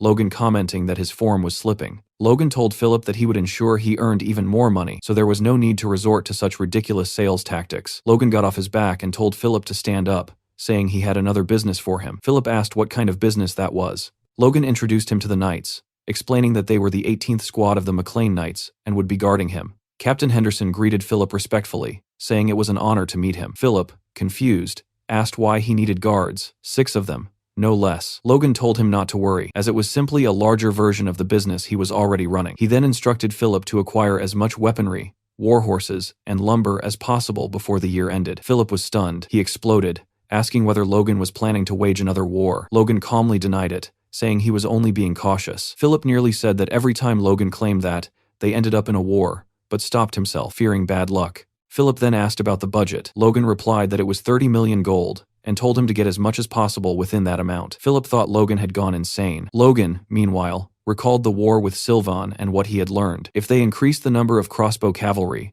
soldiers could take on low-ranked knights. Individual soldiers could defeat groups of force users. If successful, it would change battlefield norms. It might not rival the Empire's crossbows from his previous life, but it would come close. Philip argued that Logan didn't understand how markets worked and that he wouldn't be able to acquire even half of what he wanted. When Logan asked why, Philip explained that sudden demand would skyrocket prices, especially horses. More money didn't mean horses would suddenly be born in triplets or ponies would grow faster. Logan wondered if he had made the request too late, and thought it should have been fine before the war. Philip accused him again of planning another war, which Logan denied. Philip held up 3 fingers and explained that prices would likely triple. Logan accepted that it couldn't be helped. Philip thought that had worked, but Logan added that it would be fine to go up to double the current market price. Philip realized Logan wasn't backing down, and that prices would still likely triple. When Philip tried to argue again, Logan interrupted him. He promised that if Philip managed to buy supplies for less than double the market price, he would receive a bonus equal to 3% of the difference. Philip froze and asked how much that would be. Logan calmly explained the percentage. Philip was stunned, and promised to do his best. Henderson quietly wondered if 3% was a lot, since numbers had never been his strength. Philip, overjoyed, began massaging Logan's shoulders, while Logan thought that money really did solve everything. He reflected that he had gained valuable insight into training from his teacher, and had unexpectedly gained Eileen as well. Things were going well. Still, one issue lingered in his mind: King Samuel. There was still no bad news. No sign of internal conflict.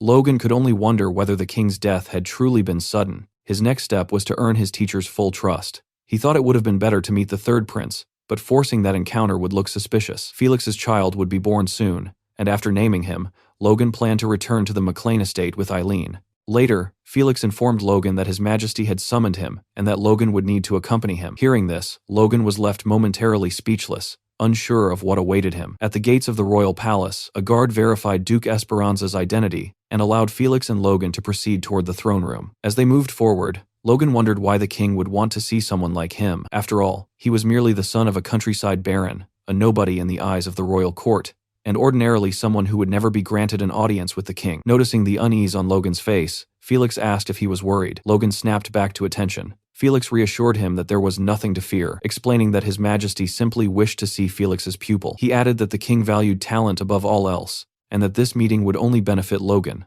not harm him. Logan nodded, saying he understood, but his thoughts drifted elsewhere. He looked up at the palace towering above them and remarked that even the empire had hesitated to destroy it, ordering instead that it be preserved. That was the beauty of Grandia. After the war with the empire, the palace had been designated as the kingdom's headquarters, a symbol of both pride and defiance, its beauty matched only by the trouble it had caused.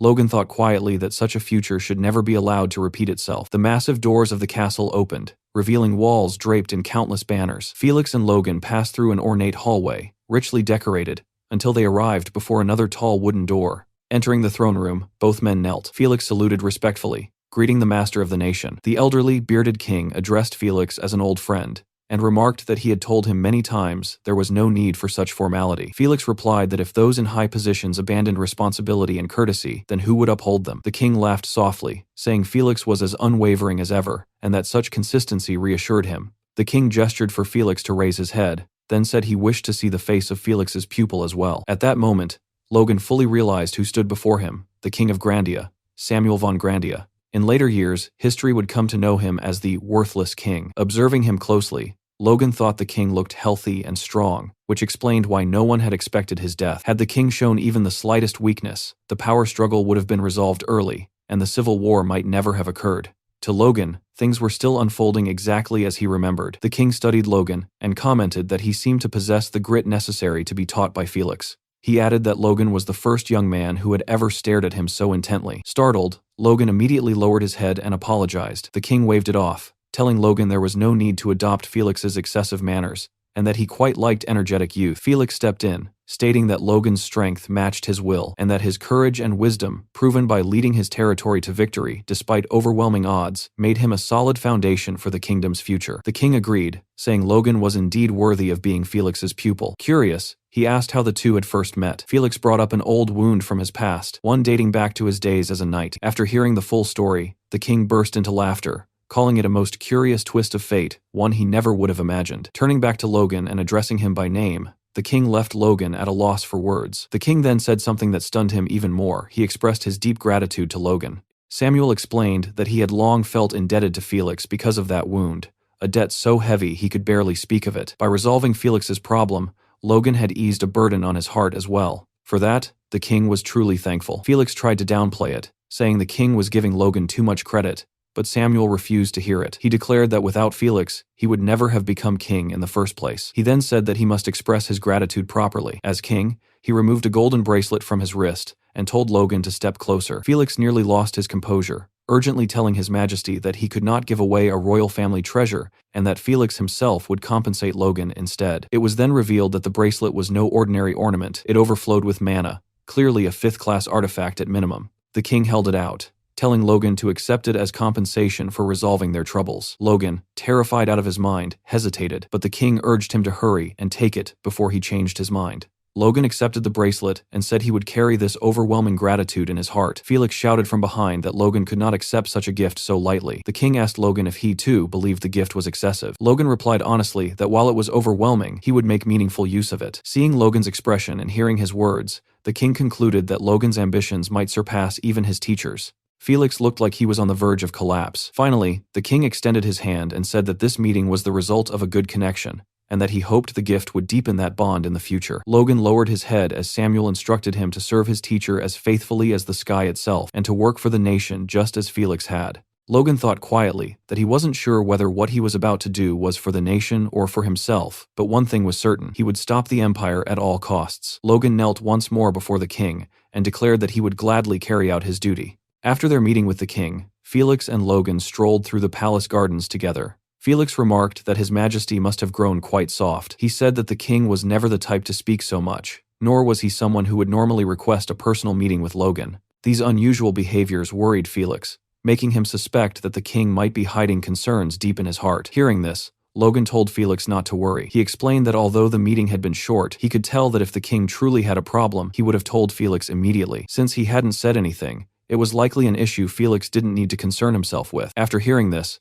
Felix looked visibly calmer and smiled. He admitted that Logan was right and said that he must have become more prone to worry with age. He added that his heart had wavered, simply because his pupil had accepted a royal treasure so casually. Hearing this, Logan began sweating, unsure how to respond. Felix then told Logan that the bracelet he had received was called the Bracelet of Regeneration. It was an artifact imbued with 5th-class magic specializing in rapid healing. Because it contained only a single enchantment, its effect was extremely potent, comparable to the holy spell of a high-ranking priest. Hearing this, Logan immediately grasped the bracelet's potential. A spell of that level could turn fatal wounds into mere scratches. The bracelet possessed regeneration power at the highest possible tier. Felix said that knowing Logan now possessed such an item put his mind at ease. Logan replied that it was all thanks to Felix. However, Felix interrupted him and said that now he could push Logan to the brink of death, confident that the bracelet would simply repair him afterward. He told Logan to prepare himself. Until seeing this side of Felix, I had believed Logan was the only madman in Grandia, but it seemed Felix might surpass him. At that thought, Logan looked like he was about to wet his pants. Still, he believed this would help him grow stronger. He told Felix that he would do his best to meet his expectations, as the harder he trained, the more progress he would make. It soon became clear that Felix was keeping his word. Lying on the ground, barely conscious, Logan thought that he remembered this scene from somewhere before. Felix stood over him and asked how long he planned to lie there, ordering him to get back up. Suddenly, one of Felix's servants came running and shouted for him. The news the servant brought was something everyone had been waiting for. The Sword Duke had finally had his child. Felix threw a grand celebration so extravagant that some nobles even thought it excessive for the birth of a daughter. At the party, people whispered among themselves, saying they had heard that the Sword Duke's pupil would also be attending. When they spotted Logan, they approached him and asked if he was the one, commenting that he was much younger than they had expected. Seeing this, Logan could only think about how much attention the title of Sword Duke's pupil attracted, and how the days when he sold Imperic at parties felt like a lifetime ago. Logan then turned around and saw Felix. He was holding his baby in his arms, standing beside the Duchess, and he looked like the happiest man in the entire world. Soon, a servant announced the arrival of an important guest, the Bishop of Grandia's United Holy Order. The man introduced was Crimson Matthew. The bishop stepped forward to congratulate Felix on the birth of his descendant,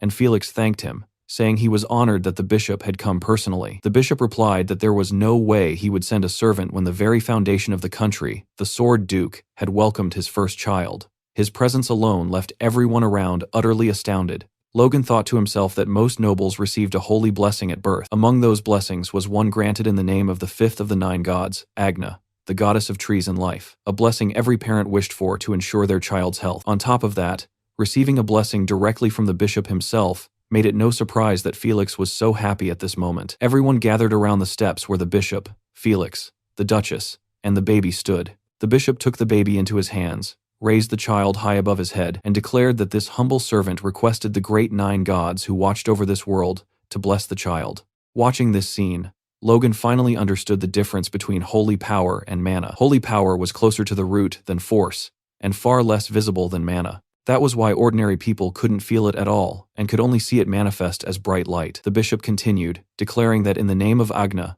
the goddess of life, he blessed this newly born Esperanza. At that moment, tens of thousands of powerful streams of blue light surged toward the bishop and the child. Those who witnessed it were left in awe. Everyone immediately began congratulating the Duke, saying that with such a powerful light, the child was surely destined to grow up healthy and strong. But that was not what actually happened. The only ones who seemed to realize this were Logan and the bishop. The holy power had been deflected from the baby's body. Seeing the bishop's expression, Felix grew anxious and asked what was wrong. The bishop replied that nothing was wrong at all, explaining that he was simply tired after performing a blessing for the first time in so long. He apologized and said he would now take his leave. As the bishop descended the stairs, the Duke and his Duchess watched him, their expressions revealing that they too sensed something unusual about the event. Observing this, Logan thought that since holy power was only one of many forms of power, it was possible the baby possessed a peculiar constitution that resisted it. Even so, Logan felt deeply uncomfortable. That discomfort seemed to originate from Count Befros, who was standing in front of Logan and now saluted him. Befros remarked that it was a shame Logan appeared rather unwell. Logan returned the greeting and replied that he was quite well, thanking Befros for his concern. Befros said Logan was as cheeky as ever, to which Logan calmly replied that it was one of his many charms. In the next instant, Befros clenched his fist and shattered the glass in his hand. The sharp sound drew everyone's attention. Befros said it was the first time he had made such a mistake, but given his age, his hands slipped from time to time. A servant hurried over, offering a cloth to stop the bleeding and clean him up. Befros then told Logan that the only reason Logan was still alive was because, by sheer chance, he had become the Sword Duke's pupil. He stepped closer and said that thanks to this, Logan had managed to attract the attention of many high-ranking nobles, making him a very lucky man. As he spoke, he shoved the blood-stained cloth into Logan's hand. Logan accepted the cloth and thought that for a count, Befros was surprisingly immature. He replied that he was, of course, aware of how lucky he had been after all. He had even managed to regress. Befros said he hoped Logan would maintain that same attitude even after meeting higher nobles. Logan didn't understand what Befros meant, so Befros clarified. He told Logan that Romain von Grandia, His Highness, the second prince, wished to meet him. Befros added that he hoped Logan would refuse. Logan interpreted this clearly. If he didn't take the second prince's side, Befros would make him pay. Logan replied that it would be an honor to be introduced to His Highness, the second prince, by Befros, and that he would carefully deliberate on the suggestion. Hearing this, Befros scoffed, saying Logan's words were arrogant and that the prince's orders were not mere suggestions. Logan stepped closer to Befros and calmly said that he believed it was a suggestion, and that Befros surely wouldn't want him and his teacher to do something foolish like joining the other side. As he spoke, Logan neatly placed the bloodied cloth into Befros's breast pocket.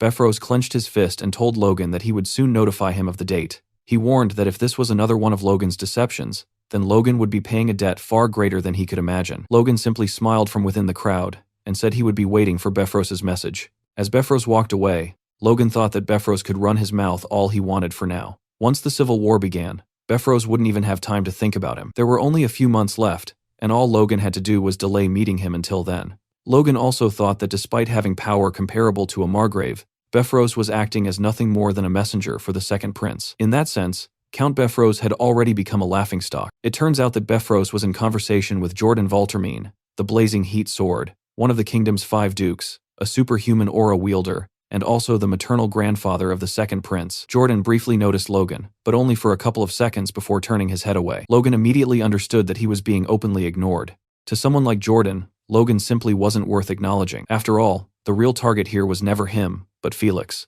While Logan was still thinking about this, a man approached him from behind and spoke softly, addressing him formally as young Master Logan. Logan turned and saw Lord Veron Kairos, his uncle. Veron laughed warmly, clearly pleased to see Logan, commenting on how long it had been since they last met and how proud he felt seeing Logan all grown up. Logan, however, asked him bluntly what nonsense he was spouting. Veron Kairos was his mother's elder brother and the successor of the Kairos family, a house tied to the Macklins through marriage. Yet Logan couldn't recall Veron ever truly acting like an uncle. A memory surfaced from Logan's childhood, where he had once called Veron uncle during a gathering, only to be mocked and warned not to overstep his place. Back then, Veron had looked down on him like he was nothing more than filth. Back in the present, Veron explained that even if they lacked direct blood ties, the world still recognized the Kairos and Emclane families as bound by marriage. Logan coldly asked whether those ties hadn't already been severed. Veron laughed, telling him not to use such harsh words, insisting that mistakes were made in the past, but kin was still kin. He reminded Logan of the support the Kairos family had supposedly given the Macklins over the last decade, and asked if Logan truly couldn't overlook a single mistake. Logan recalled his mother's face during the Tesseron attack, when the Kairos family had turned their backs and abandoned them. He replied that if that mistake hadn't involved closing their eyes while their own kin fell off a cliff, perhaps he could have forgiven it, but not now. Veron felt insulted, thinking Logan had grown far too bold after gaining a little fame. He judged Logan as reckless, still acting without thinking. To Veron, manipulating someone like him shouldn't be difficult. He then admitted that what his family had done was indeed unforgivable, and offered a formal apology on behalf of the Kairos family. Logan calmly told him that Veron seemed well aware it was far too late for apologies.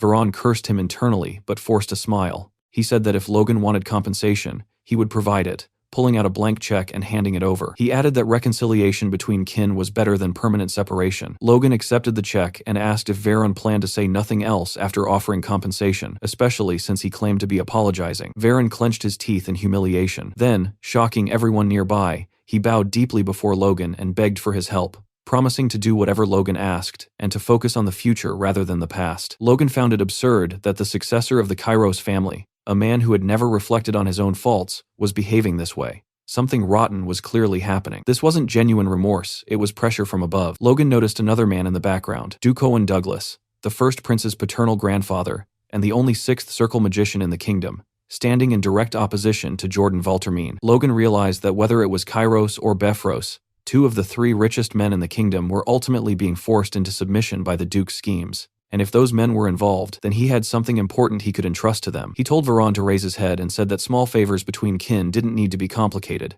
asking if Veron agreed. Logan leaned closer and whispered something into Veron's ear, Veron initially thanked him, but as the request sank in, his expression collapsed into despair. Logan, meanwhile, wore a wide grin. Logan told him that if he fulfilled this single request, arranging a meeting with the first prince would be simple. Veron nodded in defeat, saying he understood and would do exactly as Logan wished. At that moment, a voice interrupted them, calling for everyone's attention. It was Lefman, a vassal of the Esperanza family, announcing that the most important ceremony of the celebration was about to begin. With the safe arrival of the young lady, it was time to welcome the person who would grant her a name. As Lefman prepared to announce it, he hesitated and turned to the Duke and Duchess for confirmation, still unable to believe it. They nodded.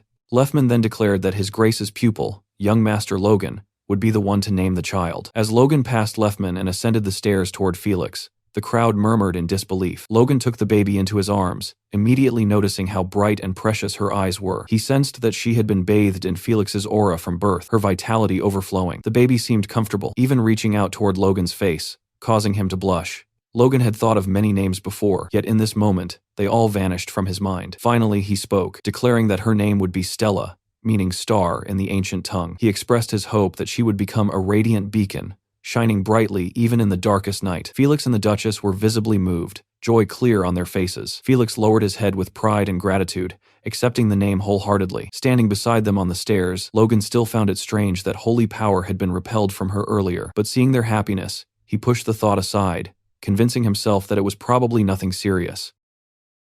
Rick arrived with his arms full of letters, stacking them in front of Logan as if trying to make a point. He explained that nobles from all directions had sent invitations, hoping to meet Logan after the naming ceremony. Logan barely glanced at them and told Rick to leave everything in his room because he planned to refuse every single request. Rick was clearly confused, unable to understand why Logan would ignore such opportunities. Logan simply replied that they needed to return to their estate as soon as possible. The Civil War was approaching, and preparation mattered more than social games. He thought it was unfortunate that he never managed to meet the third prince during his stay, but that regret would have to wait. Right now, returning home came first. Dwayne had already contacted him with news that the estate was thriving beyond expectations. The harvest this year was estimated to be nearly 20 times higher than projected, enough to sustain them for at least 3 or 4 years. Logan felt a growing urge to see everything with his own eyes. Felix stepped forward and told Logan to pause his training for the moment. He then revealed that he had one final secret art to pass on before Logan departed. The words left Logan stunned. Standing face to face, Logan admitted his surprise at being taught another secret technique so suddenly. Felix calmly replied that he was aware Logan possessed something even greater already, leaving Logan momentarily speechless. It was clear Felix was referring to the ancient secret art. Felix acknowledged that he had spoken poorly of that art in the past, but when used properly, it could surpass even his own techniques. Still,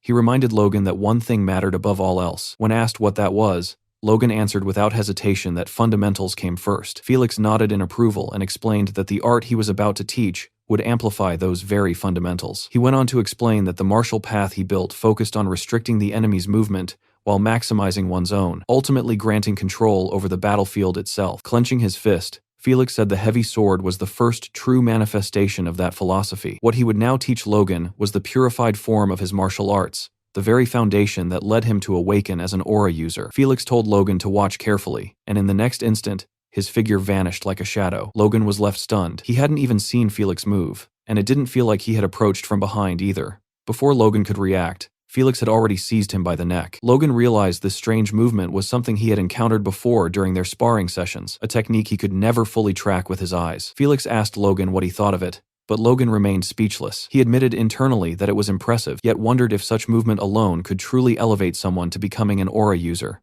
A superhuman like Felix would naturally be impossible to follow, but what about ordinary warriors? Felix seemed to read his thoughts, and asked Logan what the foundation of all martial arts truly was. Logan answered that it was the legs and the steps one takes. Felix said that answer was correct, but only for non-force users. The reason Felix stood above other aura users in the kingdom was because of the very technique he had just used, known as Spirit Shadow. The name felt unsettling to Logan, but judging by Felix's pride in it, the technique was unquestionably valuable. Felix casually mentioned Logan's trouble with the knight named Franz, striking a sarcastic pose as he remarked that such difficulties would never have happened if Logan had mastered Spirit Shadow earlier. He then asked if Logan wanted to learn it. There wasn't a hint of hesitation in Logan's expression. Every hardship he had endured only strengthened his resolve. Felix began teaching him immediately, instructing Logan to lighten his steps and allow his heels to touch the ground only at the moment of jumping. He silently noted Logan's extraordinary talent. Within just a few hours, Logan had nearly replicated the movement and was already internalizing it, as if full mastery were only a matter of time. Felix felt a rare sense of satisfaction,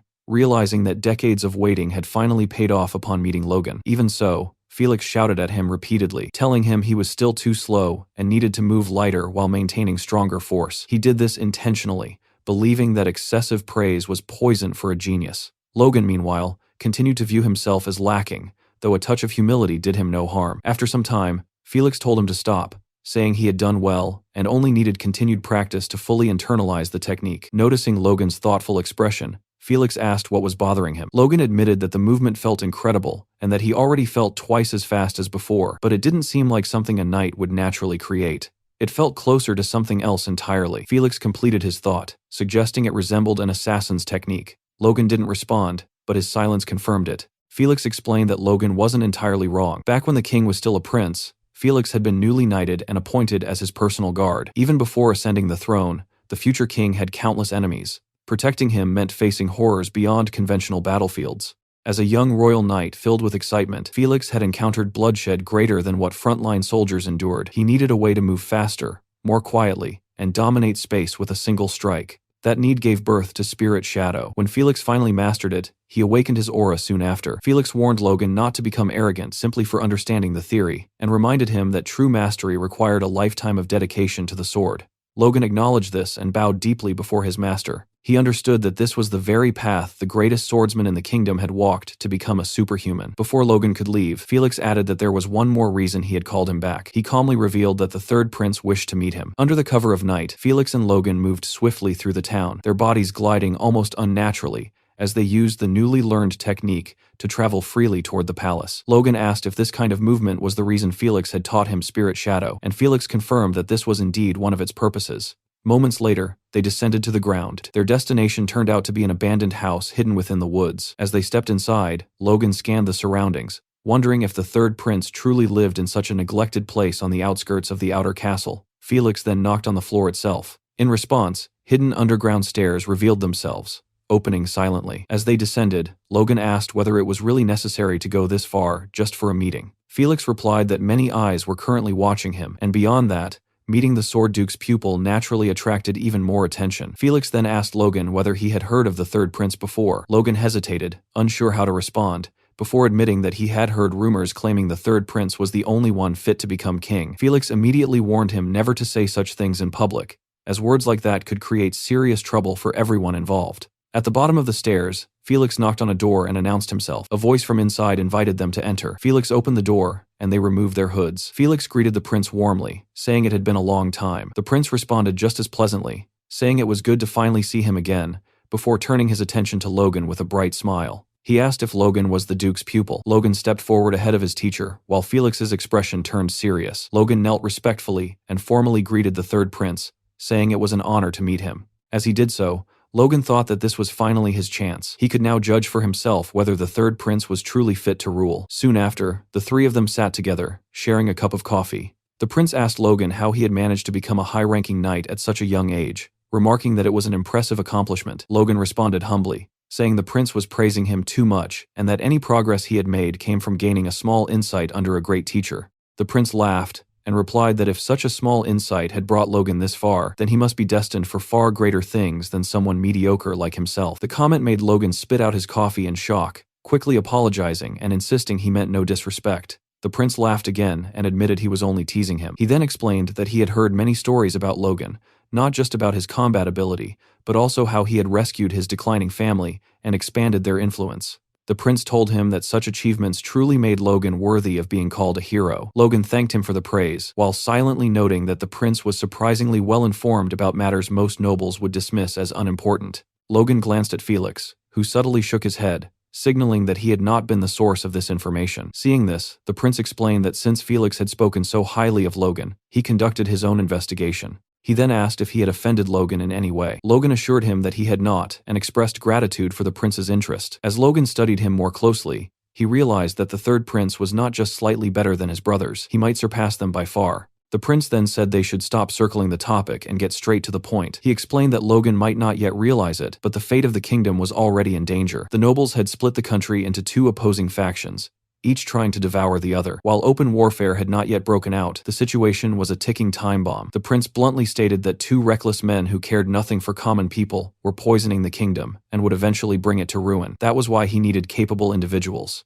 He needed power to drive out those leeches draining the country dry. Felix was stunned by the bluntness of his words. The prince then turned to Felix, saying he understood his position and knew that as a powerless prince, he could not command the Sword Duke's pupil to serve him. But that was never his intention. He turned back to Logan and declared that Logan was a genius of the century and a treasure of the kingdom. He expressed his hope that when the time came, talented people like Logan would stand by his side. He extended his hand and asked Logan if he could do that for him. Logan felt that this was exactly what he had been waiting for. He told the prince that he deeply agreed with his views, and that after meeting him in person, he realized the rumors were not wrong. The third prince truly seemed to be the only candidate fit to rule. However, Logan explained that there were obstacles preventing him from serving under the prince immediately. The prince replied that he had expected as much, and assumed Logan had no interest. Logan clarified that this was not the case at all, and that the prince's potential alone was more than sufficient. He added that it was widely known that the other princes were already engaging in disgraceful behavior, which left Felix visibly shocked. Felix tried to interrupt, saying Logan was not in a position to speak about the princes, but the third prince stopped him, stating that Logan was free to continue. Logan explained that his estate was currently in conflict with Count Befros, a dangerous enemy who could not be opposed lightly at their current strength. He needed to resolve this issue first before answering the prince's call. The prince thought for a moment before asking whether Logan was aligned with the second prince. Logan replied that if given some time, he would deal with Befros and then support the third prince with the restored power of the Macleans. In return, the prince would have Logan as his sword. The prince found this proposal intriguing, remarking that such confidence was fitting for the Sword Duke's pupil. He extended his hand again and told Logan that he would prepare a gift for him once that day came. Logan reached out and shook his hand, and the prince told him to look forward to it. After leaving the abandoned house, Felix asked Logan what he had been thinking when he effectively pledged himself to the third prince. Logan asked if he had come across as too direct, explaining that he only meant after handling his own matters. Felix scoffed, calling Logan a crafty brat and saying he understood perfectly what Logan meant. Logan laughed and replied that he did it because he trusted Felix. Felix reminded him that he had warned Logan he could guarantee nothing. Felix then said he knew that was not the whole story, and told Logan he could share his worries if he wished, as Felix might be able to help. Logan looked up silently before asking Felix which of the three princes he believed should become king. Felix avoided the question, saying it was not his place to decide, and that it was ultimately the king's choice. Logan then shared a saying he had heard. The first prince would become a tyrant who destroyed the royal family, while the second prince would become a terrible king who ruined the nation. Felix reacted sharply, asking who dared to say such things. Logan thought to himself that Felix himself had said those words in his previous life, and doubted his opinion had truly changed. Logan stated that he believed those words, and felt that the third prince would be far better than the other two. He asked Felix directly what he thought. Felix hesitated once again. Seeing this, Logan clarified that he wanted Felix's honest opinion. Felix looked down at him, considered his words carefully, and finally admitted the truth that he shared the same sentiment. Hearing this, Logan felt a sense of certainty. For now, it might only be a seed planted in Felix's thoughts, but when the unexpected chaos erupted, that seed would bloom. Logan then told Felix to protect the third prince until he came of age, even though he knew turmoil would strike before then. Felix sighed, and told Logan that he had always known he was intriguing, but admitted that he had no idea what Logan was truly planning. As they left the castle grounds, Logan fell into deep thought. Over the past 2 months, he had accomplished a great deal. He had confirmed the king's condition, and personally met the third prince. He had secured trade routes and networks through Kairos and obtained a promise of cooperation,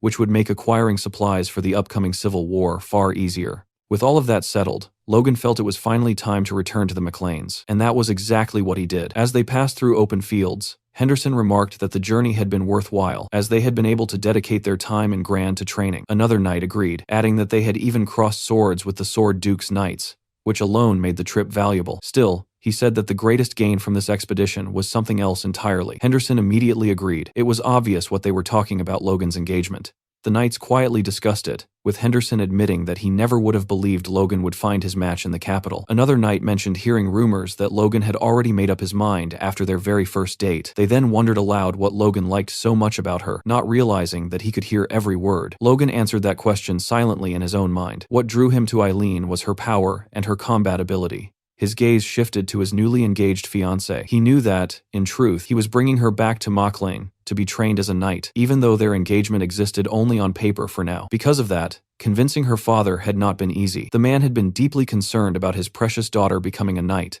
especially when Logan planned to take her away the very day after their discussion. In fact, he had clearly stated that if Logan so much as touched her before the wedding, he would personally cut off his head. Eileen suddenly spoke up, asking Logan to keep his promise to her. Logan asked what she meant. She replied that she could not leave without results after coming all this way, so he had to honor what he promised her. Hearing this, Logan looked down at Eileen, noticing how tightly she was gripping her skirt. In that moment, he understood the feeling she was experiencing, the weight of leaving behind the place where she had lived her entire life. Logan told her that he would honor his promise no matter what. Hearing that, Eileen said softly that she hoped they would arrive soon.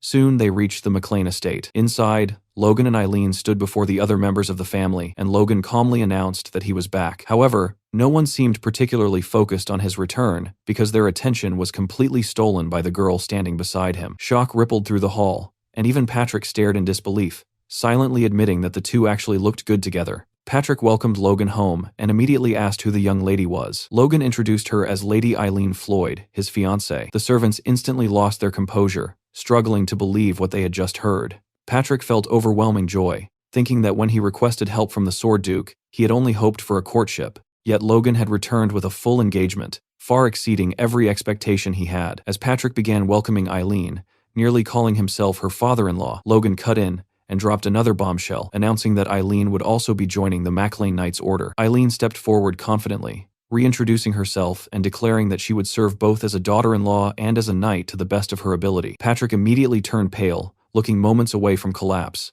while Ronian appeared oddly thrilled. Patrick would have strangled Logan on the spot if Dwayne had not restrained him, demanding to know why anyone would want their fiancé thrown into battlefield training. Hinckley stepped in, pointing out that nothing like this had ever happened before, but realistically, no one possessed the authority to stop Logan anyway. Ronian tried introducing himself properly to welcome Eileen into the family, but his mother rushed in and dragged him away before he could finish, leaving both Logan and Eileen stunned. Moments later, Hamar approached and bluntly told Eileen to run while she still could, insisting that Logan was definitely fooling her, and that ever since her arrival, the noble court had started acting like a circus. Not long after, Eileen appeared on the training grounds wearing McLean armor, standing shoulder to shoulder with the knights as if she had always belonged there. Patrick still could not believe Logan was serious, but Logan simply reminded him that he never joked about matters like this. Patrick tried reasoning once more, arguing that Eileen was a noblewoman and that the kingdom had never seen a female knight before. Logan countered without hesitation she was a force user, and in times like these, useful strength mattered more than outdated traditions. Patrick pushed back again, warning that the McLean Knights' training was far harsher than any other order,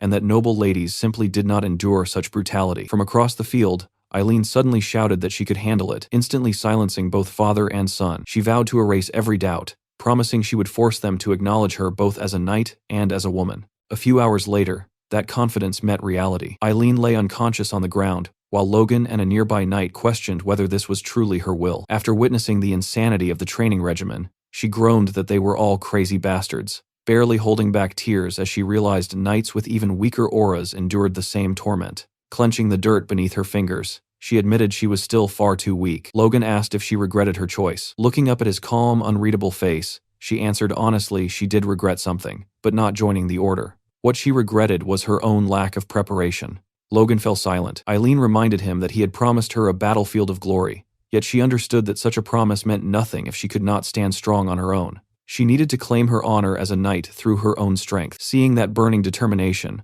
Logan felt a flicker of approval. Maybe there was still hope. He struck a tree beside them with his fist, and an apple snapped loose from a branch, dropping cleanly into Eileen's hands. As she stared at it, Logan declared that just as he had promised, he would deliver a battlefield worthy of her resolve. The Rose of Steel would not stop at something as small as an apple. He told her to eat, recover, and march beside him until the very end. And without hesitation, Eileen agreed. 1 week later, the knights were thrown into another insane training drill. This time they had to scale a steep cliff and defeat the knight waiting at the top. As one knight nearly cleared the exercise, a wooden sword smashed into his head, sending him crashing down hard. Luckily, Patrick caught him mid-fall, saving him from what would have been a brutal landing. Patrick immediately declared that Karen, the fallen knight, was eliminated, and the poor guy looked more like a rescued princess than a warrior in Patrick's arms. Watching from below, some knights muttered that while their training was already known for being brutal, this crossed into madness. One asked who even came up with torture like this. And the other answered with a rhetorical shrug, obviously, Logan. Right on cue, Logan shouted for the next challenger to get ready. Patrick admitted the drill was excellent for siege offense and defensive response,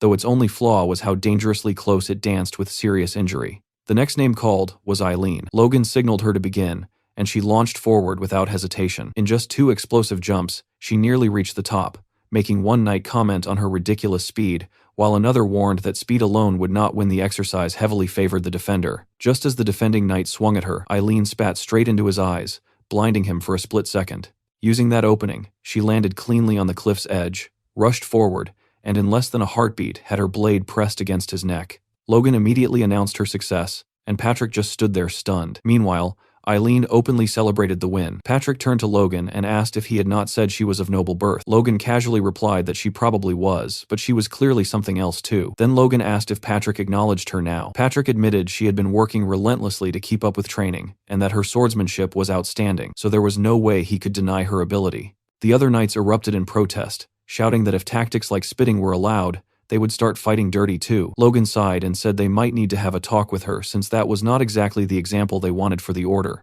Patrick stayed silent. Logan then glanced at his father and pointed out that the knights were adapting well. Logistics were being handled smoothly by Philip, and only one major matter remained. His expression hardened as he told Patrick they needed a private conversation. Back at the MacLean estate, Philip was already tearing through responsibilities like a storm. He stopped Administrator Lugal first, explaining that the storage layout wasted space and could be reorganized to cut costs while extending product shelf life. Lugal thanked him immediately. Philip then turned to Dwayne about payroll errors and town upkeep discrepancies, prompting Dwayne to promise a review. Next, he informed Mr. Farron that while the armaments were well maintained, cleaning oil from Kalia cost half as much as the one from Kales, proof that a merchant always knew the market. Watching all this, Lugal asked if Philip had not arrived just yesterday. Dwayne replied that the young master had ordered Philip to assist with estate operations, but the man clearly operated on an entirely different level. He added that Philip was also the one responsible for procuring the massive shipments of weapons and lumber flooding into their territory. When Lugal wondered what Logan planned to do with all of it, Dwayne broke into a nervous sweat, because no matter how you looked at it, there was only one logical answer: war. Meanwhile, on the training grounds, Patrick exploded after hearing Logan's news. He could not believe that war was what Logan wanted to discuss privately. Logan stayed quiet at first, letting the weight settle. Patrick asked if Befros was about to invade, but Logan shook his head and calmly said they would be the ones starting it. That nearly set Patrick off again. Clenching his fist, he demanded Logan explain his reasoning. Logan began by reminding him that Befros had not attacked yet, only because of Logan's teacher, then asked how long that protection could realistically last. Patrick argued they should continue strengthening their forces since they still lagged far behind Befros, but Logan cut him off, saying that if he were Befros, he would never allow them time to grow. It had to happen now. Patrick pressed further, asking if Logan knew something he did not. After a pause, Logan asked a chilling question. Would Patrick believe him if he said he knew the king would die soon? Patrick nearly lost his mind, terrified his son was flirting with high treason. Logan reassured him immediately that treason was not the plan, and told him to simply assume the claim was true. Patrick reasoned that such a death would ignite a succession crisis. Logan confirmed it. The clash between the first and second princes would escalate, and Befros was a pillar of support for the second prince. Then Logan asked what would happen if they fought Befros after that conflict began. The realization hit Patrick hard. They would effectively be raising swords against the second prince himself. Logan nodded. If they wanted to defeat Befros without external interference, this was their only window before the king's death. Once Befros fell, the tides of war would begin shifting, and that would be the moment Logan intended to bring the third prince forward. Patrick wondered if they could simply wait until one prince secured the throne, buying themselves time. Logan, thinking about the Empire's eventual invasion, knew waiting meant doom, but he could not reveal that. Instead, he said it would already be too late by then. If the second prince won, Befros would rise as one of his strongest allies. If the first prince won, Befros's lands would fall beyond their reach anyway. Either outcome meant losing their rightful territory forever. Patrick admitted he understood, but still had countless questions, especially how Logan could possibly know the king would die soon. Logan opened his mouth to explain, but Patrick stopped him. Whatever the truth was, he said, he trusted his son. Many of Logan's past actions had been strange too, yet they always led them forward. Looking toward the castle, Patrick muttered that it almost felt as if Logan knew the future. He added that if Logan was carrying knowledge he could not share, then he would not pry further. He only had one final question with everything Logan had done and everything he still planned to do. What was it all for? Logan thought for a moment before answering plainly. Everything he had ever done was for the prosperity of their family, nothing more. Patrick lowered his gaze and stayed silent for a long while before finally saying he trusted him. Logan should go and convince the aides he would handle the rest himself. Logan hesitated, asking if his father was sure he could manage alone. Patrick shot back, asking if his son did not trust his old man. Logan replied that was not it. Patrick told him not to worry and to leave it to him. As a father, he could at least shoulder this much. A few days later, Patrick summoned the family members and announced that on the day of the new year, they would wage war. The declaration shocked everyone, making them jump as if struck by lightning, which was only natural, considering the estate had only recently become habitable again. Still, Patrick did not back down. He reminded them of everything they had suffered losing their land, the assassination attempt orchestrated by Befros, and the looming danger that would inevitably reach them if they remained passive. As those memories resurfaced, their blood both chilled and burned, and they slowly began to understand the necessity of this war. Logan observed quietly, knowing they could not mention the knight's death, so Patrick deliberately appealed to emotion. They had to push forward no matter what it took. Only 2 weeks later, with 3 days remaining before the year ended, they marched to war. Their forces were impressive: 152 knights, 1,000 crossbow cavalry, including trainees, and 1,532 infantrymen. Patrick shouted the order to advance, and the army moved as one. While riding toward their destination, Patrick asked Logan if he had a specific plan. Logan recalled how Patrick had earlier insisted that proposing a war meant he must already have strategies prepared, and Logan confirmed that he did. A direct assault on Befros was impossible with their current strength, so instead, they would not declare war on him. Patrick found himself confused until Logan raised a finger with quiet confidence, signaling he had a brilliant idea. Elsewhere, a servant terrified out of his mind rushed to inform his lord that the Mechlins had declared war, seeking revenge for the shame they suffered 6 months earlier. That lord was none other than Max Peretta, the true target of Logan's campaign. Hearing the news, Peretta's face went ghostly pale, as if his soul had left his body. At the Befros estate, Befros was informed that the Mechlins had declared war on the Perettas, and he was clearly displeased. A servant explained that the Perettas were requesting aid and asked what should be done. Befros scoffed, calling the McLeans fools. He had barely restrained himself because of the Sword Duke, yet now they had handed him the perfect pretext. He estimated that his military strength was roughly double theirs, though much depended on the rumored crossbows. Turning to Aslan and Franz, he asked if preparations were complete, and they confirmed everything was ready. Rising from his chair, Befros ordered them to prepare for war, planning to crush the Perettas once they were drunk on victory and then cast the McLeans from heaven into hell. Meanwhile, on the battlefield, Patrick pushed his horse forward at full speed. Captain Hinckley shouted that at this rate they would reach Peretta Castle within a day, which Patrick welcomed before immediately ordering everyone to change directions. A terrified Max Peretta paced inside the Peretta estate, practically losing his mind as he demanded to know why the McLeans had not arrived yet. Just then, a knight rushed in with urgent news. When Peretta barked at him to speak, the knight reported that the Mechlin army had completely vanished. Meanwhile, as Befros rode toward Peretta with his forces, one of his own knights delivered the same shocking update. The McLeans were no longer anywhere near Peretta territory and had instead appeared within Befros's domain. In that instant, Befros grasped the truth behind their strategy. If they were not targeting the first castle, then there was only one possibility left: the second stronghold, Castle Tomoto. Elsewhere, Logan and Captain Hinckley stood overlooking their destination. Logan calmly stated that this was it, and Hinckley agreed, as their eyes settled on the enormous structure before them, Castle Tomoto, Befros's second castle and home to a massive granary. Hinckley explained that this fortress was essentially Befros's lifeline, storing the majority of his provisions, and that capturing it would deal devastating long-term consequences to their enemy. Still, he could not help but ask Logan whether occupying this castle alone would truly be enough to secure victory. A memory surfaced from an earlier conversation between Logan and Patrick. Logan had proposed that they publicly declare war on Peretta, though their real objective was Castle Tomoto. Patrick had been baffled at first, struggling to understand the layered plan. When he asked whether Logan intended to lure Befros out by attacking Peretta,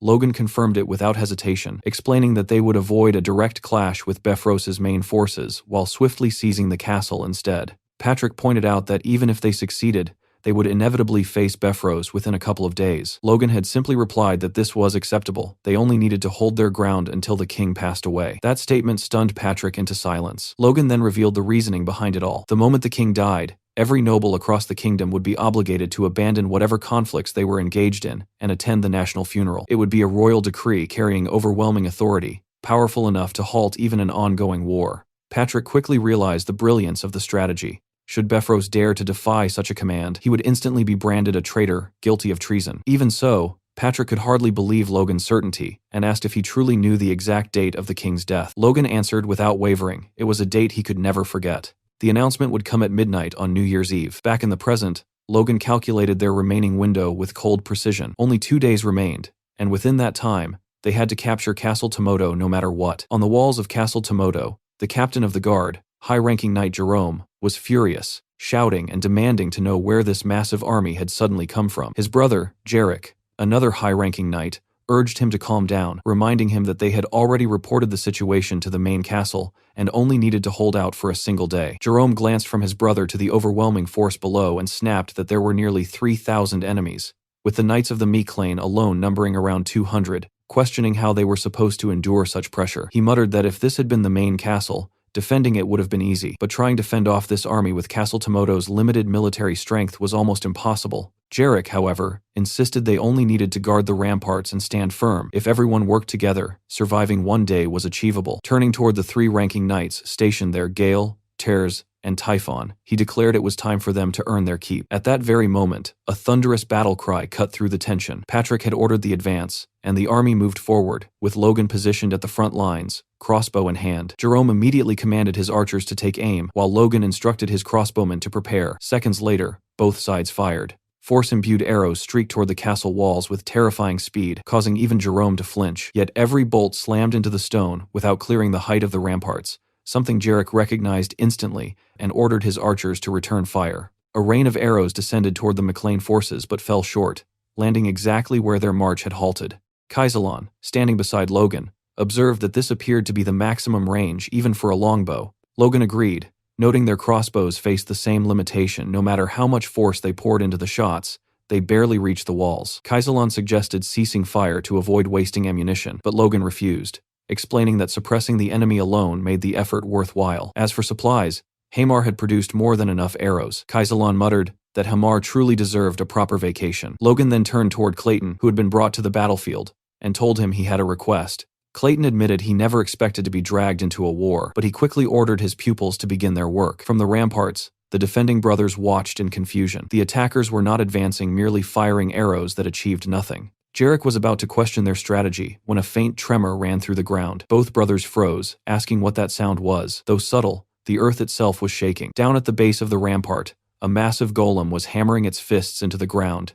The realization left them stunned. They knew Logan had a mage, but they could not comprehend what the golem was attempting. A memory surfaced from the newly built Miclane town, where Logan had once discussed using golems in the war with Clayton. Clayton had found the idea odd, while Logan argued that golems could shield them from arrows or crush enemies with ease. Clayton replied that mana stones would not be the issue if that was Logan's concern, but then asked whether this battle was truly so important. He went on to reveal something Logan would not like: such an operation was impossible. When Logan demanded to know why, insisting mana stones could solve any resource problem, Clayton stopped him and explained that the issue was far more serious. It concerned their lives. Logan listened as Clayton revealed a little-known truth. When golems suffered a certain level of damage, that harm was transferred directly back to the caster. Researchers had been trying to overcome this flaw, and Clayton even handed Logan a paper suggesting that disrupting the magical flow from the mana stones produced unusual effects. Yet Logan barely heard the explanation, already mourning the collapse of his dream to command a golem army. Clayton called out, asking if he was paying attention, but Logan simply stood there, disappointed. Seeing this reaction, Clayton proposed an alternative instead. On the battlefield, the golems were relentlessly digging into the earth, carving a path underground while the mages followed alongside them, channeling their magic into the operation. From atop the walls, the two brothers watched as the McLean forces suddenly stopped firing. Confusion spread between them, one even suggesting that the enemy might be attempting to tunnel beneath the walls. Jarek, however, remained unbothered. He reminded Jerome that the digging had begun in the morning, and dusk was already approaching, meaning reinforcements would likely arrive long before the golems ever reached the castle. That thought eased Jerome slightly, convincing him that all they needed to do was wait. But the fragile calm shattered almost immediately when the ground beneath their feet trembled violently. Neither of them could explain what was happening. Jerome's eyes widened as he realized the structure of the walls themselves might be at risk. He turned to Jarek and demanded to know the chances of a collapse. Jarek insisted such a thing was impossible, yet Jerome, visibly shaken, asked whether his brother could not feel the earth quaking beneath them. Still composed, Jarek advised against making any rash moves. That restraint only drove Jerome further into panic. He shouted that if the walls fell, everything would be lost, and questioned why the McLeans had not launched a direct assault yet. Clearly, they were plotting something. Jerome glanced downward, anxiety tightening his chest, and declared they had to act. The mages needed to be struck before whatever plan they were executing came to fruition. He announced that he would personally go down to handle it. Jarek immediately objected, reminding him that as captain, he could not simply abandon his post. Instead, Jarek would take a unit of knights and deal with the threat himself. Jerome studied his brother for a moment before agreeing. Outside the castle grounds, Jarek led his squad through the fading light. One knight observed that the sun was already setting, but Jarek replied it could not be helped. With forests surrounding the south and west, circling through the southern woods offered the safest route for their approach. Minutes later, Jarek halted the unit, announcing they had arrived. His sharp gaze swept across the McLean army as he evaluated their strength 5 regular knights visible at a glance. Then his focus landed on someone who made his instincts scream in warning. Captain Hinckley. The sheer force radiating from him was on an entirely different level, unmistakably marking him as a high-ranking knight, just like Jarek. Disbelief flickered through Jarek's mind. It seemed impossible that the Mechlins possessed so many high-ranking knights, yet if he could eliminate Hinckley, the balance of the battlefield would tilt in their favor instantly. One of his knights hesitated, pointing out that what lay before them looked like an obvious trap. Jarek dismissed the concern coldly. Trap or not, retreating now was pointless. They would strike, deal with the threat, and return to reinforce the western walls. Another knight remarked that Jarek must be worried about Jerome, who had been on edge ever since the McLeans began their assault. Jarek fell silent, thoughts drifting to his brother. The two of them were unusual commoners who had climbed high enough to become high-ranking knights, an achievement rare across the entire kingdom. That distinction had earned them the prestigious role of guard captains for the second castle. Perhaps because of their humble origins, Jerome constantly feared losing that position, and that fear had bred hesitation, mistakes, and a dangerous tendency to lose composure whenever trouble appeared. His reputation among the knights was already slipping. Jarek had done everything he could to support him, but even loyalty had its limits. This battle, Jarek realized, might be their final opportunity to prove themselves. Failure was not an option. No matter the cost, he had to win. Jarek and his knights charged straight into battle, their momentum fierce and unrelenting. The McLean troops noticed the sudden assault from behind and immediately turned tail toward the tunnels. Watching them flee, Jarek narrowed his eyes, wondering if they intended to escape through those passages. They clearly had superior numbers, along with a high-ranking knight, so their willingness to retreat without hesitation felt suspicious. Realization struck him almost instantly. This had to be a trap. Still, he ordered his men to continue the pursuit. As they neared the tunnels, arrows suddenly whistled through the air. One streaked past Jarek's head, missing by mere inches, and leaving only a shallow scratch. He assumed this was exactly why the enemy had retreated inside to fire from the darkness. Yet as a high-ranking knight, he believed such arrows posed no real threat. With force reinforcing his defense, he surged forward, confident he could deflect every shot. That confidence shattered when an arrow slammed into his horse's neck. Jarek leapt clear, landing steadily, only to notice a flashing light deep within the tunnel. Then chaos erupted. A storm of arrows rained down,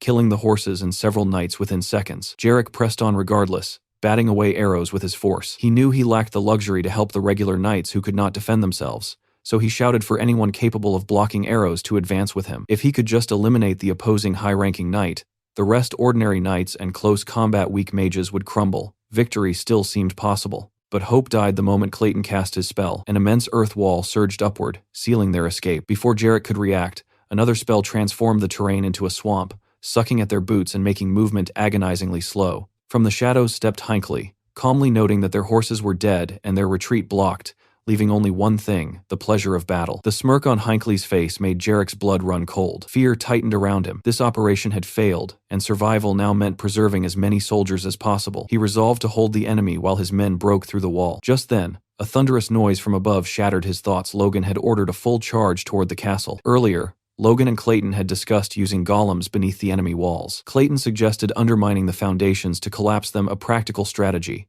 provided they began digging far enough away to avoid archers, though it would take time. Then Logan conceived a sharper idea: lure the defenders into the tunnels and divide their strength. The tunnels alone would not suffice, so he proposed shaking the ground with earth magic. Clayton warned that creating a true earthquake was unrealistic, but Logan insisted a single violent tremor would spread panic, forcing the enemy to split up and investigate the perfect opening for an assault. Back in the present, Jerome was practically shaking in his armor, watching the charging mass of McLean forces. After holding the line for so long, the attack came at the exact moment Jarek was absent. It had been planned down to the heartbeat. Jerome cursed himself for trusting his brother and for dismissing his own instincts as panic. Fury overtook him. He pulled his finger from his mouth, barked orders, and signaled the archers to fire. Arrows streaked toward Ronian and the advancing troops, but Logan surged forward with aura blazing overhead, the energy shielding the attackers so completely that not a single arrow struck true. Eileen and Ronian charged without hesitation, leaping from their horses to scale the ramparts. As she climbed,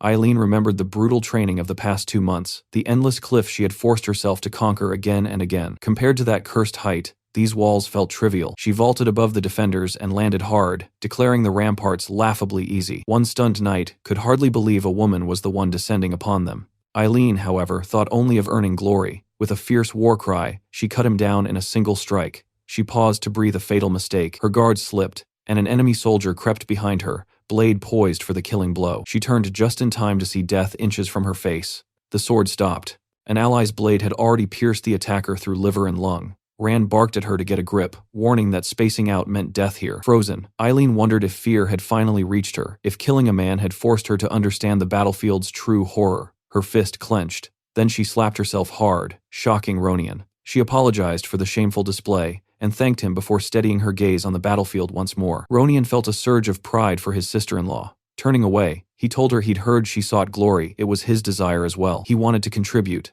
to grow stronger, strong enough not to be left behind by the man improving at a terrifying pace each day. Eileen smiled. Their backs now pressed together as enemies surrounded them. With murderous resolve, they invited the foe forward, then burst apart in opposite directions, blades carving through anyone within reach. From below, Logan heard the uproar and glanced up at the wall, thinking those two were far too excited for a battlefield. He noted Ronian's rise to intermediate rank, and his new sword with quiet pride, but quickly suppressed the sentiment. This was no time for praise. Their recklessness would draw the enemy's high-ranking knights. Acting instantly, Logan vaulted onto the rampart himself. The soldiers froze in terror as he landed like a falling comet, the impact alone staggering some. Aura flared outward, holding them at bay. None could hope to match him. Raising Lux, mana coursing through the blade, Logan struck in a blur, severing a soldier's neck. Good attention would shift to him. He needed the guard captain of Tomoto Castle. Patrick's roar soon followed, demanding the Befros knights face him. He shouted his name and unleashed a furious slash that forced enemies to scatter. Then a presence approached from behind Jerome, charging to stop him. Steel clashed. Jerome vowed to take Patrick's head, but Patrick mocked him for finally showing himself. Jerome measured the fight quickly. Patrick was an advanced knight now, yet not long ago they had stood on equal ground. Creating distance, Jerome convinced himself he could win. He was wrong. Patrick's next strike flashed gold too fast, too powerful. Jerome failed to block. A heartbeat later, his head tumbled to the earth. Jarek looked up just in time to see it land at his feet. A knight nearby asked about the golden flash, then fell silent as understanding dawned. Jarek stared down, unable to process the sight of his brother's severed head, while Patrick strode away like a man possessed, already seeking his next opponent. Rage consumed Jarek. He shouted that reinforcements were coming, ordered the soldiers not to surrender, and declared he would assume command. Though stunned to hear his voice, the knights rallied as he screamed for them to fight to their final breath. One tried to calm him, but grief had blinded him. Jerome's death would not be meaningless. Then Logan dropped from the rampart before him and stated coldly that no reinforcements were on the way. He asked if anger had stolen Jarek's sight as he prepared to strike. Jarek bellowed that he would kill them all, a vow that lasted barely 30 milliseconds before Logan's blade swept toward his neck. Jarek twisted at the last instant, barely avoiding the fatal edge. Logan looked back at him, utterly certain, and declared that Jarek would be the one to die. On the battlefield after their hard-fought victory, Captain Hinckley and Clayton stood beside Logan, laughing with clear relief as they admitted the win had come easier than expected, thanks to Logan and Patrick's leadership. Logan casually placed a hand on Clayton's shoulder, startling the mage, who immediately demanded to know what new madness Logan was about to request. Without hesitation, Logan asked him to create a massive pool of water around the castle before enemy reinforcements could arrive. A few hours later, the task was complete. Clayton and his disciples lay sprawled across the ground, completely drained of mana and energy, barely able to move. Logan praised their work, noting that they had not only constructed a deep moat, but had even repaired damaged castle walls in the process. He couldn't help admiring how unmatched earth magic was for large-scale construction. Clayton, however, nearly burst into tears, muttering that their magic was starting to feel less like battlefield sorcery and more like permanent construction labor, silently praying this wouldn't become their new specialty. From the ramparts, Logan examined the moat with satisfaction. 5 meters deep and equally wide, it was a death trap. Anyone falling in while wearing armor would struggle immensely to climb back out. He immediately ordered his soldiers to pour generous amounts of oil near the approach routes, so attackers would lose their footing the moment they stepped forward. Every detail of the defense had to be flawless. As Befros and his forces approached in the distance, Logan calmly concluded that their preparations were complete. Noon was nearing, right within the time frame he had predicted for the enemy's arrival, and the sight of their advancing army confirmed his calculations. He alerted his troops and prepared them for combat while he, Hinckley, and Patrick observed from the rampart, ready to confront the coming storm. Across the field, Befros and Sir Franz studied the occupied fortress, already preparing their assault. Logan reminded himself that the king would die at midnight. Their only objective was to endure until then. Befros, meanwhile, was enraged upon spotting the McLean banner planted atop his own castle. The insult alone made his blood boil, and learning that Jerome and Jarek had been slain only intensified his fury. Realizing their deaths had allowed the McLeans enough time to dig the moat, he cursed their incompetence. He summoned Aslan, the so-called super-speed knight and grandmaster of the Befros Knights, demanding a report. Aslan confirmed that the enemy fielded fewer than 150 knights and under 2,500 soldiers, with Logan himself appearing to be an advanced knight supported by roughly 10 earth mages. Befros instantly suspected Logan had prepared some kind of sacred weapon. When asked about the likely outcome, Aslan paused briefly before breaking into a confident grin, declaring that nothing but overwhelming victory awaited them. From above, Patrick counted over 300 enemy knights and more than 5,000 soldiers, in addition to Wind Tower mages. Bifrost himself was publicly known as a Fourth Circle mage, but secretly possessed Fifth Circle power, making him far more dangerous than most realized. The presence of monsters like Aslan and Franz only deepened the tension. Logan noticed Patrick's unease, but remained composed. Suddenly, Bifrost amplified his voice with magic, announcing to the invaders that he would personally uproot the McLeans from his territory. Logan immediately ordered his men to ready their weapons. At Befrost's command, his army charged forward without even raising shields, a display of terrifying confidence that made Hinckley question what kind of defense they possessed. Logan simply replied that they were about to find out. Crossbow bolts rained toward the attackers only to halt mid-flight, stopped by a shimmering magical barrier conjured by the mages beside Befros. Logan and Hinckley were stunned. Befros smugly declared that no matter how peculiar their weapons were, they could never rival magic. Realizing the crossbows were being neutralized, Logan understood they would be useless against the knights under such protection. Patrick quickly adapted, ordering the cavalry to redirect their aim toward the enemy soldiers while positioning their knights for close combat. Logan roared for his troops to crush the attackers before they reached the walls, fully aware that wars were ultimately decided by force users. Watching Aslan and Franz advance, he resolved that if ranged weapons failed, he would personally confront them. Sword ready, he studied their movements, wondering how the two elite warriors would launch their assault. Aslan moved first, leaping from his horse and scaling the rampart with frightening agility. Memories flashed through his mind, years of mockery from nobles who ridiculed his short stature, long arms, and monkey-like appearance, questioning how someone like him could ever become a knight. Those insults had forged him into something relentless. Through bone-breaking effort, he had risen to the level of an advanced knight, and now he believed everyone else was prey. But as he climbed, he noticed the walls had been altered. The surface was treacherous. Still, he pushed forward, until a calm voice from above shattered his focus. Eileen stared down at him with a blank expression, wondering aloud if the creature climbing toward them was a monkey. The insult struck deeper than any blade. For a split second, Aslan lost composure and slipped. He crashed violently to the ground, while a nearby knight shouted about his fall. Eileen almost looked concerned for a heartbeat as he struggled back to his feet. Another defender warned everyone that even an advanced knight couldn't climb those walls safely, but Aslan silenced him with pure rage. Lifting his eyes toward the rampart, he locked onto Eileen, fury burning in his gaze as she readied her sword. With venom in his voice, Aslan swore he would save her, breaking her. Meanwhile, Sir Franz stood atop the rampart, having successfully climbed the walls, now facing Patrick, who acknowledged the feat with a grim expression and admitted he had heard many tales about the infamous Moonlight Knight. Franz looked equally unhinged, clearly ready to throw himself into battle, but Patrick's fury burned deeper as he declared he was well aware that Logan carried a grudge against the man. All along the rampart, the Knights of McLean clashed violently with the invading forces, steel ringing against steel while battle cries tore through the air. Nearby, Eileen struggled against a powerful opponent and wasn't faring well. As she forced herself back onto her feet, the man facing her calmly praised her skill, remarking she wasn't bad at all. It was Monkey Aslan. With mocking curiosity, he asked whether all the young women of the McLean family were this bold. Eileen quickly realized something unsettling. Aslan wasn't paying attention to anyone else on the battlefield. He was focused entirely on her, treating the fight like a game. When he sneered and asked if she was angry about being toyed with by a monkey,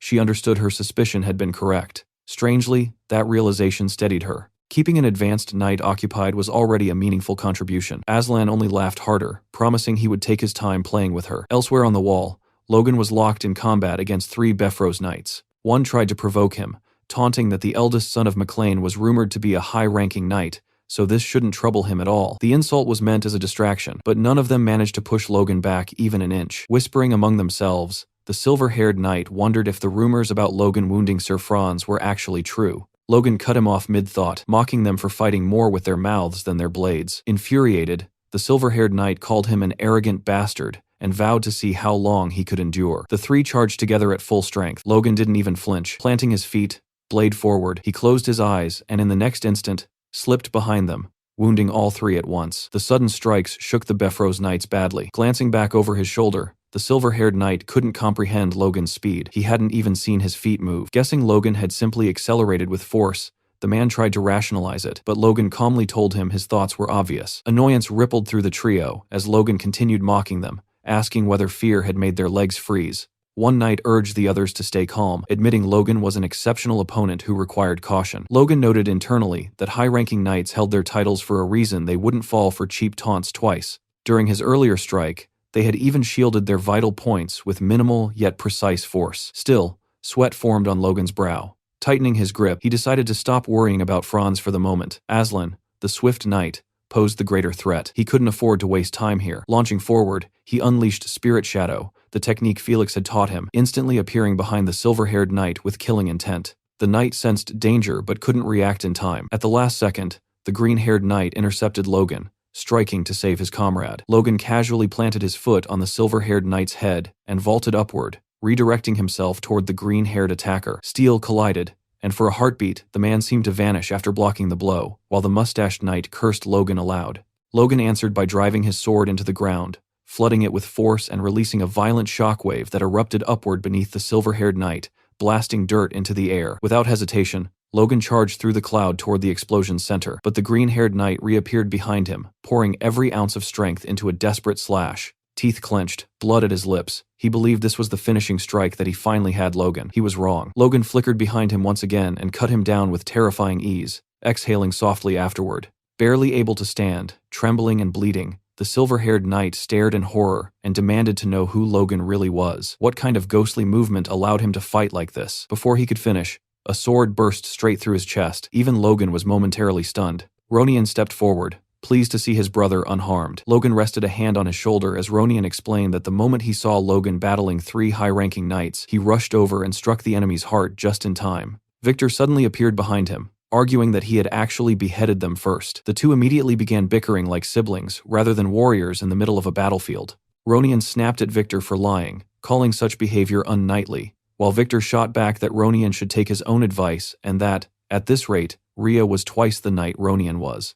Both turned toward Logan, demanding a fair judgment. Logan smirked, then burst into laughter before knocking both of them on the head. He declared there was nothing to judge. He had seen them strike simultaneously. What mattered was maintaining focus. This was still a battlefield. Instantly subdued, the pair apologized. Turning away, Logan muttered that thanks to them, he now had more freedom to move and that he needed to hurry. Eileen was still locked in battle with Aslan, her entire body trembling as the difference in their strength became painfully obvious. She was losing badly, yet she refused to fall. Instead, she drove her sword deep into the ground and used it to keep herself standing. Aslan watched her with interest and admitted that at least her spirit matched that of a proper warrior, since she hadn't even cried out in pain, which only made the fight more entertaining for him. Eileen, however, could feel the strength draining from her sword arm, and wondered if it had been arrogance to believe she could stand against an advanced knight. She knew that if Aslan had truly wanted her dead, she would have been a corpse already. In the next instant, Aslan moved. His speed was monstrous. He lunged forward, grabbed her by the neck, and lifted her off the ground as she desperately gasped for air. With a mocking tone, he pointed out how terrified she looked,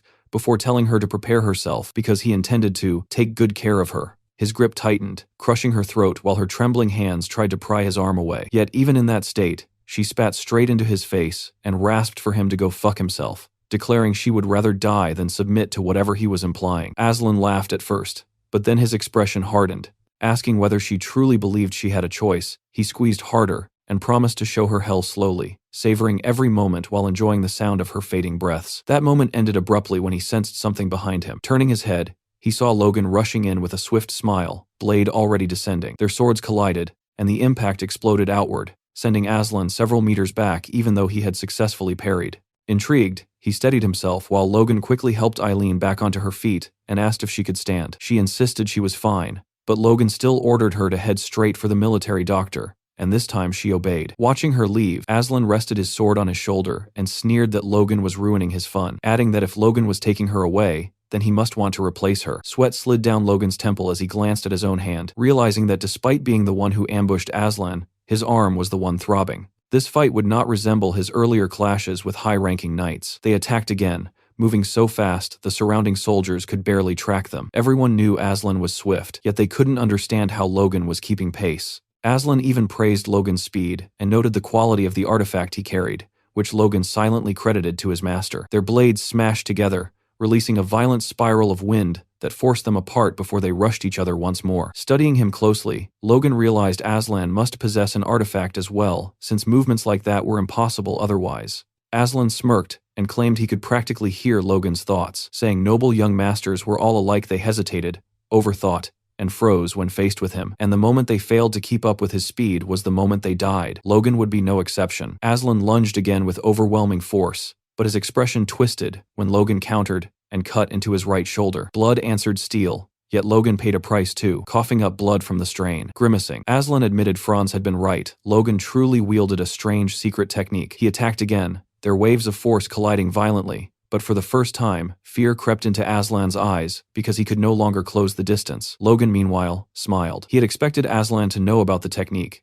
so surprise was no longer an option. That meant he needed to end this quickly. Aslan sensed the shift as well and realized Logan was trying to corner him. Rage flared instantly because no one cornered the swift knight. Murder burned in Logan's gaze as he prepared to destroy anything in his path. Yet suddenly Aslan's sword flashed and stopped mere millimeters from Logan's eye. The strike missed by a breath. Looking behind him at the crater left in the ground, Logan wondered if luck had saved him, but he immediately understood the truth. Aslan was slipping. The ambush on Castle Tomoto, the injury from an opponent he had underestimated, and the relentless resistance of the McLean soldiers had all piled pressure onto him. Impatience had begun to fracture his precision. Logan calmed himself, realizing he could use that weakness. With explosive speed, Logan charged again. Aslan lifted his blade to counter and asked if Logan planned another trick, but something about Logan's stance unsettled him. Logan wasn't going to dodge. He drove straight toward the sword tip, prompting Aslan to call him a crazy bastard and ask if he intended for them to die together. Logan only mocked him in return, asking if he was scared. The taunt shattered whatever restraint Aslan had left. He thrust forward,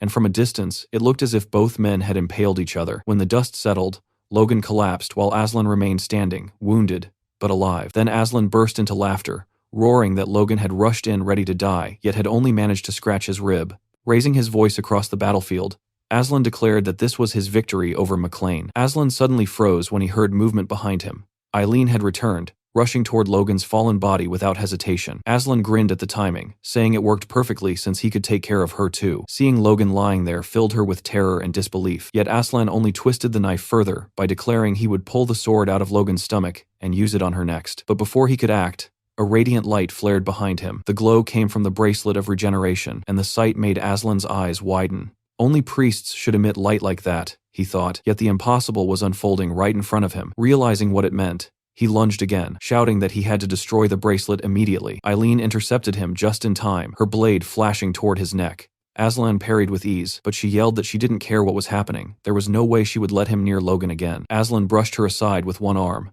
barely bothered, muttering that her attack would have meant nothing if he were in better condition. Yet when he turned back, shock rooted him in place. Logan stood there alive. Calling him a monkey, Logan announced it was time for round 2, and this time with different weapons, because he had taken Aslan's sword. Panic flickered across Aslan's face as he realized the danger of being disarmed. He spotted Lux lying nearby and rushed to retrieve it, while Logan calmly analyzed the artifact he now held. Injecting force into the blade heightened the mana within it, sharpening the wielder's senses until the world seemed to slow down. That was the secret behind the title of Super Speed Knight. Logan even licked the blade the same way Aslan used to, declaring the weapon his now. Furious, Aslan demanded to know if Logan truly believed he could handle it, but Logan was already moving. In a single devastating strike, Logan tore through Aslan's side armor and reopened the wound along his ribs. He admitted he had aimed for the heart and smiled coldly, calling it unfortunate. Blood splattered the ground as Aslan cursed and demanded to know how Logan had survived a hole through his stomach, how someone so young possessed an artifact like that bracelet. Logan explained that the king's bracelet of regeneration could turn mortal wounds into scratches as long as the wearer wasn't killed instantly.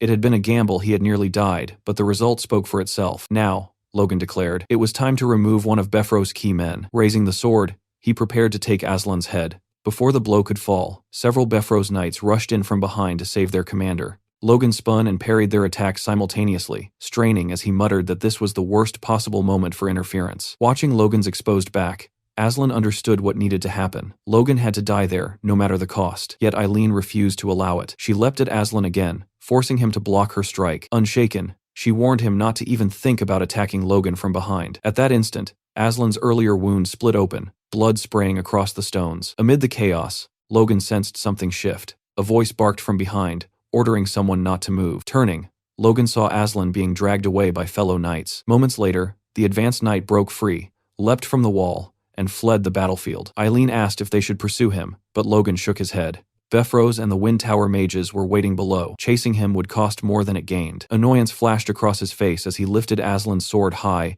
and roared for all to hear that Logan McLean had defeated the super-speed knight. The enemy soldiers recognized the blade instantly, and their morale shattered. From below, Befrose watched with a dark expression, calling it a pathetic sight. When a mage asked if they should press the attack, Befrose refused. Logan could still hold the castle, and that proclamation had already crippled their troops' spirit. Upon hearing that Aslan would survive but lacked the potions needed to return to battle, Befrose clicked his tongue and admitted the McLeans had prepared well. The longer this dragged on, the worse it became for them. Deciding to test how long the McLeans could endure, he ordered a retreat. Confusion rippled across the ramparts as the attackers withdrew, some soldiers wondering if they had actually won. Elsewhere on the wall, Franz disengaged from Patrick, who was clearly battered. Annoyed by the retreat, Franz told Patrick he was lucky before leaping away, mocking that he now understood the limits of the McLeans. Even their advanced knight wasn't impressive. Logan hurried over to check on his father. Patrick asked if Logan was unharmed, then apologized for only managing to stall Franz rather than defeat him. Logan understood. Both were advanced knights,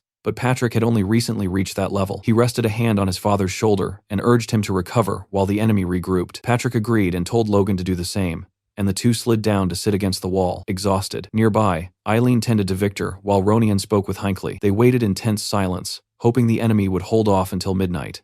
That hope shattered when a lookout spotted a new banner approaching an eagle wreathed in flame. The army of Pareda had arrived. Logan and Patrick stared in disbelief. They had never anticipated this alliance. Below, Befrose greeted Max Pareda, who declared he had rushed there to assist, and that with their combined armies, the defeat of McLean was certain. Watching from above, Logan realized Pareda was merely currying favor with Befrose, while Patrick cursed them as filthy bastards. Knowing the situation had turned dire, Patrick told Logan they had no choice but to enact their backup plan, and Logan confirmed everything was ready. Inside the castle's town, a family hid quietly in the corner of their home, trying to make themselves as small as possible, while the distant sounds of war trembled through the ground beneath them. The child asked her mother how long they would have to remain there, her voice fragile with fear, and she gently reassured him that it would only be a little longer, reminding her that stepping outside was still far too dangerous. The girl nodded obediently while she looked down at her with protective warmth, and the father soon suggested that they should pray together. Gathering close, the three embraced tightly, and prayed that when the new year finally dawned,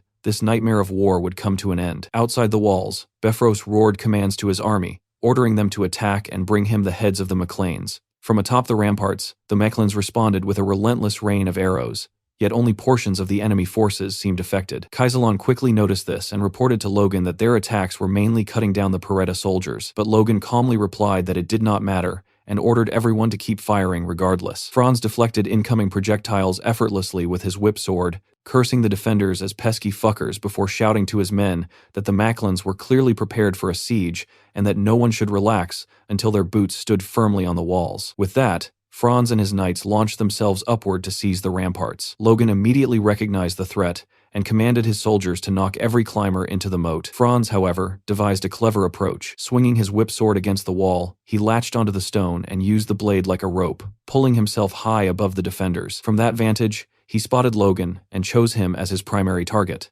The moment Franz landed before him, he declared that this time he would end Logan for good, but an attack burst toward him from the side. A thunderous explosion swallowed the battlefield, obscuring both fighters entirely. When the dust settled, Franz had parried Patrick's strike with apparent ease, even remarking that Patrick had grown much faster and now wielded an impressive sword. Patrick revealed the weapon's name, Velocitas, casually polishing it with his glove as memory flashed through his mind of Logan handing him the blade, insisting it suited Patrick far better. Patrick suspected Logan had simply been kind, yet the weight of the sword filled him with confidence. He told Logan to move on, declaring that although he might still be weaker than the Moonlight Knight, this weapon gave him the strength to hold Franz back. Logan nodded once before rushing off. Franz noticed immediately that Patrick carried Aslan's sword and charged forward, vowing to reclaim it without delay as the two advanced knights clashed head-on. Meanwhile, Logan accelerated with force coursing through his body, trusting his father to handle the duel. As he moved, something caught his eye. Victor was locked in combat against several knights alone. Just as Victor was ambushed from behind, Logan descended from the air and cut one attacker down instantly, then dispatched another, without even turning his head. Victor stared in shock, but Logan simply asked if he could still fight. Victor insisted he was fine, and claimed he could have handled them himself, which pleased Logan. He ordered Victor to drop as many enemies climbing the walls as possible, then quietly added that if that failed, he had a plan B. Locking eyes with him, Logan explained that if even that did not work, Victor should allow the enemies to climb from a distance. Elsewhere, Pareda and Bifrost observed the battlefield alongside their mages. Bifrost sensed something strange. Enemy soldiers were scaling the walls far more easily than before, and the defenders no longer resisted with the same intensity. Pareda guessed fatigue might be the cause, but Bifrost remained unconvinced, certain that a trap was unfolding. Leaning over the edge, Logan noticed the ground below was nearly empty of enemies. Drawing mana into his voice, he shouted a command that stunned everyone from Ronian and Eileen to even Patrick. Retreat. Bifrost watched in confusion as the earth suddenly trembled beneath his feet. Realization struck him almost immediately. This had to be Logan's doing. Clayton and his disciples were forcing an earthquake into existence, pouring every ounce of strength into the spell, while Clayton muttered that Logan truly demanded the impossible. The McLeans began withdrawing in perfect order, knights shielding the regular soldiers as they descended. Bifrost's forces hesitated, wondering if fear had driven the defenders away. Then the magic revealed its true purpose. Cracks raced across the fortress walls like lightning splitting the sky. In the next instant, the walls collapsed. Stone thundered downward, crushing and burying countless soldiers who had remained too close. Bifrost went blind with fury, while Pareda struggled to comprehend the devastation before him. With his defenses shattered, Bifrost spat that the McLeans fought like rats. Amid the rubble, Clayton fell to his knees, utterly drained. Logan sprinted toward him, shouting his name, and Clayton looked up weakly to report that he and his disciples had spent the last of their strength bringing the walls down exactly as ordered. Logan praised them sincerely, noting that a massive portion of the enemy must have been buried beneath the ruins. Clayton added that knights would likely survive due to their physical resilience, and Logan agreed before turning his gaze toward Bifrost, quietly stating that this would all be over soon. Standing near the wreckage,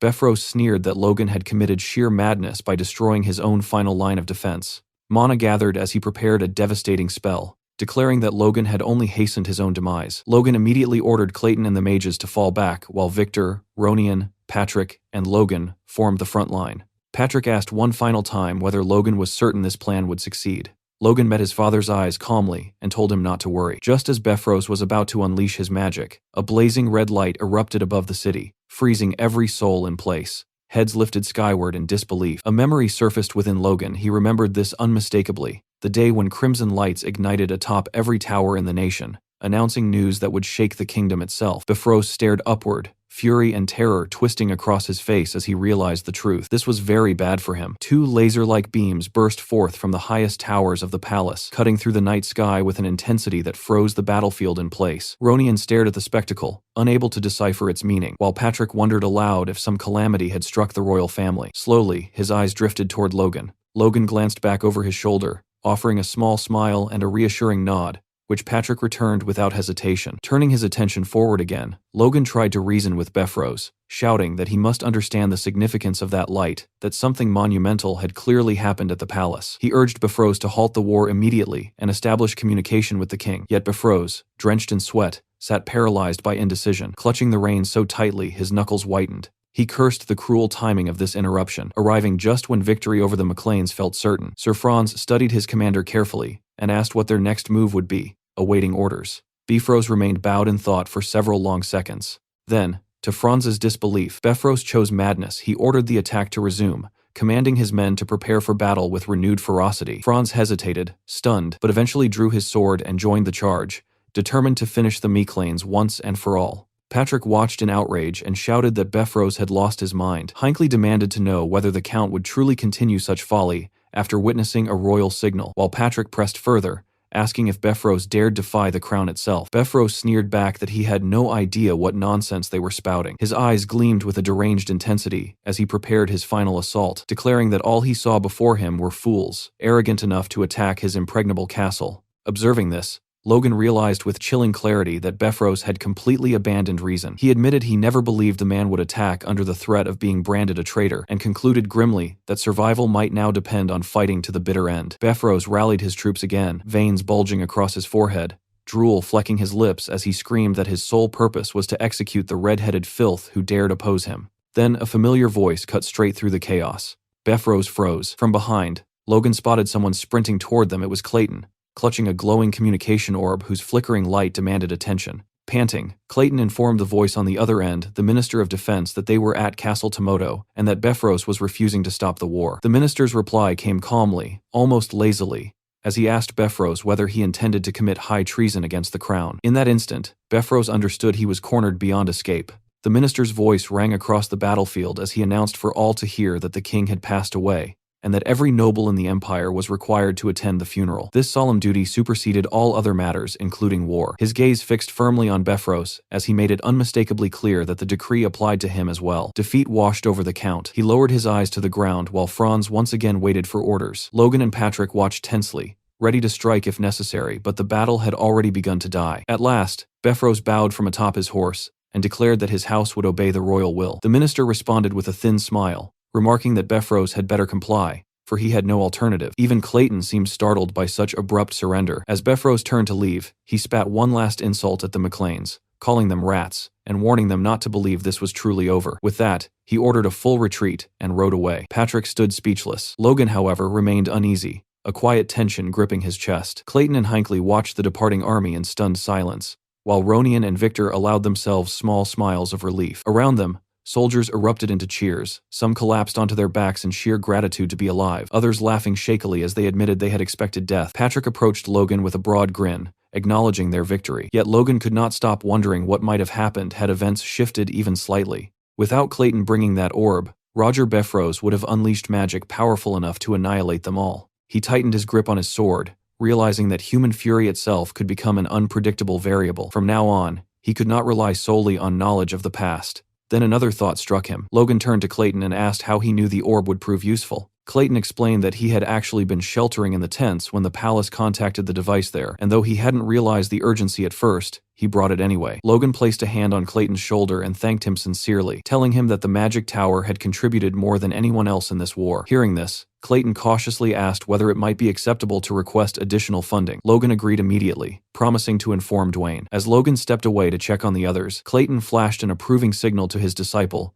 who promptly declared him the best. Meanwhile, Eileen stood alone among the celebrating soldiers, her expression frozen in disbelief. A noticeable bruise, or perhaps just dirt from the battlefield, marked her cheek as she struggled to accept that the battle was truly over. The clash of steel had faded, the shouting had stopped, yet her mind still lingered in the chaos. Logan soon broke her daze, walking toward her while calling her name. The moment she saw him, her face brightened instantly. Her cheeks flushed deep crimson, and her striking blue eyes widened with unmistakable relief. Logan paused, slightly caught off guard by her reaction, admitting that he had expected anger rather than happiness. Confused, Eileen asked why she would possibly be angry. Logan reminded her of the fear she must have felt, pointing out that she had nearly died while facing an advanced knight in her very first real battle. At that, Eileen crossed her arms, shut her eyes, and looked away with forced composure, casually replying that such experiences were simply part of a knight's training. But the act didn't hold perfectly. Logan noticed the faint tremor running through her hands. Eileen quickly brushed off her shoulder as if nothing mattered, yet the trembling betrayed her.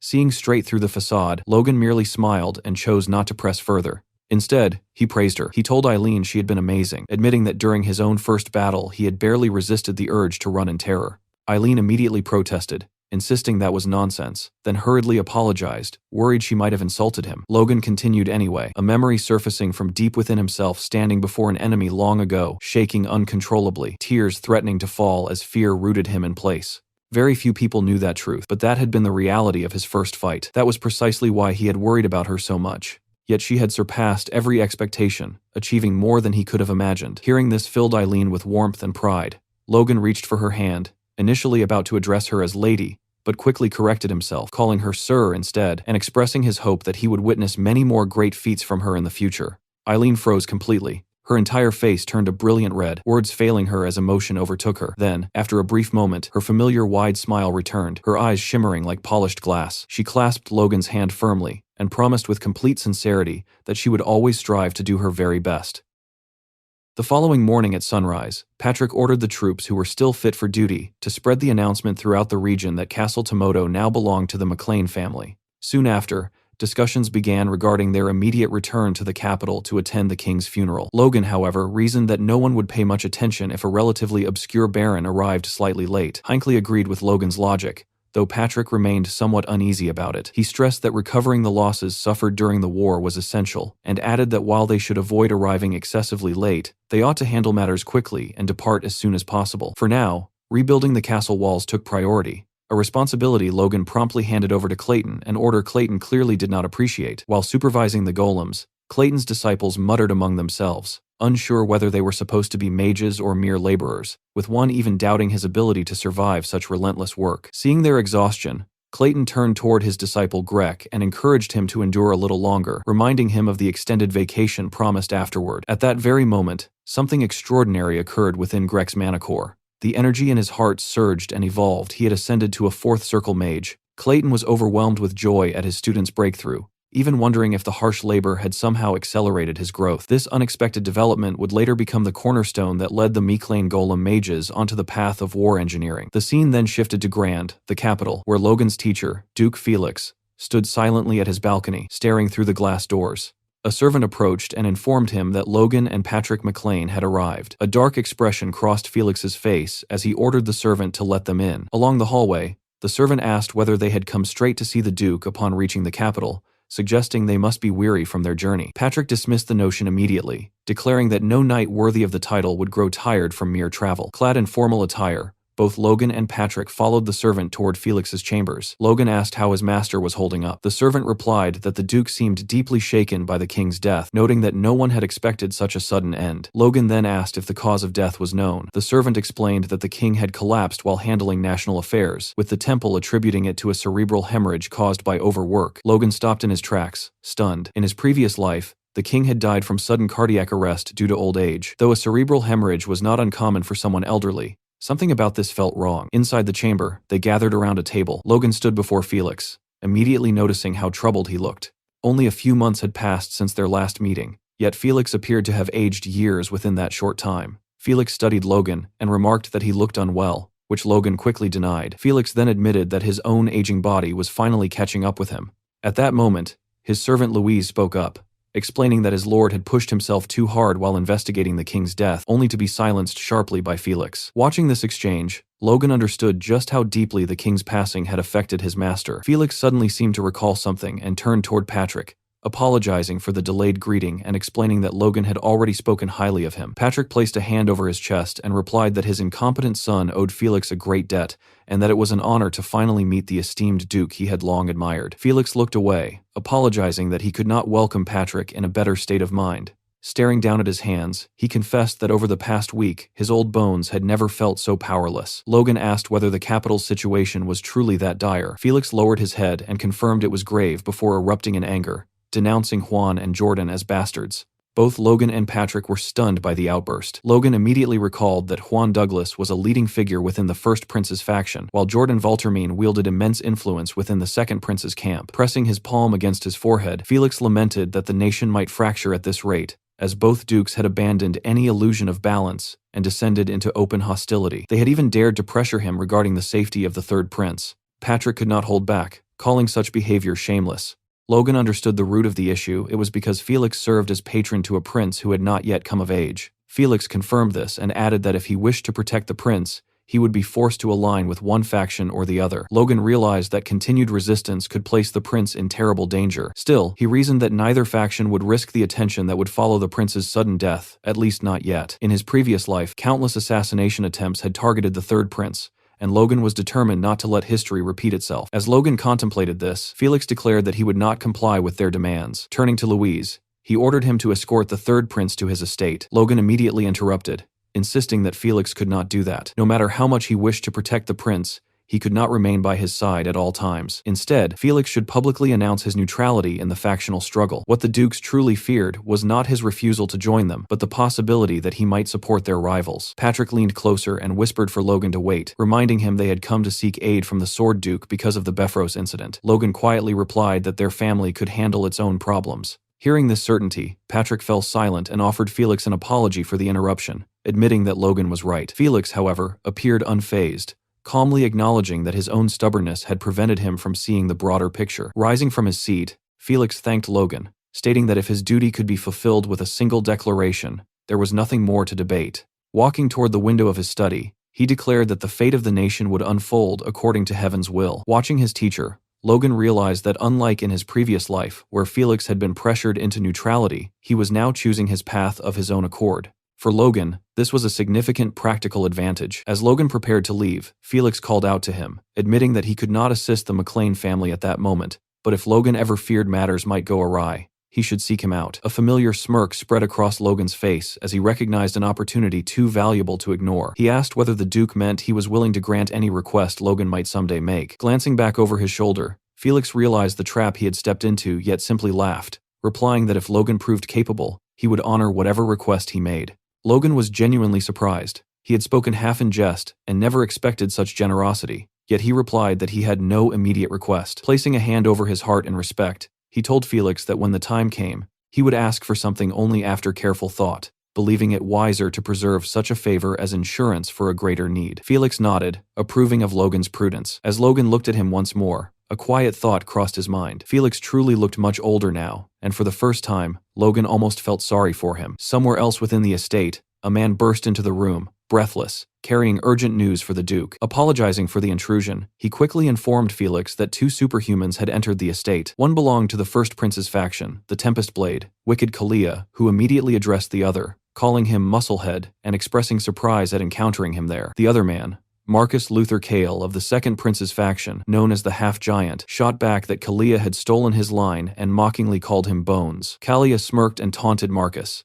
asking if he had come, hoping to receive a beating from the Sword Duke, adding that Felix likely had no interest in their factional nonsense. Marcus bristled at the jab and curtly told him to mind his own business. The two men soon found themselves standing face to face, their killing intent spilling freely into the room, causing the servants nearby to tremble in fear. Suddenly, a commanding voice cut through the tension, demanding to know why they were so carelessly displaying murderous intent inside his home. The speaker asked if they were looking for a beating, and addressed them familiarly as Luther and Wicked. It was Felix. The moment they recognized him, both men bowed deeply, hastily insisting they meant no such disrespect. Still bent forward, Luther remarked that it had been a long time since their last meeting, but Felix brushed aside the pleasantries and instead questioned whether they dared show him respect while abandoning their duties to indulge in factional squabbles. Placing a hand over his heart, Luther swore he would never forget the lessons Felix had taught him, and clarified that he had not come to see the Duke at all, but rather his guests, the McLean family. When Felix asked their purpose, Luther hesitated, visibly uncomfortable, while Wicked stepped in to admit he had arrived for the same reason and had no desire to displease the Sword Duke. Turning his back to them, Felix relayed their request to Logan and asked whether he wished to meet them. Logan stepped forward without hesitation and replied that it would be an honor. With his hand over his heart, he greeted the two superhumans respectfully, stating it was a privilege to meet individuals he had long admired. Yet the reaction he received was strange. Both men looked at him with clear disinterest, appearing not to recognize him at all. They exchanged glances, silently sharing the same thought, before addressing him in a dismissive tone. They admitted they had heard about the Sword Duke's disciple, and that it was pleasant to meet such talent, but clarified that their visit had nothing to do with him. Instead, they had come to see his father, Patrick McLean, leaving both Logan and Patrick stunned. Patrick stepped forward, coughing lightly to announce himself, confusion flickering in his eyes. He greeted them respectfully as the kingdom's superhumans, and explained that Logan was currently managing the family's affairs, suggesting they continue the discussion with him. Hearing this, Luther and Wicked shifted their focus back to Logan, their earlier indifference replaced by a calculating gleam. Luther observed that for someone so young to manage an estate meant he was not only strong but intelligent, while Wicked added with thinly veiled insincerity that speaking with promising young talent was always enjoyable. Maintaining a polite facade, Logan thanked them for the compliments and asked what business they had with his family. The two men exchanged another look before proceeding. Luther praised Logan's directness, saying it suited his youth, while Wicked suggested they avoid wasting time. He then bluntly stated that since Logan had recently fought Befros of the Second Prince's faction, he should take this opportunity to pledge loyalty to Prince Reuter. Doing so would ensure the Second Prince's support for the McLeans, especially considering Logan's uncle-in-law, Kairos, already belonged to that faction. Logan's expression remained carefully neutral, revealing nothing. Luther then argued that hostility between neighboring territories served no purpose, and proposed that swearing loyalty to Prince Romain instead would secure favorable arbitration in the dispute with Befros. Resting a heavy hand on Logan's shoulder, a gesture that felt more possessive than friendly, he urged him to choose, suggesting that peaceful neighbors benefited everyone. Logan instantly recognized the statement as a veiled threat. There was truth behind it as well. Castle Tomoto bordered Luther Cale's trade city, meaning Luther could disrupt commerce, incite unrest, or fabricate justification for open conflict if he wished. Yet Logan had no intention of joining any faction, not yet. He understood that siding with the first prince might allow the second prince to conceal the war against Bifrost and ignite a larger civil conflict, while aligning with the second prince could provoke Marquis Kalia into launching an invasion under the pretext of insult. Either choice was a trap carefully designed to create justification for war. Refusing both offers was the only path forward, a delicate balance of diplomacy and patience. Lowering his head, Logan extended his hand respectfully and apologized, explaining that the complexities of the situation prevented him from making a hasty decision and that careful deliberation was necessary. At that moment, Felix intervened, his patience clearly exhausted. His voice rang with restrained fury as he demanded to know what they thought they were doing. The two superhumans visibly faltered, their arrogance dissolving into unease. Felix called their conduct pathetic, pointing out that they had abandoned subtlety entirely and resorted to issuing an ultimatum, attempting to bully his ward into submission. Worse still, they had dared involve his disciple, a line they never should have crossed. Wicked hurriedly insisted their intentions had nothing to do with Logan's status as Felix's student, and that they were merely presenting a business proposal to the McLean household. Luther added that they had no wish to disregard Felix's will, and only hoped to discuss the future with the family. Their voices had noticeably softened. Fixing them with a piercing gaze, Felix asked whether they were absolutely certain this matter would not involve him. Both men straightened like soldiers under inspection, and swore it would not. After silently studying them, Felix turned away and declared that this was as it should be, as he was returning to his study, and had no intention of entangling himself in factional disputes. Sensing something significant, Wicked asked what he meant. Felix then announced his decision starting that very day. He would no longer participate in the factional war. Whether through Logan or anyone else, they were to abandon all thoughts of drawing him in. The two men exchanged yet another look, clearly recalculating their next move, before stating they would relay his decision exactly as given to their respective princes. Logan exhaled inwardly, relieved. However, before leaving, Wicked Kalia turned toward him with a faint menace in his voice, and told him to think carefully before making his decision, adding that they would meet again soon. Logan nodded calmly, acknowledging the warning. Luther followed by remarking that in some ways the situation might prove fortunate for the McLeans. He explained that had they attacked Bifrost after the funeral, his prince would not have entertained negotiations at all, implying that their timing had forced a more measured response. Realizing the implication, Logan feigned gratitude and replied that this was indeed a relief. As the two departed, Logan watched them go with narrowed eyes before lowering his head, genuinely relieved by their absence. Even a simple conversation with them had been exhausting, their presence suffocating. Felix then asked whether Logan intended to involve himself in the faction war, noting he had not outright refused their offers. Logan answered that it was a possibility he might consider if circumstances demanded it, a carefully ambiguous reply. He apologized, admitting the McLeans lacked the strength to cling to ideals under such pressure. Yet regardless of the path he chose, he intended to preserve his honor. Felix found himself momentarily speechless at Logan's pragmatism and resolve. After a pause, he nodded with faint respect and said that was enough. Turning away, he instructed Logan to return and rest, reminding him that the funeral would begin soon. Outside the palace, the king's coffin was carried through the gardens toward the grand entrance. As the pallbearers carefully maneuvered the casket inside, a somber announcement echoed across the hall, declaring the arrival of His Majesty's remains. The coffin was then solemnly brought toward the altar, where the 8 pallbearers gently placed it down. Clad in ceremonial robes, the archbishop ascended the steps toward the podium with his disciples flanking him, fully prepared to begin the funeral rites. The archbishop raised his head to address the assembled nobles, but the moment his eyes scanned the hall, his expression shifted from solemn composure to visible dismay. The scene before him was deeply disrespectful. Instead of mourning the deceased king, the attendees whispered endlessly among themselves, their conversations filled with political maneuvering and veiled threats. The two princes sat with boredom written across their faces, casting indifferent glances at the coffin as though they would rather be anywhere else. Their grandfathers mirrored this attitude.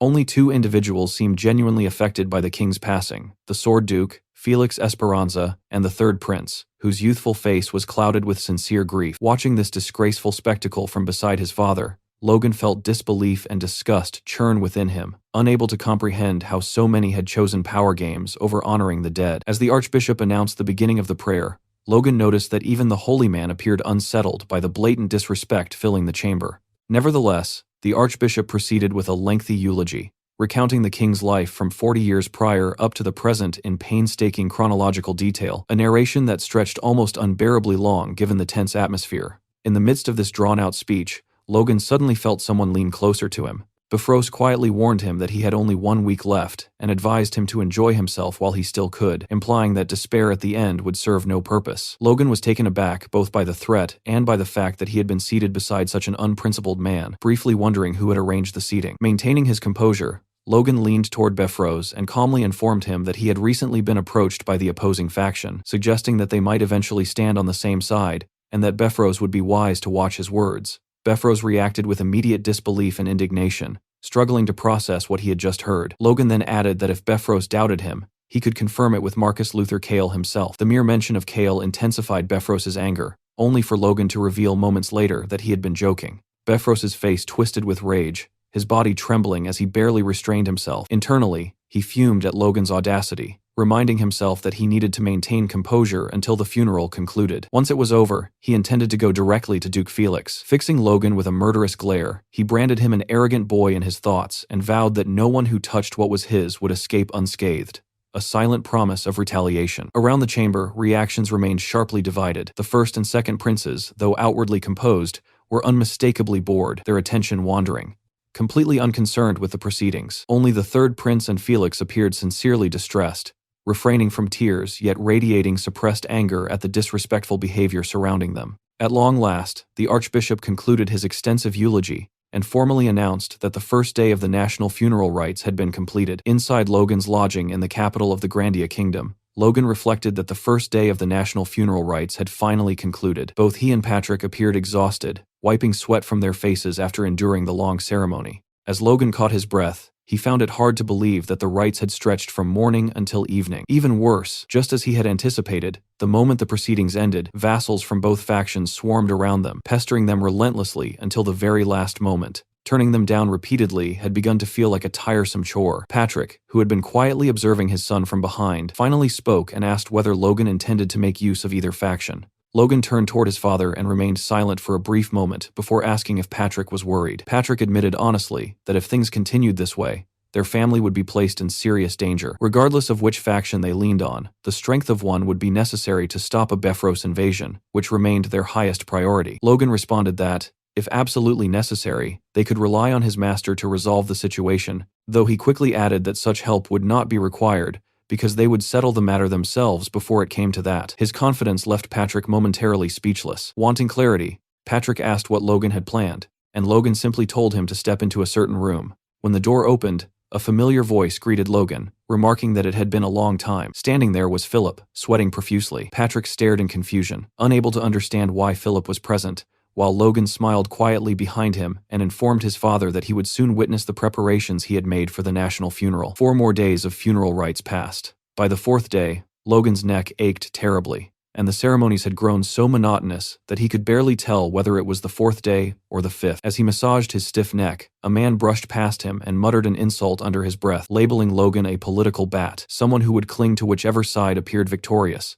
The man then added that Count Befros had been right about him before walking away. Watching the man depart, Logan reflected on Befros and let out a quiet huff, realizing he had been wondering why envoys from the factions had suddenly stopped approaching him. It now seemed obvious that Befros had been spreading words about him everywhere. Even so, Logan had no intention of joining any faction. While he was lost in thought, someone approached him enthusiastically and addressed him as son-in-law. It was Eileen's father. Looking around, the man asked why Logan was alone and inquired about his relatives, wondering if they had not attended. Logan explained that his father had returned to their lodgings first, prompting Eileen's father to send Patrick his regards. Then came the question no man ever wished to hear from his future in-law. Eileen's father asked whether Logan had decided on a wedding date.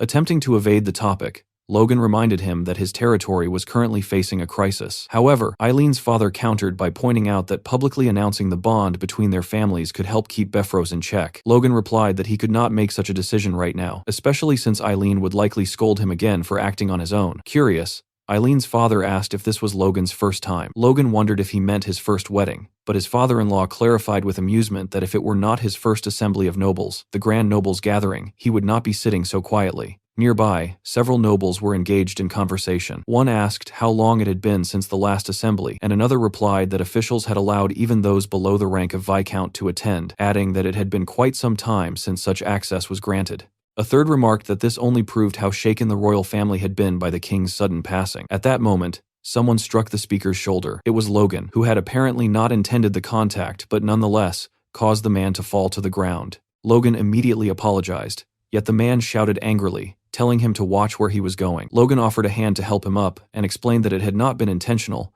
but the man slapped his hand away and stormed off, calling Logan conceited. Patrick, who had witnessed the entire exchange, dismissed the man as irrational and told Logan not to worry about it. Logan agreed outwardly, yet his gaze lingered on the departing figure, clearly turning something over in his mind. As they prepared to enter the assembly, Logan reflected that in his past life, this event had taken place 2 weeks after the funeral. Now, thanks to Felix's declaration of neutrality, neither faction had any reason left to conceal their ambitions. Logan recalled that the Grand Nobles' assembly in his previous life had descended into complete chaos. The spark had been a Viscount aligned with the First Prince's faction who, swept up by the rising tension, began hurling curses at Jordan Valterman. What started as a heated exchange soon escalated as middling aristocrats clashed, the conflict spiraling out of control until even the superhumans were drawn into open combat. The catastrophe became known as the Split of the Tongue that failed the country, an incident that marked the beginning of the Civil War, and the Viscount responsible was condemned for generations. Back in the present, events seemed to be unfolding along a similar path. One Viscount was already locked in a fierce argument with another, insisting that no one but His Highness Romain was fit to become king. His opponent countered that such a claim was absurd,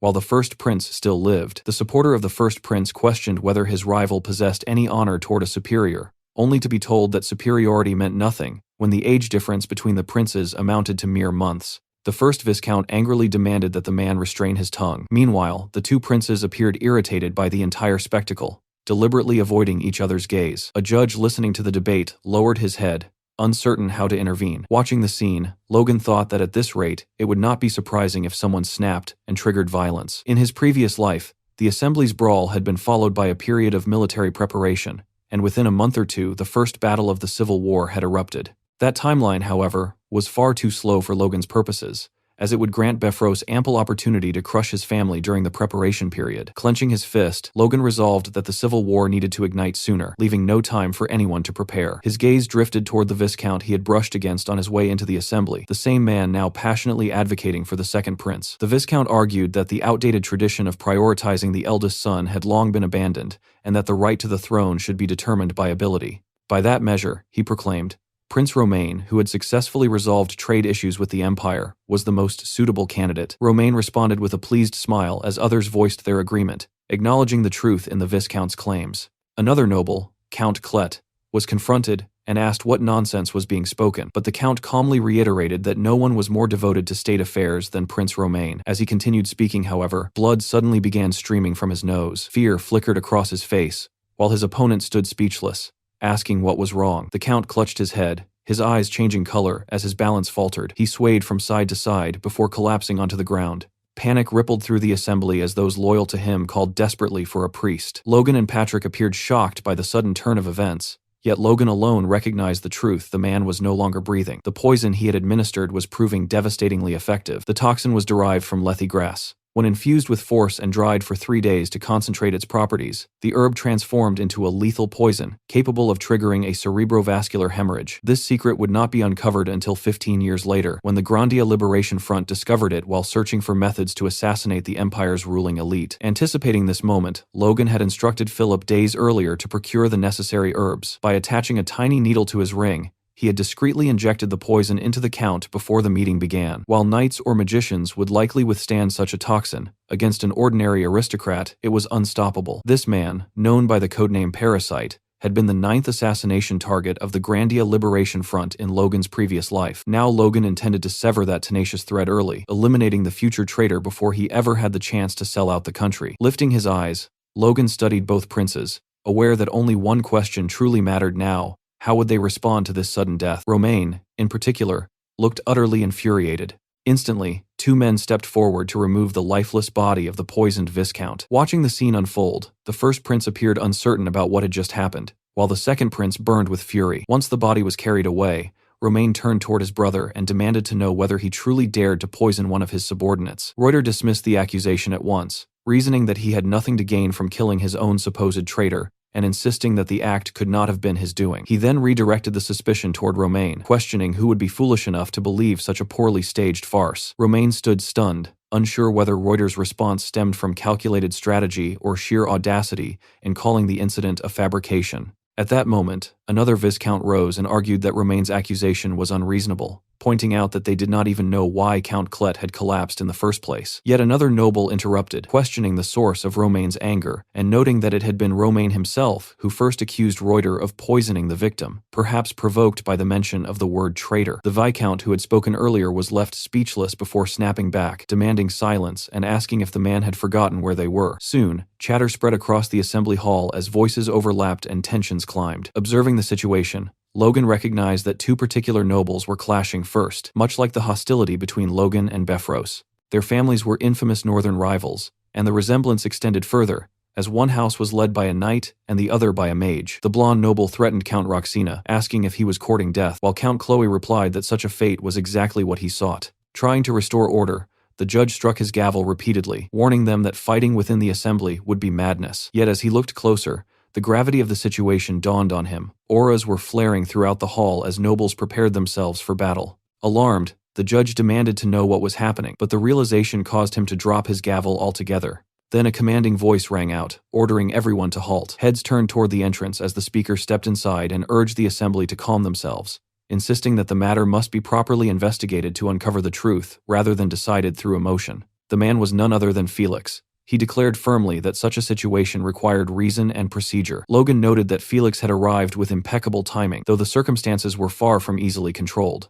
The princes themselves began shouting again, with Romain arguing that the situation was obvious and demanding to know what further procedures Felix could possibly require. Reuter, however, expressed strong agreement with the Duke, claiming that Romain had lacked any real justification and had instead staged the incident to dispose of a useless pawn. Romain fired back, questioning how Reuter could speak so boldly after orchestrating such an underhanded assassination, while Reuter countered that if Romain were truly innocent, he should welcome an investigation. Felix stepped forward, urging both princes to calm down, but his path was suddenly blocked by two imposing figures, Jordan and Juan. Their presence clearly caught him off guard. Jordan warned Felix not to interfere, while Juan added that even he would struggle against the two of them together. Felix questioned whether they understood the chaos they were allowing to unfold, yet neither appeared moved by his words. Witnessing this confrontation, Patrick wondered how matters had deteriorated so badly, realizing that the kingdom's three sole dukes now stood in direct conflict. Juan remarked that Felix must know how pointless an assembly like this had become, and Jordan suggested that reaching a conclusion through force might not be such a terrible outcome. Watching the princes argue, Felix muttered that everyone had lost their senses. At last, Romain clenched his teeth and pointed directly at Reuter, declaring that he no longer recognized him as a brother. He asserted that only one method remained to determine who possessed the rightful claim to the throne strength. Reuter responded with laughter before raising his hand and signaling for his followers to summon their forces. Romain mirrored the gesture, announcing that they would wait no longer and ordering his supporters to take up arms and prepare for war. As the hall descended into open division, Juan and Jordan knelt before their respective lords in a clear display of allegiance. Behind them stood Felix, silent and trembling, and I'm not even sure what his expression says about this. You can tell me in the comments. After the assembly concluded, a carriage stood waiting outside the palace. Inside, Jordan was speaking with Roger Befros.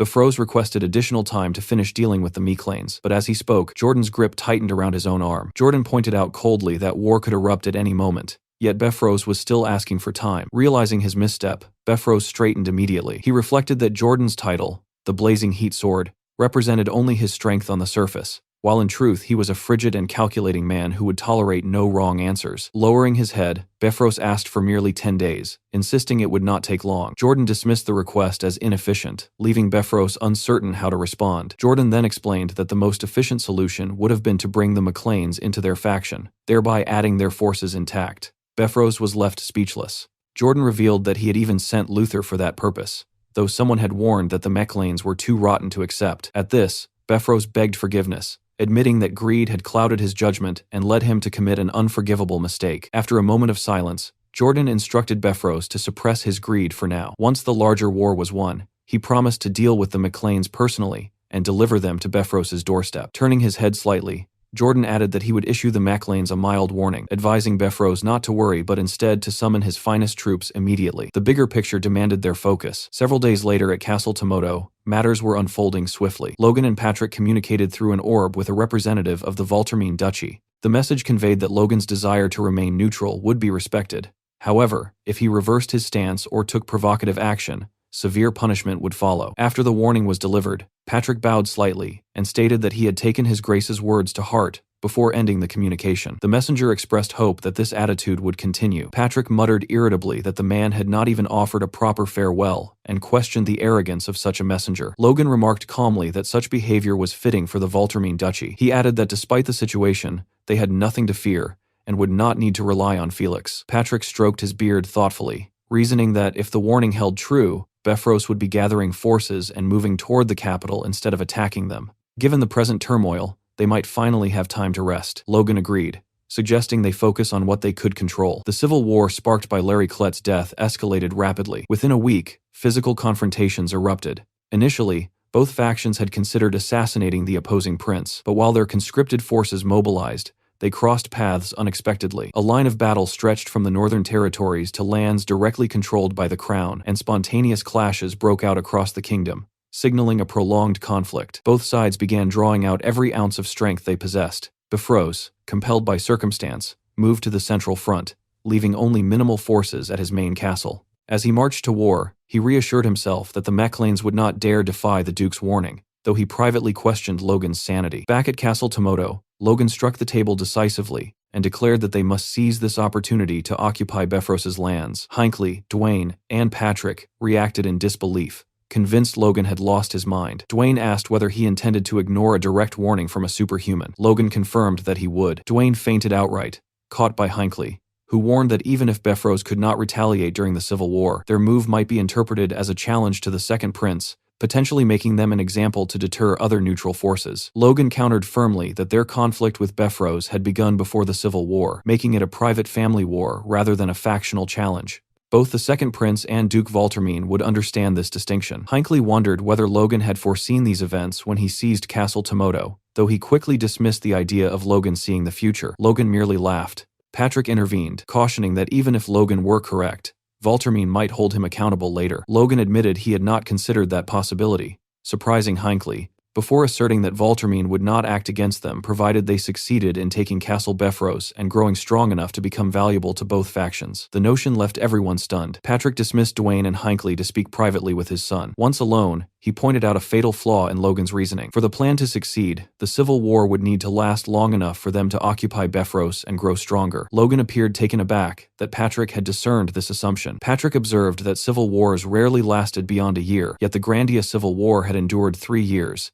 making it an anomaly Logan might be relying upon too heavily. After a moment, Patrick sighed and closed his eyes, reminding Logan that he trusted his actions were always for the family's benefit. However, he urged him to account for such blind spots in the future. Logan acknowledged the advice. Standing before the massive glass windows, Patrick concluded that their only remaining course was to occupy Befros's territory, reclaiming the lands of their forefathers. At the gates of the main castle of Befros, 2 guards stared into the distance after spotting something unusual, and the one holding the binoculars was left completely speechless. A massive army was storming toward the castle, and it was not just any force, it was the Macleans. One soldier atop the walls shouted for everyone to hold their ground, while another reassured the defenders that a message had already been sent to Pareda and that reinforcements would arrive soon, meaning they only needed to endure until then. Observing the situation, Logan concluded that the defenders had no intention of surrendering peacefully. Patrick responded that there was no need to prolong the battle. As a figure stepped forward atop the walls, Logan gave the order to capture the castle immediately, and the troops voiced their understanding. Suddenly, a voice rang out declaring that his lord had departed to fight in the war that would determine the nation's fate, entrusting him with the honorable duty of standing as the final line of defense. The man claimed to have heard many things about Logan and vowed to repay the disgrace of Castle Tomoto being stolen. The speaker revealed himself as Lentor, a high-ranking knight, and with a downward swing of his sword, he issued a formal challenge, demanding a duel between knights. He declared that if Logan truly considered himself a knight, he should answer the challenge, otherwise he would bring shame upon himself. Logan, however, privately judged that Lentor was the one disgracing himself. In the next instant, a punch slammed into Lentor's purple-haired face, blood bursting from his nose as he collapsed. Logan realized he had knocked the man out with his bare fist without even thinking. Standing behind the fallen knight was Hinckley. Logan asked about Lentor's condition, and Hinckley casually informed him that the man had fainted, even nudging his face with a boot. Logan found it unbelievable that a supposed high-ranking knight had collapsed from a single punch, while Hinckley wondered if Befros had truly lost his senses to leave such an all-talk commander in charge of the defenses. Logan turned toward his father to announce that it was over, yet Patrick seemed completely absorbed in the sight before him.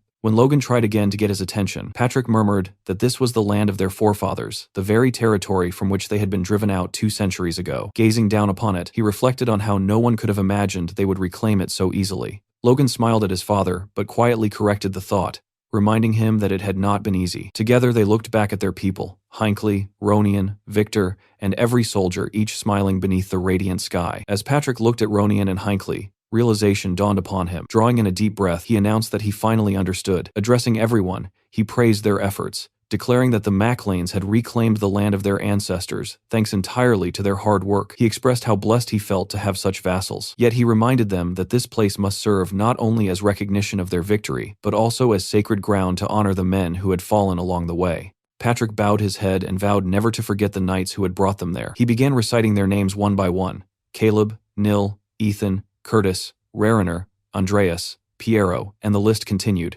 Logan was stunned that his father remembered every single name. He noticed Patrick gripping his sword tighter with emotion as he spoke, and Logan smiled quietly. As the sun dipped toward the horizon, Patrick declared that those names would be engraved upon his heart forever. He then turned to Logan and stated that regarding the events yet to come, it would be best to hear from the future of the Maclanes himself. Logan stepped forward beside his father, sweat forming as he gathered his thoughts. He addressed the soldiers, stating that they had likely already realized it, but the world had descended into an era of chaos. In response, the Maclanes would ride those winds of chaos and soar higher than ever before. Raising Lux toward the sky, he called upon the men to become the wings of the Maclanes. A knight immediately ordered a salute, and with hands placed over their hearts, the army hailed the glory of the Maclanes. Meanwhile, in the war camp, Befros could scarcely believe that his castle had fallen. He demanded to know what Pareda and Lentor had been doing, only to be informed that the fortress had already been taken before Pareda's forces could even mobilize. Striking the air in fury, Befros cursed Lentor as a fool and swore they would return immediately to crush the Maclanes limb by limb. At that moment, Jordan Valtermine arrived and bluntly informed Befros that he would do no such thing. Befros attempted to justify himself, arguing that his homeland had been attacked by savages, but Valtermine questioned what would happen if Befros withdrew his forces while both sides remained evenly matched at the central front. He demanded to know whether Befros considered his personal lands more important than their greater mission. Befros quickly denied such intentions, sweating with fear. Befros insisted that the Maclanes had ignored a direct warning, yet Valtermine coldly declared that he would tear them apart himself after their mission concluded. Before that, however, he intended to send a notice demanding the Maclanes join their faction. When Logan received this message through the communication channel, he laughed it off and warned that if the Maclanes were threatened, they would have no choice but to support the first prince. The statement made Jordan crush the cup in his hand while Befros nearly lost composure in terror. He thought Logan insane for daring to speak so boldly before such authority. Jordan, visibly enraged, accused Logan of disregarding both his warning and his offer, asking if he understood that rejecting him meant rejecting Prince Romaine's will. As Jordan released his aura, even Befros was stunned by the sheer intensity of his presence. Logan calmly admitted he might be overstepping, yet explained that the grudge between his house and Befros dated back long before this moment, and was not born from disrespect toward Valtermine or the prince. Jordan demanded proof, ordering Logan to lead his troops to the front lines and achieve military success, promising that doing so would spare him from their wrath. Logan regretfully refused, stating that he intended to remain neutral in accordance with his master's wishes while maintaining unwavering loyalty to the royal family. He asked that his intentions not be doubted.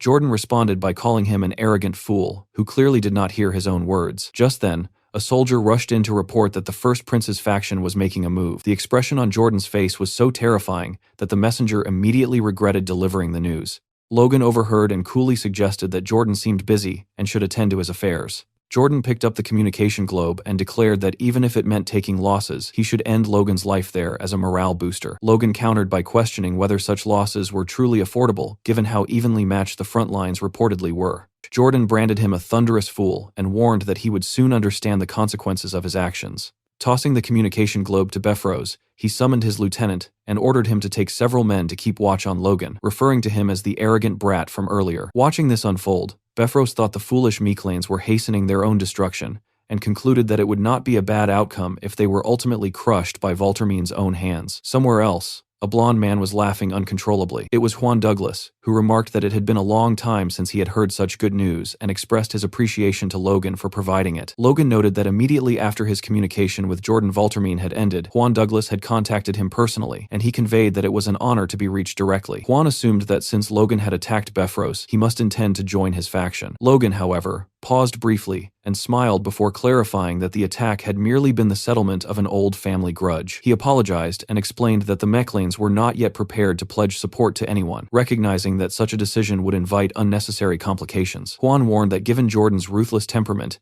he might attempt to swallow the entire Mechlane family whole. He asked Logan what he intended to do in response, yet Logan remained silent for a moment. Logan then mentioned that he had already received word from Jordan and had managed to smooth things over through careful negotiation. Juan asked whether that was all, and Logan responded that his family lacked the resources to take any decisive action beyond maintaining a firm neutral stance. Nevertheless, he added that he would support Juan's excellency in spirit and requested that the remaining Befros forces be crushed. Juan laughed at Logan's boldness and offered him advice, warning that if Logan deceived him, he would not overlook it lightly. Logan reflected that threats seemed to come from every direction. Still, with this exchange, the Mechlane's neutrality had been officially recognized, leaving only one final matter to address. At the Pareta estate, Max Pareta had just been informed that the Befros castle had been occupied. He erupted in anger, shouting that reinforcements had not even been dispatched, and demanding to know what was happening. His vassal urged him to calm down, stating that since the Mechlanes had acted so recklessly, the Count would not remain idle,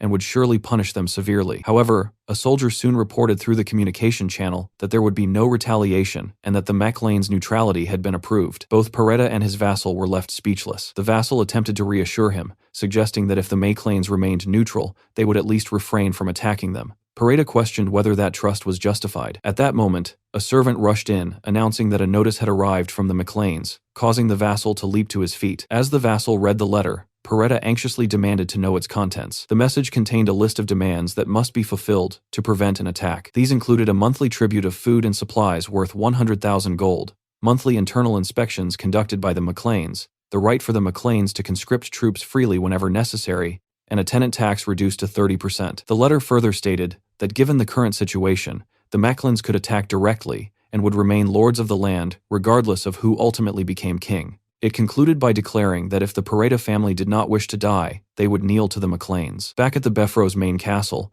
even the flag had been replaced with that of the Mechlanes. Inside, Dwayne reported that, as expected, the Pareta family had requested to become vassals. Logan expressed satisfaction and stated that they would now slowly strangle them financially and absorb their entire military power. He added that it was unfortunate they could not yet deal with Percival and Ruffman, but Dwayne reminded him that they had already achieved more than enough. Logan declared that all immediate threats were gone and that there was only one thing left to do: celebrate. A party was held within the castle. Logan announced that the war was over and encouraged everyone to eat, drink, and enjoy themselves. The soldiers gathered in small groups, Dwayne, Hinckley, and Kaisalon together, Hamar, Philip, and Clayton laughing over drinks, Rick conversing with a female servant, Patrick sharing a moment with Marion. Only Victor appeared visibly troubled. After some time, Patrick approached Logan and suggested that it was time. Logan agreed and called Captain Hinckley forward, addressing him formally as Sir, signaling that something official was about to occur. Patrick, already somewhat drunk, attempted to scold Hinckley for failing to salute his future lord properly,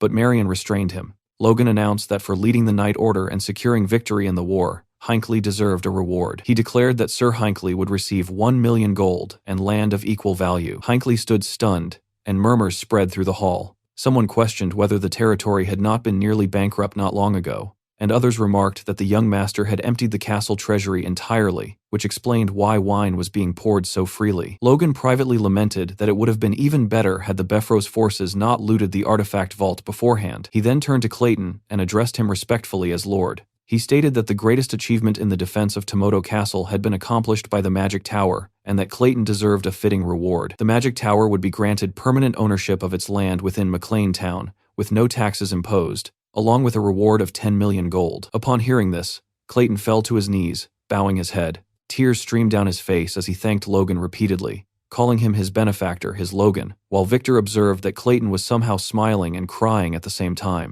Watching the festivities unfold, Logan privately thought about how incredible it felt to play the role of a generous lord while spending someone else's money. His attention soon shifted to Eileen, who stood beside him wearing a beautiful cherry red dress. Logan asked whether she truly loved the rewards that much, remarking that the Floyd family was hardly poor. Eileen explained that it was not simply about the money, but the fact that it was the first wealth she had earned through her own efforts. She reflected on how rare it was for women in their country to have opportunities to earn such sums, and admitted that achieving even this much made her feel as though she had fulfilled part of her dream. Ronian approached to catch Logan's attention, and asked whether their blacksmith would also be rewarded, noting that Hamar appeared to be waiting expectantly. Logan laughed, recalling how ever since receiving a sword from Hamar, the blacksmith had been looking out for him. He confirmed that he had already prepared the perfect gift, leaving Hamar curious about what it could be. Outside the castle, a carriage came to a halt. A McLean soldier ordered a dwarf to step down, announcing that they had arrived. The dwarf, whose left hand had been replaced with a hook, grumbled that he could not believe humans were cramming slaves into carriages like cargo. As he disembarked, he muttered that their new master must surely be a twisted pervert. Within the city, however, the atmosphere was lively. People walked the streets cheerfully, children played freely, and happiness seemed to radiate throughout the town. Observing this, the dwarf wondered if this was truly the place where they would now be working. He was not alone in his confusion. More dwarves climbed down from the carriage, remarking on the overwhelming number of humans and admitting their discomfort. They spoke among themselves, surprised that such fine carriages had been sent to transport them, as nobles typically treated dwarves like livestock meant only for hauling. One dwarf commented that nobles usually viewed them no differently than animals, while another cautioned against expecting too much, insisting that all nobles were fundamentally alike, and that some merely flaunted their wealth by providing luxurious transport even for slaves. A red-haired dwarf named Tamar silenced his companion, warning him that someone might overhear. Yet his friend challenged him, asking whether a proud dwarf like him intended to grovel before humans, and whether losing his left hand had also cost him his pride. A guard shouted for the dwarves to move if they were all off the carriage. As Tamar turned his head, he reflected bitterly on his companion's words,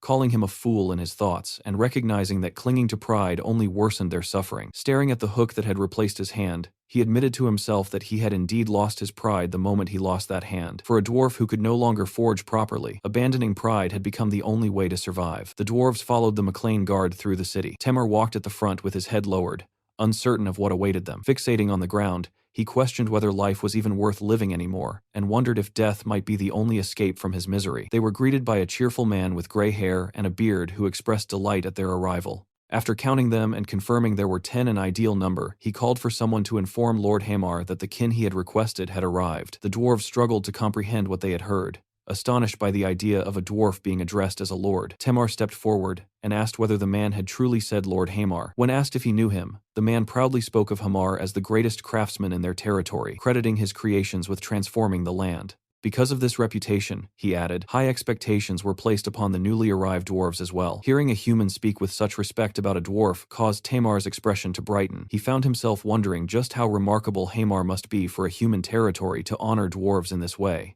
Before long, Hamar himself arrived, declaring that the long wait was finally over and that his kin had at last come. He expressed his satisfaction at seeing them in good health, a sight that filled Tamar with cautious optimism. However, Hamar immediately remarked that since they were all in such fine condition, they could begin working at once. He even observed that they could be worked like dogs right away, given their apparent stamina and readiness for labor. The hopeful expressions on Tamar and the other dwarves shattered instantly, as this was nothing like what they had imagined. Hamar briskly ordered them inside, reminding them that mountains of orders awaited fulfillment. In that moment, Tamar felt the mental image he had formed of his new master collapse completely before his eyes. A few days later, Logan appeared at the workshop without warning and asked Hamar whether he had received his gift. Hamar greeted him warmly and confirmed that he had indeed received it, adding that thanks to Logan, crossbow production had accelerated significantly. As Logan scanned the area, he asked where the dwarves were, prompting Hamar to point to the left and explain that they were all working diligently as the gears of the workshop.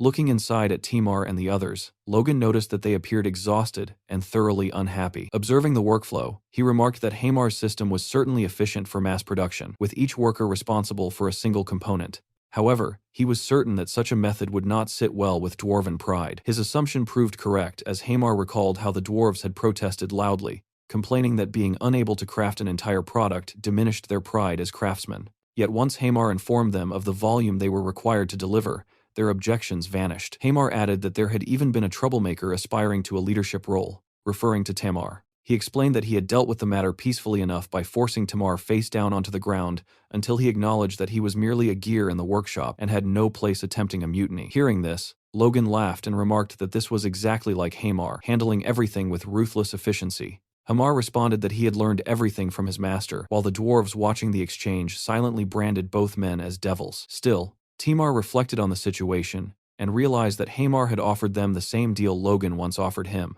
If they worked their hardest for Logan for 20 years, they would be granted freedom. Staring at the part he was crafting, Timar acknowledged that this agreement was a chance they would likely never receive again. As Hamar watched the dwarves labor, he turned to Logan and asked why they needed so many crossbows, noting that the requested amount would arm 10,000 people with plenty left over. Logan calmly replied that this was precisely because 10,000 people would be using them. Stunned, Hamar exclaimed that they were effectively producing a 10-year supply in advance and called it excessive preparation. Logan laughed and corrected him, revealing that he was creating a militia of roughly 10,000, recruitment for which was already underway. Upon hearing this, Hamar screamed so loudly that he could be heard outside the workshop, his body language radiating anxiety and shock as he realized Logan was preparing for yet another war. Logan observed that Hamar's thoughts were obvious. Privately, Logan reflected that the Civil War had only just begun, and that most people failed to realize it could last 3 years. Worse still, an imperial invasion awaited at its conclusion. What began as a conflict fought by elite soldiers would soon devolve into battles waged by mercenaries, funded with whatever wealth could be scraped together, and eventually into a desperate struggle where peasants were forced to take up arms. He envisioned it as nothing short of hell descending upon the world,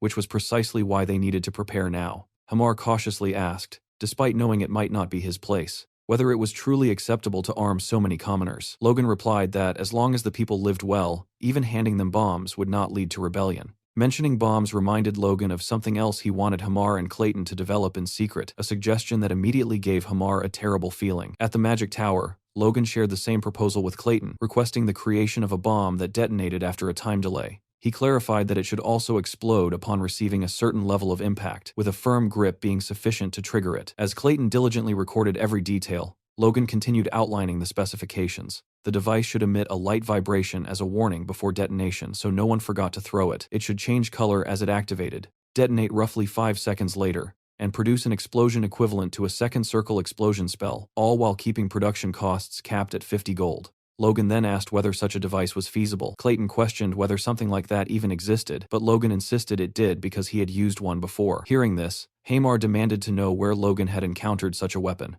remarking that the situation felt strangely familiar. Logan explained that he had even provided a rough idea of the materials involved, yet Clayton remained skeptical, arguing that chemical compounds behaved unpredictably, depending on their ratios. Moreover, a weapon capable of producing a second circle effect, at 1/10 the cost of a first circle spell scroll, would have sent the entire industry into a frenzy if it truly existed. Clayton suggested that if Logan had actually used such a device, it would be faster to locate its creator, and he prepared to utilize the communication channel to investigate further, contacting Felix's advisor and a general from Logan's former life, to ask whether anyone nearby possessed the knowledge to craft such strange items. The response indicated no close ties with a mage capable of such work, leaving Logan stunned. What he was attempting to recreate was Liberatio, a bomb named after the ancient word for liberation. It had once dealt a devastating blow to the Empire during the era of the Grandia Liberation Front, yet only a handful of individuals had ever known how to produce it, and Logan had not been one of them. Even so, he believed that if anyone might hold a clue,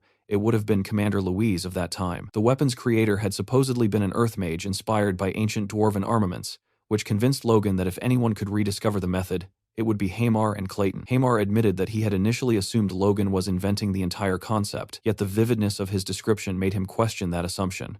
Logan himself found it strange how unnaturally clear his memories of Liberatio were, and the realization unsettled him slightly. He eventually dismissed the thought, reasoning that it was natural for the memory to remain sharp since the weapon had ultimately caused his death. With that, Logan once again began explaining every detail to Hamar and Clayton, even as they wondered aloud whether he truly had no intention of abandoning the idea. Somewhere else, inside a bar, a man slammed his fist onto a table, knocking over a pint of beer that spilled everywhere as he angrily questioned what the country had become. 2 other men cursed the war, complaining that it had now spread all the way to the south. One drunken man shouted that if the nobles wanted to fight, they should settle it among themselves instead of dragging small territories like theirs into the conflict and getting innocent people killed, while his friend hurriedly called him a drunk and urged him to lower his voice. At another table across the room, a blonde-haired man lifted his head and agreed with the outburst, believing that those hungry for war should face each other directly. He bitterly reflected that just because his great-grandmother had been the second daughter of House Kalia's Marquis, it did not mean their family deserved to be dragged into a factional war. He went on to explain that this was exactly why small provincial nobles like them ended up utterly ruined. Lamenting his fate,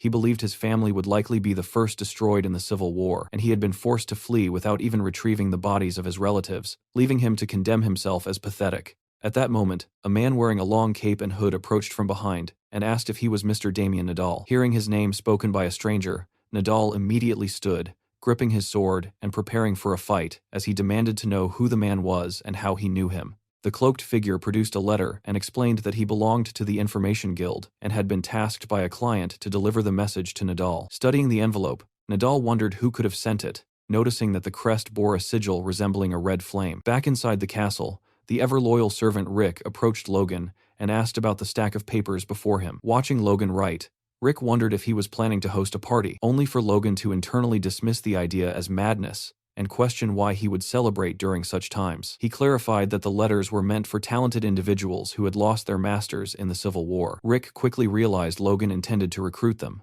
prompting Logan to silently acknowledge his perception. Rick explained that years of observation had made Logan's intentions easy to read, but he still questioned whether any famous knights even remained in such ruined territories, as he had heard of none. Logan explained that most were currently nothing more than heirs to minor lands or ordinary soldiers who, if abandoned, would likely drift into becoming wandering mercenaries. Rick wondered why Logan would bother recruiting such people, and whether their forces were truly so lacking. Logan reflected on the saying, "a pearl in the mud," knowing this insight came from knowledge of his past life. Most of those he sought would eventually awaken as Force users, yet the man receiving this particular letter never would.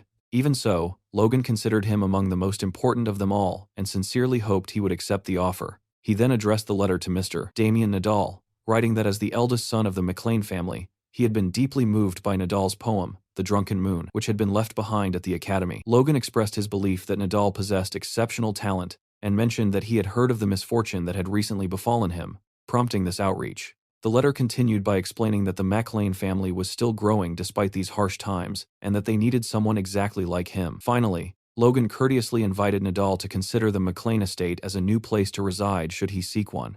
As Damien read the letter, absorbing the words about opportunity and belonging, confusion overtook him, and he found himself wondering what kind of nonsense he was looking at. 2 months later, at the McLean estate, a large crowd had gathered at the gates. One of the guards asked his colleague where all these people had come from, but the other had no answer. What they did know was that every single one of them claimed to have received a letter from the young master. Standing behind one of the guards, Damien confirmed that the crest stamped on the letter was indeed the McLean sigil. Upon hearing this, the guard instructed the group to follow him inside. Damien then stepped forward, presenting his own letter bearing the same sigil and explaining that he had received it from Logan himself. The guard examined it carefully and confirmed that the seal was authentic. He then studied Damien's appearance, noticing how shy and anxious he seemed about the entire situation. After verifying the letter, the guard told Damien to follow him, privately wondering why the young master would send a letter to someone who looked like a mere vagrant. They walked through the city streets and toward the castle. As Damien looked around, he began to question the situation. He wondered whether the McLeans were expanding their territory by taking in war refugees.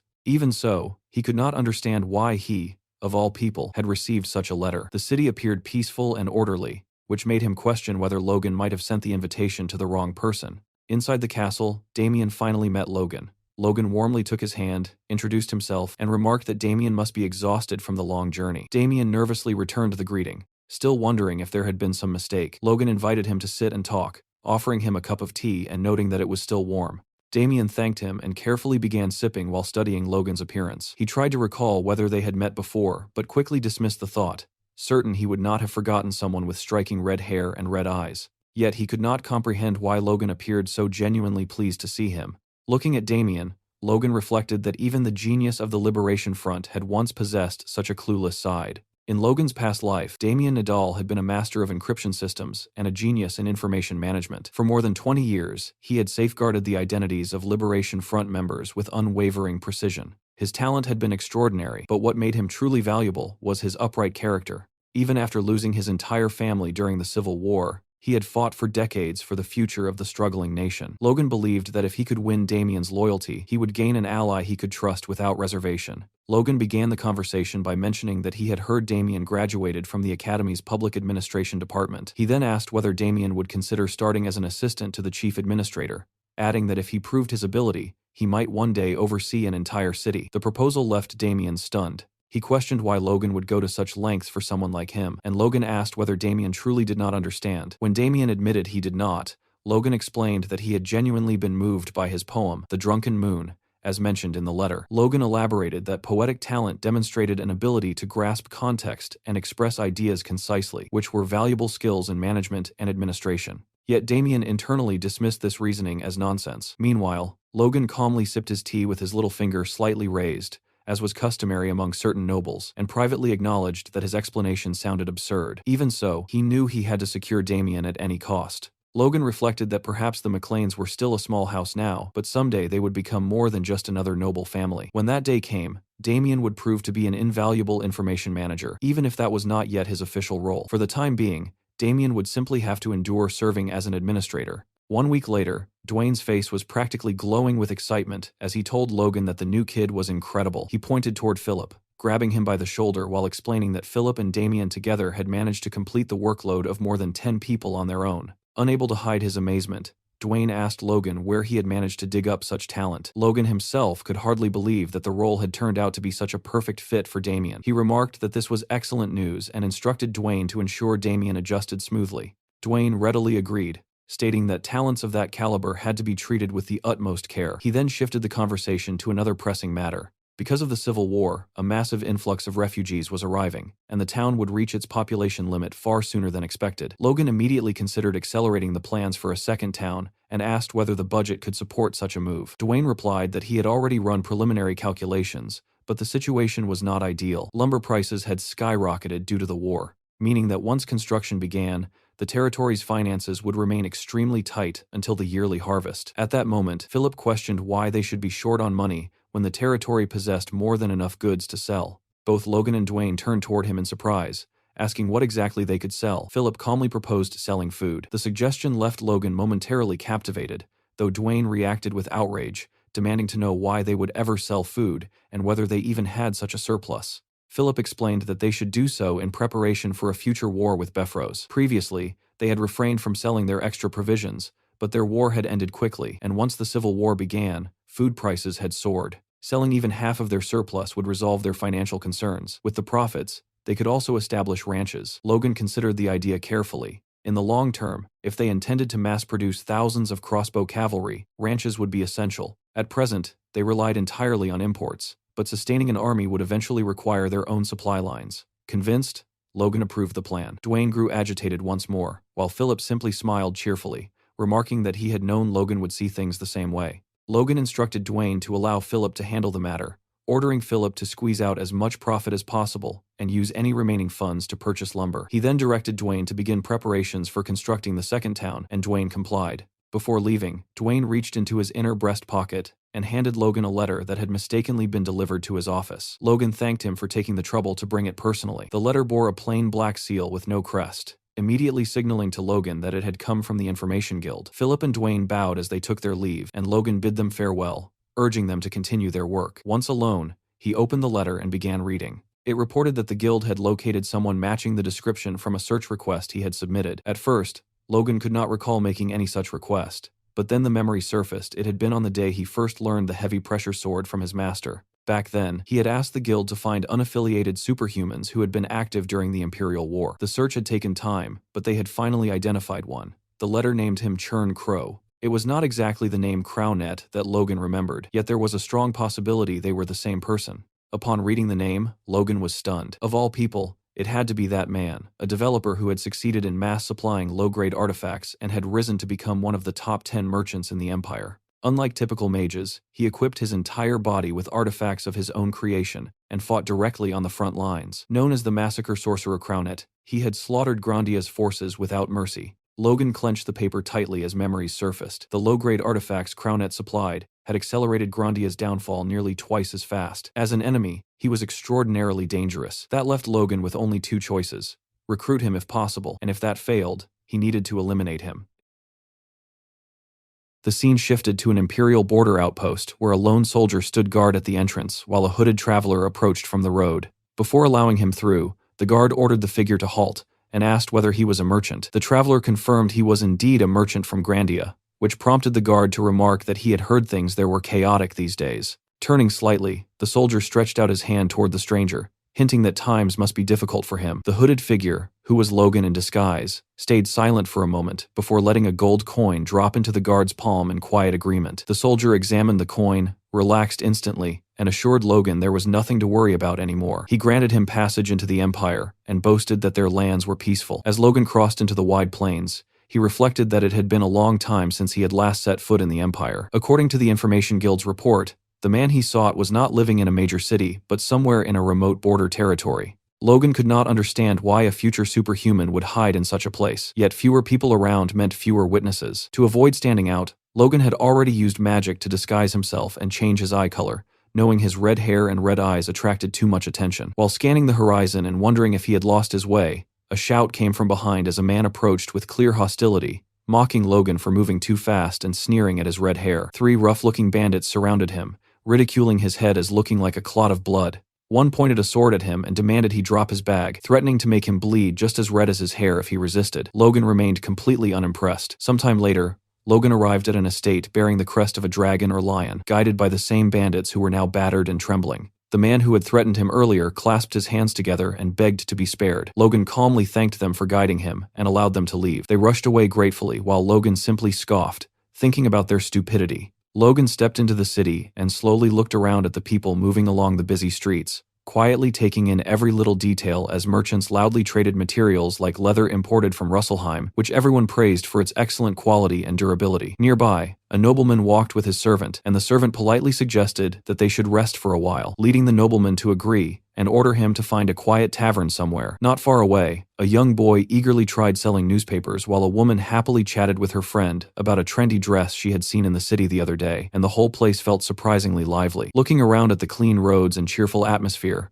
Logan could barely believe this was supposed to be a border castle, because it looked just as neat and prosperous as most cities inside Grandia itself. He pulled out his map and quietly checked the location again, reminding himself that the man he was searching for supposedly lived somewhere isolated even inside this castle, yet he still felt sure he had reached the right place. Raising his head with his disguised blue eyes, Logan confirmed his destination when he saw a gothic-looking manor standing grim and silent ahead of him. He stared at it without saying anything, then calmly placed the map back into his bag and stepped forward. Just before knocking, a dark thought crossed his mind about what if the man was already a superhuman. Remembering how infamous the guy had been for his nasty temper, and how recruitment might easily turn into a fight, Logan reasoned that the man was probably a slow-cast type mage, and if things went badly, killing him might even be possible. Realizing how messed up that thought sounded, Logan slapped his own face and cursed himself for thinking like that, reminding himself he came to recruit, not kill, and that he needed to swallow his past life grudge for now. He knocked on the door, and after a moment, it opened with a rough voice complaining about someone making noise outside.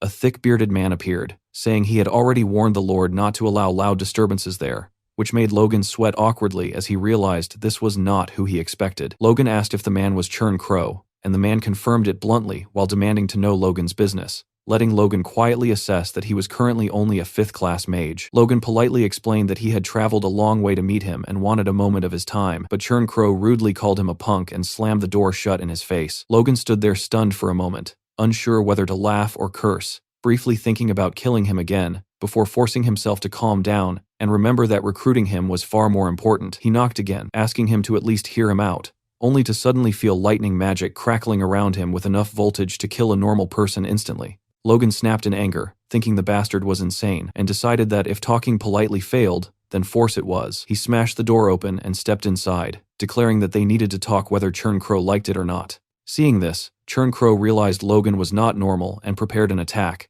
revealing an artifact that made Logan's heart drop instantly, because it was the Orb of Massacre. Logan remembered clearly how that artifact constantly protected its owner and automatically repelled enemies, acting as both offense and defense, and how in his past life, Churn Crow, despite being weaker than other superhumans in direct combat, used that orb to unleash terrifying firepower in civilian massacres. Still, looking at him now, Logan judged that he was not yet that powerful since he was only a 5th circle mage. Logan sarcastically remarked that using such force on a guest seemed harsh, while Churn Crow mocked him for calling himself a guest after breaking down the door. Logan calmed himself, admitted he had no other choice since Churn Crow refused visitors, and tossed a heavy bag of gold at his feet to compensate for the broken door. Seeing the money, Churn Crow started sweating and reluctantly agreed to talk. They sat in the parlor with Logan keeping his sword nearby, while Churn Crow kept the Orb of Massacre behind him, suspiciously asking what Logan wanted. Logan said he had heard rumors about him and came to offer recruitment, which immediately made Churn Crow tense up, asking what rumors. Logan noticed that reaction and realized the man clearly had secrets, calmly explaining he heard Churn Crow was a master of artifacts, and that just seeing the equipment behind him confirmed it. Churn Crow exploded in anger, demanding where Logan heard such things, and Logan calmly said the Information Guild pointed him out when he searched for a skilled mage. Hearing the words Information Guild made Churn Crow's eyes light up, demanding details, but Logan coldly refused to reveal his sources, and said he only came because of Churn Crow's reputation, adding that rumors also spoke of many sins in his past. Churn Crow shouted in denial, swearing he lived honestly, but Logan quietly looked at his sword and thought that maybe his own past life hatred made him biased. Yet to him those words still sounded like lies from someone who lived a filthy life. Logan judged that even if Churn Crow was capable, his personality was dangerous, and if recruitment failed, killing him might be safer than letting him stab them in the back later. He looked at the orb again and guessed it was weaker than before, maybe only a third-class artifact, meaning killing him would not be hard if needed. Deciding to test him, Logan addressed him respectfully as Sir Mage and casually mentioned the name Crownet,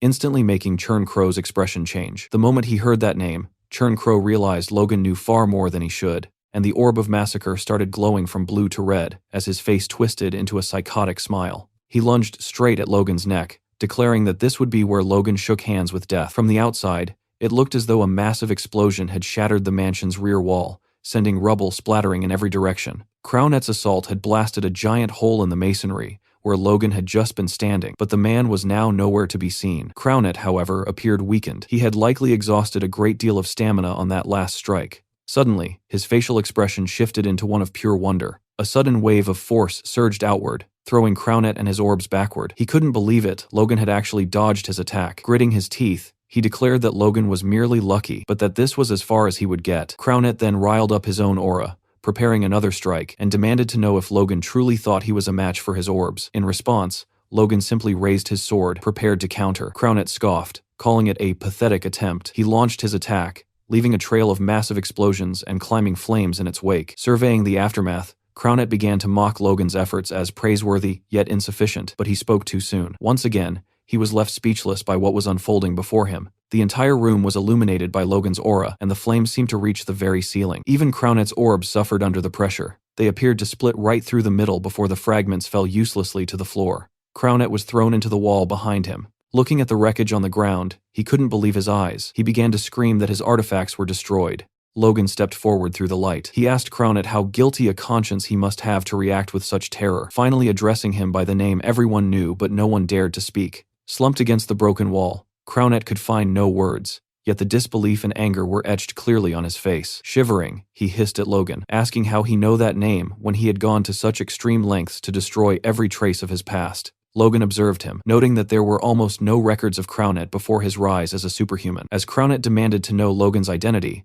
Logan saw him for what he truly was, nothing more than a runaway fugitive. While debating whether to dig further into the man's history, Logan menacingly asked Crownet where he thought he was from. Hearing this, Crownet grew annoyed. He grabbed a nearby rock and warned Logan not to play around with him. Logan noticed the movement, but it was almost too late to react. Crownet had kept one last orb hidden and prepared. He detonated the orb, creating a giant explosion that engulfed himself and everything in front of Logan. Logan managed to surround himself with mana, successfully blocking the attack. Looking toward the floor, he realized Crownet had used the explosion to blast a hole in the ground leading toward the basement. It was then that Logan realized Crownet had been hiding yet another artifact. Without hesitation, he gripped his sword and leaped into the hole after him. Logan landed in the basement, which resembled a sprawling library with books scattered everywhere. Scanning the surroundings, he concluded that this had to be Crownet's laboratory. Suddenly, a voice from behind disturbed him, calling him a sticky bastard. Crownet was now hovering in the air, utilizing a staff artifact that granted him flight. He shouted for Logan to die as he prepared yet another assault. Crownet then seemed to cast two different spells simultaneously, lightning and air magic. Seeing this, Logan was struck by the incredible speed of Crownet's casting. As the spells closed in,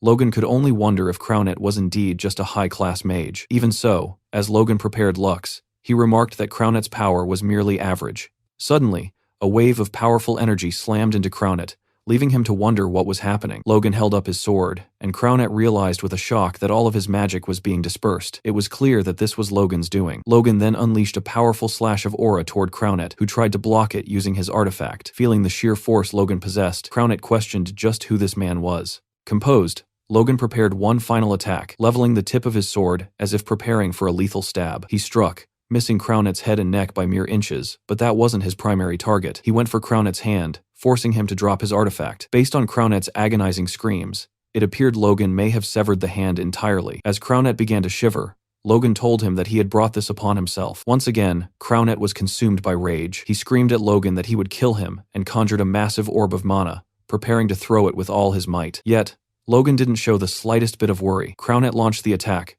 but Logan didn't move an inch.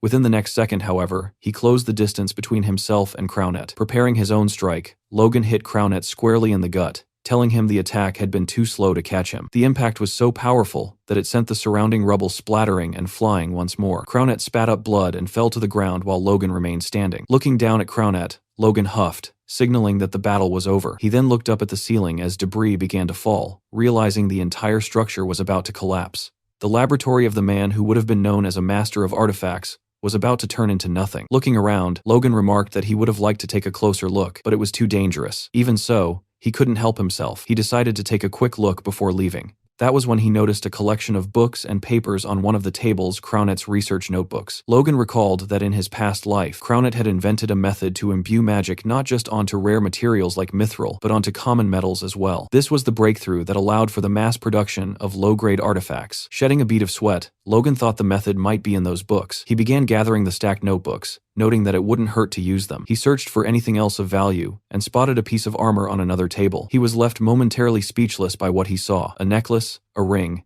and a pair of armored gloves, all of which Logan believed to be artifacts. He took the necklace in his hand, noting that he didn't feel any special energy from it, meaning it was likely a Class 3 artifact. He placed his hand on the gloves, thinking it a shame they weren't higher grade, but decided he would gratefully take them anyway. Suddenly, as he approached the gauntlets, he noticed something. They seemed to be absorbing his force. Logan remembered this was exactly like when he had taken the artifacts from Befros. He slid one of the gauntlets onto his hand to test it out. He began infusing it with force, and the gauntlet took it all in easily, absorbing every ounce of energy Logan gave it. Then, a bright light shone from inside Logan's fist, and the true power of the gauntlet was revealed. Logan remarked that it felt as though his strength had been multiplied. Even his body's durability and force were greatly enhanced. Logan thought the effects were similar to the Wind God's boots and mused that he didn't think he would ever see something like that again. He wondered if they had been made by the same person who created the boots, noting that the current Crownet wouldn't have been capable of making them. He wondered who could truly be behind such items. He then realized people might be gathering at the scene, so he had to take what he could and leave before being spotted. With this,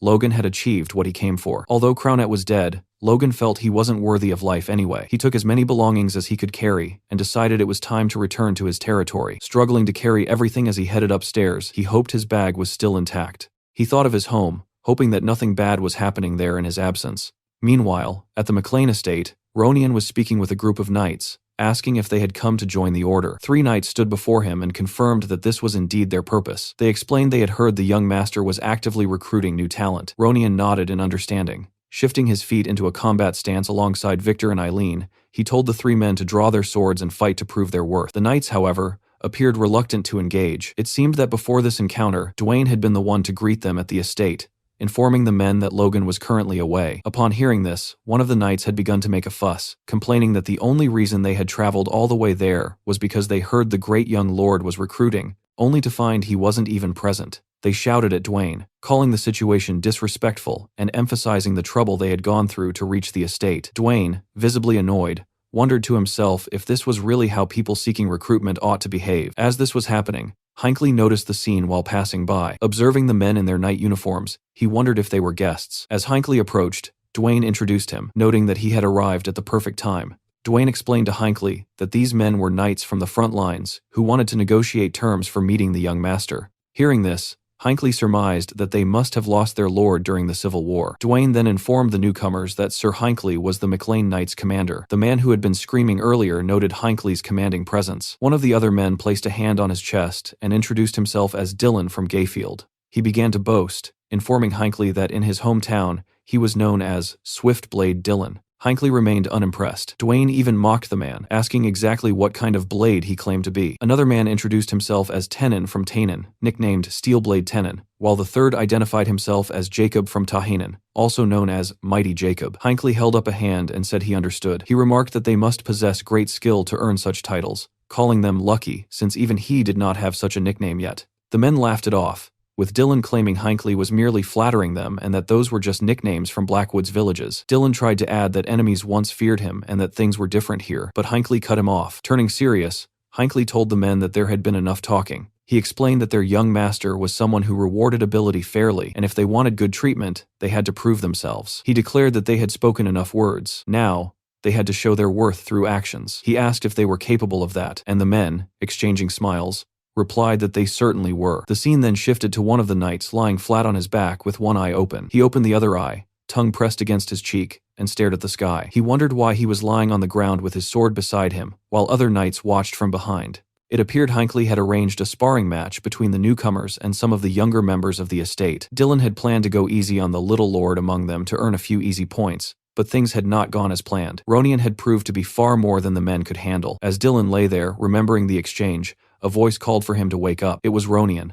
and the sound of his voice made the men scramble to their feet instantly. Ronian told the man they had barely exchanged a few blows and asked if he was giving up already. Standing over them menacingly, he asked if Dylan had perhaps planned to go easy on him. The man denied it, claiming that wasn't his intent at all. Behind them, some of the other knights whispered that they would never dream of going easy on the young lord. Rather, they wished he would go easy on them. Dylan wondered why they were acting so subservient, asking himself if the McLean people were trained to kiss their lord's ass. In response, Ronian clarified that it wasn't the case those men were only going to go easy on him because they mistakenly thought he was weak. Ronian then admitted that he is still weak, but if he looks weak, he becomes a burden to his brother, and he refused to let that happen. Hearing this, the two men on the side realized that things were about to take a turn for the worse for the rookie. They screamed at Dylan, urging him to pick up his sword, but Dylan didn't understand why everyone was panicking. One knight shouted again, explaining that when the young lord mentions his brother, those fighting him have no hope of escape. This was when Dylan turned around and saw that Ronian had imbued his sword with aura. Stunned and sweating profusely,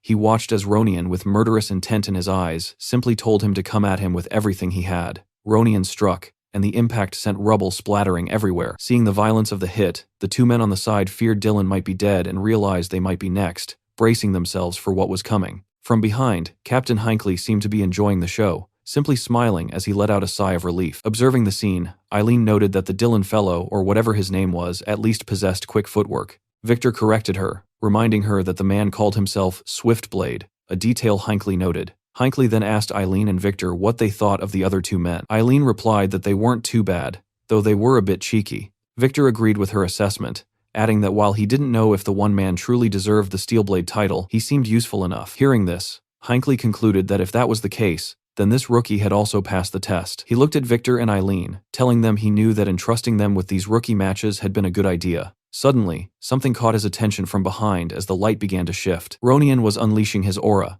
putting everyone down left and right. Eileen remarked that he had seemed rather stressed lately, and Victor suggested it might be because he hadn't experienced much growth recently. Hinckley told them the matter might be a bit more sensitive than that. He looked at Eileen again, noting that Logan had been gone for 10 days now, and asked if they knew his actual whereabouts. Eileen replied that she wasn't sure and hadn't heard anything, a sentiment Victor echoed with a nod. That being said, Eileen mused that, knowing Logan, he would likely return after accomplishing something incredible, just as he always did. At the Magic Tower, Logan arrived to see Clayton and promptly dumped every magic-related item he had recovered from Crownet's laboratory onto Clayton's desk. Watching as the final bits of sand and debris fell from Logan's backpack, Clayton stood stunned, unsure of what to say. He finally asked exactly what all of this was. Logan smiled and explained that he had discovered these research materials in a mage's laboratory and thought he should bring them to Clayton just in case they were useful. Clayton asked if Logan wanted him to inspect them, but then a sudden realization struck him. He nervously asked if these were classified materials belonging to another magic tower, as he wanted absolutely nothing to do with such theft. Logan quickly assured him that was not the case,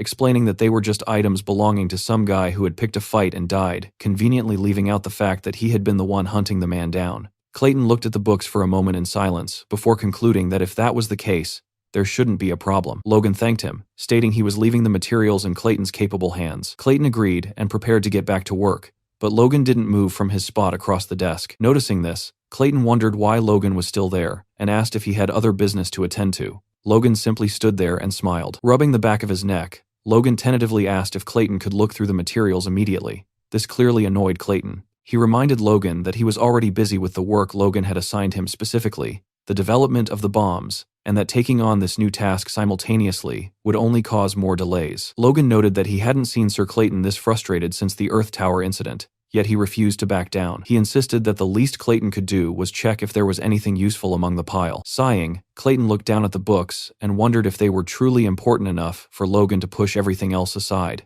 He set them down and eventually agreed to do it. Logan's face lit up with a grin like he was 10 years old again. Clayton opened one of the volumes and told Logan that a light skimming would take a few hours at most. He suggested Logan go bathe and rest in the guest quarters while he worked. However, Clayton stopped mid-sentence. His eyes widened as he found something interesting within the pages. Logan asked what was wrong, but Clayton just stared, wondering what on earth he was looking at. When Logan pressed him again, Clayton looked up and demanded that Logan be honest with him. Logan promised he would be. Clayton asked once more if Logan was absolutely sure these didn't come from another magic tower. Logan confirmed it, knowing Crownet had no tower affiliations. Clayton went back to reading intensely. When Logan asked if he had found anything useful, Clayton looked up again, his expression grave. He told Logan that the contents were beyond useful. It was research on permanently imbuing magic into regular items. Logan realized he had hit the jackpot. Clayton explained that while there were still gaps in the research, the foundation was fully established. He claimed that if this were completed, the entire academic world and the world at large would be turned upside down.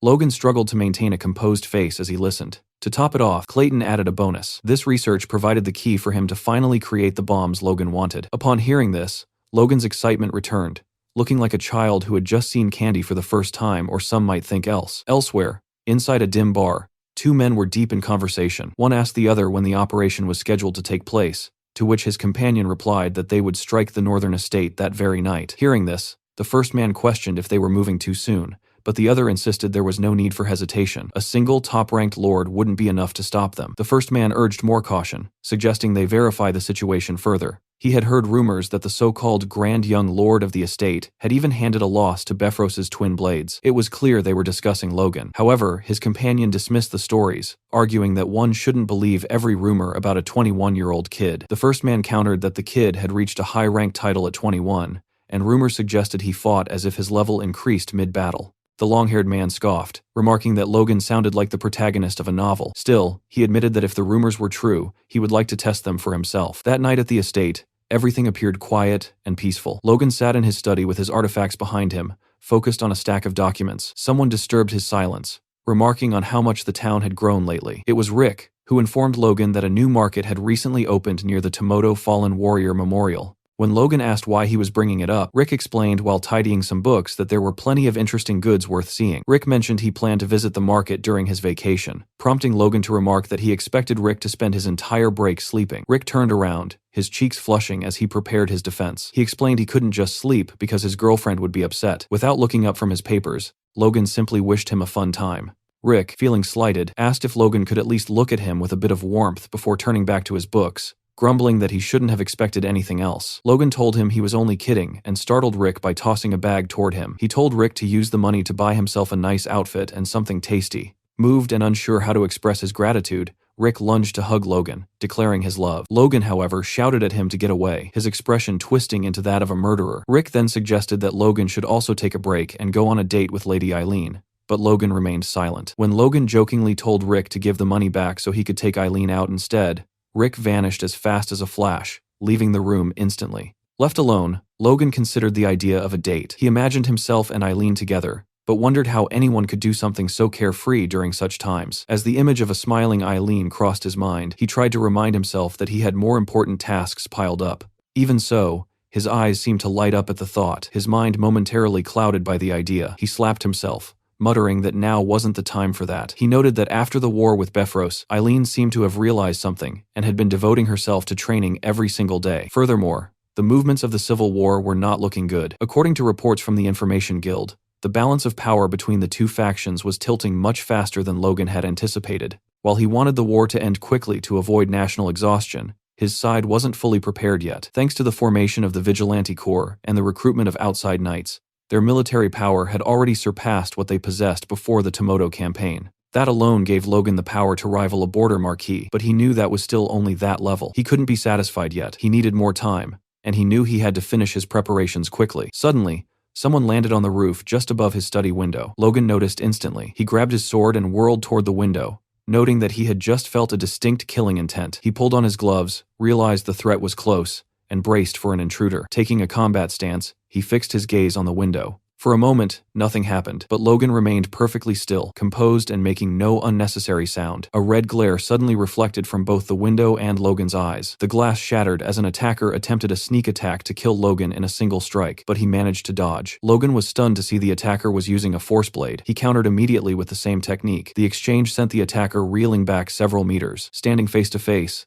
the assassin seemed unable to believe he had been pushed back. Logan asked him if the sensation didn't feel electric as he prepared his next move, keeping the attacker's full attention. Logan lunged for an attack, which the assassin managed to block. Logan found it laughable that a stealthy killer would let his guard down so easily. He moved to finish the man while he had the momentum, but he quickly sensed trouble behind him. A second attacker had been waiting to take Logan down from the rear. Taken by surprise, Logan barely reacted as the second man struck, sending rubble flying. Fortunately, the blow missed. It was the men from the bar. The hooded man told his companion they had to take this seriously. Adjusting his stance, Logan evaluated his opponents and realized both were high-ranking knights. He asked them if they truly had no pride, ganging up on him while hiding behind masks. One of the men replied that this was simply the price for defying that person. They attacked simultaneously, shouting for him to die quietly. Logan noted the mention of that person as he activated his wind shoes, leaping over both men to avoid the pincer movement. One of the assassins commented on his speed. From mid-air, Logan prepared a diving thrust, infusing his sword with aura as he descended. The long-haired man pushed his comrade out of the way and blocked Logan's strike, huffing in relief. He shoved Logan back, mocking his attacks as dull. As they squared off, Logan realized the long-haired man was stronger than he appeared. Logan jumped back as the two assassins bickered. The one who had been pushed told his friend not to jump in out of nowhere, while the other dismissed Logan's technique as a cheap imitation of a force blade. They remained confident that unless a miracle occurred, their mission would succeed. Logan analyzed the situation. Only one person had the motive and the power to command multiple high-ranking knights for an assassination attempt: Jordan Valtermine. He realized these two weren't the only intruders. If the entire estate was under fire, and even one more high rank was present, the situation was dire. His fears were confirmed elsewhere in the estate. In another room, a blade dripped blood onto the floor. Marion realized he had been hit. It was Patrick, clutching a wounded shoulder as he glared at his attacker, cursing the name of Valtermine and wondering how he could dare to attempt such a thing. Through Logan's shattered window, the attackers could be seen preparing their next strike. One of them planted his feet and leaped high into the air, pulling his sword behind his back, before unleashing a powerful, long-range aura blade. Logan realized instantly that his opponent could extend the reach of his attacks. At the very last second, Logan reacted, dropping low as the blade hissed mere inches above his head, a strike close enough to have given him a haircut. The impact sent Logan falling onto his back, but he scrambled up immediately. Looking at his attacker, Logan noted that while the man's swordsmanship was textbook, his ability to freely manipulate the reach of the force blade was a nuisance. Logan started to analyze the second attacker, but he had to move fast, as a blade plunged toward him from above. He needed a strategy, and he needed it now. Once again, he barely managed to dodge at the last moment, though this time it cost him a shoulder injury. As Logan struggled to stand upright, the silver-haired attacker smiled. Logan thought the man seemed to emerge from the shadows like a ghost, only to melt back into the darkness, a bizarre style that reminded him of the Empire's legendary ghosts he had only heard of in his past life. A sharp pain flared in Logan's leg. He had been wounded there as well. The second attacker was proving to be just as fast as his comrade. Logan warned himself that this was no time for distractions. As the fully masked figure leaped for another strike, which Logan managed to block, he acknowledged that he was in a clear crisis. Realistically, as a high rank, there was no way he should be able to handle two top ranks at once. Even so, Logan did not feel like he was going to lose. His sheer perseverance left the two attackers stunned and speechless. The silver-haired man grew annoyed, calling Logan a stubborn bastard. Clenching his sword tighter, he jumped toward Logan with murderous intent, screaming for him to die. Logan realized exactly what he had to do to keep this crisis from ending in disaster. Activating his wind boots, he leaped away and repositioned himself behind the assassins in an instant. He managed to wound them both, telling himself that whether it was through artifacts or secret techniques, he had to use every resource available and focus entirely on defense. If he could hold out, an opportunity to strike back would surely arise. Looking back at his opponents, Logan noted that the moment was fast approaching. His enemies were beginning to overheat. They were forcing out power beyond their limits without regard for the aftermath. The man unleashed a powerful technique that engulfed the entire room, and Logan realized they were becoming desperate. He managed to parry most of the onslaught, knowing that a single clean hit would mean death. His feet were being pushed back by the force, and as he gripped his sword harder, he felt the overwhelming weight of each blow. He knew his body wouldn't hold up if he continued to block them directly. The attacker seemed to sense this as the red glare returned to his eyes. Preparing a final, full-force strike, the man leaped at Logan once more, screaming that this was the end. However, his composure shattered in the next second, veins popping across his face in frustration. Once again, Logan had blocked the attack. This time, he held his sword handle with both hands, pointing the blade toward the ground while keeping it suspended in the air, an amazing display of strength that didn't budge an inch. Logan smiled from behind his blade, finally beginning to seize control of the rhythm. His attacker, sweat breaking across his forehead, cursed Logan's persistence and struck out, throwing Logan toward the wall. Logan was slammed back, blood splattering from the wounds on his stomach and leg. As Logan struggled to regain his momentum, the silver-haired man prepared a strike from above, declaring that Logan's insolence ended there. As he descended, the man mocked him, scoffing at the idea that someone like Logan could have ever defeated Befros's twin blades. He remarked that he had seen plenty of brats crushed by their own inflated reputations. While Logan had held out well, the assassin was certain he could not withstand the next blow. To the attacker, Logan was just another overhyped youth, or so he thought. Suddenly, Logan opened his eyes. Something had shifted fundamentally in his aura and his gaze. Even the attacker was momentarily stunned. Logan's sword began to move, moving beyond conscious thought, as if his body were reacting independently of his mind. He unleashed an attack so powerful and so fast that neither of the assassins could have anticipated it. In that moment, the silver-haired man could only think of the rumors he had dismissed, the claims that Logan grew stronger the longer he fought. His disbelief proved to be his demise. Logan let go of all conscious thought and unnecessary movement, fighting solely with his spirit. The following day, a council was convened to discuss the night's events, consisting of Hinckley, Philip, Dwayne, and Clayton. Their investigation revealed there had been 13 intruders in total. Every one of them had been killed. When Hinckley asked about the casualties on their side, Logan reported with distress that 5 soldiers were dead and 12 were injured. More painfully, Patrick had been gravely wounded while protecting Logan's mother. She now remained at Patrick's side while he was treated by doctors. Hinckley noted that, considering the high level of the intruders, the damage was relatively low. Logan agreed, pointing out that the force was comprised of top and mid-tier attackers, though none of them had recognizable faces. When Hinckley asked who could have orchestrated such a hit, Logan rose from the table and named Jordan Valterman. Dwayne and Philip immediately began to protest, shouting that they could not possibly stand against a Duke's house, and by extension, the entire Second Prince's faction. Logan merely smirked. He asked Dwayne why he assumed they would pick a fight with the Duke's house right now, leaving Dwayne puzzled. Logan explained that he had enough common sense to know that attacking the Duke now would be a death sentence. If he were the Duke, he would wipe out a threat like the McLeans immediately. Furthermore, such a conflict would only benefit Juan Douglas. "We have to endure," Logan declared. He stated that no matter what filth was thrown at them, even the death of their soldiers, they had to bear it. When Dwayne asked why, Logan's voice rose to a shout. "Because we are weak, because we have no power." He looked at Hinckley and Clayton, asking if the situation wasn't pathetic, and if he was the only one fueled by rage. Turning to Hinckley, he asked for an update on the night's training. Hinckley confirmed they were fully prepared. Logan nodded, his expression softening as he told those present that they gave him hope that one day they would properly repay this humiliation and possess the strength to do so. Then, Logan bowed deeply to his subordinates. The room erupted as everyone jumped to their feet. Hinckley even screamed for Logan to stop. With his head still lowered, Logan asked them all to keep pushing just a little harder. He promised that soon, all of McLean's glory would belong to them as well. Moved by his sincerity, Hinckley fought back tears while Clayton and Philip smiled. To a man, they agreed to do everything in their power to support him. After Jordan Valterman's midnight assault, Logan and his closest aides steeled their resolve to develop the territory. As a result, the pace of work accelerated across every department. Dwayne found himself finishing massive stacks of documents in a single day, aided by Philip and Damien. All three had reconciled themselves to working constant overtime. Meanwhile, Hinckley pushed his knights further than ever, forcing them to train while carrying massive boulders on their backs. He told them that as force users,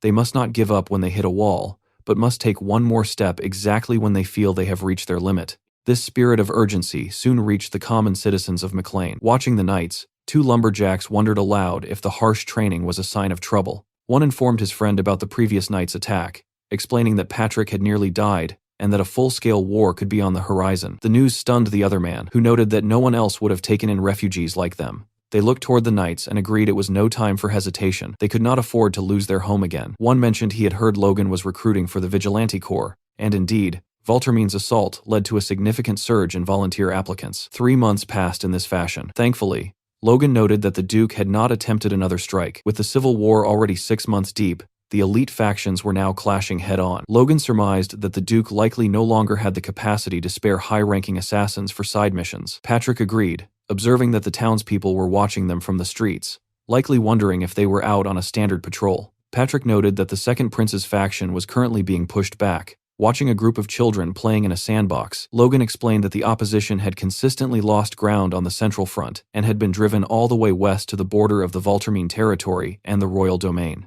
They had even lost one of the strategic twin castles. Logan reflected on his own contribution to this shift. By seizing Bifrost's territory, he had severed a core power and a vital supply line for the Second Prince's faction. To maintain their strength, they were now likely forced to shoulder the burden of supplying their allies as well, causing the losing faction to collapse even faster, a result that aligned perfectly with Logan's plans. Patrick spoke up, admitting that while it might be unbecoming of a knight to say so, the Civil War had allowed their house to grow tremendously. By recruiting knights from families ruined by the conflict, their numbers had swelled to 170, surpassing the force they held prior to the Tomoto Castle campaign. Furthermore, these new recruits appeared genuinely loyal. As Logan and Patrick passed, the knights turned to salute them with smiles on their faces. Logan calculated their total strength, including crossbow cavalry, trainees, and regular troops. They now commanded 3,500 active soldiers. When factoring in the 5 castles taken from Bifrost, plus Sylvan and Teslon, along with the vigilantes recruited from other towns,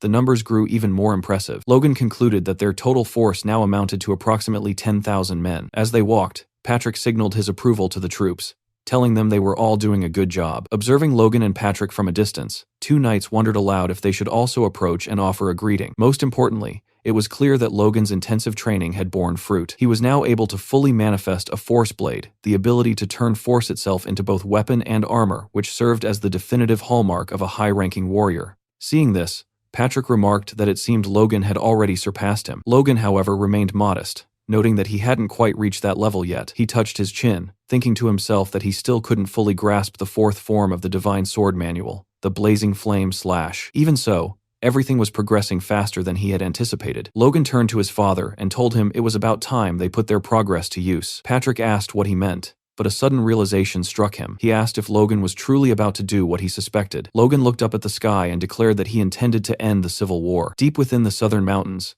goblins were rummaging through a forest when they were suddenly distracted by a strange sound. They discovered an earth golem, holding a glowing blue marble. Hungry and opportunistic, the goblins lunged at the golem, preparing to devour it. The golem crumbled into rubble before they even touched it, and the goblins began to laugh at its apparent weakness. Their mockery was cut short. A massive explosion erupted, incinerating the goblins in an instant. When the smoke cleared, the golem stood tall once again, surrounded by nothing but charred remains and flickering flames. Logan stepped out from behind the golem, satisfied with the results. He remarked to Clayton that the power output of the marble was excellent, noting that the only remaining task was to shorten the activation time by about half a second. Clayton nodded, promising to keep that in mind. Hamar then approached Logan, informing him that they had already used up all the prototypes they had brought and suggesting they head back. Logan was incredulous. He had told Hamar to bring more, but Hamar had assumed a single crate would suffice. Despite the shortage, Logan was pleased with the performance. Clearing an entire goblin village had taken only an hour. He called the results encouraging, but the group was suddenly interrupted by a violent shaking of the earth. A scream so powerful it hurt their ears echoed through the mountains. Clayton identified the sound as coming from the distillation zone, but Logan didn't waste time analyzing the source. He leaped away immediately, telling the others they needed to find a safe location first. The 3 men eventually caught their breath in the shade of some trees. When Clayton asked what that creature had been, Logan admitted he didn't know, but surmised the sound of the bomb must have awakened a local predator. Looking back toward the path they had fled, Logan noted that the deep regions of the southern mountains were famous across the continent for being a dangerous demonic zone. Noticing Clayton and Hamar were still on guard, Logan huffed and praised them for a job well done. He remarked that despite having very little intelligence to go on, the final product had turned out better than he expected, perhaps even more effective than the version he remembered from his previous life. Clayton explained that the bomb, named Liberatio, possessed firepower on par with a second-class spell, yet cost only a 20th of a first-class scroll, a level of efficiency that was nothing short of revolutionary. Clayton credited the research materials Logan had provided, while Logan praised Clayton's execution. Hamar raised his hand to remind them of his own contributions as well. Logan conceded the point, acknowledging that without the blueprint, replication would be impossible. He stressed that the method for manufacturing Liberatio had to be strictly protected. Clayton assured him that only he and Hamar knew the complete process. Hamar added that without the specific ratios and the mana tuning formula, no one could copy the weapon even if they observed it being used. Impressed, Logan announced that as a token of his thanks, he would increase the Magic Tower's support fund by 30%. Clayton shivered with joy at the news. For Hamar, Logan offered to reduce his contract term by 3 years, leaving the man in disbelief. Logan added one final condition. If the formula ever leaked, these rewards would be void. Both Clayton and Hamar agreed without hesitation, with Hamar swearing on his life to keep the secret. Clayton remarked that since the mood was right, it was the perfect time to show Logan something else. He explained that while they were developing Liberatio, they had also been experimenting with another project. Clayton and Hamar pulled out an upgraded crossbow, proudly calling it the Rapid Fire Crossbow, Artifact Edition. Logan was left speechless. He could hardly believe they had managed to develop an artifact-grade version of the weapon. To demonstrate its capabilities, Clayton conjured a much larger golem for Logan to use as a target. Logan leveled the new crossbow at the golem and prepared to fire. In less than a second, the weapon unleashed a rapid succession of shots. The firepower was so immense that the golem was brought down and instantly engulfed in flames. Amazed by the display, Logan watched the wreckage as Hamar asked if it was truly all right to destroy the golem like that. Clayton dismissed the concern, noting it was just a clay doll that felt no pain. Clayton then asked for Logan's opinion, explaining that each individual shot possessed the same firepower as a Liberatio bomb. When Logan asked if the effective range had been doubled as well, Clayton confirmed it, explaining they had applied mana resonance to the string to increase the range dramatically. However, Clayton noted the limitations. The artifact fires 2 bolts at a time for 5 volleys. After 10 bolts, the weapon breaks, making it a single-use item. Furthermore, Clayton and Hamar required a full day to produce just one, and the production costs were high. Logan calculated that even at 1 per day, they would only have 365 per year. Still, he decided the sheer power was too significant to pass up. He instructed Hamar to prioritize issuing the crossbows to the leadership first, and commanded them to produce as many as possible over the next 2 months. When Hamar asked why the deadline was only 2 months, Logan's characteristic smirk returned. He simply told Hamar they would be needing them by then. Shortly after, an official notice was posted on the castle walls, drawing a large crowd of farmers and townspeople. The letter announced that the second town in the McLean territory of Tomoto Castle was finished, and invited anyone interested to move in. Reading the notice, one farmer expressed confusion, stating he was living fine where he was and saw no reason to leave. Another person mentioned that those who moved would be granted a new house and farmland, but the crowd remained skeptical. A resident from the Sylvan Castle territory noted that since the Lord had changed, Sylvan had become much more livable, questioning why anyone would go through the trouble of leaving their home. Suddenly, a man at the back of the crowd leaped up and declared that he would go. He and several others stepped forward, willing to take on the hardship. They explained that their original hometowns had already been destroyed in the war, and that the offer of free housing and land was an opportunity they couldn't ignore. As the skeptical man watched them, someone explained that these were war refugees. The man who had leaped forward then led the group of refugees away, beginning their journey toward the new town. Meanwhile, in his office, Logan placed a totem on the map to mark the location of the new town. He noted that the second town was situated exactly in the middle of the plain between Sylvan and Tomoto. When he asked Dwayne why he had chosen that specific spot, Dwayne surmised it was because the two castles were so far apart. Logan confirmed this, explaining that the distance between Tomoto and Sylvan was a 3-day journey on foot. If an enemy were to invade through those plains, defending the area would be a logistical nightmare. Dwayne asked if Logan truly expected an invasion, and Logan confirmed that he did. He explained that this was precisely why the residents of the new town were required to train alongside the vigilantes. While Dwayne agreed and promised to oversee the training, he remained plagued by doubt,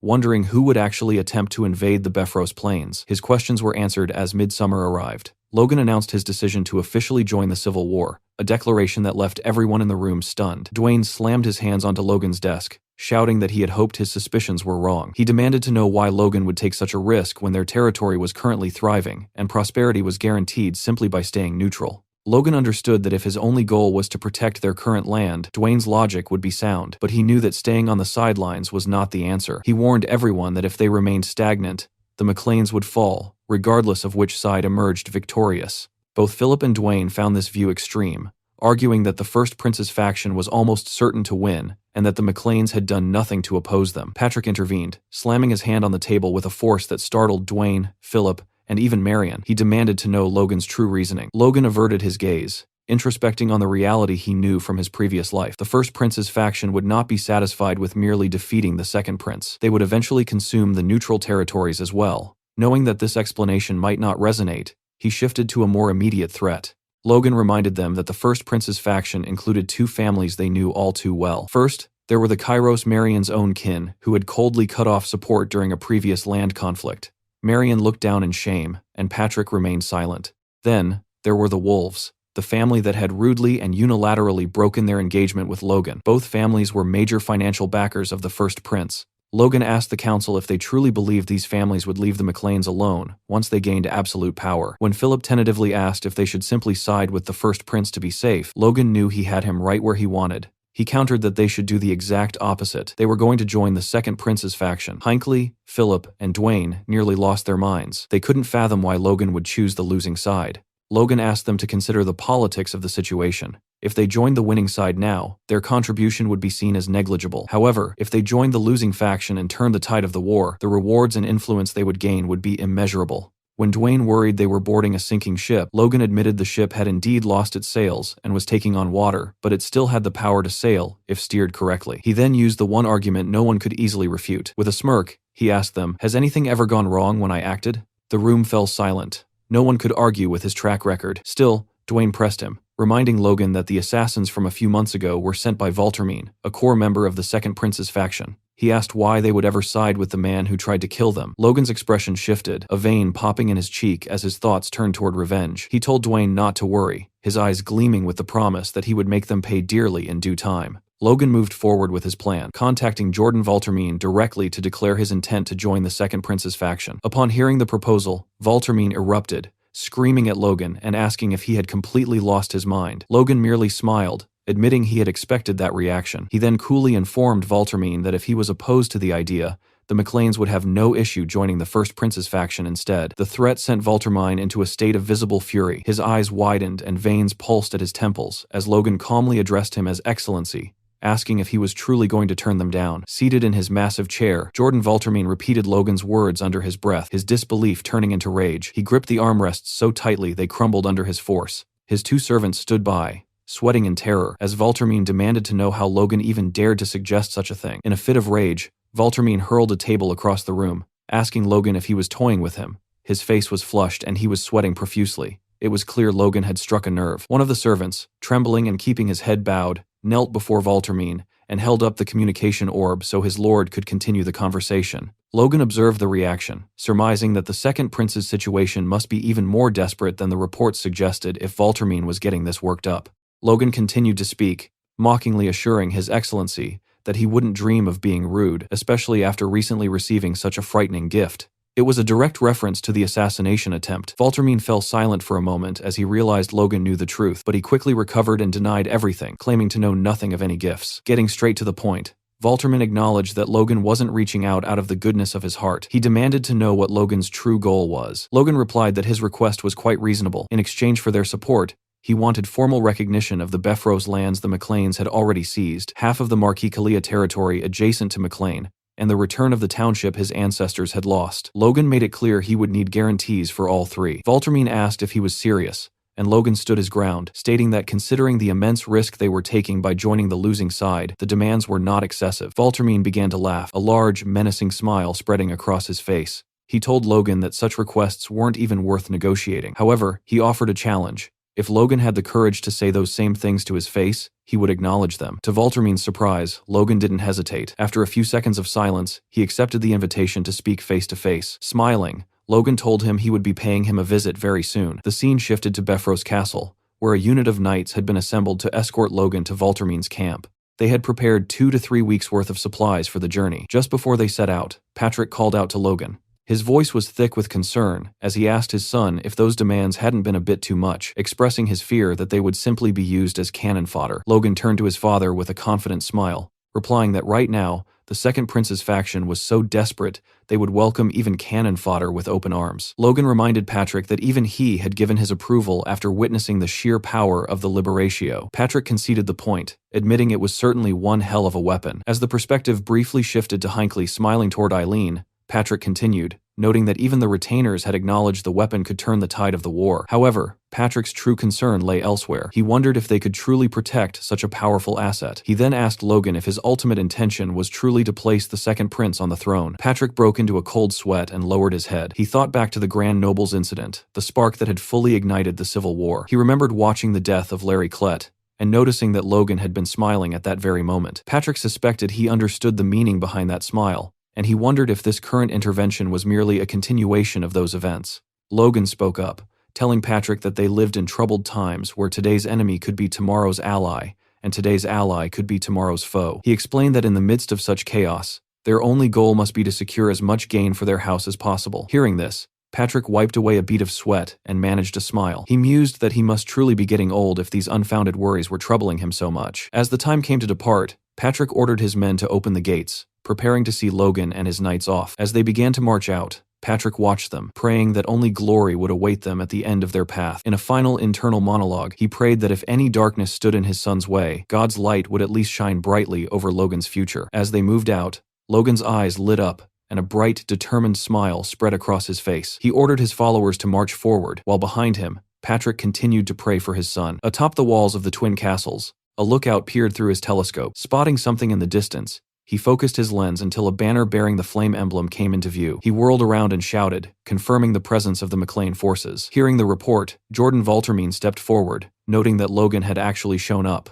Resting his hands on the stone battlements, he peered over the wall to analyze Logan's approaching troops. Valtermine observed the knights first, noting they appeared to be standard-issue heavy cavalry. Then, his eyes fell upon Logan's rumored crossbow cavalry. He calculated that Logan had brought over 4,000 troops in total, along with a detachment of mages. Standing behind Valtermine was Roger Beffrose, who scoffed, calling the display a mere gathering of rebels. Beffrose insisted that Logan's men wouldn't have had time to recover from the crushing defeat they had suffered at the hands of his own troops. He dismissively suggested that Logan was likely just padding his numbers with raw recruits. However, another man disagreed. Peering through a monocular, he informed Valtermine and Beffrose that the McLean formation looked disciplined, and their gear was far from ordinary. He pointedly asked Beffrose if he was letting his personal bias cloud his judgment. Infuriated, Beffrose addressed the man as Lucien, accusing him of overestimating people with unclear intentions and giving them far too much credit. Valtermine, largely indifferent to Beffrose's outbursts, turned his attention to Lucien and asked for his professional assessment. Much to Beffrose's annoyance, Lucien stated that if Logan was truly serious, they would represent a major military force. More importantly, he added with a smirk, they had managed to humiliate a count, referring directly to Beffrose's previous loss. Beffrose grew increasingly nervous and defensive, cursing Lucien Thalos under his breath. He viewed Lucien as a lazy, good-for-nothing who only got in the way. He thought to himself that if Lucien weren't Valtermine's nephew-in-law, the sly bastard would have declared neutrality long ago. After considering Lucien's perspective, Valtermine made his decision. He would allow Logan to meet with His Highness, the Prince. He announced they would accept the McLean reinforcements. When Beffrose began to shout in protest, Jordan turned toward him with a look so menacing it silenced the Count instantly. Beffrose realized it was in his best interest to shut up before he ended up in an unmarked grave. Valtermine placed a heavy hand on Beffrose's shoulder, telling him to focus on the bigger picture. He explained that they would use the McLean forces to damage the First Prince's faction, creating an opening for their own turnaround. Beffrose clenched his teeth and lowered his head in reluctant submission. As he muttered his understanding, Lucien watched from the background with a knowing smirk. Valtermine turned toward his guards and ordered the castle gates to be opened, allowing Logan and his troops to file through. Once inside, the sight that met Logan was startling. Valtermine stood waiting alongside a massive man wielding a giant hammer, both backed by a significant force. Logan noted to himself that it was a grand welcome indeed. As they assembled in the middle of the courtyard, a voice echoed through the air, acknowledging the arrival of the McLean forces. Valtermine and the other leaders immediately lowered their heads in respect. A group of attendants carried a man toward Logan, who spoke with an air of grievance. He reminded Logan that he had previously refused a personal invitation to join his faction, then asked if Logan truly expected to be welcomed now, just because he had arrived with a few troops. Observing the man, both Patrick and Logan shared a silent thought. Who is this idiot? Logan reflected on the second prince, realizing he didn't know much about the man's character. He only knew that while the first prince had been a tyrant who ruined the country in his past life, the second prince had been regarded even more poorly. As Logan knelt before him, he noted that the prince's arrogance was obvious even at a glance. Around them, soldiers began to shout, calling the McLeans two-faced bastards and demanding they be barred from the faction. Logan wondered if these men even understood the direness of their own situation. However, looking past the rowdy soldiers to the leadership behind the prince, Logan saw a different story. Unlike the common troops, the commanders seemed to feel a shred of shame for the display. After the formalities, the second prince glanced at Valtermine, signaling that it was his turn to handle the proceedings. Valtermine stepped forward, and the prince excused himself, claiming he was tired. Valtermine first addressed Patrick, shaking his hand and welcoming him aboard. He remarked that Patrick seemed far more polite than his son, though Patrick quickly defended Logan, insisting that his son was also capable of being polite. Valtermine scoffed and turned his gaze toward Logan, who had already wandered off to find Roger Befros. Logan approached the count with a smirk, casually greeting him and asking if he had been well. Befros was visibly incensed, but remained silent, merely slapping Logan's offered hand away and calling the situation ridiculous. Unfazed, Logan withdrew his hand and mockingly suggested this was a great turn of events, noting that the southern unification Befros had always desired had finally come to pass. Befros began to tremble with fury, veins bulging across his face. He hissed, asking Logan if he truly had the nerve to speak to him. Logan thought to himself that while he only intended to tease the man, the reaction was priceless. He suspected that if he pushed just a little further, the Count might actually attack him. If that happened, Logan mused, he could simply kill him in self-defense. The confrontation was interrupted by the Moon Knight, who urged Befros to restrain himself. The knight insulted Logan, comparing him to filth, and suggesting that getting too close would only make the Count stink. Logan just kept smiling, feeling the insult was a waste of breath. Taking his knight's advice, Befros turned his back on Logan, vowing that he would be watching him closely. Currently, Alun Castle and its neighbor, Allen Castle, served as the twin castles of the Valtermine dukedom. Their names originated 1,000 years ago, named after two moons lost in a mythical age. In those ancient times, when orc hordes occupied the southern plains, these fortresses were built to protect the lands of humanity. Unfortunately,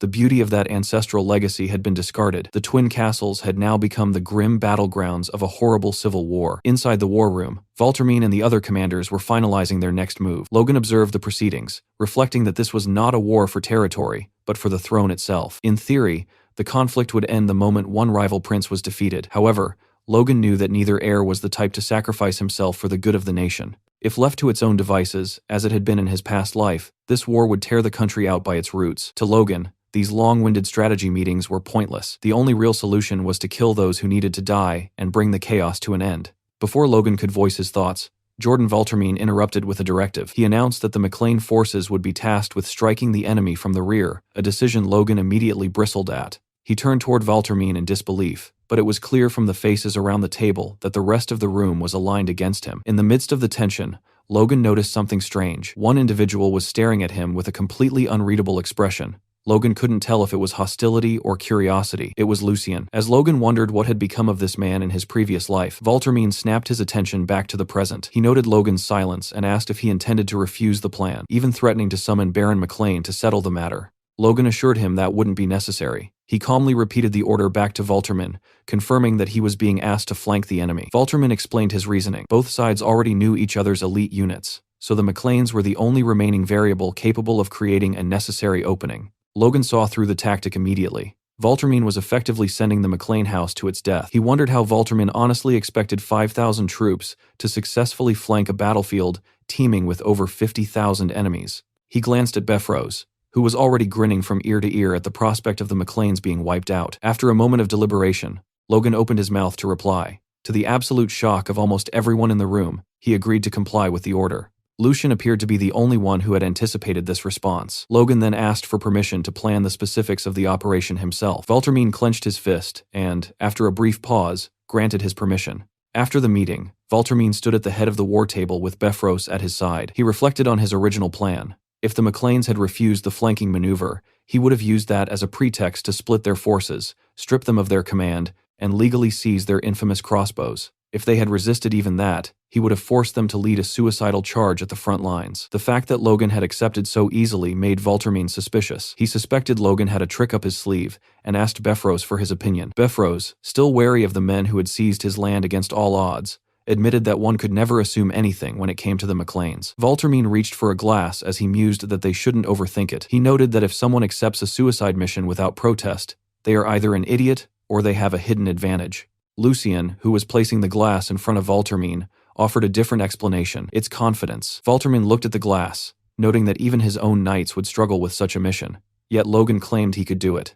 Lucien pointed out that if Valtermine led the charge, the enemy would respond with their full might. He asked if the enemy would really treat a force like the McLeans with the same level of caution. Lucien concluded with a cold logic. If Logan was not a fool, he would deliver results. If he was a fool, he would simply die on the battlefield. Either way, the Volterman faction lost nothing. Elsewhere, news that Logan and his house had joined the Second Prince's faction reached the ears of the opposition. Duke Juan Douglas of the First Prince's faction questioned whether the McLeans were insane, or if Jordan Voltermean had finally lost his grip on reality. A man with white hair and a goatee dismissed the concern, stating it didn't matter to him, they were nothing more than dead men walking. Juan laughed, and remarked that the man's words were a bit cold, addressing him as Chiron. This was indeed Lord Chiron Wolves, the father of Rena, Logan's former fiancée. Juan pointedly asked him if his daughter and Logan hadn't once been engaged, to which Chiron replied with a hardened expression that the bond had ended long ago. At the castle, the gates swung open and units of cavalry rushed through. For a time,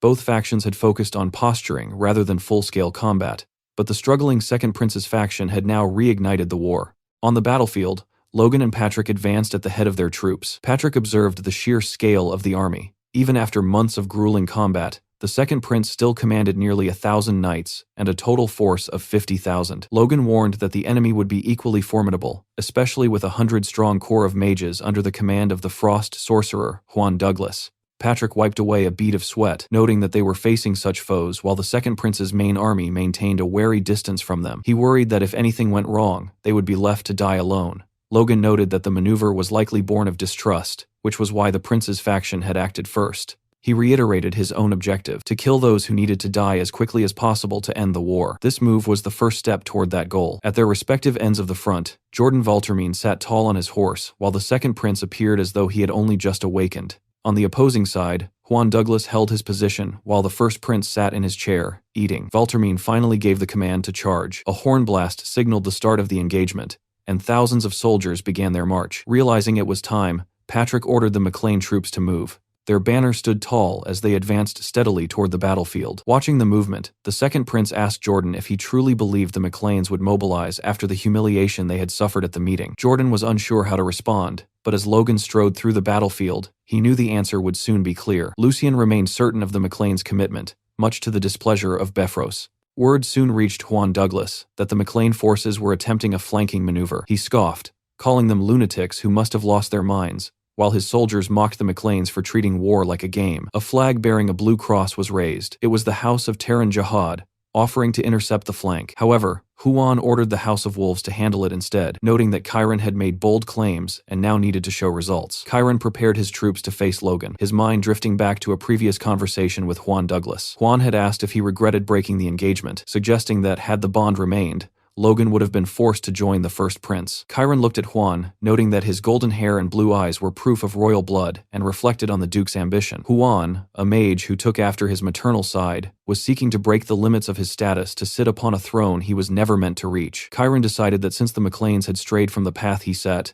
they were now targets for elimination. Chiron had told Juan that by breaking the bond with Logan, he had gained a far greater connection to the Duke's faction, so there was no reason to cling to something small. When Juan expressed a lingering regret over the lost potential of the McLeans, Chiron promised to take care of that regret in the coming battle. Juan noted Chiron's confidence, reminding him that Logan's house had been the ones to take down Beffros. Chiron dismissed the victory as a mere trick, declaring that the true trump card was already in the hands of the House of Wolves. In the present, Chiron gripped a crossbow of his own. His focus was broken by a sudden report from a lookout with a telescope, who informed him that Logan and the McLean troops were approximately 800 meters away. Through the distance, the McLean banner was clearly visible, with Logan leading the charge. Chiron mused that if Logan had faced any other border count, he might have stood a fighting chance. Unfortunately for him, he was facing the House of Wolves. Chiron gave the order to charge, commanding his people to use their new weapons to wipe the McLeans out. As his troops surged onto the battlefield, Chiron carefully timed the assault. He waited,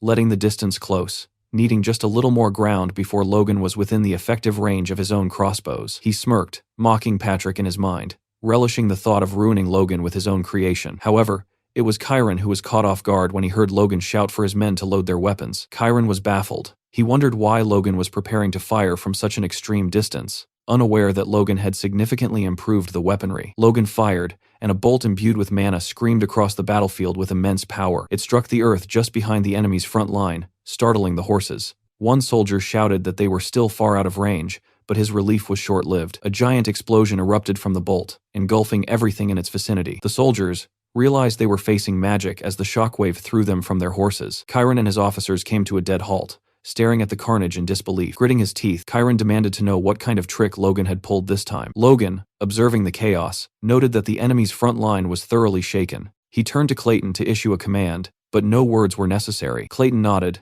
and turned to his disciples, telling them it was time to act. They began imbuing rocks with mana in preparation for their next move. Clayton glanced at one particular disciple with blue hair, Victoria. He asked if she was sure she was ready, and Victoria firmly replied that she was fine and could handle her part alone. Now a trained apprentice, Victoria was determined to show the enemy her strength and composure, fighting with all her wits and might. Just a short while ago, Kaisalon had spotted the weapons their enemies were carrying, realizing with a shock that they also possessed automatic crossbows. Logan shaded his eyes against the sunlight, observing the field, and remarked that unless the enemy was holding weapons that only happened to look identical, that was exactly what they were. Kaisalon wondered how Logan could even identify them from such a distance. Logan, meanwhile, reflected that the technology was bound to leak eventually, but he hadn't expected Befros to be the one to distribute it. He then realized the leak must have originated with Rena during their first encounter after she had broken their engagement. Logan turned to his troops and ordered everyone equipped with explosive bolts to move to the front. He declared that they would permanently destroy the enemy's automatic crossbows before they ever had the chance to use them. Nearby, a golem's massive hand rose from the earth as Clayton and his disciples conjured a small army of the constructs. Beside them sat crates filled with blue marbles, the Liberatio explosives developed by Clayton and Hamar. Clayton informed his team that they had plenty of ammunition and urged them to throw as many as necessary. Victoria clenched her hands, her mind focused. Having mastered first circle magic, she was determined to prove she could handle her duties alone. Her motivation was simple. She was doing this for her brother's sake. With a sharp command, she ordered her golem to strike. The golem prepared and launched the bombs like bullets toward the enemy lines. As they fell, the marbles glowed a menacing red. An enemy soldier barely had time to ask what they were before the world dissolved into fire and explosions. Chiron Wolves stood speechless, paralyzed by the carnage. One of his soldiers reported that Logan was utilizing magic, warning that their forces, though 1,000 strong, could be decimated by a mage of that caliber. Infuriated, Chiron realized he had to close the distance immediately. He ordered his cavalry to charge, reasoning that if the two armies became entangled in a melee, Logan would be unable to use large-scale magic. Kaisalon ordered his own men to reload and fire. A rain of arrows arched through the sky, approaching the enemy at incredible speeds. However, the enemy knights blocked the barrage with ease, using their shields. Kaisalon noted this was expected. Once a warrior reached the level of a knight, mere arrows wouldn't take them down. The goal, however, was simply to unhorse them. Kaisalon glanced at Victor, who nodded in silent understanding. Victor turned to his cavalry and ordered them to split, instructing the men to maintain their distance while harrying the enemy's broken formation from the flanks. On the ground, the enemy soldiers struggled to block the constant fire. One grumbled that the barrage wouldn't have been an issue if they hadn't been unhorsed, but he was silenced when arrows began pouring in from his side. The enemy soldiers began to fall like leaves in the wind. Victor rode into the heart of the fray, his heterochromatic blue and red eyes gleaming majestically. He recalled the conversation where Logan had given him this command. Logan had started to explain why a knight like Victor would be tasked with such a maneuver, but Victor had cut him off, simply stating he would do it. His only request to Clayton had been to protect his sister at all costs, his expression turning menacing as he admitted he didn't know what he might do if she were harmed. Logan had smacked him on the head then, telling him to chill out. He assured Victor that Clayton would take excellent care of Rhea and told him to focus on his own survival for her sake. Victor had bowed, acknowledging that his ability to even have dreams for the future was thanks to Lord Logan. Now, as he charged, Victor thought of Rhea and Logan, placing their safety and comfort above his own. Coming to a halt at the perfect vantage point, he ordered his troops to strike from the rear and raze the enemy to the ground. Logan surveyed the battlefield, his eyes sharpened by mana to pierce through the distance. He noted to Patrick that Victor and the crossbow cavalry were successfully moving to the rear, which Patrick took as their cue to engage. Patrick whirled around, ordering his knights to provide immediate assistance. Max Peretta and his soldiers were also in position. Though Max briefly questioned his orders, he quickly obeyed and led his men charging toward the fray. On the battleground, Kaisalon raised his fist high, signaling his units to hold their fire. In the center of the enemy lines, a man in heavy armor huffed under the sudden silence. This was the Wolves' knight captain, Nick Marcel, known as the Swordbreaker, who gripped a massive long blade. Nick was momentarily speechless, wondering if the McLean forces had already run out of ammunition. He quickly realized his error, and his expression shifted to dread as he saw Logan and the knights approaching at full tilt.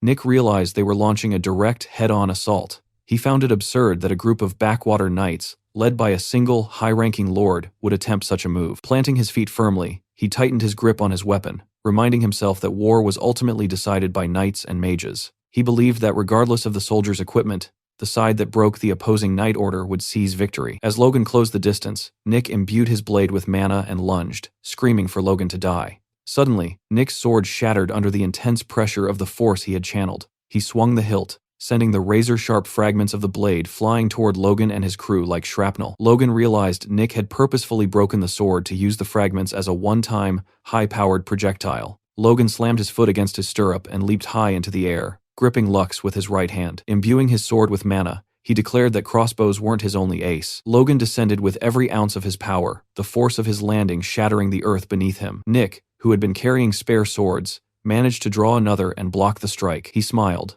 believing he had successfully warded off the danger. However, Logan's attack was concentrated with the precision of a drill. The sheer pressure snapped Nick's second blade, and the captain could only watch in horror as Logan's sword lunged for his eyes. Nick tried to dodge, but the blade pierced his chest. With Nick's guard completely broken, Logan moved in for the final blow. He unleashed a powerful swing that Nick had no hope of parrying. Blood splattered across Logan's cheek as the blade struck Nick's neck, sending his head rolling away from his body. Logan stood tall amidst the wreckage and shouted for all to hear that the enemy knight captain had fallen. Chiron Wolves was terrified, unable to comprehend how his captain had been defeated so easily. Looking across the battlefield, Logan noted that in this brief clash, the House of Wolves had suffered more losses than in the previous half-year of the Civil War. Realizing the battle was lost, Chiron ordered an immediate retreat. The coward was the first to flee, deciding he wouldn't bleed his forces any further just to slow Logan down. In his haste, he tried to grab his crossbow, but it slipped from his fingers and was lost. The weapon he had fought so hard to obtain was gone. Logan stood in the center of the battlefield and ordered his troops not to pursue Chiron,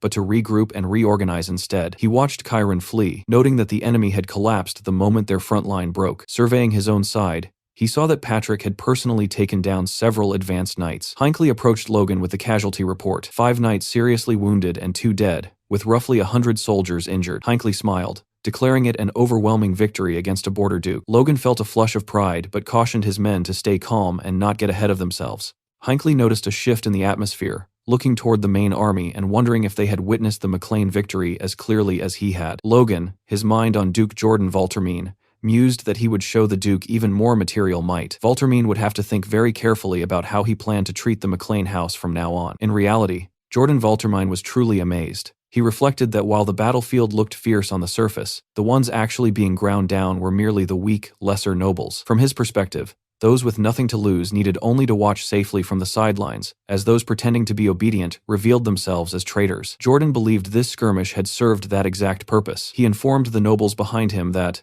judging by the clear outcome of the clash, the McLeans were now at least on par with the Marquis of Kalia. The nobles standing behind him were struck with disbelief. Seeing the fright on their faces, Jordan asked what the problem was, noting that the power Logan displayed was effectively theirs to use now. The 2 nobles remained skeptical, arguing that if Logan were to betray the faction, they would be in serious trouble. Jordan privately agreed, thinking that trouble was an understatement. They would be crippled. Looking up at the sky and seeing the various banners, Jordan recalled Logan's arrogant demands: recognition of the Befros territory, half of the Kalia Marquisate, and a count's title. He gripped his reins tighter, deciding to let it slide for now, but he vowed that Logan would one day pay the price for such arrogance. He turned to his commanders, ordering them to signal all units that the McLeans were moving to strike the enemy's rear, declaring that a full-scale war had truly begun. On the other side of the battlefield, the first prince received word of the wolves' retreat and was far from pleased. He demanded to know if they were pulling some trick, or if they had simply been a bunch of ragtag fools all along. Juan Douglas, who delivered the report, noted that the bat-like McLeans were hiding more venom than they had anticipated. The first prince screamed, asking if Juan intended to just stand there and watch. Maintaining his composure, Juan advised the prince that now was the time to fortify their defenses. He warned that once the McLeans attacked from the rear, the main enemy front would likely charge as well, and urged the prince to stay close to him. The first prince was baffled by the shift in momentum, while Juan fumed silently, calling the McLeans traitors and wishing for them to come closer so he could tear them to shreds, regardless of the cost. Everyone's eyes were now fixed on Logan's next move. Lucian found the entire situation ridiculous. The most noble men in the country were ignoring the massive battlefield before them, focused entirely on a single, distant barony. He wondered who this war was even being fought for. The McLean troops continued to accelerate, but their trajectory began to shift. Both Juan and Jordan watched in confusion, wondering what Logan was doing. Logan had decided to move away from the enemy's rear entirely. Patrick asked his son if they were really just going to keep going, worried about what they would say to the leadership when they returned. Logan turned to his father and remarked that Valtermine likely never expected them to actually hit the rear in the first place. He had just wanted them to stir up chaos and die off. Logan pulled out a small piece of paper,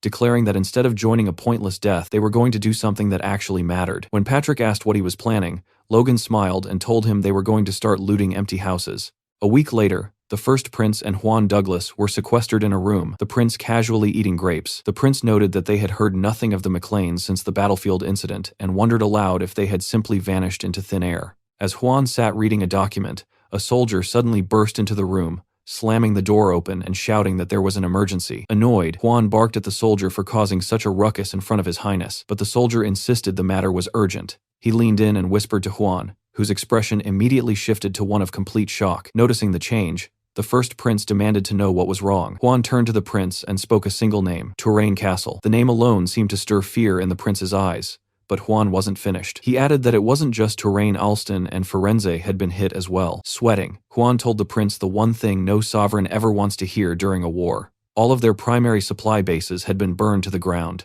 The man responsible was Logan, who currently stood before one of the blazes. Watching the flames, he remarked that it was burning well while holding a piece of paper in his hand. He looked down at it, glad they had followed this specific route. He thought back to the child naming ceremony for Felix, where he had squeezed the information out of a Kairos, specifically the details of the Kairos trade route. Since the head of that house was the largest grain merchant in the country, it was obvious they would be handling the logistics for the First Prince's faction. Logan huffed, almost unable to believe his own success. Destroying 3 castles in a single week was truly impressive. He dropped the paper into the fire and noted that the First Prince's faction must have truly let their guard down. As the paper was consumed by the flames, Logan took one last look at the burning castle and ordered his people to withdraw. He smiled to himself, silently thanking his uncle for the delicious meal.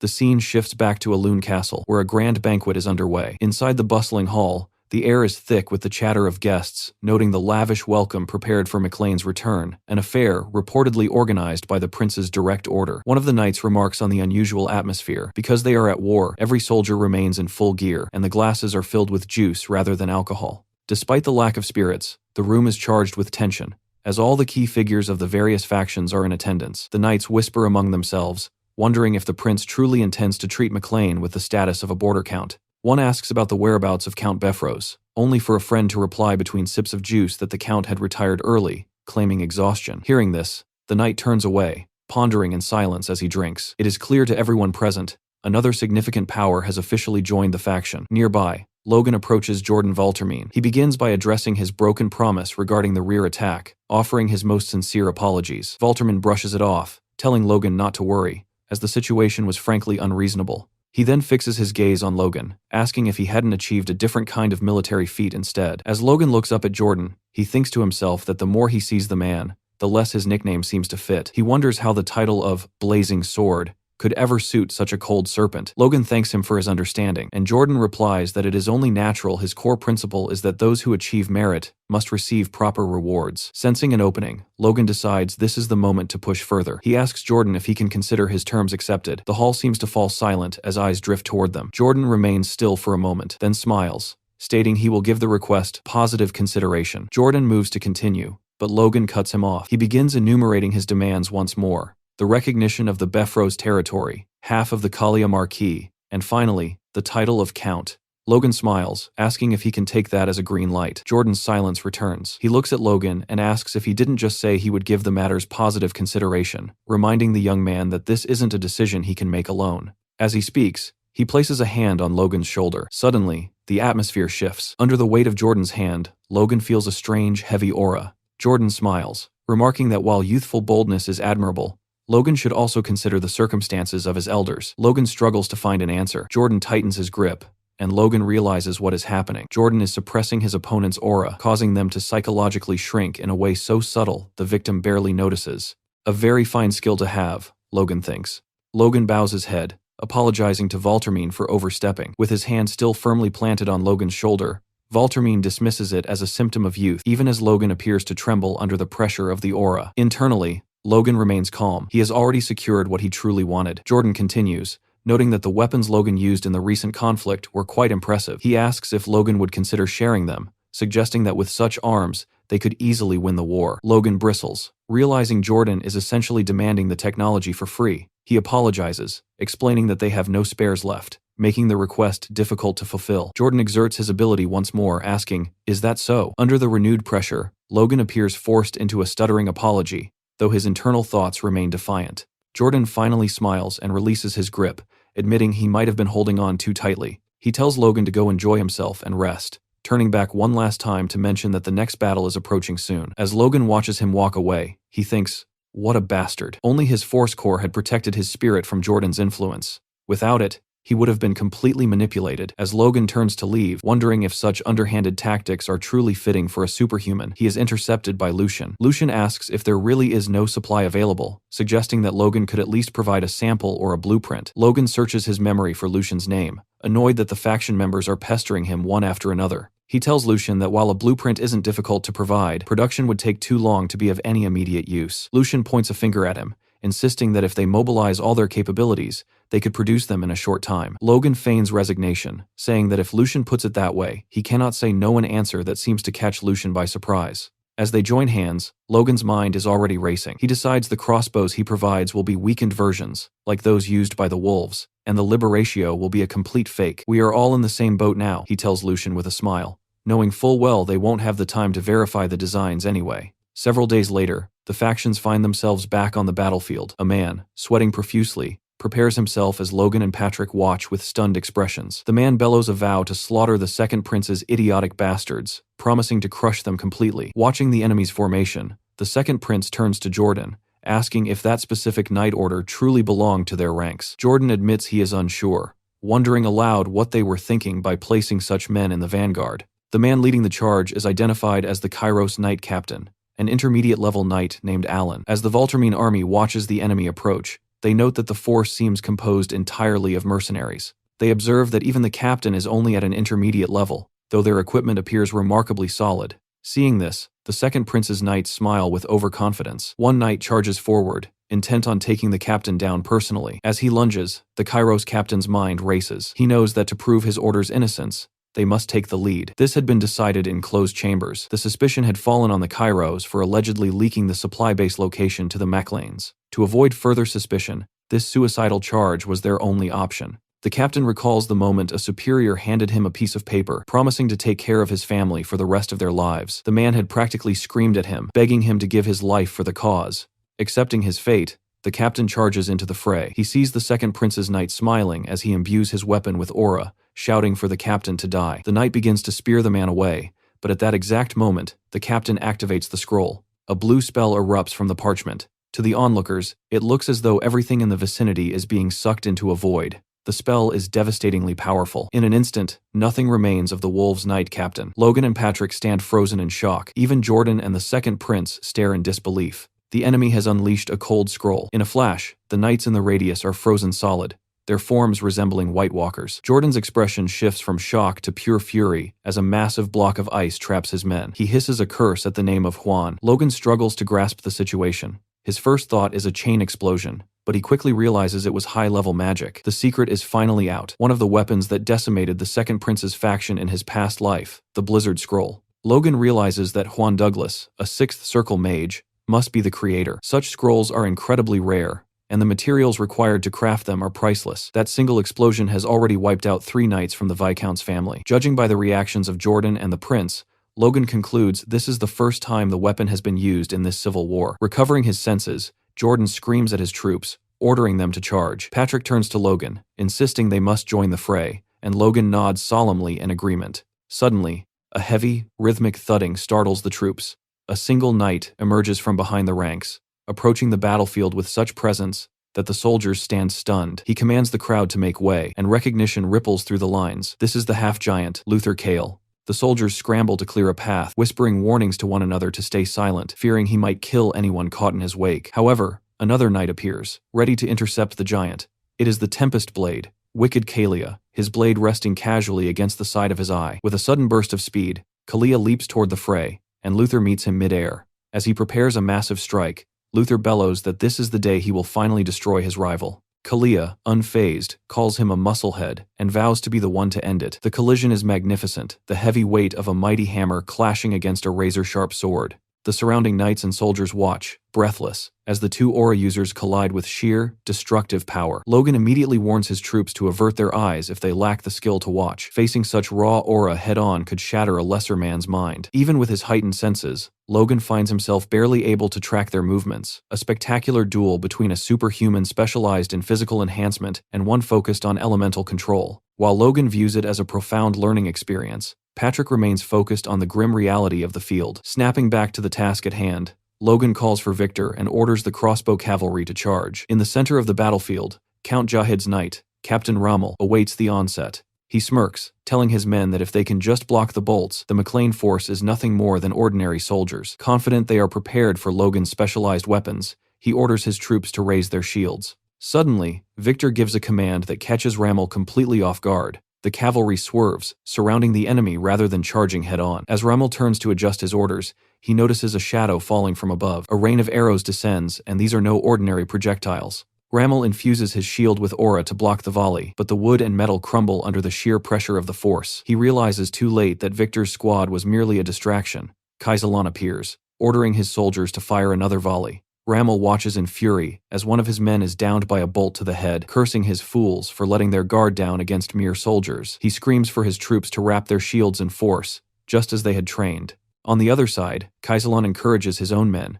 reminding them of the Battle of Tomoto Castle. He tells them not to panic just because the enemy is using force. They are elite marksmen capable of piercing a knight's helmet with a single bolt. As Rommel struggles to hold the line, the world behind him erupts in flames. Panicked cries of bombs and explosions fill the air, but the truth is magic. Clayton and his disciples have joined the fray. Clayton calmly instructs his mages to keep up the pressure, noting they have plenty of liberatio to go around. Victor seizes the moment, ordering his troops to finish off the survivors of the blasts. Rommel watches in horror as his army is crushed by the arrows and bombs of common soldiers. Before he can wonder what the McLean Knights are doing, a blade whistles through the air. Hinckley's sword finds its mark, a deep cut sending blood splattering as Rommel falls for good.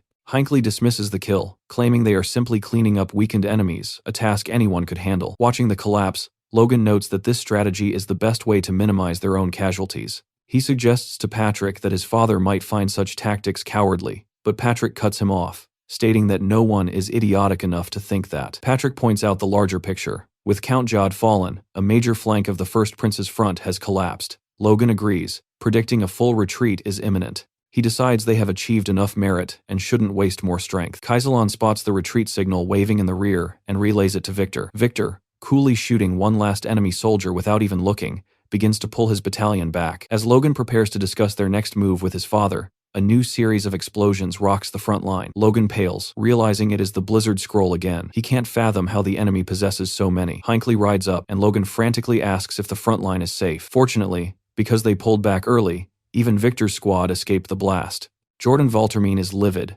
screaming at the enemy commander Huan for using such filthy methods to escape. He orders a pursuit, but his own captains refuse. One soldier begs him not to chase, but to get as far from the blast zone as possible. Another asks if Jordan simply wants them all to die. Logan watches the chaos of his own side, thinking that while they are powerful, they are a ragtag bunch, just like the Second Prince's faction was in his past life. Suddenly, Logan was seized by a terrifying sensation as a powerful, oppressive aura rapidly approached their position. Victor also appeared to sense the shift, though Logan feared it might already be too late. From high above, a massive boulder of ice seemed to tear through the sky, falling toward them with crushing force. Both Logan and Hinckley stared upward, gripped by a momentary wonder at the nature of the falling object. Logan wasted no time, activating his wind boots to launch himself from his horse directly toward Victor. As he prepared to strike, Logan reflected on the terrifying surge of energy emanating from the projectile. Realizing it would be catastrophic to leave it unchecked, he determined that they had to stop it at any cost. Infusing his blade with a dense layer of aura, he unleashed a fierce cry and swung his sword in one swift, violent motion. Upon contact,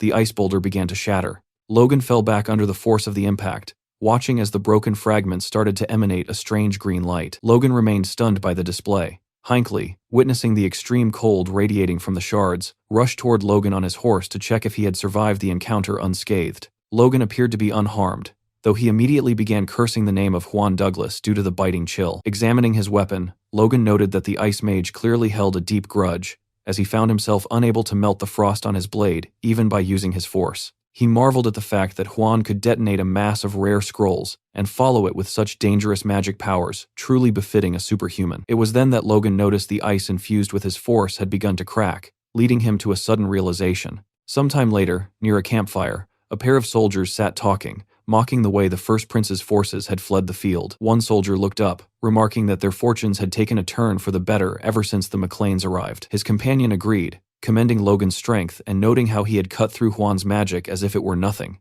adding that the barony's warriors were surprisingly skilled. From behind a nearby tent, Count Befros listened to the soldiers' conversation. One of them predicted that because the McLeans had achieved back-to-back successes, they would certainly receive the grand rewards they had demanded. The other soldier noted that since Duke Valtermine was known for being clear-cut regarding rewards and punishments, this likely signaled the end for Befros. Hearing this, the Count was consumed by rage. Realizing his position was becoming precarious, he concluded that the civil war could not be allowed to end in such a manner. Elsewhere, inside a castle featuring a lion crest carved above the front gate, the sound of a hammer striking wood echoed through the workshop. One of the dwarves Logan had brought in sat at the center of the scene, looking exhausted. Tamar collapsed to the ground, throwing a finished crossbow into a crate filled with others. When Hamar demanded he move faster, Tamar pleaded for a short break. Hamar leaned in and shouted that there would be no rest, as he was due to arrive soon. Hamar described the approaching figure as a brute and a beast who monitored them daily, even more strictly than his brother. When the man finally made his presence known and offered a polite apology for the intrusion, Hamar began to tremble in startlement. It was Ronian, who explained that he had only come to offer his support. Hamar was left speechless as Ronian smiled and asked the dwarves to bear with the discomfort of his presence, noting that the successes on the front lines were thanks to the weapons they produced. At this, Hamar and Tamar grabbed each other by the neck, laughing and insisting to Ronian that there was no discomfort, and they only wished to do their best for the territory. Ronian smiled at their seemingly admirable mindset, and they stood face to face, laughing together. However, as the dwarves thought they had successfully fooled Ronian, they began to sweat. Ronian huffed and looked down at them, noting that since progress was slow, he would grant them some leave. As their eyes lit up,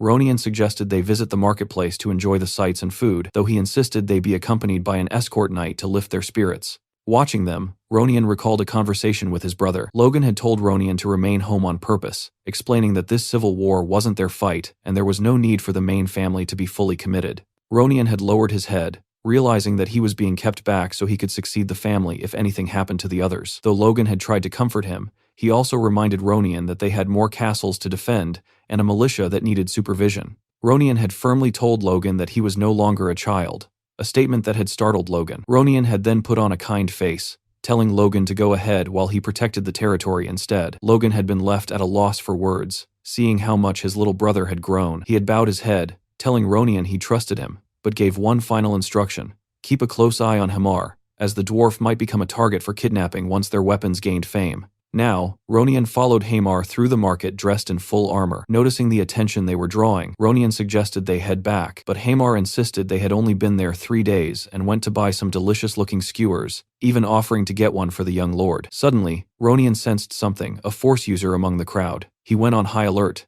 noting that the aura was so foreign it tripped his force core, suggesting the attacker was concealing their strength. He called out to Hamar that they had seen enough just as a merchant pushing a hay cart passed by. As the man drew close to Hamar, his attitude shifted. He was the assassin Ronian had sensed. Before the man could act, Ronian struck him on the back of the head, asking what he thought he was doing. As the man fell, Ronian grabbed him by the shirt and lifted him, laughing to the crowd that the poor man had simply overexhausted himself. He then dropped the man face first and told a nearby guard to take him to a safe place. Hamar had fallen into the hay, and Ronian noted that everything had happened just as his brother predicted. He mused that they had captured one, and the more prisoners they took, the better. Within the next couple of minutes, the market returned to normal as if nothing had happened. Another merchant held up 2 skewers and informed Hamar that his food was ready, prompting Hamar to happily tell the man to hand them over while remarking on how delicious they looked. Ronian, still cautious, told Hamar that once he received the food, they were heading straight back home. However, it appeared this was not the end of the situation. A mountain of a man placed himself directly in front of Ronian, effectively blocking his sunlight, which Ronian noted was very rude. The man's head was so bald that it reflected light everywhere, and Ronian realized this was a trick designed to block his view of Hamar. As the merchant approached Hamar with the skewers, Ronian sensed that something was wrong. Suddenly, the merchant turned the skewers around and prepared to stab Hamar, who was looking down at his wallet trying to pay for the meal. Seeing this, Ronian immediately pulled out his sword. Realizing the 2 attackers were working together, Ronian utilized a specific technique called the flashblade slash to impair both enemies. As a result, One man was left flat on the ground while the merchant's right arm was dismembered. People in the market began screaming about murder, but Ronian smirks and stated that no one was dead just yet. Hamar turned around and asked Ronian what the meaning of all this was. The merchant then pulled a knife from behind the counter for another attempt, but he was not fast enough. In the next instant, Ronian delivered an elbow to his face and hit the man's hand, causing him to drop the dagger. Ronian began calling for the knights to restrain the bastards and search the surroundings, but he did not get to finish his sentence because a loud noise from the back attracted his attention. It appeared someone had blown up a building behind him, and Ronian realized it might be the location of the workshop. A past conversation with Logan then came to mind, where Logan told Ronian that while the repeating crossbow would eventually spread, the Liberatio must never be allowed to. Never. The people saw the explosion and started panicking. Looking at the rising smoke, both Hamar and Ronian realized they had to hurry back to see what happened. Ronian turned to Hamar and told him they must head back immediately. Seconds later, another knight rushed toward them. Ronian asked what was going on and told him they were in a hurry, so he could explain later. However, the man informed Ronian that it was an urgent communication from headquarters. Hearing the word headquarters, Ronian realized it must be from Logan. The soldier then told Ronian that troops from the First Prince's faction were currently moving toward McLean Castle, indicating a whole army was approaching. Ronian was unsure what to do, but, without a second thought, ordered the man to summon all militia and knights to stand by. He told Hamar they should head back to the shop for now, and Hamar agreed. With his hand on his sword, Ronian realized they were under attack from both inside and out, calling the enemies bastards. Annoyed, he prepared his sword and declared he would crush them all to pieces. Elsewhere, Logan was nervously pacing the floor, walking from left to right and touching his arm with 2 fingers while waiting. Suddenly, Ronian's voice could be heard through the communication channel. Logan told Ronian he was worried because they hadn't been in contact for days and asked what happened at the estate. Ronian informed Logan that the First Prince's army had been annihilated. Hearing this, Logan felt relieved. Ronian explained they were only the forces of a viscount, so the militia armed with repeating crossbows and Liberatio, along with a few keen knights, were enough to defeat them. Logan praised Ronian for doing a good job, but Ronian also had bad news. There was an assault on the workshop just before the attack. He reported that 3 dwarves were captured, which made Logan jump from his chair. However, Logan then told him it was all right, reasoning that unless it was Hamar or Clayton, the other workers didn't know the formula for Liberatio anyway, so they should be fine. Logan added that he was sure Ronian had caught a few attackers to interrogate and find out who was behind it, but Ronian did not seem so sure. Ronian turned his gaze away and told Logan that all those captured had committed suicide. He admitted to Logan that this was his fault, but Logan only smiled and said it was okay. However, Ronian added that according to a knight who faced the kidnappers, something was odd. The knight said he only got a glimpse and wasn't sure, but the face of one kidnapper seemed familiar. Hearing this, Logan was stunned. Ronian described the person as short and agile, appearing to be at least a top-tier knight. Logan thought about the description and who it might be, but Ronian explained that this alone wasn't enough to identify the culprit and apologized again. Logan thought that Ronian looked completely deflated. Logan then told Ronian that for now, he should have the militia train even more thoroughly. Ronian asked if Logan thought something like this might happen again. Logan admitted these were just speculations, but in a worst-case scenario, they must be ready. This startled Ronian, who asked if such a thing was really possible, and Logan confirmed that it could happen. Logan then turned to look out the window. He reflected that it was a good decision to leave Ronian behind at the territory, since the damage was limited because of it. It was a clear raid targeting the new weapon combined with an assault on their main castle. Since both happened at the same time, Logan realized they couldn't both be part of Juan's scheme alone. He thought about how the war had dragged on for too long without any progress because the First Prince's faction wouldn't react to provocations and remained heavily fortified in Harun Castle. Their base had been chosen only because McLean burned down the nearby supply depots, forcing them to retreat far and settle there. The First Prince's faction, unable to retreat further, was focusing all troops on defense. Logan wondered what would happen if someone were to charge in at the cost of their life to create an opening, noting that the war could end quickly if that happened. However, he concluded that no one wanted to make that kind of sacrifice, not even the Duke of Valtermine. And even amid all that, he felt things were going to get even worse. Later at a leadership meeting, someone banged their hand on the table, declaring that McLean had given His Excellency a fake recipe for the bomb. A few days into the meeting, Befros told Jordan that McLean must immediately disclose the correct method so that the faction could begin mass production. Looking at Befros, Logan thought to himself that they were wasting strength on nonsense like this. Logan replied by asking Befros if he had actually run experiments in the middle of a war. He questioned where Befros had even obtained the bomb materials, as there was no place where they were currently available. Befros claimed that, fortunately, he had personally collected materials for testing, but then admitted the tests had failed miserably. When Logan asked if Befros was sure he simply hadn't messed it up, Befros became annoyed and started screaming at Logan. He told Logan to watch his mouth and asked if he thought he was dealing with some pathetic first circle mage, noting that he was actually a fifth circle mage. Suddenly, Befros's expression changed. Jordan told Befros that this was an official meeting and to please mind his manners, prompting Befros to apologize. Even so, he turned back toward Logan and stated that a count wasn't one to fabricate nonsense. Jordan then asked Logan if he could prove the recipe, and Logan found himself unsure of what to say. Jordan told Logan that since he continued to be supplied with Liberatio, it appeared he had plenty of the materials at hand, so it shouldn't be hard for him to provide a demonstration. Logan felt cornered and realized there wasn't much he could say. Befros once again started screaming, asking Logan why he couldn't answer, and questioning if Logan really thought he could deceive His Excellency and the faction. This time, Jordan also raised his voice, telling Befros that this was too much, and that this would be his final warning. Hearing this, Befros settled down in his corner. Seeing the fuss Befros was creating, Logan wondered why the man was suddenly looking so confident, given he was already on shaky ground. That was when Logan put all the pieces together. According to the knight who had confronted the kidnapper, the culprit had a familiar face, was a small-framed top-tier knight, and spoke with certainty about a bomb formula only a few would know. Logan figured out who the knight was. Befros must have been the kidnapper. If that small, elite knight was Aslan, then their claim made sense. Befros must have interrogated the kidnapped dwarves and realized the flaws in the fake recipe Logan had given them. However, Logan thought that even if they were desperate, this was quite a gamble. He then considered that this situation could be useful. As he rose from his chair, he told everyone that it wouldn't be hard to prove. Much to Jordan and Befros's surprise, Logan said he would arrange a demonstration soon, though he knew this was a small lie for the moment. He then told them that rather than doubting the weapon's formula, they should focus on breaking out of the current stalemate. Logan stated that this nonsense wasn't even what they should care about. As they knew, their territory had been clearly attacked by the First Prince's faction, and that was what truly mattered. Even though they had managed to repel the attack, there was no guarantee it wouldn't happen to other territories as well. Hearing this, Jordan said that attacking the First Prince's faction now was difficult, as they were full of murderous intent, and striking prematurely would only bring heavy losses. Logan smirks and thought that they all knew this, but no one wanted to take responsibility. Logan then announced that the McLean family would strike Haroun Castle, and that he would take that burden. This left both Jordan and Befros stunned. Luther Kale and Lucian also didn't seem to anticipate this move. Logan smiled and thought that the time had come to break the deadlocked war wide open. Hearing what Logan had just said, Jordan asked if he was serious. Logan thought that Jordan must wonder why he would go this far. For now, the Second Prince's faction had the advantage, but if the war dragged on for years, the situation would change. As the unspoken consensus formed that the war was dragging on, its very nature would change. It would shift from a war of assassinations and contests of strength into a total war where every last ounce of strength was squeezed out to devastate enemy territories. Until the war reached its end, commoners would be conscripted, which would naturally ruin the harvests. Ruined crops would lead lords to resort to forced requisitioning,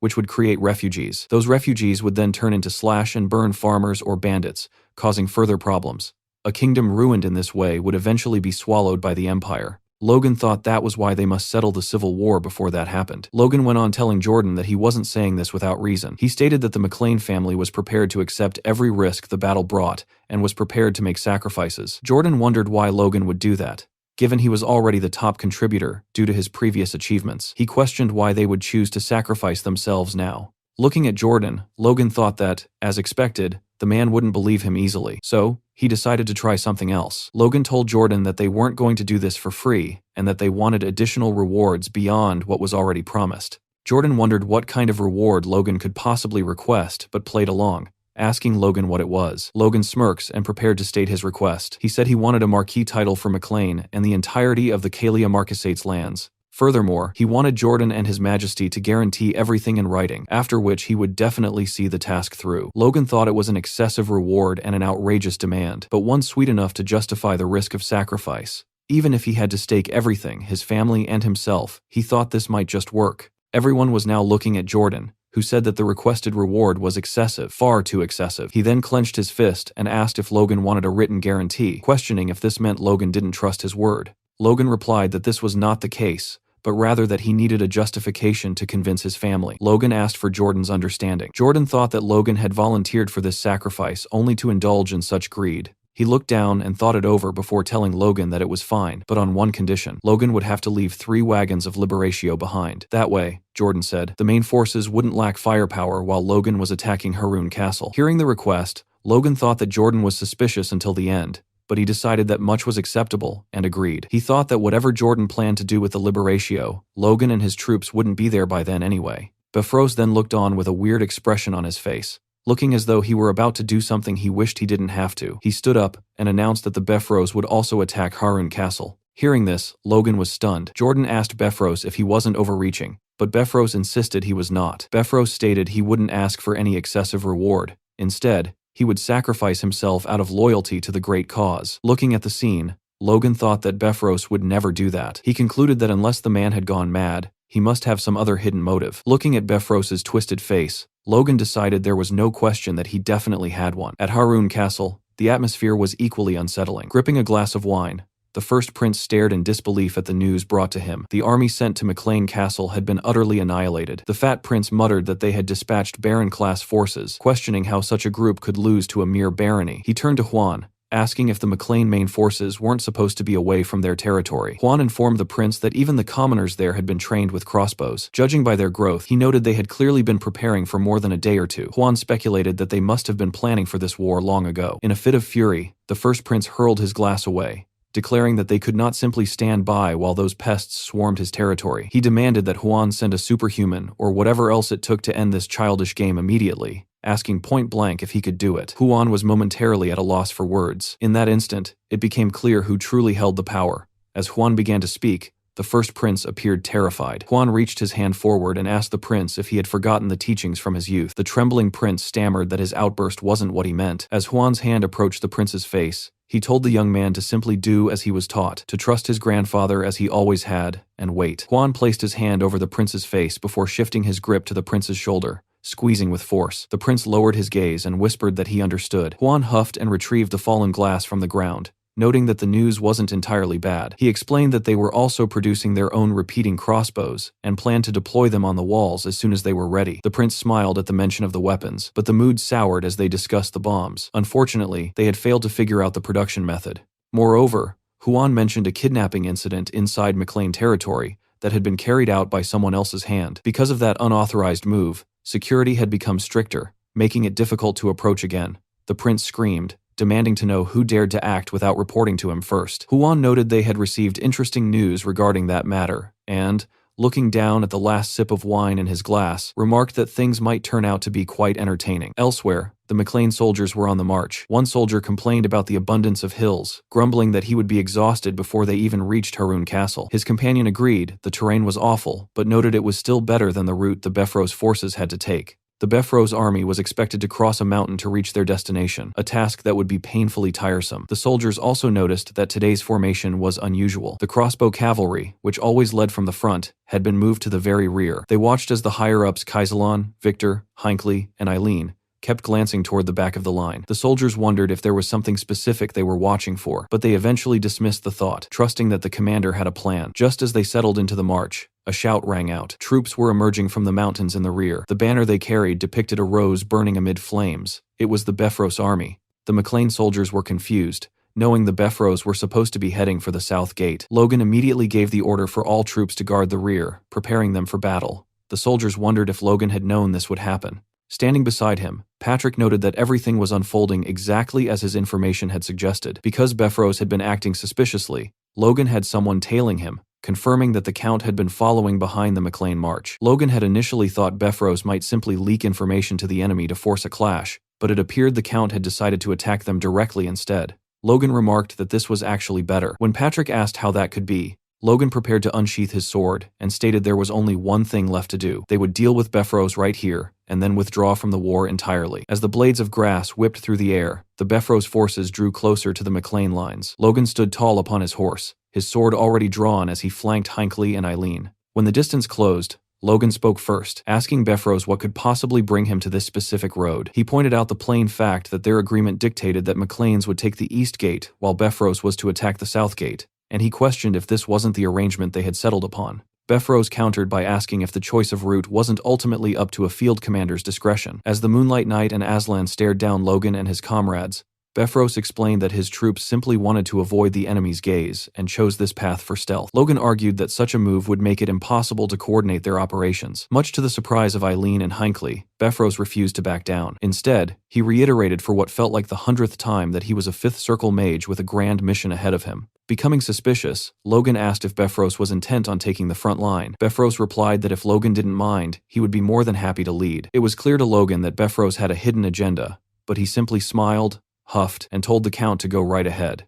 Befros thanked him for his understanding and ordered his troops to march past the McLean forces. The moment the hooves of Befros's horse moved, the McLean soldiers went on high alert, refusing to move an inch and preparing for battle. Victor looked Befros dead in the eye with his crossbow leveled. The two forces faced each other once more, though this time much closer than before. Roger Befros realized then that Logan's words were hollow. He had no intention of letting them pass. Logan addressed Roger again, echoing the Count's earlier sentiment by saying that since the route was up to the field commander, the McLeans were also thinking about changing their direction. To the shock of Roger and his knights, Logan announced they would be falling back for now. Roger was left speechless, struggling to understand Logan's aim. Logan then shouted for all his troops to hear that they were returning to base, and the soldiers acknowledged the command. Roger demanded to know what Logan was doing. Logan told Roger that they should both stop pretending. He looked Roger in the eye and asked if he should contact the Duke immediately to see if this discretion would be excused. At this, Roger's mask slipped, and he became visibly angry. He stopped the charade and ordered his men to engage exactly as planned. Logan matched the command, ordering all his units to prepare for battle as he gripped Lux tightly, declaring that this was where they would end Befros.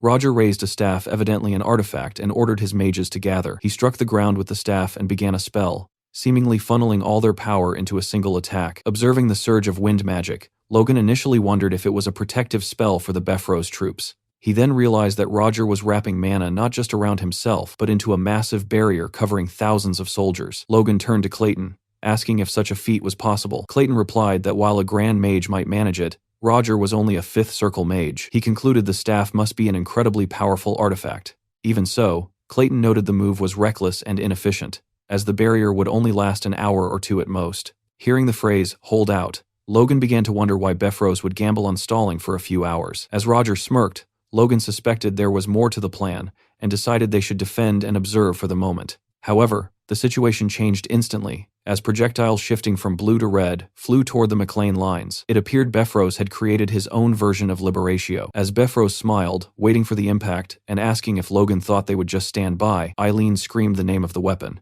She realized that striking the bombs down might be the only escape, yet even that seemed impossible given the sheer number of projectiles. Suddenly, a yellow flash ripped through the sky. In the next instant, all the projectiles exploded prematurely, lighting up the sky even brighter than before. Eileen noted it looked like some kind of net, and Hinckley stood stunned as the Liberatio was neutralized before reaching a single McLean soldier. Eileen recognized the golden light as the projectiles were caught in a shimmering web. Logan then landed on the ground in a superhero pose, huffing as he looked up at the sky. He could hardly believe his improvised plan had worked. His body had moved on instinct. He reflected that while a single powerful strike, like the Dangium Cham, wouldn't have been enough to stop every bomb, he had realized he didn't need massive force, just enough coverage to trigger the explosions. The result was a technique born of crisis, a harmony of reason and instinct that created a variation of the divine sword technique. Seeing the failure of the attack, Roger ordered his soldiers to throw more bombs, but a soldier informed him they were out of stock, as those had been the only ones smuggled in. Logan realized then that the Befros forces were out of supplies and must have stolen the weapons from Valtermine. Despite the setback, a trembling Roger remained determined to hold the McLeans back. He ordered his knights to charge. Logan met the challenge, telling his own knights to prepare for a countercharge. Activating his Wind Boots artifact, Logan surged toward the cavalry, intent on crashing into the Befros line. Suddenly, a red light appeared before him, an attack that pushed him back. Though he managed to parry it, Logan looked up and noted that the Befros twin swords had finally shown themselves. Both Aslan and the Moonlight Knight stood ready, fully prepared to take on and kill Logan. Next, a moment from the past appeared with Franz struggling to block an attack. It seemed the one who launched the assault was Aslan, who told Franz that this was his win. Seeing this, Franz grew annoyed, and Aslan informed him that while his whip-like blade was perfectly effective, it lacked decisive power. Franz admitted he was aware of that, noting that while the blade had extended flexibility and reach, it easily fell to the strength of an equal level. Aslan then told Franz that if he did not want to lose to him again next time, he should figure out some countermeasures. Franz replied that Aslan should just forget it, as he could spend a lifetime after awakening his force blade on that and it still would not work. as it was ultimately just a quirk of his sword. Besides, Franz mentioned that he alone was not the twin swords of Befros, which sparked Aslan's interest and acknowledgement. As Franz smiled and wondered why he was suddenly remembering his old days, he could only come up with one explanation. His life was flashing before his eyes. In the present, it seemed he was unable to parry or block Logan's attack, and he began coughing up blood. With this blow, Logan told Franz that it was about time they said their goodbyes. Then, he used his blade to cut through Franz as if he were made of butter. Seeing this scene, Aslan ran to help his friend, screaming his name, but it was already too late. Aslan leaped toward Logan, calling him a bastard. Logan, however, did not move an inch and simply awaited the attack. Blinded by fury, Aslan shouted at Logan that he was going to kill him as he prepared to strike. Unfortunately for him, this kind of attack was met with an easy parry as Logan dodged and hit Aslan's back with a powerful slash.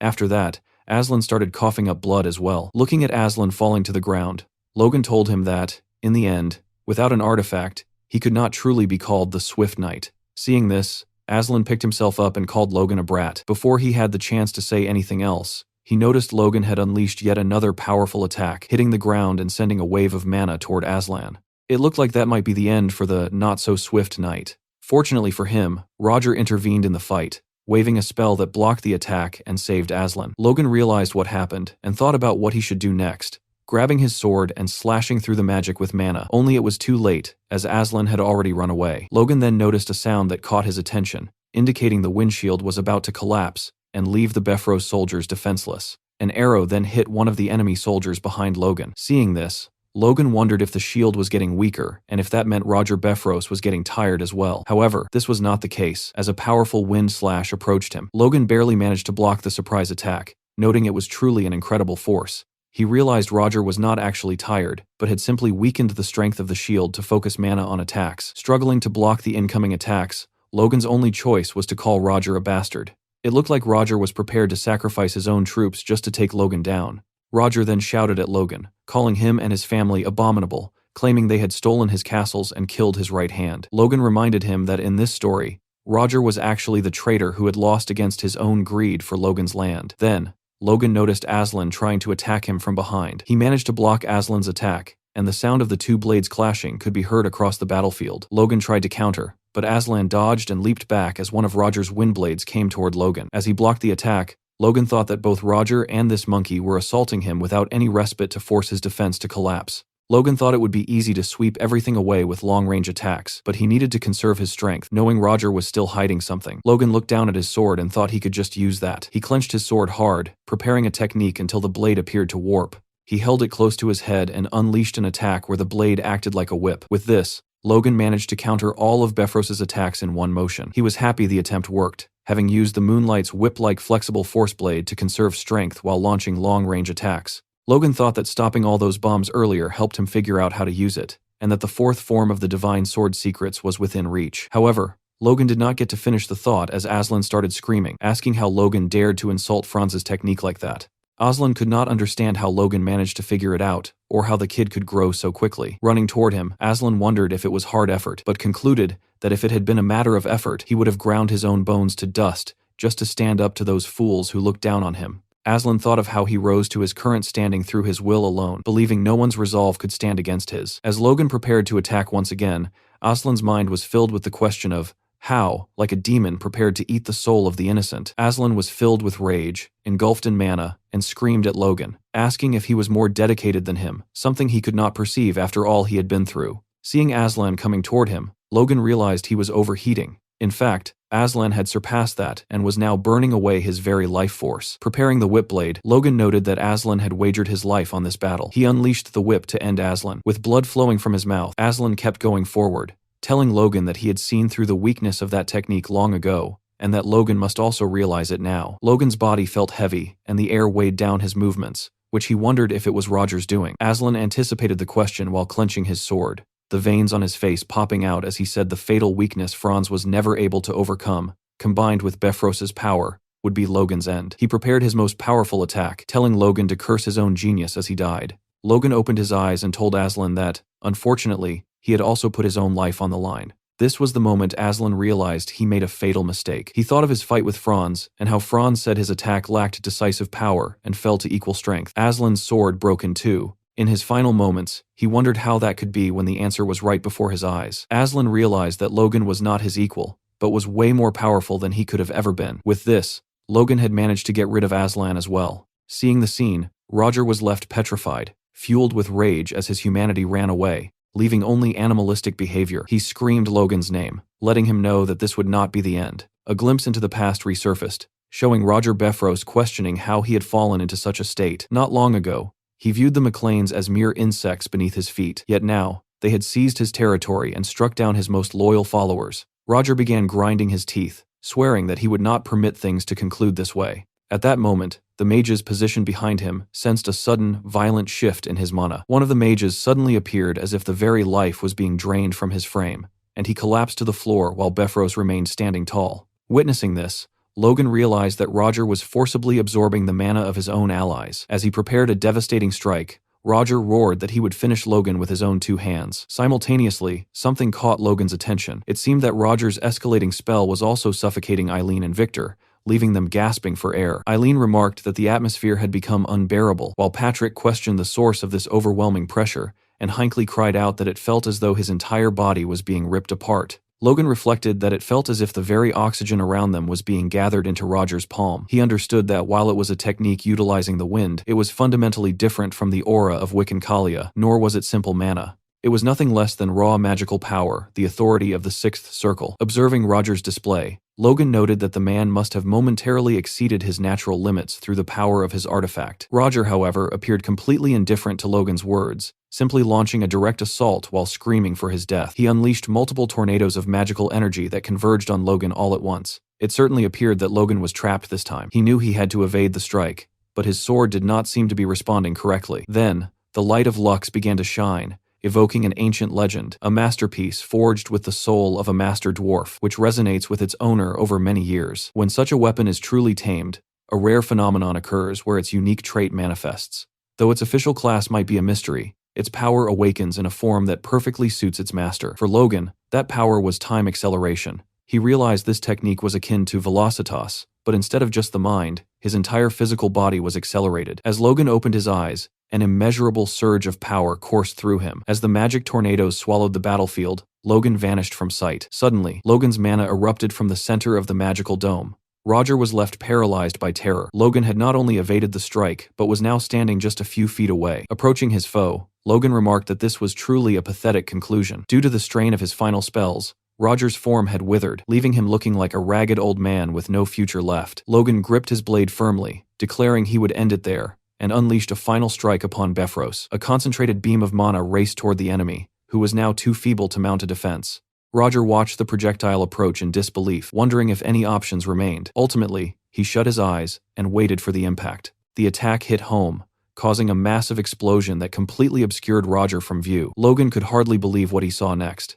Befros had managed to conjure one last defensive barrier, which had just barely shielded him from the brunt of the attack. Coughing up blood, Roger raised his head and shrieked Logan's name. It was a face so distorted it seemed capable of haunting one's nightmares. Logan stood uncertain of his next move. Kneeling on the ground, Befros declared he could not continue this way, and used his artifact to summon a final spell. A massive sphere of mana formed above him. Like a bloodthirsty vampire, Roger stared at his own end, telling Logan they should perish together. Eileen and Victor, terrified by Roger's intent, screamed for Logan to fall back. Instead, Logan lunged toward Roger. His slash was perfect this time, as he moved behind the Count in an instant. As the blade cut through him, Logan told the Count he could die alone. Roger shrieked in agony as his arm was severed and fell to the ground. Logan turned his back, glancing over his shoulder at the broken body. Roger shivered as his blood soaked the earth, contemplating his sudden loss of strength. Logan looked down at the man with a sense of pity. The once great Count had been replaced by a monstrous, hairless figure with patches of missing skin. Roger attempted to speak, but blood began to leak from his eye sockets instead of tears. Dropping his head, he blamed Logan for his ruin. Without a hint of remorse,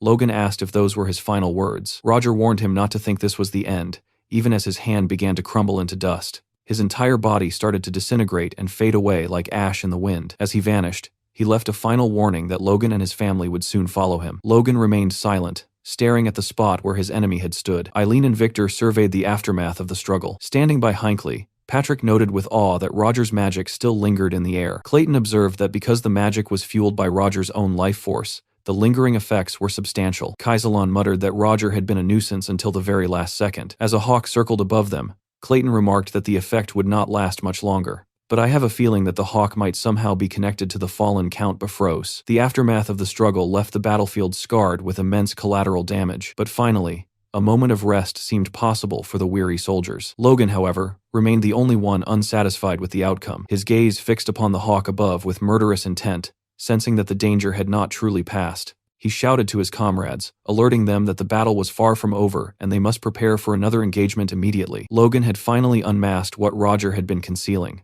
The hawk, which was Roger's transformed essence, dived toward the earth and landed on the shoulder of a man who bore the bird as his own crest. That man was none other than Wiccan Kalia, arriving with the Storm Sword army to eliminate Logan on behalf of Bifrost. Logan realized there had been numerous suspicious signs regarding the Count's behavior. His reason for joining this campaign was now clear. He had intended to strike the McLean forces during the Haroun Castle operation. Since Roger Bifrost had deliberately stalled for time, the allies colluding with him were already in position. Even so, Logan had never imagined the reinforcements would be an army led by a transcendent. Logan stared at Kalia in disbelief, wondering if Huan cared so little for his own camps that he would risk their destruction just to set this trap. Hinckley reacted quickly, commanding the troops to form ranks with urgency. He ordered the squad to gather and prepare to open fire, specifically targeting the transcendent at the rear. Despite their discipline, both Kaisalon and Hinckley looked visibly shaken. A rain of arrows soon descended upon Kalia and his men. Watching the volley approach, Kalia remained unshaken, even joking that such a large number of arrows usually made one a sitting target. He remarked that it was a shame he wouldn't get to witness that sight himself before utilizing his wind technique. He destroyed the arrows with ease, and his army didn't need to raise a shield or shift an inch.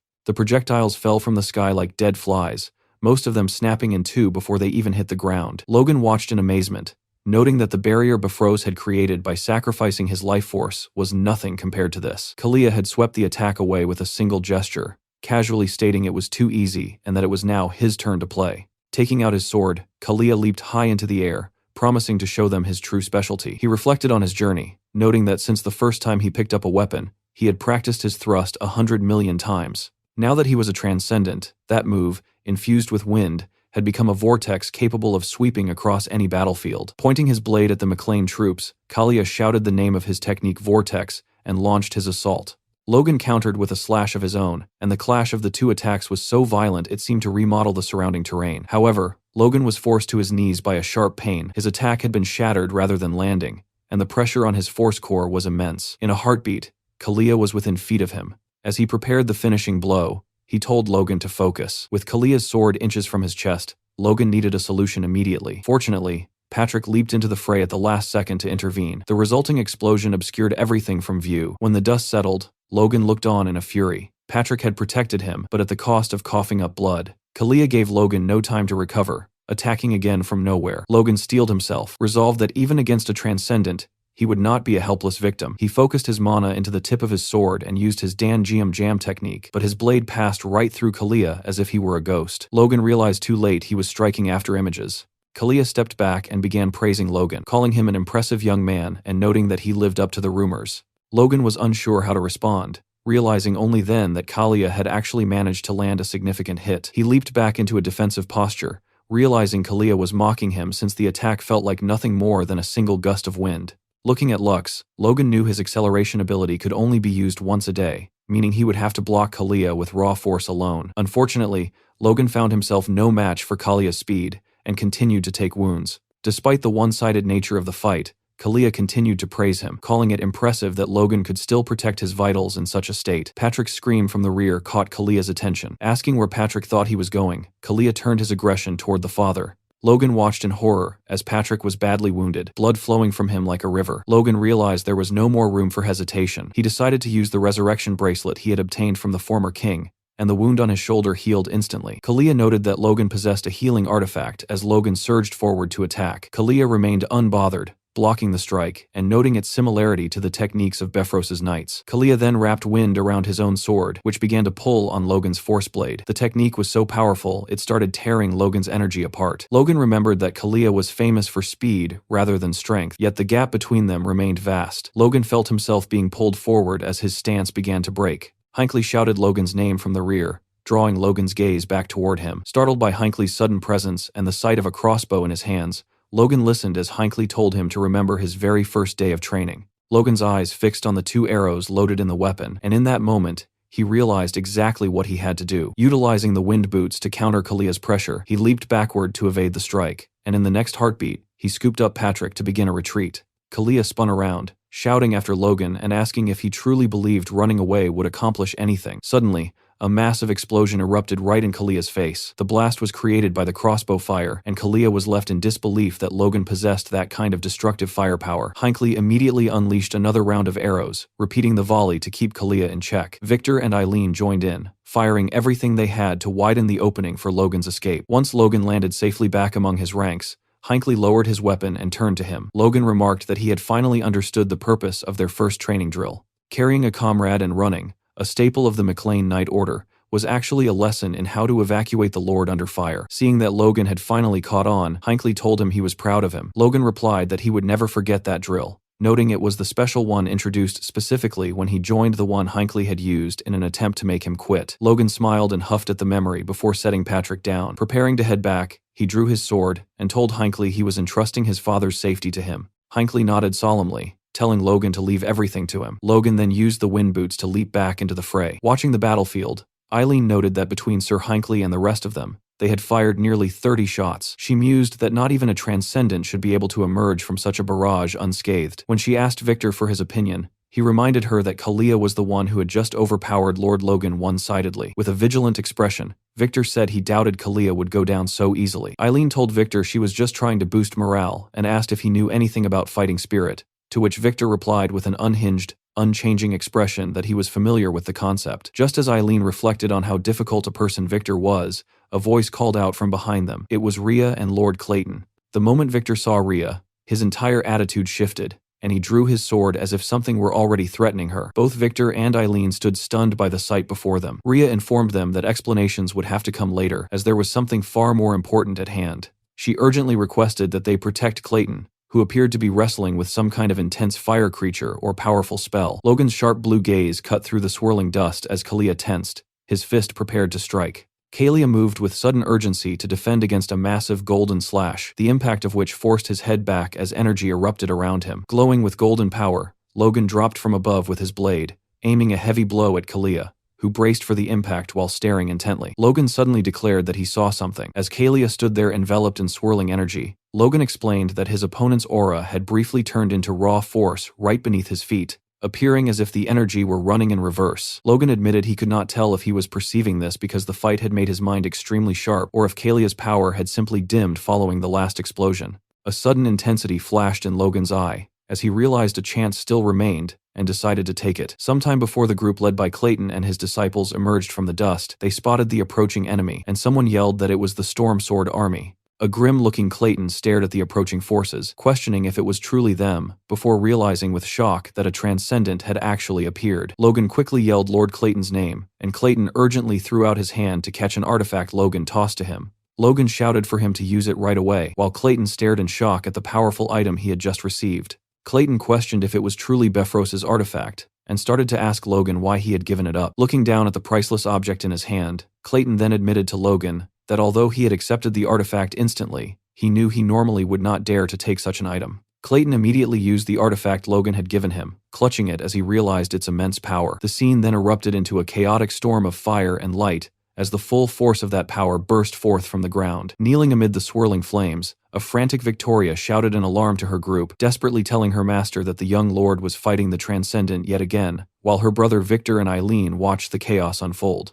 With an extremely stressed look on his face, Clayton yelled out that he saw the problem, but quickly followed up by declaring that the current situation was completely different from what they had faced before. Clutching the glowing artifact tightly amidst the surging fire, Clayton explained in detail that the item held immense power, declaring it contained easily enough energy for someone like Befros to cast truly terrifying and monstrously huge spells of magic, with intense worry and determination. As the artifact glowed, Clayton declared that with this kind of power, even the specific magic they had worried about should now be possible. As the scene erupted around him in a terrifying storm of fire, Clayton dramatically declared that among earth element mages, What they were witnessing was nothing less than the gateway spell to becoming a transcendent. Logan's focused expression shattered as a new presence stepped powerfully and suddenly onto the battlefield, forcing the warrior to look sharply over his shoulder at the unexpected interruption of his fight with Kalia. With an intensely focused and strained roar, Clayton slammed his fist down and yelled, "Gravity control," unleashing the immense power of the artifact to manipulate the forces around them. With a face grim and strained from exertion,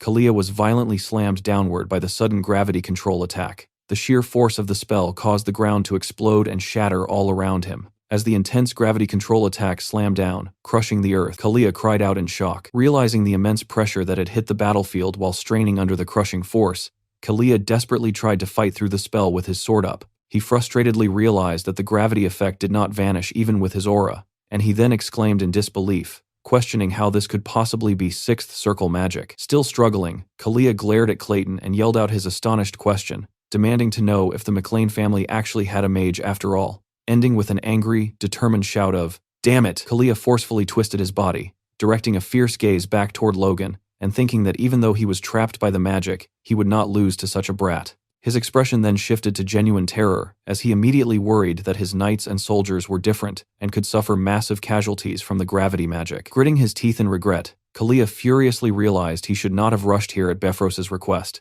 bitterly concluding that he should have brought his entire main force to deal with such an overwhelming threat. Logan maintained a focused and solemn expression, his eyes fixed intently on the action, as he silently absorbed the gravity of the battlefield situation. With a determined, intense stare, Logan addressed his opponent, telling Kalia to withdraw his troops and stating plainly that he did not want to fight any longer, a pronouncement that seemed to leave Kalia utterly confused. With his face etched in sweat, fury, and fierce determination, Kalia gritted his teeth, visibly showing the immense physical and emotional strain the prolonged and chaotic battle had put him under. As he strained against the immense gravity and saw his opponent, the furious Kalia shouted at Logan, declaring he was not going to be tricked. At the same time, his own body was encased in a swirling blue aura, and his sword was brandished in preparation for an immediate attack against Logan. With his face etched in strain and sweat, the furious Logan shouted, "Damn it!" as his sword, now radiating a bright yellow aura, was pushed forward into the ongoing unseen attack. Logan was forced to unleash a massive arc of brilliant yellow fire, but it was intercepted by an overwhelming wave of sharp blue aura from Kalia.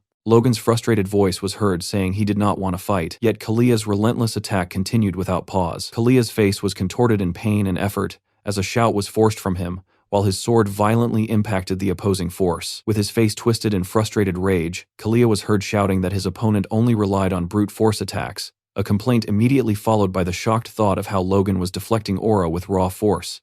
With an angry, strained expression, Logan was heard shouting at his opponent to stop this, while also questioning if the other man even thought he would come out alive if the fight continued, given the destructive power they were both using. With an angry, wild-eyed glare, Kalia shouted at Logan, telling him not to make him laugh, and declared that as soon as Logan's mage was found, the fight would come to an end. Logan was then seen shouting at the top of his lungs with intense frustration, desperately trying to explain his position by saying that was precisely the point he was trying to make. With an intensely determined look, Logan's voice was heard confronting Kalia, as he firmly declared that the war itself was not something they intended to wage. Kalia was left with a look of stunned disbelief and silence on his face after hearing Logan's intense declaration. As Kalia swung his weapon amidst the clash of auras, he questioned Logan about what he meant. Logan immediately answered by forcefully ordering him to think about it. Standing above his opponent, Logan's voice was heard first, declaring that they had been betrayed by the Second Prince's faction. He then questioned why they would continue fighting in the war after that, concluding that they no longer wanted to be involved in faction struggles. With a sharp gaze and a slight smirk,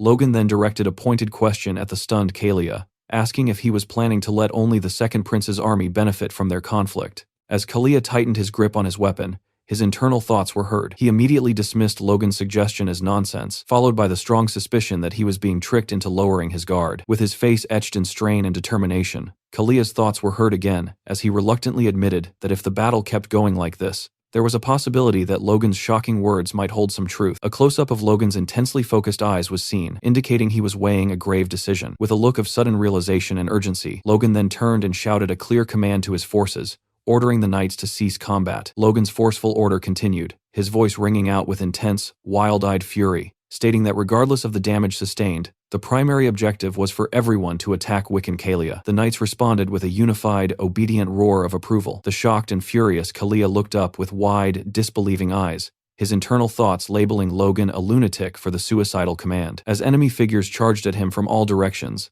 Kalia's frantic internal thought was heard, questioning in disbelief if they were insane to follow such a reckless command. With a desperate, almost crazed expression, Kalia's frantic voice then shouted at the approaching enemy, demanding to know if they were trying to commit suicide. The full weight of the combined attack slammed down, forcing a cry of intense pain and physical strain from Kalia, whose face was tightly contorted. Clayton's voice was then heard shouting a forceful command for everyone to attack, his face contorting in effort as he simultaneously declared that Kalia would be held down by the renewed gravity magic. With a fierce, furious snarl, Kalia raised his weapon defensively against the charging forces, his voice spitting out a curse against the bastards who had betrayed him. His face remained tightly contorted in a mask of furious, disbelieving rage as he glared at the advancing troops, even as Logan's voice was heard loudly ordering the knights to charge. As Logan's forces charged, Kalia's own troops were heard shouting a desperate command to stop them, followed by an urgent plea to protect the Lord. A close-up showed Kalia's intensely strained eyes, indicating he was making a critical, painful decision.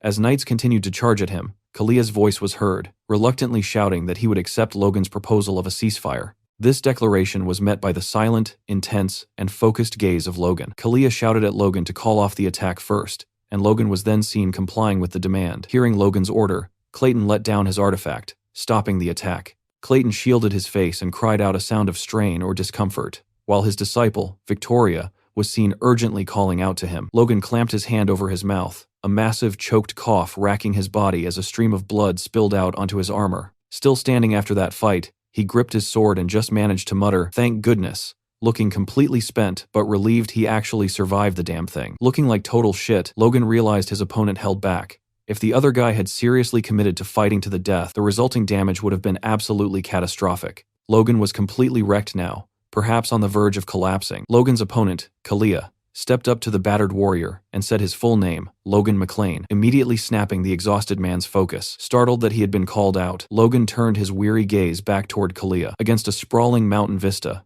two powerful figures faced an inevitable confrontation. Wiccan Kalia made a pivotal declaration. He accepted the terms, stating he would believe the promise to withdraw from the war, an uneasy truce sealing their fate. Logan issued a dire warning under the bright sky. A betrayal of the truce would mean war would instantly resume. The exhausted warrior demanded no useless oaths, only an end to the wearing conflict. The powerful warrior Kalia issued a cold ultimatum, his eyes fixated on his counterpart, asserting that a person of their status must possess the power to keep their word and uphold the ceasefire. Logan, with a slight confident smirk, delivered his final sharp instruction, warning his counterpart to return quickly and signaling an intense, unspoken threat that underscored the fragile nature of their new agreement. Logan then delivered a shocking intelligence report that left Kalia completely stunned. The Second Prince's faction was preparing a swift, imminent attack. With a mischievous grin, visible despite his injuries, Logan revealed a stunning piece of deception. He confessed to having waited until the attack was already in motion before sending his crucial communication, then quickly amended the statement, claiming he would send the word right now. Consumed by fury and the sting of deceit, Kalia screamed a defiant vow that he would remember the name McLean. He then issued a frantic, desperate command for all his troops to retreat at full speed toward the main camp immediately. From the rear, Logan offered a relaxed goodbye as his opponent fled, solidifying his tactical victory amid the bright mountain setting. Logan stood victorious on the hillside, a faint smile gracing his lips. His successful manipulation had turned the tide, securing a crucial temporary advantage in the complex political conflict. Eileen, standing with a surprised expression beside the one-eyed Kaisalan, suddenly heard a dull thud. The terrifying truth was revealed as Logan collapsed, covered in dirt and grave injuries from the earlier fight. Injured and exhausted on the ground,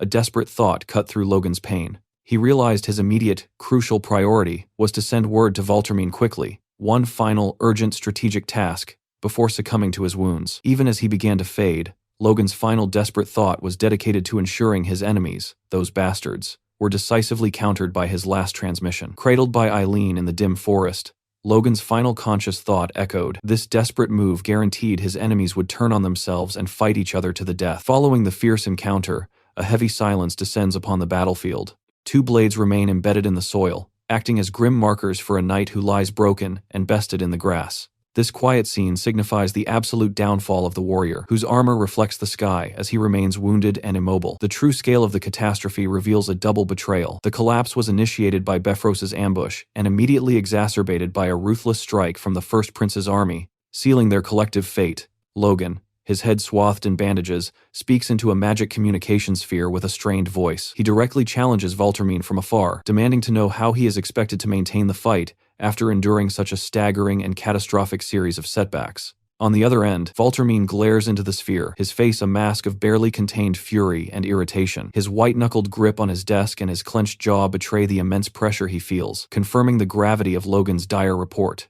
Valtermine admits to a stunning miscalculation, having never imagined that Bifrost would turn those powerful bombs directly against Logan. "It is all my negligence," Valtermine concedes, albeit with an angry edge. Logan counters sharply, noting that Bifrost was undoubtedly His Excellency's confidant, and demanding to know how Valtermine could claim ignorance of the intricate, devastating scheme Bifrost executed. Suppressing his rage, Valtermine clenches his fist, forcing himself not to retaliate. He realizes that if the McLeans withdraw, the narrow advantage they secured following Bifrost's downfall will vanish instantly. Valtermine firmly instructs the bandaged Logan to compose himself and listen to reason. He presents a rebuttal, arguing that if his true intent had been to strike Logan down, he would not have sent only Bifrost as his emissary. Logan closes his eyes in pained reflection, accepting the cold logic of the situation. He acknowledges that Bifrost's specific involvement was a decision of his own making, and reluctantly concedes that Valtermine's strategic point is valid.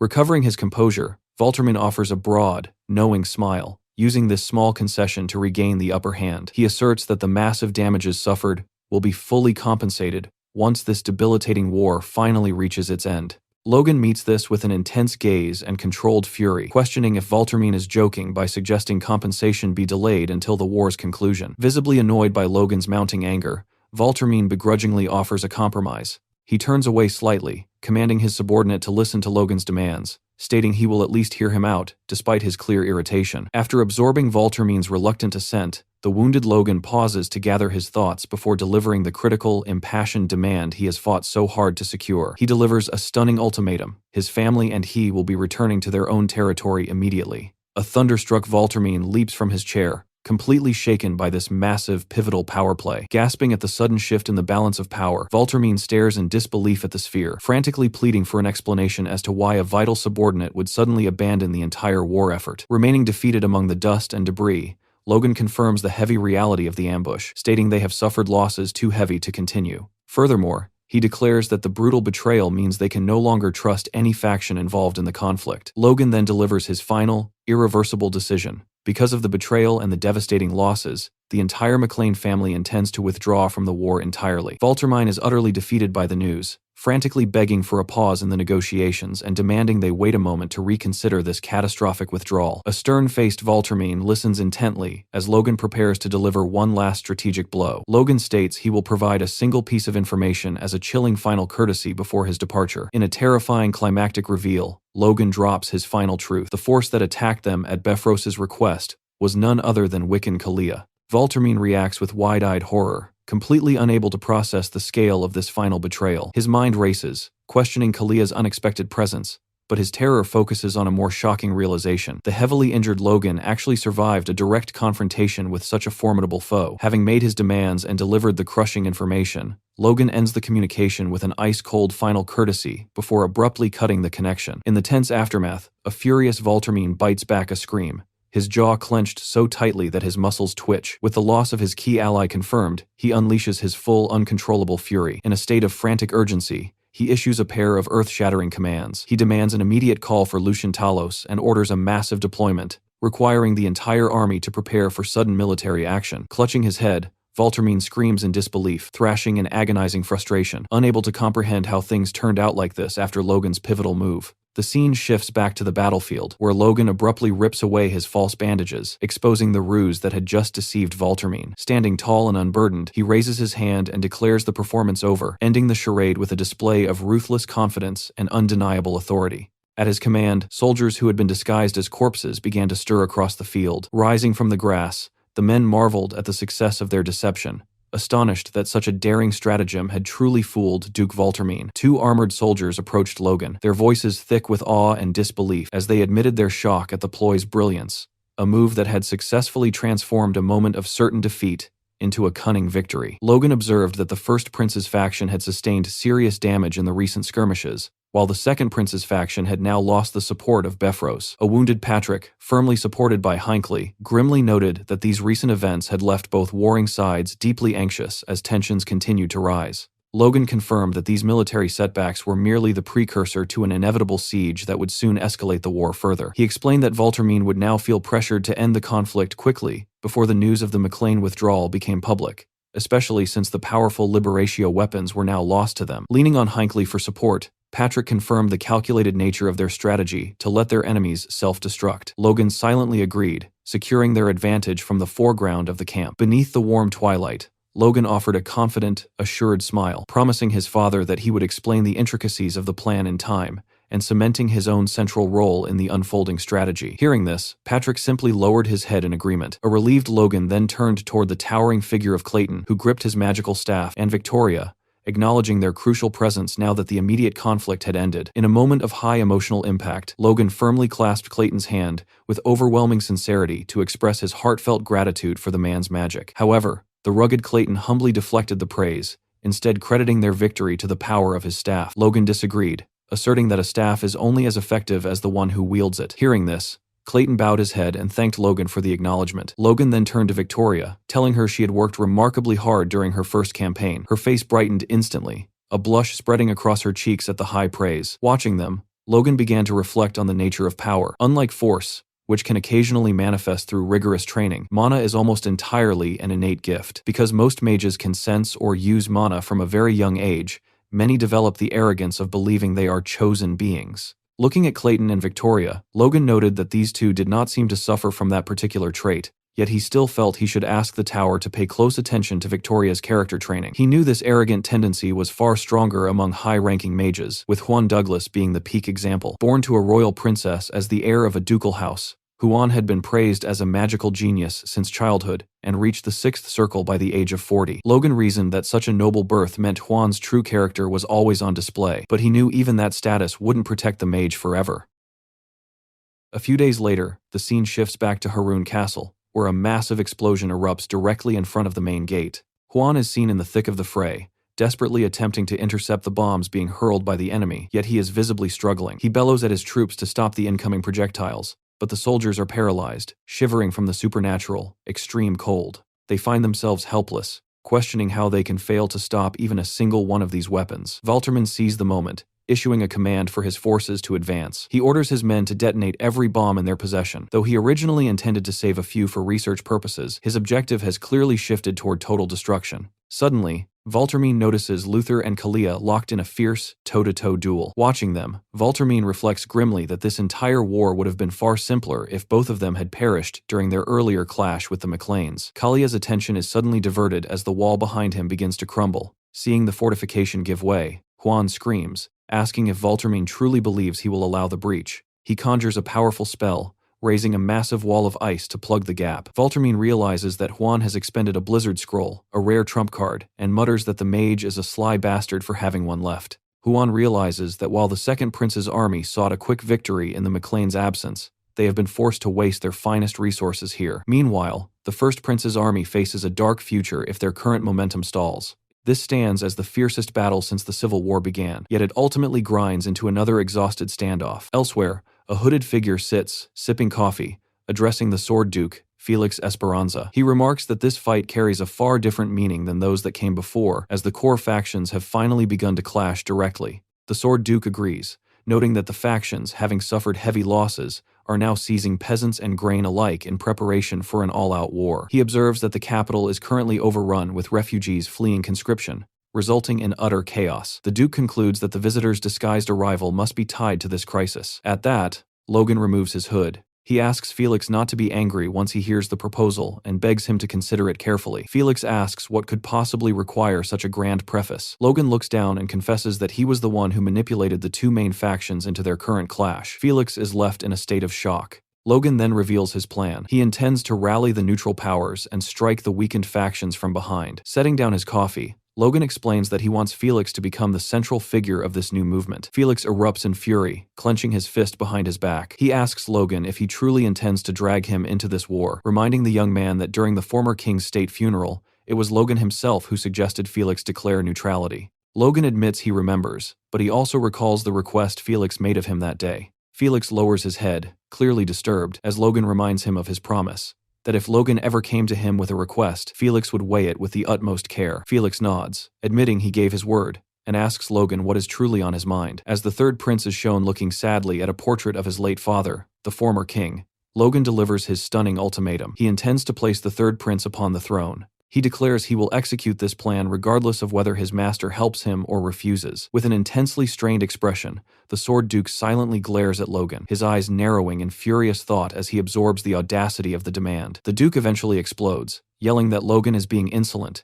and demanding to know if the young man understands the weight of his words. Logan calmly responds that he speaks only because he knows neither faction will leave the McLeans alone once the dust settles. He presses his argument, reminding the master that with his help, the endeavor would end much more easily and with far less bloodshed. Logan continues his calculated appeal, asserting that the other prince's children are too young to matter and that, by royal law, the crown should go to the third prince. He points out that when that time comes, the Sword Duke, as the boy's master, will eventually have to fight the factions anyway to protect the new king. Felix asks if Logan is threatening him, but Logan simply states he is describing reality. The Sword Duke stares silently before asking Logan what he believes honor truly is. Turning toward the bright window, the Duke explains that he has lived his entire life by keeping his word. He describes how he has striven to honor his oaths for 70 years, even in the smallest matters and even at the cost of his life. He concludes that the respect he earned from this consistency became his strength and the very definition of his honor. Logan questions this stance, asking if the Duke would truly stand by and watch the nation fall just to keep his personal honor intact. He suggests the Duke could save the country by sacrificing that pride. Contorted with strain, the Duke counters by asking if a nation saved through the sacrifice of honor is truly saved at all. Slamming his fist onto the desk, he states he sees no solution and demands to know what Logan sees that makes him so certain. Furiously crying out Logan's name,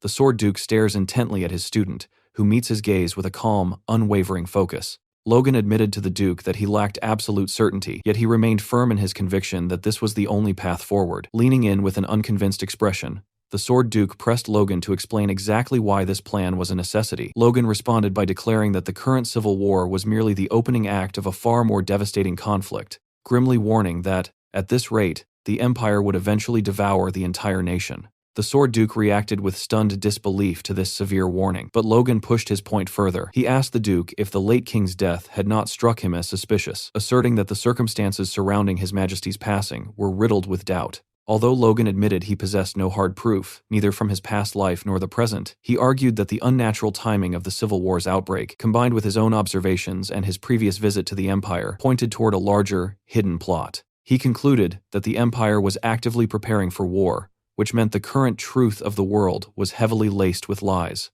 With his back turned and his expression obscured, Logan addressed his master, suggesting that if the Duke's honor was defined by a life lived in absolute truth, then Logan himself must be viewed as a dishonorable liar. Fixing the Duke with a piercing gaze, Logan declared the one truth he held above all others. If he could thwart the Empire's designs, he would cast aside his honor as many times as necessary to succeed. Staring at the cloaked figure of his student, the Duke finally conceded that there were indeed many suspicious elements regarding the king's death. However, he warned that what Logan proposed was almost too massive to believe outright. He cautioned that even if Logan's claims were true, rising powers like Jordan or Juan would still present monumental obstacles to any success. Logan, focusing his intense gaze back on the Duke, demanded to know if the older man would truly stand by and watch the nation crumble. He reiterated that he would sacrifice his own honor instantly if it meant saving the country. The Duke, erupting in fury, shouted that Logan was no different than the others who sought to manipulate the third prince. He recalled that Jordan had once been full of spirit, genuinely hoping the nation would move in a positive direction. From the Duke's perspective, Jordan had been sincere back then. However, once Jordan inherited his dukedom and his daughter bore a prince,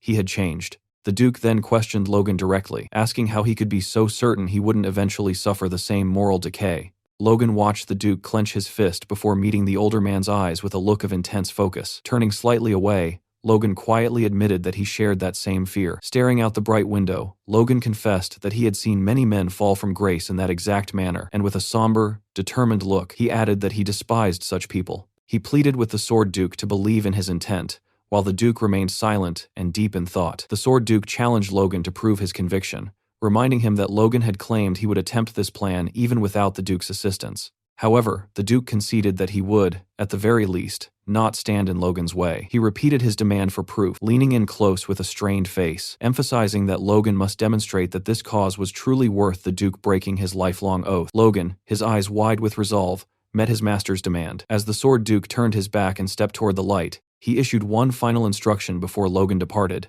The young man was to meet the third prince. Logan reacted with a start, questioning the mention of the boy. The Duke revealed that the third prince was actually taking refuge within his residence at that very moment. Turning back to look at his surprised pupil, the Duke questioned if Logan had really planned to make the boy a king without even consulting the person concerned. Looking away in slight embarrassment, Logan admitted the revelation had caught him off guard.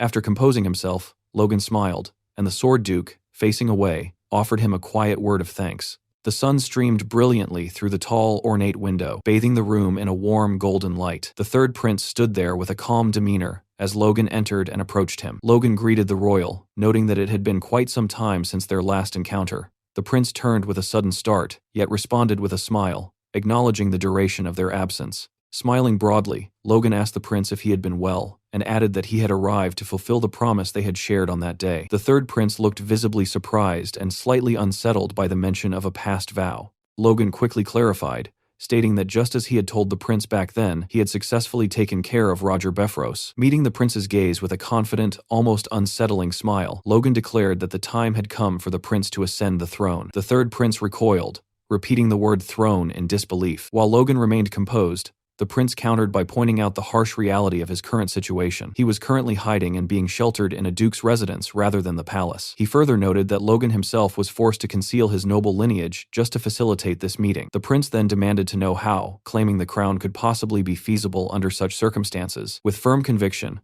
Logan declared that it was indeed possible. As the prince stammered in shock, Logan began to detail their initial advantage. He explained that the ongoing civil war had already significantly weakened the factions supporting both the first and second princes.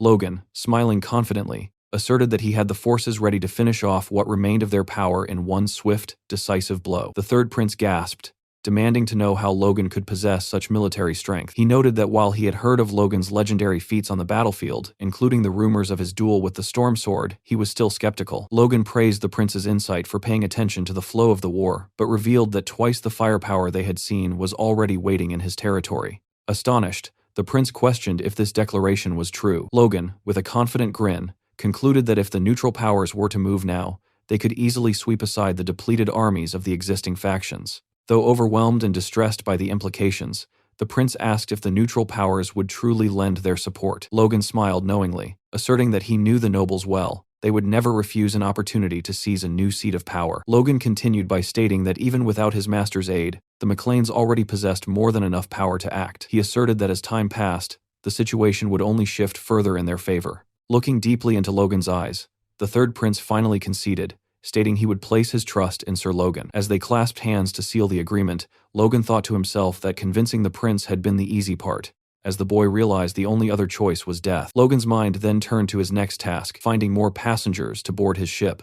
At the Floyd estate, Logan's father-in-law, Count Floyd, was seen hunched over his opulent desk, reading a letter with a look of visible distress as he wondered aloud what the document truly contained. Staring at the pages, he realized that the moment he had anticipated had finally arrived. Grasping the papers tightly, he exclaimed that these were the official proposals from the warring factions. He observed that the conditions being offered were absurdly favorable, so much so that he questioned whether there was any genuine intent to keep such extravagant promises. With a worried expression, Count Floyd turned to Logan and asked for his perspective on the offers. Logan met his father-in-law's concerned gaze with a knowing smile, replying simply that words alone could promise anything. The Count questioned if Logan was implying the proposals were merely a bluff. Logan affirmed this, explaining that the factions were simply desperate to drag even one more noble house into their respective causes. Count Floyd sighed, conceding that the factions must indeed be in a state of panic. Logan confirmed this observation, pointing out that after the recent clash at Haroun Castle, both sides had suffered devastating losses. Placing a hand on the stack of letters, Count Floyd surmised that Logan had come seeking his opinion on the political climate. He stood up,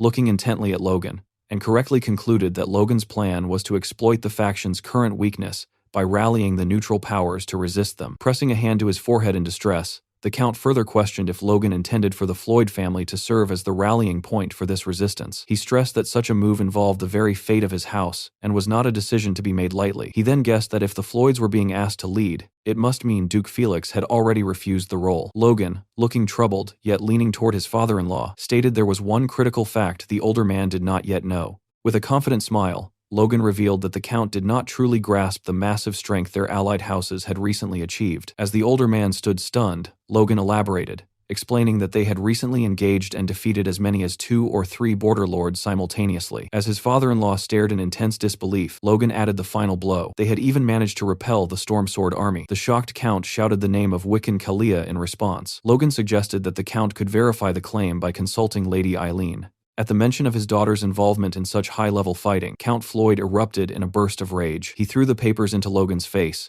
shouting an expletive and interrupting Logan's attempt to confirm that Eileen had indeed been present on the battlefield. Reeling from the sudden outburst, Logan urged the man to settle down, eventually managing to complete his thought by mentioning that Lady Eileen was actually very proud of her father. Finally, Logan collected the scattered letters, sighed, and moved to conclude the business at hand. Count Floyd began to seriously weigh the options. Considering the combined influence of the McLeans and the Sword Duke, he concluded that if the remaining neutral nobles could be successfully gathered, they truly did stand a chance. After a moment of intense contemplation, Count Floyd declared his firm decision. He would gladly join Logan's side.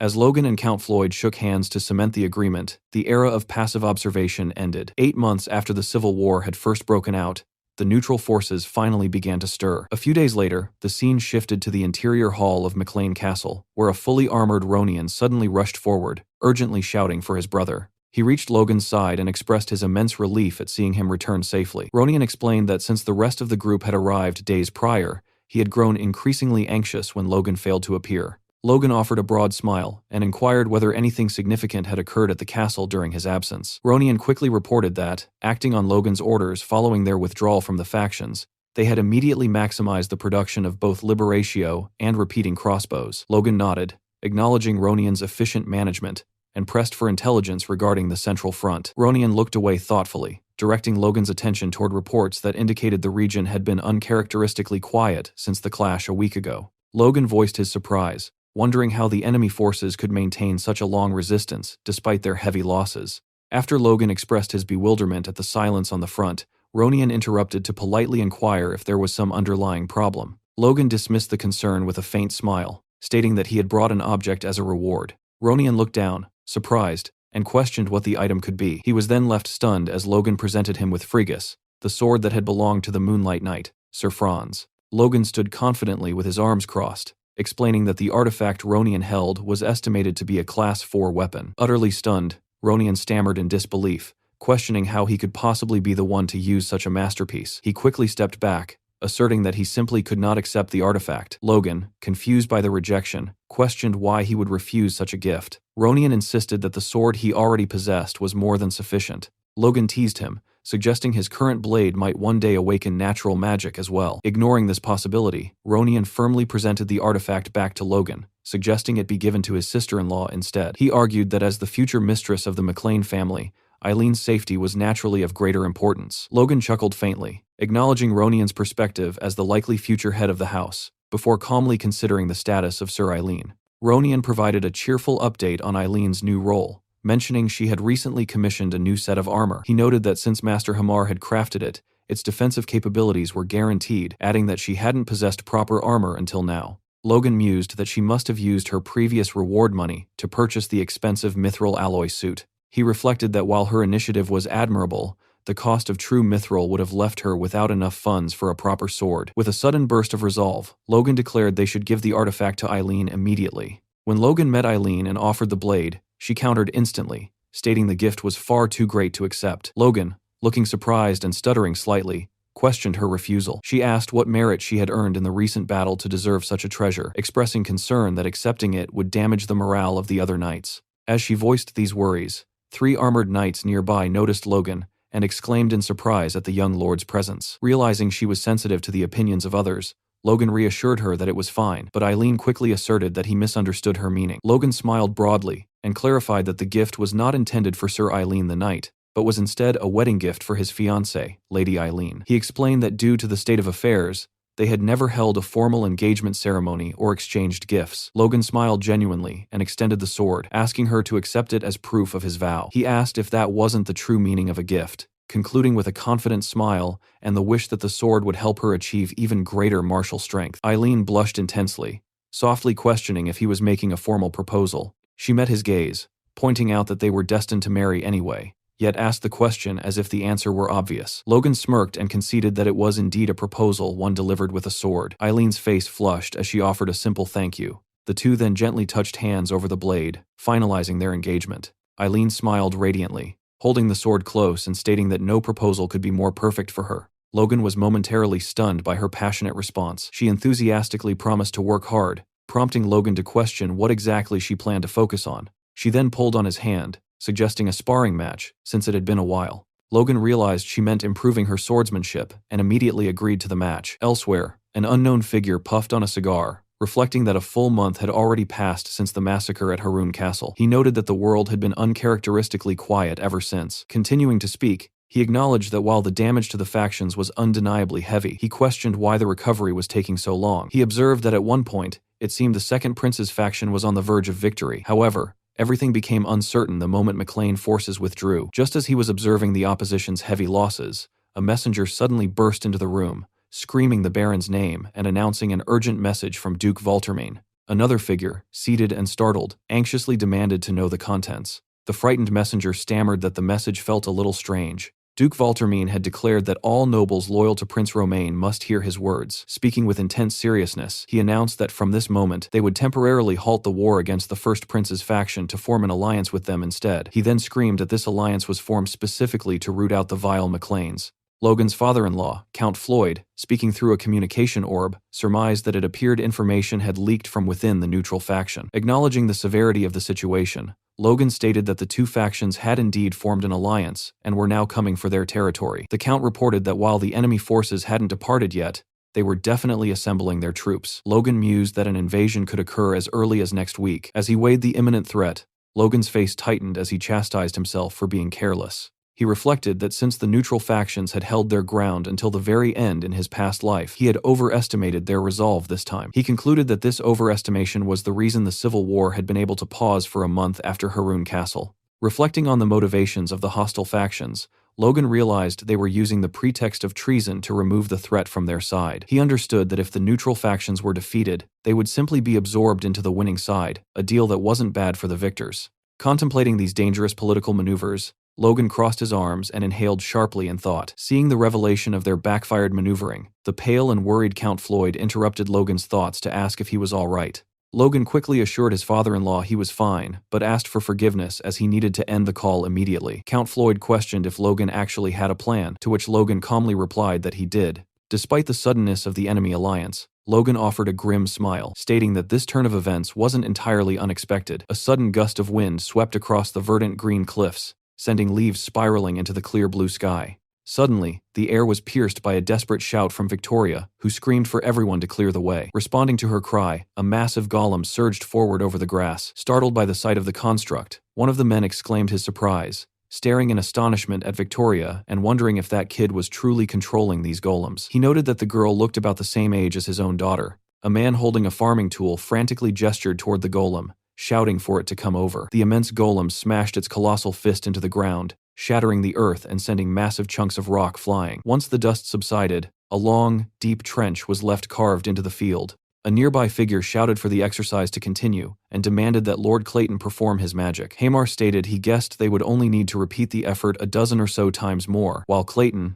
chuckling, reflected that it felt like he had heard those exact words many dozen times already. Hamar insisted that if Clayton gave up now, his excellent staff would cry, and told him to look at how hard his youngest disciple was working. After Clayton complained about the constant need for the time staff, Patrick and Logan stood together over a map as Logan explained their objective. Logan stated they were scraping golems from the soil of the northern mountains and using them as materials to build a rampart. After discussing the plan with his father, Logan thought the initial plan was simply a brute force method, but he noted that the earthworks were truly impressive. Observing the magicians at work, Logan decided they were experts in grunt work, concluding that it was the Earth Magic Tower, after all. Logan reminded himself to make sure they received proper pay and vacation for their labor. Continuing his survey of the tactical blueprints, Logan noted that the new rampart would be anchored on the eastern stretch of the McLean Plains. He recognized the strategic reality that McLean Town served as their heart. Should the Allied enemies unite, they would bypass the smaller fortifications on the Bifrost Plains to strike directly at the town. Logan explained that this probable path was the exact reason they had to establish such a formidable defensive line there. As Logan confirmed these defensive measures, Patrick addressed his son, questioning if the Sword Duke had offered any insight into the shifting political landscape. Logan paused, offering a faint smile as he assured his father that his master had remained silent thus far. Privately, Logan mused that since the entire kingdom knew the McLeans were being targeted, the Sword Duke was undoubtedly aware. He resolved that his master's lifelong dedication to honor was a boundary he could not cross. He could not force the Duke to sacrifice that reputation for his own safety. This hardship, Logan decided, was a burden he had to overcome through his own strength. A week later, the fortification stood complete. Observing the finished structure, Logan remarked that while the design was simple, due to the rushed half-month construction window, they had succeeded in making it both massive and incredibly sturdy. He noted with satisfaction that the addition of a moat was a splendid touch. Clayton, feeling a sense of parental pride over the construction, requested to name the wall Aegis. Logan smiled at the choice, hoping that a wall bearing the name of a divine shield would indeed signify that God stood by them. The peace was short-lived as Eileen urgently commanded the knights to track the enemy advancing from the east, while simultaneously preparing for those approaching from the north. Nearby, Victor issued a stern warning to his sister, Rhea, telling her not to stray from the protection of her brothers. Rhea glanced back, telling him not to worry about her and to focus on his own safety instead. A horn blared a deafening alarm across the battlements. Standing ready in his armor, Logan looked on as a scout, announced the arrival of the vanguard. From the east, banners bearing the Golden Lion of the Valtermine army flashed into view. Simultaneously, from the south, the cavalry of the Douglas army rushed forward, their banners marked with crossed swords fluttering as the engagement commenced. Wiccan Kalia, visibly aggravated, questioned if the enemy truly believed they could avoid an attack after deceiving the factions while building these enormous ramparts in secret. He wondered aloud if such a lack of honor was fitting for a disciple of the Sword Duke. He remarked to Juan Douglas that, had they not assigned an observer to the Duke's residence, they might never have uncovered the truth. Juan Douglas agreed, admitting he never expected the McLeans to resort to such mischievous tricks. He resolved that this turn of events was for the better. The McLeans were already marked for elimination after the war, so this was the perfect moment to turn the plains into their grave. Valtermine, gritting his teeth, branded the McLeans as wicked traitors who dared to look down on him. Lucian reminded him to stay focused on their true objective, seizing the production secrets for the McLeans' new weapon formula. Valtermine acknowledged this, determined to claim the prize before Douglas could. Observing the massive scale of the approaching forces,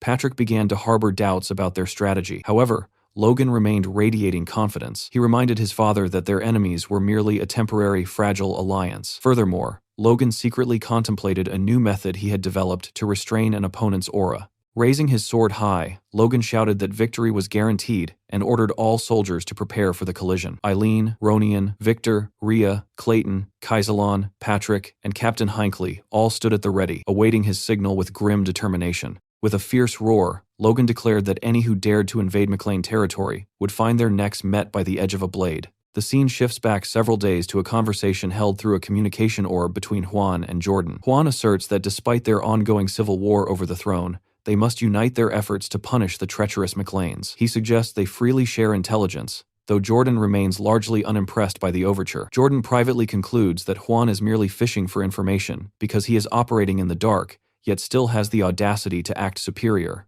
Jordan tells Juan that he hasn't noted any massive shifts in the McLean military strength, though he notes it might be a similar situation to when the Wolves were defeated. Juan smirks at this, remarking that since only a few months have passed, the most the McLeans could have done is conscript a handful of extra soldiers. He suggests that the only real concerns are the red-headed brat and their troublesome weaponry. Jordan disagrees, pushing Juan to reveal more. When Juan plays dumb, Jordan smiles and points out that the last person to engage them was Juan's own subordinate, Wiccan Kalia. Changing his tone, Jordan asks how Logan and the others managed to repel a superhuman and emerge unscathed. Juan himself wonders about the failure, privately theorizing that Wiccan simply has a habit of letting his guard down. On a strategic map, it appears the plan involves pinning Logan, Clayton, and Ronian inside the castle walls, while Jordan and Juan launch a coordinated pincer attack from two different sides. In the present moment, the assault has begun. One force strikes the front gates while the other moves against the flank. Luther Kale utilizes his aura to boost his speed, preparing to leap headfirst into the fray with the boast that he will shatter their defenses. On the opposite side, Wiccan Kalia does the same,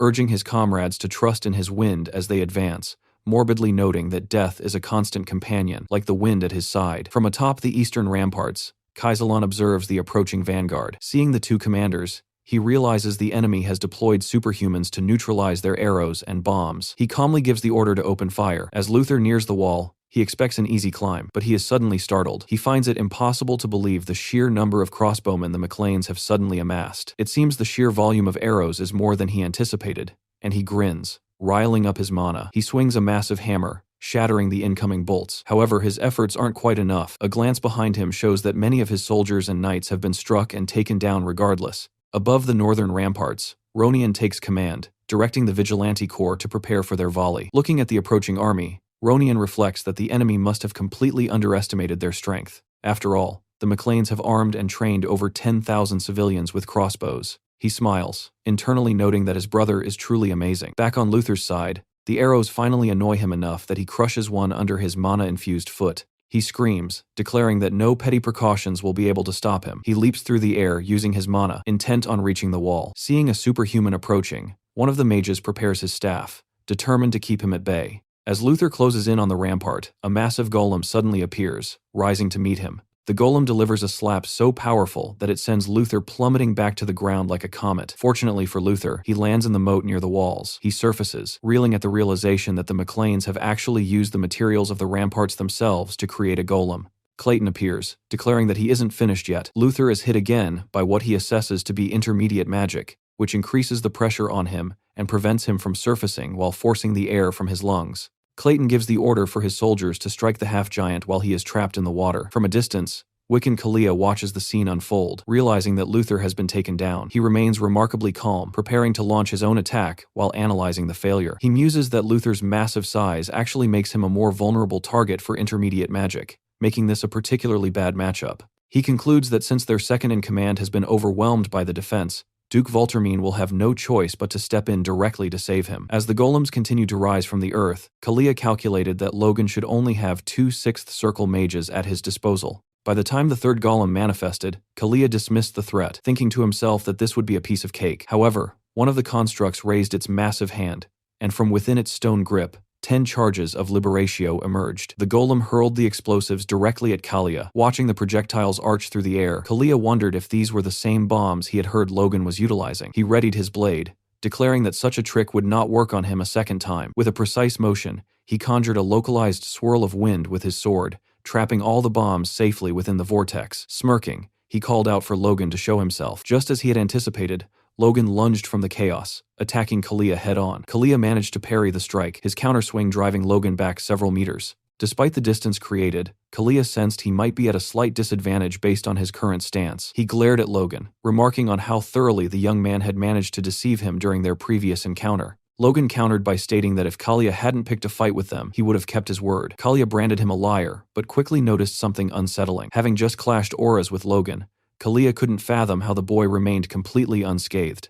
Aura is the authority of destruction. It is only natural for a weaker power to collapse in the face of such a superior force. The balance between their powers didn't make sense to Kalia. He stared at Logan's hands, wondering if he was secretly relying on a defensive artifact. Yet even then, he shouldn't be able to block his aura repeatedly with such ease. As their blades clashed once more, Kalia resolved to end the struggle with his very next blow. Unfortunately, it appeared Logan had successfully blocked that attack as well. At that moment, Kalia finally realized the truth. Logan was facing his aura head-on with nothing but sheer, raw force. The clash between them took on the appearance of 2 collapsing black holes. Even so, the toll was evident on Logan's body. During their last duel, Logan had deciphered the process through which Kalia's aura was released, allowing him to avoid a direct, devastating hit. However, avoiding the strikes wasn't enough, as his own attacks seemed to have no effect. Logan knew he had no choice but to push his plan into its next phase. Elsewhere on the battlefield, someone remarked that he had never expected to witness such a sight in their lifetime. A countryside baron whose name was entirely unknown until recently was now making a mockery of the nation's giants. Jordan Voltermine, his eyes filled with a killer's focus, finally drew his blade. He approached the ramparts with cold certainty, declaring that playtime was officially over. On another front, golems continued to rain bombs down upon the soldiers, while crossbowmen maintained a relentless volley from the walls. Amidst the carnage, Juan Douglas stood unflinched, his gaze steady as he surveyed the chaos. He declared that such representations of weak power could not intimidate him. To Juan, the fight felt fundamentally strange. Although it appeared that the Second Prince's forces had suffered more visible losses, It was actually the first prince's army that was sustaining significantly more casualties. Huan mused that their condition shouldn't be much different from the McLeans, and he began to wonder what the hell Logan was truly thinking. When the two factions first declared war, chaos naturally descended upon all the vassals. However, with time running out, Logan and his advisors had to quickly regain their composure and seek a solution. Among their primary defenses was the construction of the great ramparts on the new McLean lands. During these preparations, Philip proposed a psychological tactic. They should strategically alienate the two enemy factions from one another. Patrick, Logan, and Hinckley were initially puzzled by Philip's phrasing. Philip admitted it was an odd choice of words, but asked them to hear him out. He explained that while the two factions appeared united for now, there could ultimately be only one king. However outraged they might be at the McLeans, Philip argued that the traitor would always be secondary to their desire for the throne. Both Patrick and Logan agreed with this logic. Philip continued, noting that while the enemies wanted to eliminate an eyesore and acquire the production methods for bombs and crossbows, each faction would also secretly love to see the other suffer heavy casualties. The plan was to exploit these hidden agendas and embolden their mutual distrust. Logan asked if Philip meant exactly what he suspected, and Philip confirmed he did. In the present, the duel between Logan and Kalia continues. Kalia remains fixated on how Logan is resisting him. Despite his analysis, he can find no trace of an artifact. He finds it impossible to believe that Logan is facing a superhuman with raw force alone. Normally, Kalia mused, both Logan's physical strength and his internal organs should have been pulverized into mush by now. Logan taunted Kalia, noting that the knight was clearly getting nervous because the battle wasn't unfolding as he had envisioned. Logan then enhanced his strike with a blend of aura and fire, aiming directly for Kalia's neck. Kalia laughed, thinking a large-scale attack would never leave a scratch on him, but he didn't get to finish the thought. As Logan's blade closed in, Kalia realized too late that his aura was unable to stop the impact. With the blade an inch from his head, Kalia had no way to escape. The force was so immense that Kalia plummeted from the sky like a rock tied to a heavy truck. The sheer power of the blow was astounding. Kalia's soldiers rushed toward their fallen commander, one of them screaming that he had been struck down, just as a Liberatio bomb detonated right beside them. A moment later, through the smoke and explosions, Logan appeared like a god of war, levitating in the sky, and casually playing with a Liberatio bomb. Wiccan Kalia emerged from the crater. While he had taken no physical damage, he looked like a drowned rat, and was visibly humiliated. Surveying the field, Logan noted that they had followed Philip's advice perfectly, focusing the vast majority of their bombs and bolts solely on the First Prince's forces. He knew that if Juan Douglas had any tactical sense, he would have realized his army was suffering far more casualties than the Second Prince's. Logan sensed their morale had finally dropped, as their advance had stalled. Logan prepared to give the order to unleash their remaining stockpile, but he was interrupted by a new arrival. Jordan Valtermine was approaching the eastern rampart. Logan felt a surge of uncertainty, knowing the blazing sword of Jordan Valtermine was a force they might not be able to withstand. The soldiers were terrified. Logan ordered a unified volley against Jordan, but the Duke didn't even flinch. He simply raised a hand, muttering that the effort was tiresome, and clenched his fist. A red explosion of aura engulfed the air, incinerating every arrow before they could even get close to him. Even Patrick was forced to acknowledge Jordan's overwhelming power. Seeing how easily his aura burned through their defenses, Jordan moved like a flaming meteor. Seeing the danger, Clayton ordered a retreat while using his staff to conjure a spell. He targeted Jordan with the same gravity magic he had used on Luther, pinning the Duke to the ground. Jordan remarked that the McLeans really did have a mage and stared Clayton down, correctly guessing that he was the creator of the Liberatio. While Clayton held Jordan in place, Patrick ordered his knights to hurl bombs. However, the attack was intercepted by a massive hammer. Patrick realized the half-giant, Luther, had rejoined the fight. Luther asked if Jordan was harmed, but Jordan dismissively asked if Luther thought he would actually lose to these people. Jordan insisted he could handle the situation alone, and ordered Luther to go assist the First Prince's men at the other rampart. Luther hesitated, stating that something was bothering him. When Jordan asked what it was, Luther turned back, his face dropping as he delivered the news. The First Prince's men were nowhere to be found. Luther believed that, as of that moment, they had already begun to retreat. Deep within the cover of the woods, Juan Douglas observed the unfolding chaos, muttering that they could not afford to lose sight of their true priorities. He reasoned that through this singular battle, they would not only seize the McLeans' innovative weaponry, but also systematically dismantle the Second Prince's military strength, finally clearing a path for the First Prince to ascend the throne. Juan noted with a cold smirk that Jordan Valtermine had unwittingly offered himself up as a meat shield, an opportunity too perfect to ignore. Jordan, however, was reaching his breaking point. As a relentless barrage of bombs and bolts arched toward him, he let out a thunderous battle cry, signaling his transition to total combat seriousness. In the distance, a red flag was hoisted, the signal for a state of emergency. Staring at the banner, Jordan realized that Juan, that fox, had never intended a true alliance. While he had expected a scheme, he hadn't anticipated being used so blatantly as human fodder. In a fit of rage, he slammed his sword into the earth, the impact sending a shockwave that literally shook the ground. The sudden tremor caused Clayton to lose his concentration, forcing him to admit he would need to recast his gravity spell. However, Luther was already lunging for him. The half-giant declared that he could finally see the mage's face, and for a moment, it appeared Clayton's life was forfeit. At the literal last second, a flash of golden energy intercepted the blow. Logan had moved with preternatural speed to shield Clayton. Taken aback, Jordan demanded to know what Logan was doing there, and where the Tempest Blade, Kalia, had gone.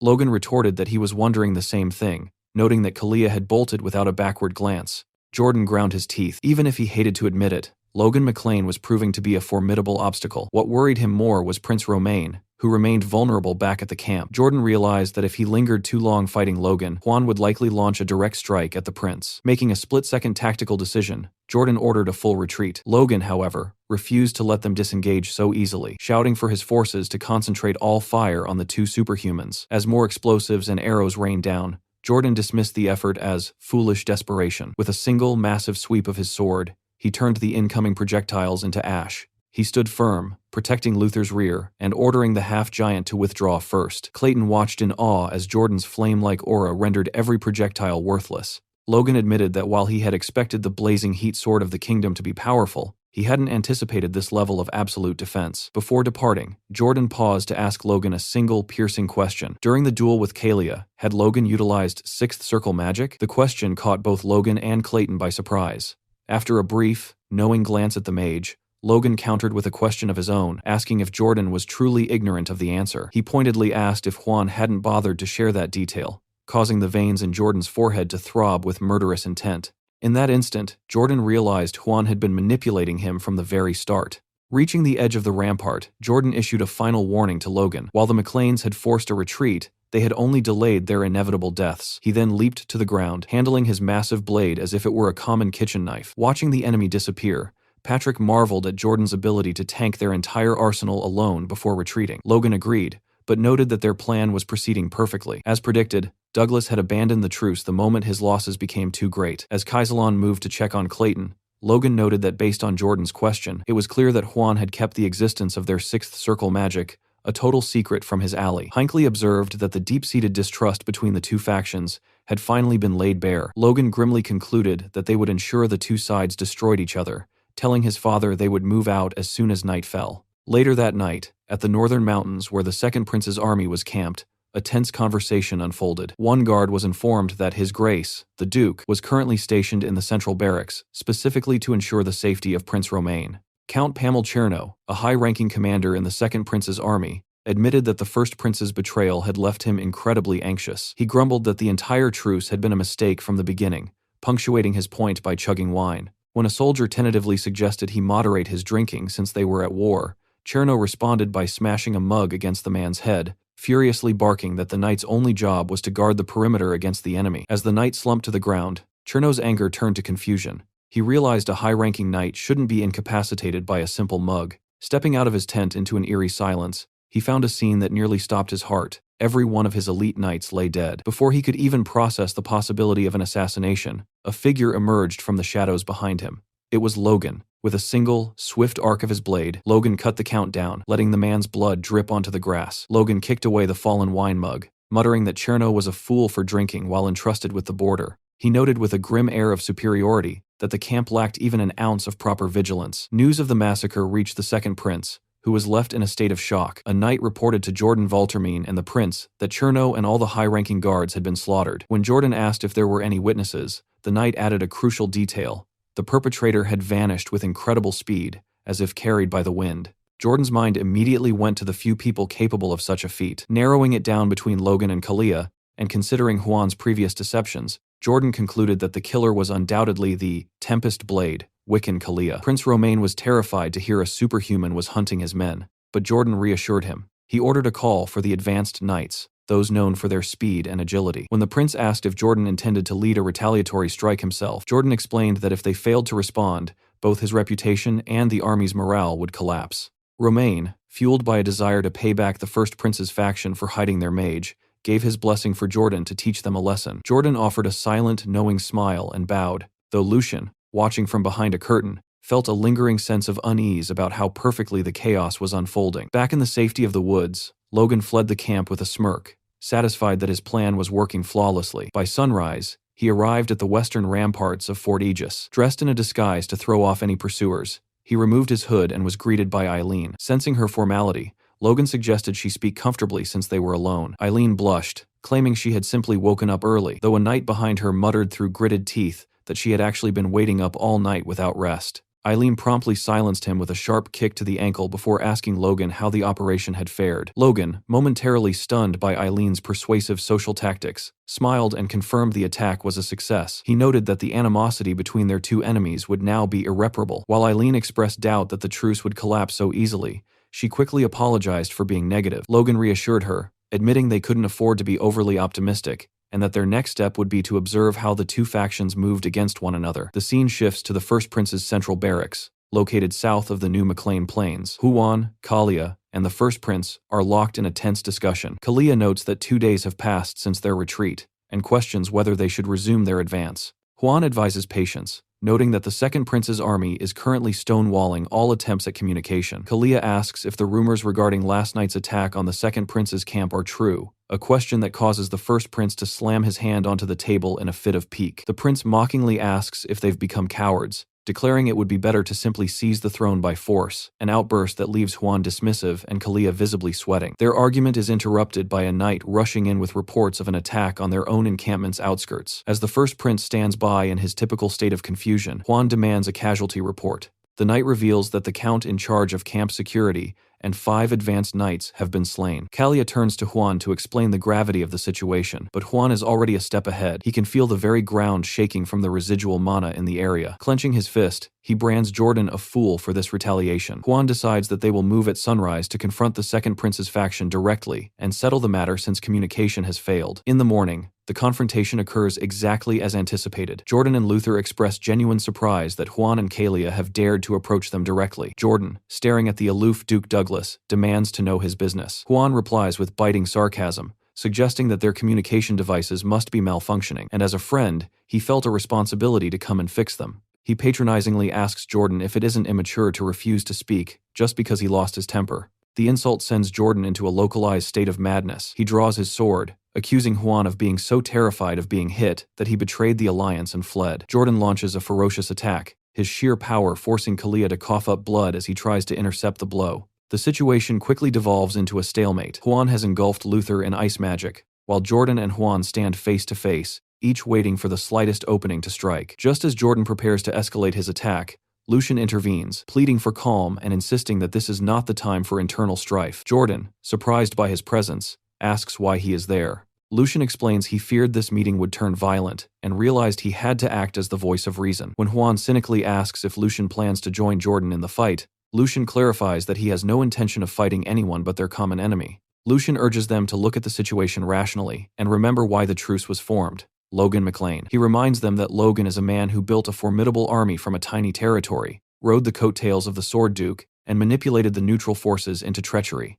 Lucian argues that these recent betrayals and attacks are nothing more than plots orchestrated by Logan to breed animosity and destroy their alliance. This revelation causes both Jordan and Kalia to pause. They recall Logan's earlier words, his claims that he didn't want war in the first place, and even threatened Jordan to join the opposing faction if pushed. Lucian reinforces this, labeling Logan as a foul, underhanded tactician whom they cannot afford to underestimate. One last time, he implores them to stay calm and remember that their one and only enemy is Logan McLean. The following day, a soldier's horn blared from Aegis Castle as an army was spotted advancing from the east. Logan and Patrick stood upon the rampart, watching and waiting. Though the sight before them was grim, it appeared Logan's plan had faltered. Valtermine and Jordan had arrived in a unified front. Logan questioned whether they were making a deliberate show of an unbreakable alliance, while Patrick asked if their operation had truly failed. Upon closer inspection, however, Logan realized it had not. Wiccan Kalia and Luther Kale were visibly battered, covered in wounds that suggested serious internal damage. Hinckley was overjoyed, noting that if the superhumans had sustained such injuries, the two factions must have clashed violently. Logan agreed, marveling at Lucian's ability to unite them after such a collision, yet he remained confident the situation was manageable. Calling his father and Sir Hinckley to his side, Logan asked if they could hold their own against the superhumans. When they questioned his intent, Logan explained that if the fort could muster its full strength to buy time, he had one final task. He would go and kill both princes. The enemy gave the order to advance, led by Jordan and Huan. As Jordan mounted his horse, he declared he would stay at the vanguard. He turned to Huan, warning him not to attempt another betrayal, to which Huan sarcastically replied that Jordan must be growing old and worried. Upset by the remark, Jordan unleashed a massive display of power, his aura flaring as he leaped toward the rampart. Patrick shouted for all to hear that the blazing heat sword was coming, and told Logan it was time to depart. Logan agreed, leaping off the wall and disappearing into the woods. Hinckley noted that since Logan was the fastest among them, he was the only logical choice to target the princes, though Patrick worried that the hole in their defensive line was now dangerously large. As the enemy knights reached the McLean firing range, Kaiselan ordered his soldiers to open fire. Grick and Victoria stood ready. Grick signaled for them to begin, and Victoria started channeling her magical power. Suddenly, massive golems began rising directly from the rampart walls, terrifying the Voltermine soldiers. One soldier screamed a warning about incoming bombs, but before they could react, the very ground beneath them transformed into a swamp. Both horses and soldiers were caught in the mire, turned into sitting ducks. Surprisingly, this powerful spell was not Clayton's work. Even the other mages were stunned to realize that Grick had managed the feat. With tears of joy in his eyes, Grick screamed, asking if the others had seen his real earth magic, proving it was for more than just building walls. Kaiselan was happy for him, noting to a laughing Clayton that Grick must have been bottling up his potential. Only Rhea kept her focus, screaming at Grick to save the celebration for later as the enemy approached. Snapping back to the battle, Grick realized they now had the perfect opportunity to hurl bombs at the immobilized troops.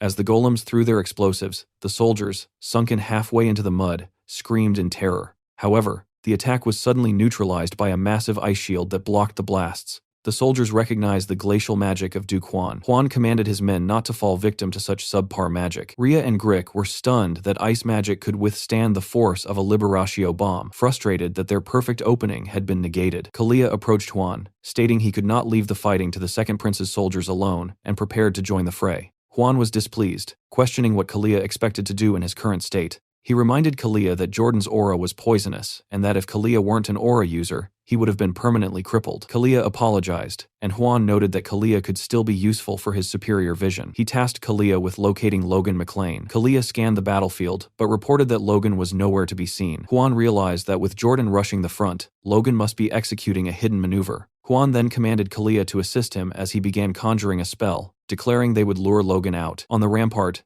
Hinckley maintained a steady rhythm with his crossbow, his focus absolute. Beside him, Patrick's voice cut through the din of battle, laden with a sudden, somber weight. Patrick asked how Hinckley could bear the current burden, questioning how he could face the reality of their situation. When Hinckley asked what had come over him, Patrick turned his face away, lamenting that because he served an unworthy man, he was forced to endure hardships that should never have been his to carry chief among them, being forced to stand against the most powerful beings in the entire Forcha kingdom. Hinckley didn't stop firing. He retorted that now was hardly the time for such reflections, and that Patrick should focus on thinning the enemy ranks. Patrick continued to speak, complaining that he was pouring out his soul only for it to be ignored, but Hinckley had stopped listening to the words. He only fixated on that one term, hardships. To Hinckley, the word felt entirely misplaced for the duty they held. The internal debate was cut short as Jordan Voltermine reached the base of the fortification. Riling up his crimson aura, the Duke leaped with explosive power, soaring high above the rampart. He prepared to strike Patrick and Hinckley down in a single, devastating blow. The look on their faces wasn't one of simple fear, but a complex shock as a massive explosion suddenly engulfed the entire section of the wall. Logan, already moving toward his own objective, heard the thunderous blast and looked back. He realized with a jolt of alarm that Voltermine had scaled the ramparts far faster than anticipated. The urgency shifted.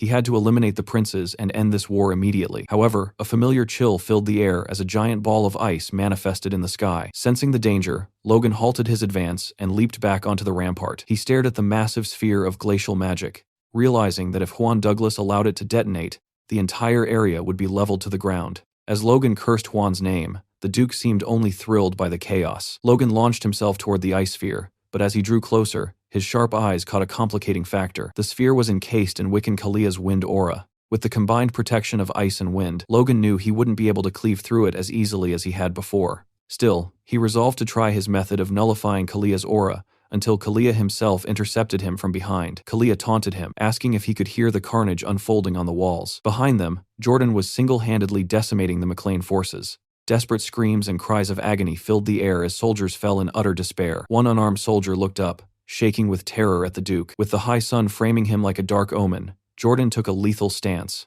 raising his blade against the helpless man. Huan declared coldly to Logan that the battle was already lost. Across the field, the heart of the McLean resistance, Ronian, Eileen, Victor, Rhea, Grick, Patrick, Kaisalon, and even Clayton, appeared to be completely cornered. In the midst of the collapse, Hinckley turned to Clayton. He locked eyes with the mage, struggling to pull him back from the brink of panic. With grim resolve, Hinckley told Clayton that he had one final request to make. Next, it seems we are witnessing a memory. Two McLean knights are talking as one asks the other how many hours it has been, and the other replies that this has been going on for 2 or 3 hours. A red-haired knight is sitting on the back of someone in a plank position. By the discussion the two other knights have, this is the young Lord Patrick cleaning his sword as the other man is sweating intensely and shaking. Patrick then asks the man what he did wrong. Then he addresses the man by name. This is the young Hinckley, who says that his mistake was punishing another Viscount's knight. Patrick asks Hinckley what he means by the word punish, and says that he hopes Hinckley is not proud of the fact that he ignored him and did as he pleased. While Hinckley also wants to say something while addressing Patrick with his title, Young Master, Hinckley screams that they were the ones to insult Patrick first, and asks how he could have stopped himself after hearing them insult Patrick. Patrick then gets up from Hinckley's back and says that he, the heir to a mere barony, has become a high-ranking knight. But that level of envy is nothing to him, says Patrick as Hinckley is finally able to breathe again. Then Patrick offers Hinckley his hand and says that still something remains unsaid. He looks Hinckley in the eyes and thanks him. This looks like it was Hinckley's memory, as next he narrates how he had only found out later that when the Viscount came demanding that Hinckley would be punished by him personally, the young master at the time, Patrick, had personally bowed his head to save Hinckley. Hinckley says that this man is not someone to be treated in such a way, and that he is bound to reclaim the past glory of McLean and rise to higher places. Therefore, Hinckley dedicated himself to raising him on high. 10 years went by, and he had become the captain of the knights. The Mechlins remained a small rural barony, and the young master remained a high-ranking knight. Nothing had changed for them. Then someone came along saying that he would like to formally greet Hinckley. He lets him know that from then on, he will be participating in the Knight Order's training. This was nobody else but Logan McLean. In the present, at the castle, the battle continues. Luther, standing in front of some other knights, tells them that he will be blocking the attack. They should use this opportunity granted by Jordan to attack the ramparts and climb up from above. Ronian is preparing a powerful strike with his force. Shockingly, the one he is fighting is Jordan himself. Unfortunately, not only does the attack not have any effect, but Ronian is also taking a toll because of Jordan's aura. Jordan then pushes Ronian right into the wall behind him. He lands violently into the wall with Patrick left to scream his name and see if he is okay. Patrick says that he already told him not to face the aura directly, and Eileen asks how he is supposed to face him if he cannot attack directly. At the other side of the field, Logan is still battling Kalia, and while looking at his sword, he says that even the cold emanated by Frigus can only hold off at most that blazing heat. Kalia stands in front of the giant ice sphere and tells Logan to give up and admit his loss already. If he does, then his highness will show mercy and end things at the cost of only the McLean's household lives. Kalia then asks if there might be another way, and asks Logan if he plans to die there along with all his other subordinates. Logan stares for a while without saying anything. Then he tells Kalia that he cannot do that because he had made a promise to someone. Back to the moment when Logan told Hinckley and Patrick that he would use this chance to kill both princes. The conversation was a little longer. Patrick told Logan that the only one among them capable of facing a superhuman is him. Patrick wants to go on and say that this is too much for any of them,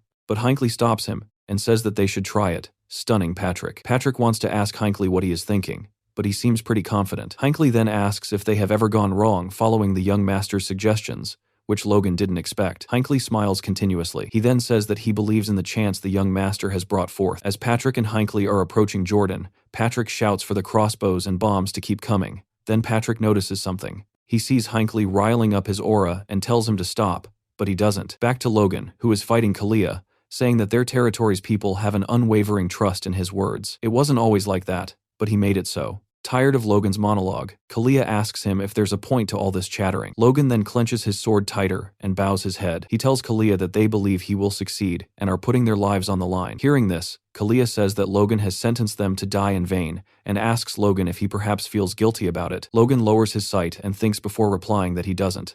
Logan then attacks Kalia, saying that he cannot afford to lose any time. Logan thinks that he has promised to all those of McLean a future different from that of his past life. That is why he has to become stronger. He must grow faster than anyone and without limit. That is when his sword lights up. Logan says that he has no time to sit still and prepares to land his attack on Kalia. This is the Divine Sword Secret's fourth form, the Scorching Slash. This is when Kalia realizes that this was the technique that blocked his aura, and yet again, it seems he is pushed back. He cannot withstand the power of Logan's blow. The impact is so powerful that he goes right through the ice sphere. As Logan stands amidst the flames of his aura, Hinckley's thoughts can be heard saying that the eldest son of Miclain is nothing more than a rascal who invites trouble, or this is what he used to think. Though he started to view him in a new light as he endured that absurd training. After that, he gathered soldiers and granted them extraordinary weapons, and he somehow found and gathered mages one after another. On top of that, he picked up a young slave and made a knight of them. And now even his fiancée. Nowhere else on this continent would you find such a strange grouping of people. So Hinckley asks what will become of Miclain, and how far they will manage to go. He cannot believe he is saying this. But for Hinckley, it seems like the journey might end there, because Jordan has driven his blade right through his chest and pinned him to the ground. Seeing this, Patrick cannot believe his eyes, and even his sword has been broken in half. Eileen and Ronian rush toward him, screaming that they must save him. But Jordan seems unbothered, and his aura alone keeps them away. Eileen cannot withstand the heat, and Ronian tells her to take cover behind his sword. Looking toward the sky, Hinckley thinks how strange this whole thing is. His body is in so much pain, and the core of his force is wrecked, yet his senses feel sharper than they have ever been while Eileen, Ronian, and Patrick desperately try to find a way to save him. Hinckley suddenly shouts to Clayton that now is the moment. Clayton immediately obeys and begins casting a spell, summoning a group of golems that appear all around Jordan. The stone creatures wrap their arms around him tightly and lift him off the ground, restraining him completely. As Jordan looks down at the golems binding him, his expression shifts from irritation to clear fear. At that moment, Hinckley raises a crossbow and aims it directly at Jordan's head. Realizing there is nothing he can do to escape, Jordan begins screaming in panic. The bolt is fired, and the arrow pierces straight through his forehead. Immediately after, a massive explosion erupts on the ramparts. Even Logan stops fighting and turns to look toward the blast, unsure of what exactly has happened. It seems that Sir Hinckley may have sacrificed himself in order to eliminate Jordan once and for all, as the explosion engulfs everything close enough to it. Witnessing this, both Patrick and Ronian shout Hinckley's name in shock and desperation. Then Ronian suddenly notices something moving in the aftermath of the explosion. From within the smoke and ashes, a figure slowly rises, its outline resembling Jordan's silhouette. Ronian instantly leaps toward the figure and shouts for him to stop right there. Unfortunately, he is not fast enough. Another mage suddenly appears and lifts the injured Jordan away. The mage is none other than Juan, who mocks Jordan and tells him how pathetic he looks in that state. Seeing Juan there, Ronian stops himself because he knows he cannot defeat Juan alone. Logan soon arrives at the scene, and Ronian quickly explains the situation, telling him that Jordan escaped and that he will gather the knights and pursue him immediately. However, Logan calmly tells him that there is no need for that. Ronian tries to protest, but Logan finishes his sentence by saying that he himself will be the one to chase after Jordan. Logan then asks about Sir Hinckley. Ronian hesitates, unsure of what to say. Clayton and Patrick are standing beside Hinckley, looking down at him. There is a massive hole in his chest. Blood is everywhere, and half of his face has been destroyed by the explosion. Seeing his condition, Logan asks what exactly happened. Patrick, still in disbelief, says that he does not understand any of it, and asks Hinckley why he would do something like this. Clayton watches Patrick trembling and feels that he needs to explain something. He tells Patrick that during the battle, Sir Hinckley gave him specific instructions. He said that once he gave a signal, even if it lasted only an instant, everyone should use all their strength to restrain Jordan. At that moment, Hinckley planned to use the explosive bolts to finish Jordan for good. Logan immediately realizes that using such bolts at such a close distance would mean Hinckley would be caught in the blast as well. Just then, Hinckley coughs weakly. Seeing him still alive, Patrick quickly orders a soldier to bring the highest grade healing potion available. However, Logan tells him to wait. Instead, Logan takes off his bracelet of resurrection and tries to place it into Hinckley's hand, saying that perhaps with this artifact even his damaged hand could be restored. But Hinckley suddenly knocks Logan's hand away. He tells them that his fight ends here, but the war itself is not over yet. The battle of the Miclain family is still continuing. Hinckley takes Logan's hand while Logan attempts to give him the bracelet and asks Logan to keep it for himself instead, telling him to open the path toward Miclain's future. Logan lowers his gaze as if struggling to hold back his emotions. He tells Hinckley that he will definitely win this war, and because of that, Hinckley must survive. Logan addresses him as captain, and Hinckley gives a small nod. After that, Logan finally turns and leaves. Hinckley remains behind with Patrick. A knight eventually brings the potion, and Patrick apologizes, saying he caused trouble again by acting recklessly. But Patrick does not care about the explanation and tells Hinckley to stop talking and just rest. He forces the potion down Hinckley's throat and adds that this time he will not thank him for anything. Meanwhile, Logan has already left and is heading toward the forest. Suddenly, someone calls out from behind him, catching his attention. It is Victor, running after Logan as quickly as he can and asking if he is chasing Jordan. Victor says that he will go with him, but Logan refuses and tells him that he must stay at the castle. Logan explains that since one of the enemy leaders has escaped, Juan will become anxious and will probably launch another attack soon in order to seize the chance of victory.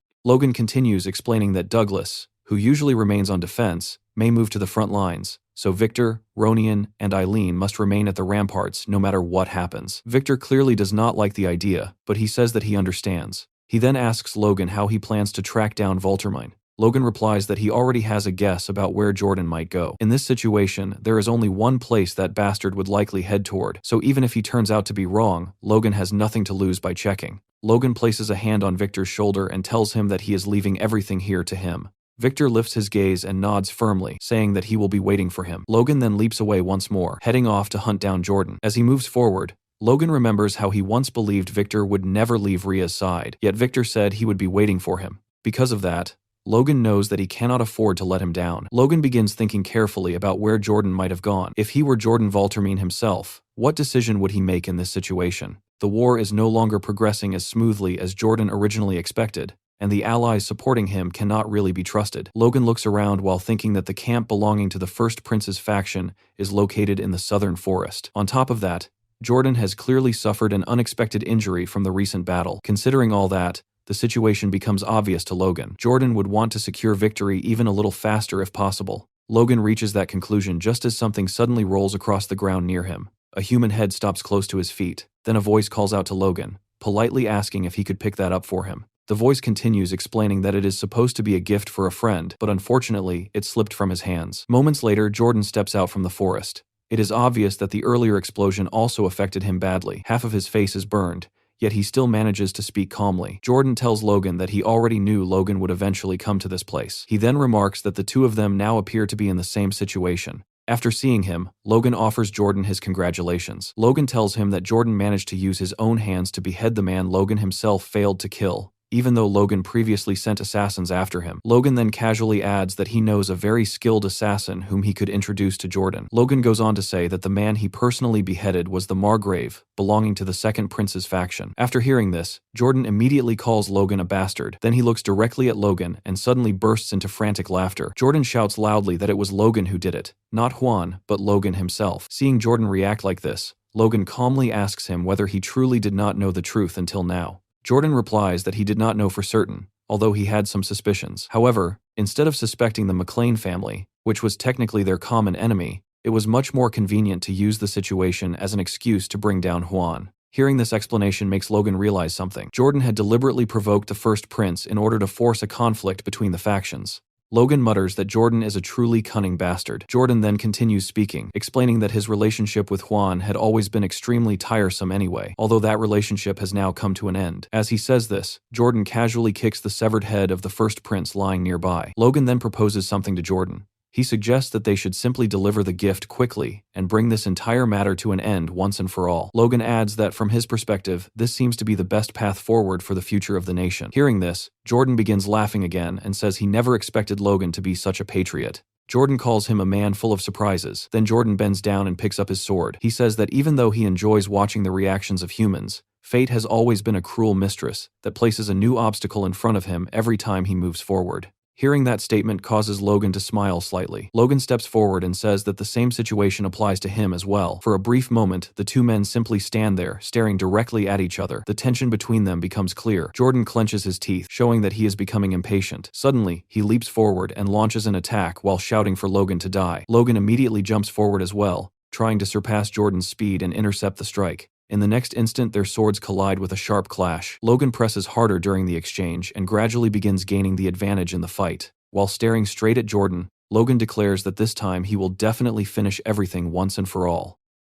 Logan and Jordan clash their swords, the metal of their blades grinding harshly against each other as sparks scatter between them. Jordan suddenly pushes forward with all his strength and manages to force Logan backward. After witnessing Logan's strength, Jordan remarks that he initially believed Kalia lost to Logan only because of his injuries, but now it seems that was not the full story. Jordan realizes that Logan is somehow blocking Aura itself and asks him how he is able to do such a thing. Logan does not answer directly and instead changes the subject, pointing out that Jordan himself is also severely wounded at the moment. Logan asks him whether he is not afraid that he might end up like Kalia. Jordan responds by asking why he should fear anything at all. He declares that everything will end the moment he presents the prince's head to Juan and questions whether Logan truly believes he would be afraid of him. Logan continues arguing, asking Jordan if he genuinely thinks everything will end so easily. Even if the war ends, they will still have to deal with the consequences. There are already countless refugees, and many talented individuals have either died or been reduced to poverty. Once again, the two men collide with tremendous force, their swords crashing together while powerful aura radiates from both sides. As Logan asks Jordan whether he ever considered the fate of those people, Jordan suddenly shouts in anger,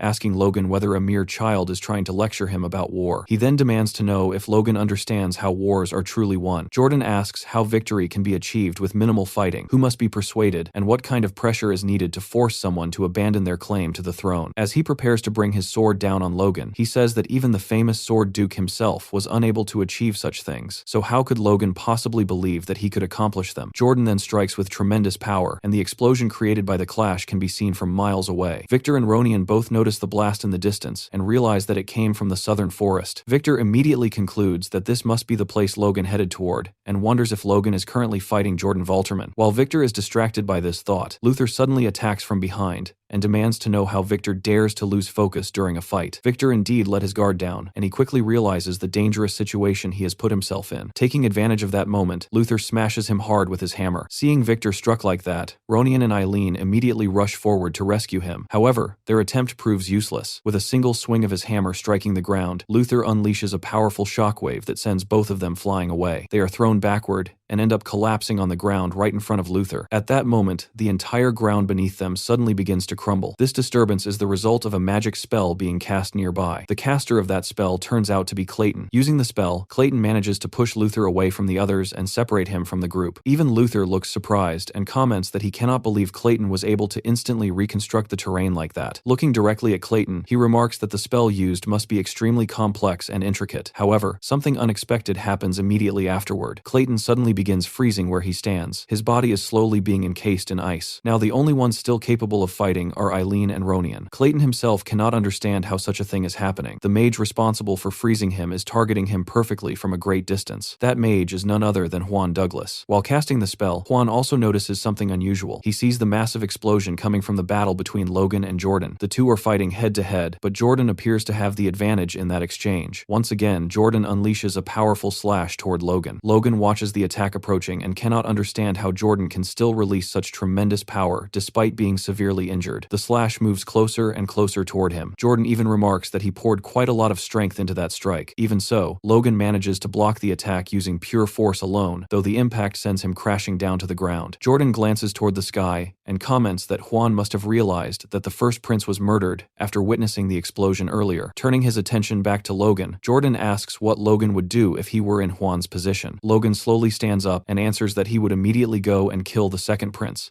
just as Jordan killed the first prince. Hearing this answer, Jordan laughs loudly and says Logan is absolutely correct. Just because Juan's defeat has already been decided does not mean he will simply allow someone else to claim victory. Jordan explains that this has always been the nature of people like them, constantly reaching higher in order to get ahead of everyone else. Looking at Logan, he adds that Logan is no different from them. At the beginning, everything Jordan did was for the sake of his household and for the sake of his country. With unwavering determination, he continued moving forward, but somewhere along the way, he climbed much higher than he expected. Everything changed the moment his daughter gave birth to a prince. At that moment, he realized there was still so much more he could achieve, so why should he stop climbing? Jordan leaps forward again, trying to finish Logan while repeating his earlier question. Logan manages to block the incoming strike once more, but this time the impact breaks his arm from the sheer force. Jordan continues speaking while attacking, telling Logan that he speaks as if he himself has no greed inside his heart. Yet Logan secretly gathered the neutral factions and now plans to place the third prince on the throne. Logan replies that the third prince is far better than the other two useless princes. Hearing this, Jordan thrusts his aura forward, attempting to pierce Logan directly while calling him arrogant and reminding him that he cannot possibly know the future. At the very last moment, Logan manages to stop the attack. Jordan begins laughing again and admits that he cannot deny that the other princes are useless. However, he claims that the king himself is nothing more than a puppet, and that men like him, Logan, and Juan are the ones truly pulling the strings behind the throne. Logan calls this nonsense and tries to argue against Jordan's reasoning, but Jordan cuts him off. Standing directly above Logan with his sword nearly piercing through Logan's armor, Jordan asks that if Logan truly believes what he said, then why the Sword Duke refuses to support him. That question briefly shakes Logan's composure. For a single moment, his sword hand trembles.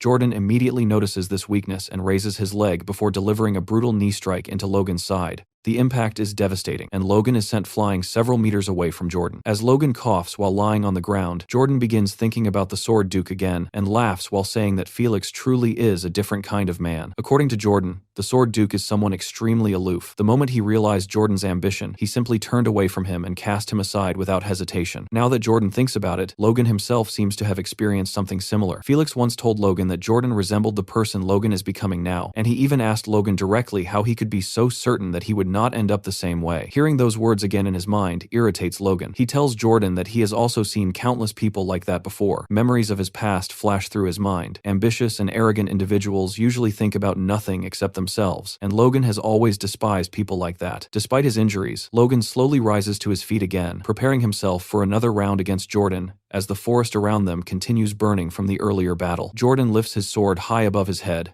ready to strike Logan down. However, in the very next instant, Logan suddenly disappears from where he was standing, leaving Jordan completely stunned. At the same time, the ground beneath them begins to tremble. Logan silently thinks about the future he wants to create. At that moment, his bracelet activates, and Logan quietly says that this is the moment. Seeing what is happening, Jordan immediately realizes that something is wrong. Mana from all directions begins gathering around Logan, surrounding his entire body. The energy engulfs him completely, and his wounds begin healing themselves. Logan slowly opens his eyes again and says that this is exactly why he wants his master to believe in him. Meanwhile, on the battlefield, it appears that a new force has suddenly joined the war. The sight shocks everyone present. Huan, Kalia, Luther, Ronian, Victor, Patrick, and even Eileen cannot believe what they are seeing. From all directions, a banner bearing the emblem of an eagle becomes visible. The army arriving on the battlefield belongs to none other than the Sword Duke, Felix Esperanza. Felix has personally entered the fight, stating that just this once he will place his faith in Logan. That is why he expects Logan to prove himself. Felix wants to see with his own eyes whether Logan is truly worthy of making him break his own word. It appears that the only reason Felix came here was the news he recently received. One of his most trusted vassals reported that two opposing forces were both converging on McLean territory. Each side had left only the bare minimum troops behind to keep the other faction occupied, while sending all of their elite soldiers to capture the McLean lands. After hearing this report, Felix could hardly believe it. He wondered how those fools could possibly be reckless enough to take such a gamble. Seeing Felix so troubled, the Duke's wife was unsure what she could say that might comfort him. At that moment, a small girl peeked out from behind her dress while covering her face with her hands. The little girl calls out to him by saying, "Dada." She is none other than Stella, the Sword Duke's daughter. Felix immediately picks her up in his arms and says that she has become quite skilled at running around. The little girl keeps calling him Dad and Daddy, and Felix looks at her warmly while saying that Logan may be a troublesome student, but without him, Felix would never have felt such happiness. As he gazes at Stella, the Duke's eyes shine, with a warmth rarely seen before. Soon after, Felix gives an order to Luis and instructs him to prepare the knights and the cavalry for departure. He apologizes to his wife and tells her that he must leave, but promises that he will return soon. His wife smiles gently at him, and the two of them embrace each other tightly. She tells him that she and their beloved daughter will be waiting for him to come back safely. Back on the battlefield, Luther notices the arrival of the Sword Duke and becomes visibly excited,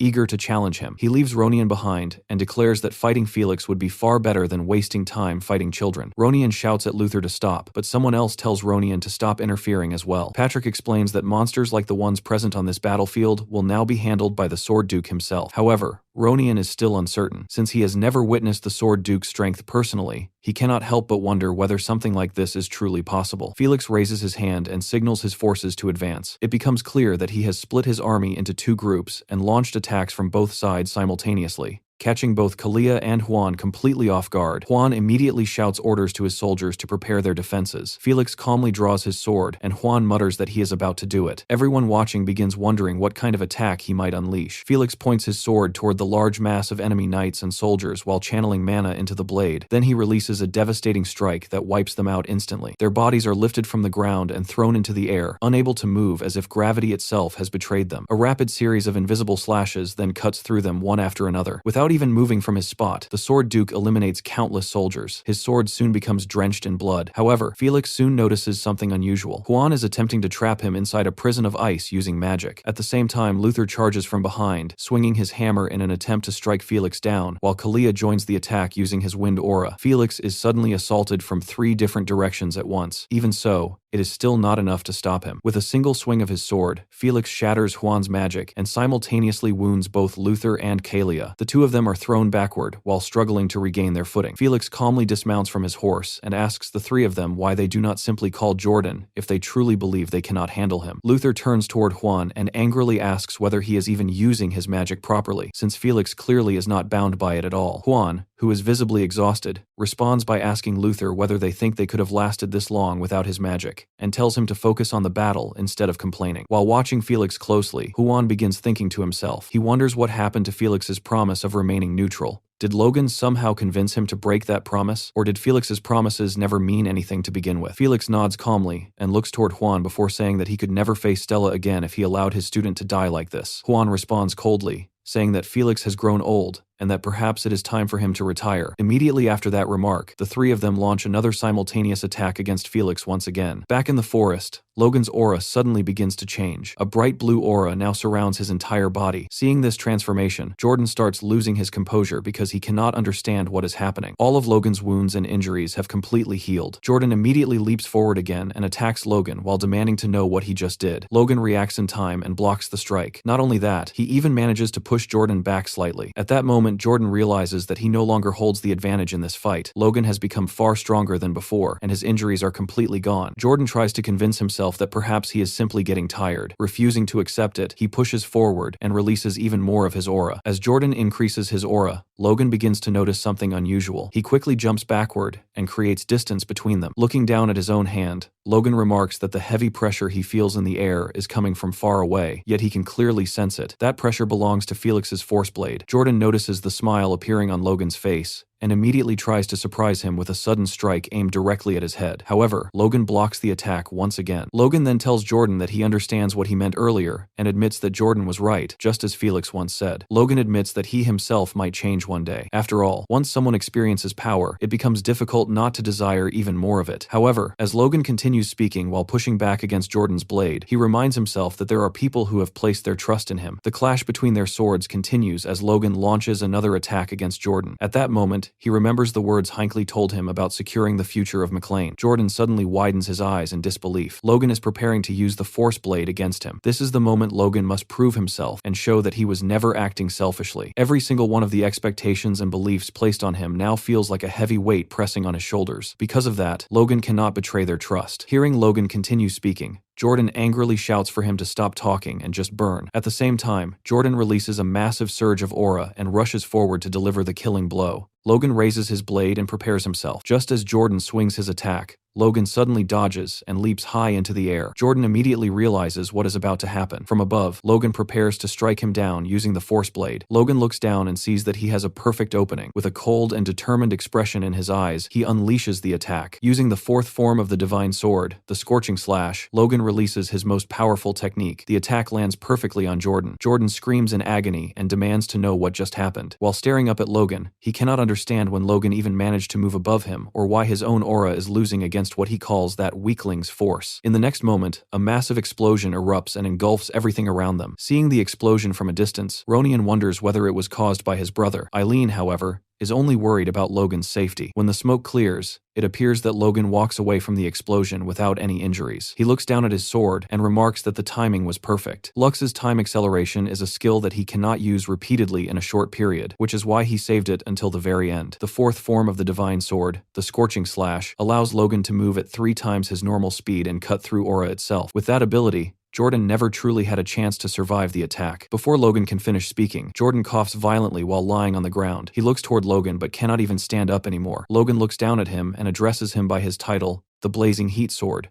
before telling him that he has lost. Seeing his current condition, Jordan realizes that Logan is right. Yet he suddenly begins laughing. He says that although he managed to eliminate the first prince and the second prince will soon fall as well, it is Logan who will ultimately place the third prince on the throne. Jordan remarks that Logan truly must be Duke Felix's student. However, Jordan insists that things will not go the way Logan expects. He asks Logan who would even listen to such a young prince, and says that the prince himself will likely fear Logan too. Hearing those words irritates Logan. He tightens his grip on his sword and asks Jordan whether those are his final words. As Jordan is about to take his last breath, he slowly looks up toward the sky. Calling Logan a bastard one last time, he tells him to move aside. In his final moments, Jordan says that he simply wants to look at the sun. Back at the castle, the war still has not ended. On the battlefield, A group of golems armed with heavy maces are fighting the knights belonging to the second prince. Whoever is controlling those constructs clearly is not holding back. Seeing the destruction they are causing, one of the enemy knights becomes frightened, but his comrade tells him to pull himself together. The knight explains that the mana stone is always the weak point of a golem, so if they simply destroy it, the construct will collapse. However, that assumption quickly proves useless. The particular golem they are facing does not appear to have any mana stone at all. Just as the soldier begins insisting that there is no way a golem could exist without one, the massive mace swings toward his head. In the very next instant, the knight is sent flying several meters away, while blood splashes across the ground. The golem responsible for this destruction is being controlled by Clayton, demonstrating the terrifying ability of a sixth circle mage. Clayton calmly orders his golems to push forward and crush the remaining enemy knights. Meanwhile, one of the knights complains about those troublesome mages just as Eileen suddenly lands behind him. With a single swift strike, she cuts him down instantly. Eileen notices that their enemies appear shaken after the arrival of the Sword Duke. While thinking about their next move, she quietly hopes that if Logan can just return safely, then everything will finally be resolved. Suddenly, someone approaches from behind her. An enemy knight steps forward and observes that Eileen has excellent armor and a fine sword, concluding that she must be one of the elite warriors of the McLean family. In his small and greedy mind, he imagines that taking her head will earn him a reward. Tightening his grip on his sword, he prepares to attack her from behind. Unfortunately for him, just as he is about to strike, Logan suddenly lands directly on top of him, crushing the knight without even realizing it. Logan does not even notice what he landed on, because his attention is immediately drawn to Eileen. Seeing Logan alive and standing there fills Eileen with joy. She runs straight toward him and says that she is relieved to see him safe. Logan replies that he is also glad to see that Eileen seems unharmed. Eileen then explains that she could see the explosion in the forest from the castle, and thought she might lose her mind watching it, especially if Logan had fallen like he once did after his battle against Wick and Kalia. She admits that she does not know what she would have done if that had happened again. Hearing this, Logan remarks that Eileen must have been very worried about him. Her face instantly turns red with embarrassment. She shyly tries to deny it, saying that it is not like she was extremely worried, though perhaps she was a little. It is clear she is completely flustered. She quickly adds that everyone was worried about him and that they all believe in him. Listening to her ramble like that causes Logan to smile. He steps closer and thanks her sincerely for believing in him. Eileen finally calms down a little and says that Logan cannot just say things like that to her so casually. Logan agrees and says that he will arrange something properly after the war ends, but before that, there is still one final task remaining. Logan suddenly raises his voice and shouts for everyone standing on McLean soil to listen carefully. He declares that he, Logan McLean, has personally taken the head of Reuter von Grandia, the first prince, and Jordan Valtermine. When the soldiers see the blood-stained bag he is holding, both Kalia and Luther are left completely speechless. Even Juan struggles to believe that Logan truly defeated Jordan. Logan continues speaking loudly, announcing that their coalition has failed and that the fighting should end immediately. The soldiers of the Valtermine faction begin murmuring among themselves, wondering if they have really lost the war. During this moment, someone begins releasing aura, insisting that a mere kid like Logan could never defeat an aura user like their lord. Suddenly, something happens. A powerful force presses down on all of them and drags the soldiers to the ground.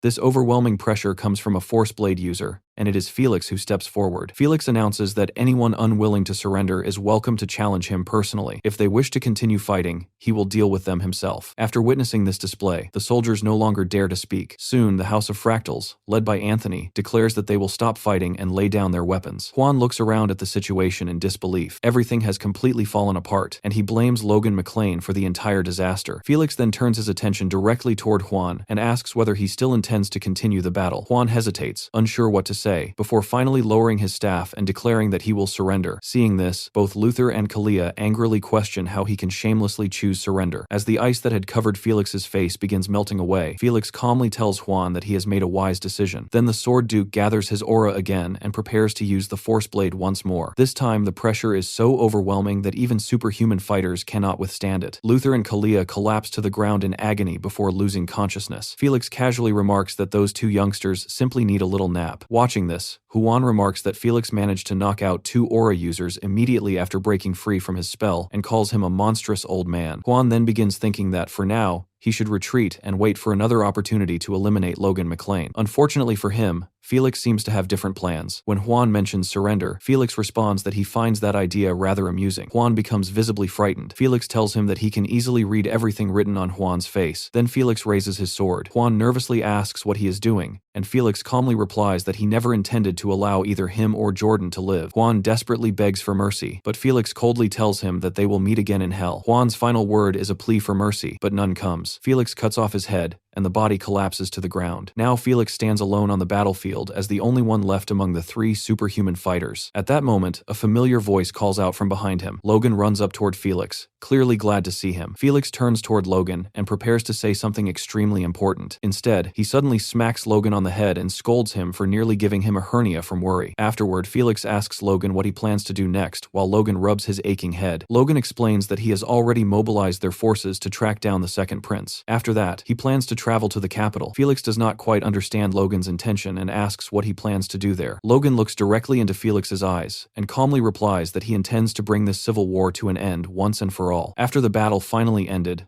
Logan made his way toward the capital city, Grand. As soon as he arrived at the gate, he noticed someone already waiting for him there. It was his father-in-law, Count Floyd. The Count told Logan that he had already heard about Logan's victory 4 days earlier. Logan dismounted from his horse and looked at the man before thanking him for coming out to meet him personally. Count Floyd smiled warmly at the sight of Logan. Standing nearby, Eileen could not hide the blush on her face, while Ronian laughed when he noticed her reaction. Victor, on the other hand, seemed completely unaware of what was happening around him. Count Floyd then explained that the story of Logan's victory had already spread throughout the capital city, which meant that even the royal guards would not dare try to stop him now. Logan nodded and replied that if that was the case, then they should move forward. There were still things left to settle. Eventually, Logan arrived at the Grandia residence. Looking up at the building, he reflected on everything that had happened. The kingdom's civil war had been the greatest obstacle he needed to overcome after his regression, and now the McLean family had successfully passed that trial. A great deal had changed during the past 3 years, yet Logan knew that he could not allow himself to become complacent after this victory. Another challenge still awaited them. The conquest wars of the Empire would be the final blow that would destroy the already weakened kingdom. Those same enemies were the ones Logan had fought against until his death in his previous life. Logan remembered clearly how his father died early during the war against the Empire, and how Ronian, despite being an aura user, was eventually captured on the front lines and executed by the Empire. Back then, the king had even used Ronian as a distraction while he escaped. Logan quietly swore that such a thing would never happen again. According to the memories of his past life, the war against the Empire should begin in 6 or 7 years. However, the future of the kingdom had already started to change. While Logan was thinking about all this, a man hurried toward him. The man introduced himself as the commander of the Royal Knights and said that he had heard countless stories about Logan. Logan knew that the timeline had already changed in many ways, and because of that, he could not accurately predict how the future would unfold. That was exactly why he needed to be prepared for everything. Logan told the commander that before meeting His Majesty Roger, he wanted to search the city for any remaining traitors. He politely asked for the commander's cooperation. At that moment, someone nearby began shouting angrily to be released. One of the captured men demanded that Logan recognize who he was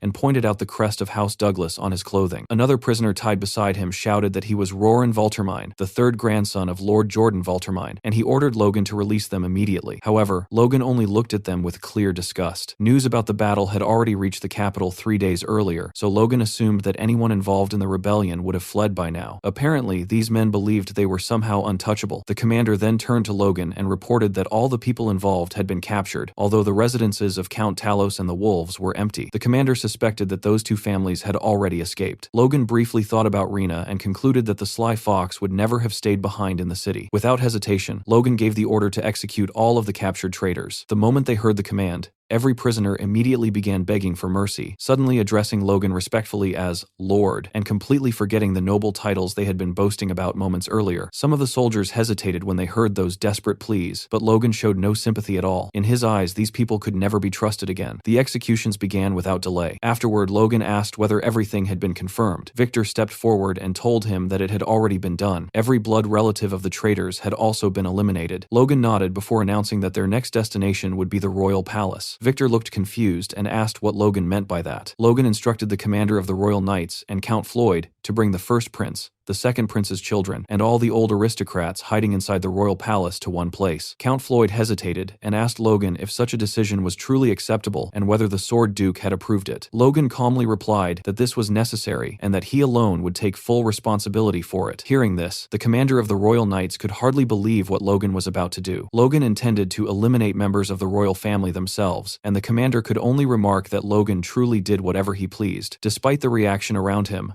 Logan remained calm. In his mind, every royal bloodline unrelated to Roger von Grandia, the third prince, had now been removed. The only remaining concern was the second prince, who was still missing. However, Logan believed it was only a matter of time before they found him. With that decided, the preparations to resist the future invasion of the Empire had to begin immediately. The following day, Logan arrived at the Esperanza residence. The commander informed him that the prince was currently being escorted by the Sword Duke and would arrive shortly. Logan thanked him for the information. The commander then realized something strange. Logan was the Sword Duke's own student, so why was he asking the commander to act as his guide? The commander even began worrying that it might look as if the royal knights were now serving Logan directly. Just then, the large doors of the estate opened from the inside. Knights wearing expensive armor began marching out into the courtyard. A moment later, the third prince stepped onto the balcony and looked down at Logan, Victor, Ronian, and Eileen standing below. The prince tried to speak, but seemed too nervous to find the right words. Logan looked up toward him, while the prince stared down at Logan. The prince clearly felt overwhelmed after suddenly being placed in the center of such a massive event. Logan then knelt down on one knee. He formally introduced himself by name and title, and declared that he greeted His Highness Roger von Grandia. One after another, the others followed Logan's example and knelt while addressing the prince as His Highness. The prince stood there speechless for a moment, before finally addressing Logan respectfully as Lord Logan. Logan lifted his head and told the prince that he had finally fulfilled the promise he made to him and apologized for arriving so late. Hearing this, the prince remembered Logan's promise and suddenly began laughing. He admitted that he never expected Logan to fulfill it in such an extraordinary way. Looking directly into Logan's eyes, the prince told him that he had done well. Watching this exchange left the commander of the Royal Knights stunned because of the immense respect the prince was showing toward Logan. Logan then rose to his feet and told the prince that it was time for them to leave. He would personally escort the prince to the royal palace. The prince looked almost as if he were dreaming as he listened to those words. Soon afterward, they all began walking toward the gates of the estate together. Somewhere deep in the forest, two figures are walking together and talking. The second prince suddenly tells the man accompanying him that this path does not lead to the royal palace. In response, the man calmly replies that he never said they were heading toward the castle in the first place. As he speaks, the man pulls out a hidden blade and instructs the prince to keep following him. Seeing the weapon immediately frightens the prince. The man is revealed to be Lucian, and he slowly begins approaching the prince. The prince nervously asks Lucian what he intends to do, but Lucian continues moving forward without hesitation. As Lucian draws closer, the prince begins screaming and tries to stop him. However, Lucian no longer shows any concern for him. Moments later, blood begins dripping onto the ground. As he wipes his knife clean, Lucian calmly remarks that things truly spiraled out of control. He explains that he expected the second prince to fall eventually, but Logan McLean's actions were completely unexpected. Lucian throws the cloth he used to wipe his blade onto the ground and says that his mission is now finished. As he walks deeper into the forest, he mentions that he is looking forward to receiving his reward. Meanwhile, events begin unfolding at the royal palace. Several carriages arrive, one after another, as nobles gather for an important meeting. It appears that Logan was the one who summoned all the nobles to the capital for this assembly. Some nobles complain that Logan has become arrogant for calling everyone like this, while others quickly tell them to watch their words. One noble comments that the McLean family has already executed both nobles and members of royalty for treason. Another noble says that although Logan clearly has the trust of the future king, he feels that Logan may be going a little too far with his authority. Someone else then remarks that, for those nobles who chose to remain neutral during the Civil War, the current situation is not necessarily bad. After all, they were stuck between two powerful factions and suffered greatly because of it. Surely, he says, there must be some benefit waiting for those who stayed neutral. Others point out that they did not directly support the third prince either. Just then, a man suddenly steps loudly into the room and announces the arrival of Lord Logan McLean. After making the announcement, he stands beside the doorway as the large doors open. Logan walks into the hall, and the moment the nobles see him enter the room, the entire hall falls silent. Logan thanks everyone for attending the meeting despite the short notice. He explains that the reason they have all been summoned today is to establish a new government for the kingdom. Hearing this immediately raises the spirits of many nobles, and they begin showing greater interest in the discussion. Count Floyd joins the conversation and declares that driving out the traitors and rebuilding the nation has all been made possible thanks to Logan's efforts. Because of that, they should all trust Logan's judgment when it comes to shaping the future government. Count Floyd even states that no one present would dare attempt to surpass Logan's authority at this moment. Other nobles quickly begin agreeing with him and add that they have no objections to Logan's decisions. They say they fully trust Logan's recommendations and are prepared to follow whatever direction he chooses. As Logan listens to them, he silently thinks that all of them are simply flattering him and trying to win his favor. However, that reaction is exactly what he expected to happen. Logan then raises his hand and tells everyone to allow him to speak his thoughts first before jumping to conclusions. Soon after, a man begins walking around the room distributing envelopes to the nobles. Each envelope contains a list of candidate names. Logan informs the nobles that these are his selections for important positions in the new government and tells them to voice any objections if they have them. As the nobles open their envelopes and read the names inside, one of them begins sweating nervously. It becomes clear that Logan carefully considered every name on that list. From the expression on Logan's face, it also seems that he is extremely satisfied with the choices he has made. The state of the kingdom is discussed as the aftermath of the Civil War slowly settles. Although the fighting has ended, the situation is far from fully resolved. It took more than a week just to clear the battlefield, and the Sword Duke Felix, who personally oversaw the entire process,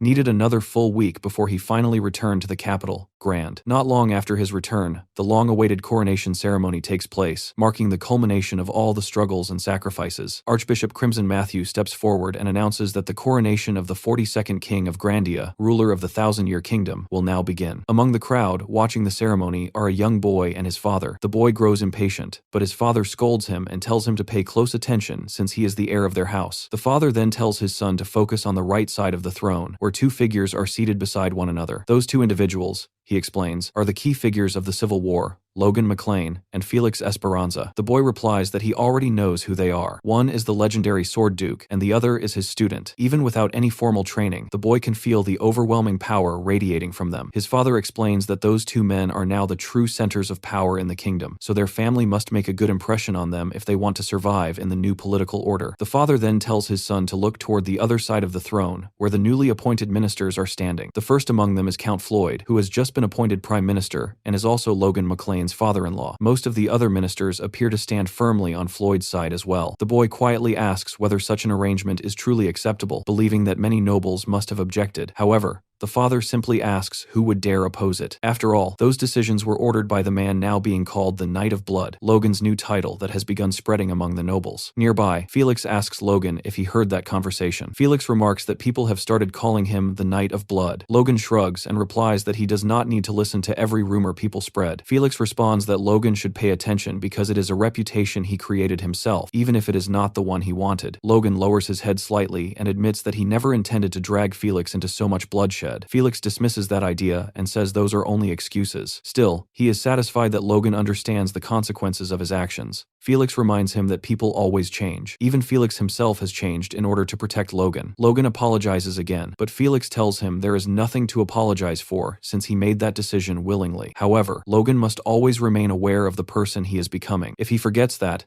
the path toward becoming a monster will open before him. Felix warns that Logan could easily become another Jordan Valtermine, who died in Felix's own arms. Logan promises that he will never forget that warning. Even so, Logan asks Felix if something happened between him and the Archbishop. Felix glares at the old man as if he might kill him then says the Archbishop is simply an annoying man. Logan finds that hard to believe. Felix then reveals that the Archbishop wishes for Stella to be sent to the church, which surprises Logan. Logan realizes that this demand must be connected to something that happened during the ceremony. Felix waves the matter away, saying the church cannot force a duke to do anything, so Logan should not worry about it. Soon, the ceremony resumes as the third prince enters the hall. The Archbishop presents him with the royal crown. Roger's eyes light up as he looks at it. The crown shines brilliantly, glowing so brightly that everyone in the hall stares in awe. Logan quietly recognizes it as the crown of the regent, a fifth-class artifact granted only to the descendants of Grandia's royal bloodline. As the Archbishop prepares to place the crown on Roger's head, the prince kneels. The entire chamber fills with light as the crown releases a surge of mana that flows into the prince's body. Roger von Grandia is officially crowned the new king of the Grandia Kingdom. Logan remembers witnessing something similar when he met the previous king, though at the time he lacked the training to understand it. The crown contains powerful, high-level protective magic, making Logan wonder how the previous king was assassinated so easily. For a moment, he even questions whether the Empire was truly responsible. Once seated on the throne, King Roger declares that to celebrate the beginning of a new era for Grandia, he will reward those who serve the kingdom faithfully. He calls for Sir Logan McClain to step forward. Logan approaches and kneels before the throne. Roger proclaims that Logan is the hero who slew the traitor Jordan Valtermine and the pillar of the kingdom who walks the same path as Felix Esperanza. He even claims that Logan's strategic brilliance surpasses his physical strength. Hearing this praise nearly takes the breath out of Logan. The king continues, explaining that Logan foresaw the nation's coming disaster years ago, eliminated corrupt nobles, and helped restore the throne. Logan silently reflects that he nearly failed many times, despite knowing the future. Nevertheless, the king declares that Logan deserves a proper reward. First, Logan will receive half the territories confiscated from Marquise Kalia and half the lands taken from Marquise Kale. In addition, the former honors of House McLean are restored, and the house itself is promoted to the rank of Marquisate. Furthermore, Logan personally receives the title of Count separate from his family's promotion. Finally, the king declares that because he owes his throne to Logan, all subjects of the kingdom must treat Logan with the same respect they would show the king himself. The hall erupts in shock. The nobles cannot believe the scale of the rewards being given to Logan. Half the lands of both Kalia and Kale, a promotion of his house, and even a personal countship. Yet the most shocking decree is the king's command that everyone treat Logan almost as if he were the king himself. Logan is overwhelmed by the generosity and nearly breaks down in tears. When he glances toward Felix, the Sword Duke looks equally stunned and slightly alarmed. The two exchange looks, silently wondering how things escalated so far. The young king then apologizes, saying he wishes he could grant Logan even greater rewards if he had the power. He then asks Logan if there is anything else he desires. The nobles are left speechless by such an offer. Logan pauses to think before replying that he does have one small request. Although his house is now a marquisate, he believes receiving both the Kalia and Kale territories would be excessive and could create a bad precedent for future generations. The king admits Logan may be right, but argues that rewarding the kingdom's greatest hero with only a single title would also be an unfortunate precedent. Logan smiles slightly and says that if it is the king's will, he will obey, but he would prefer to receive the Terran lands, a barren region located in the center of the kingdom. Both the king and the nobles are confused, because those plains have been nearly worthless ever since the mines there closed 2 centuries ago. The king asks if Logan truly wants territory so far from his current lands. Logan confirms that he does. The king jokingly asks if Logan is trying to make him look stingy, but Logan explains that he only wishes to avoid harming the king's reputation by accepting excessive rewards. In truth, Logan has his own reasons for requesting those lands, though appearing humble also helps his reputation. The king ultimately agrees, but decides to grant Logan something extra anyway, the Upper Kalia region that connects Terran to McLean territory. Logan thinks this arrangement will still provide useful income and gratefully accepts. The remaining rewards are distributed quickly. Duke Felix Esperanza is promoted to Archduke and granted the former territories of Talos and Cherno to expand his domain. Felix thanks the king, though Logan notices he does not appear particularly pleased. Logan remembers how difficult it was to convince Felix to accept such power, since Felix has never been greedy. Logan also arranged this strategically. With the Marquis families gone,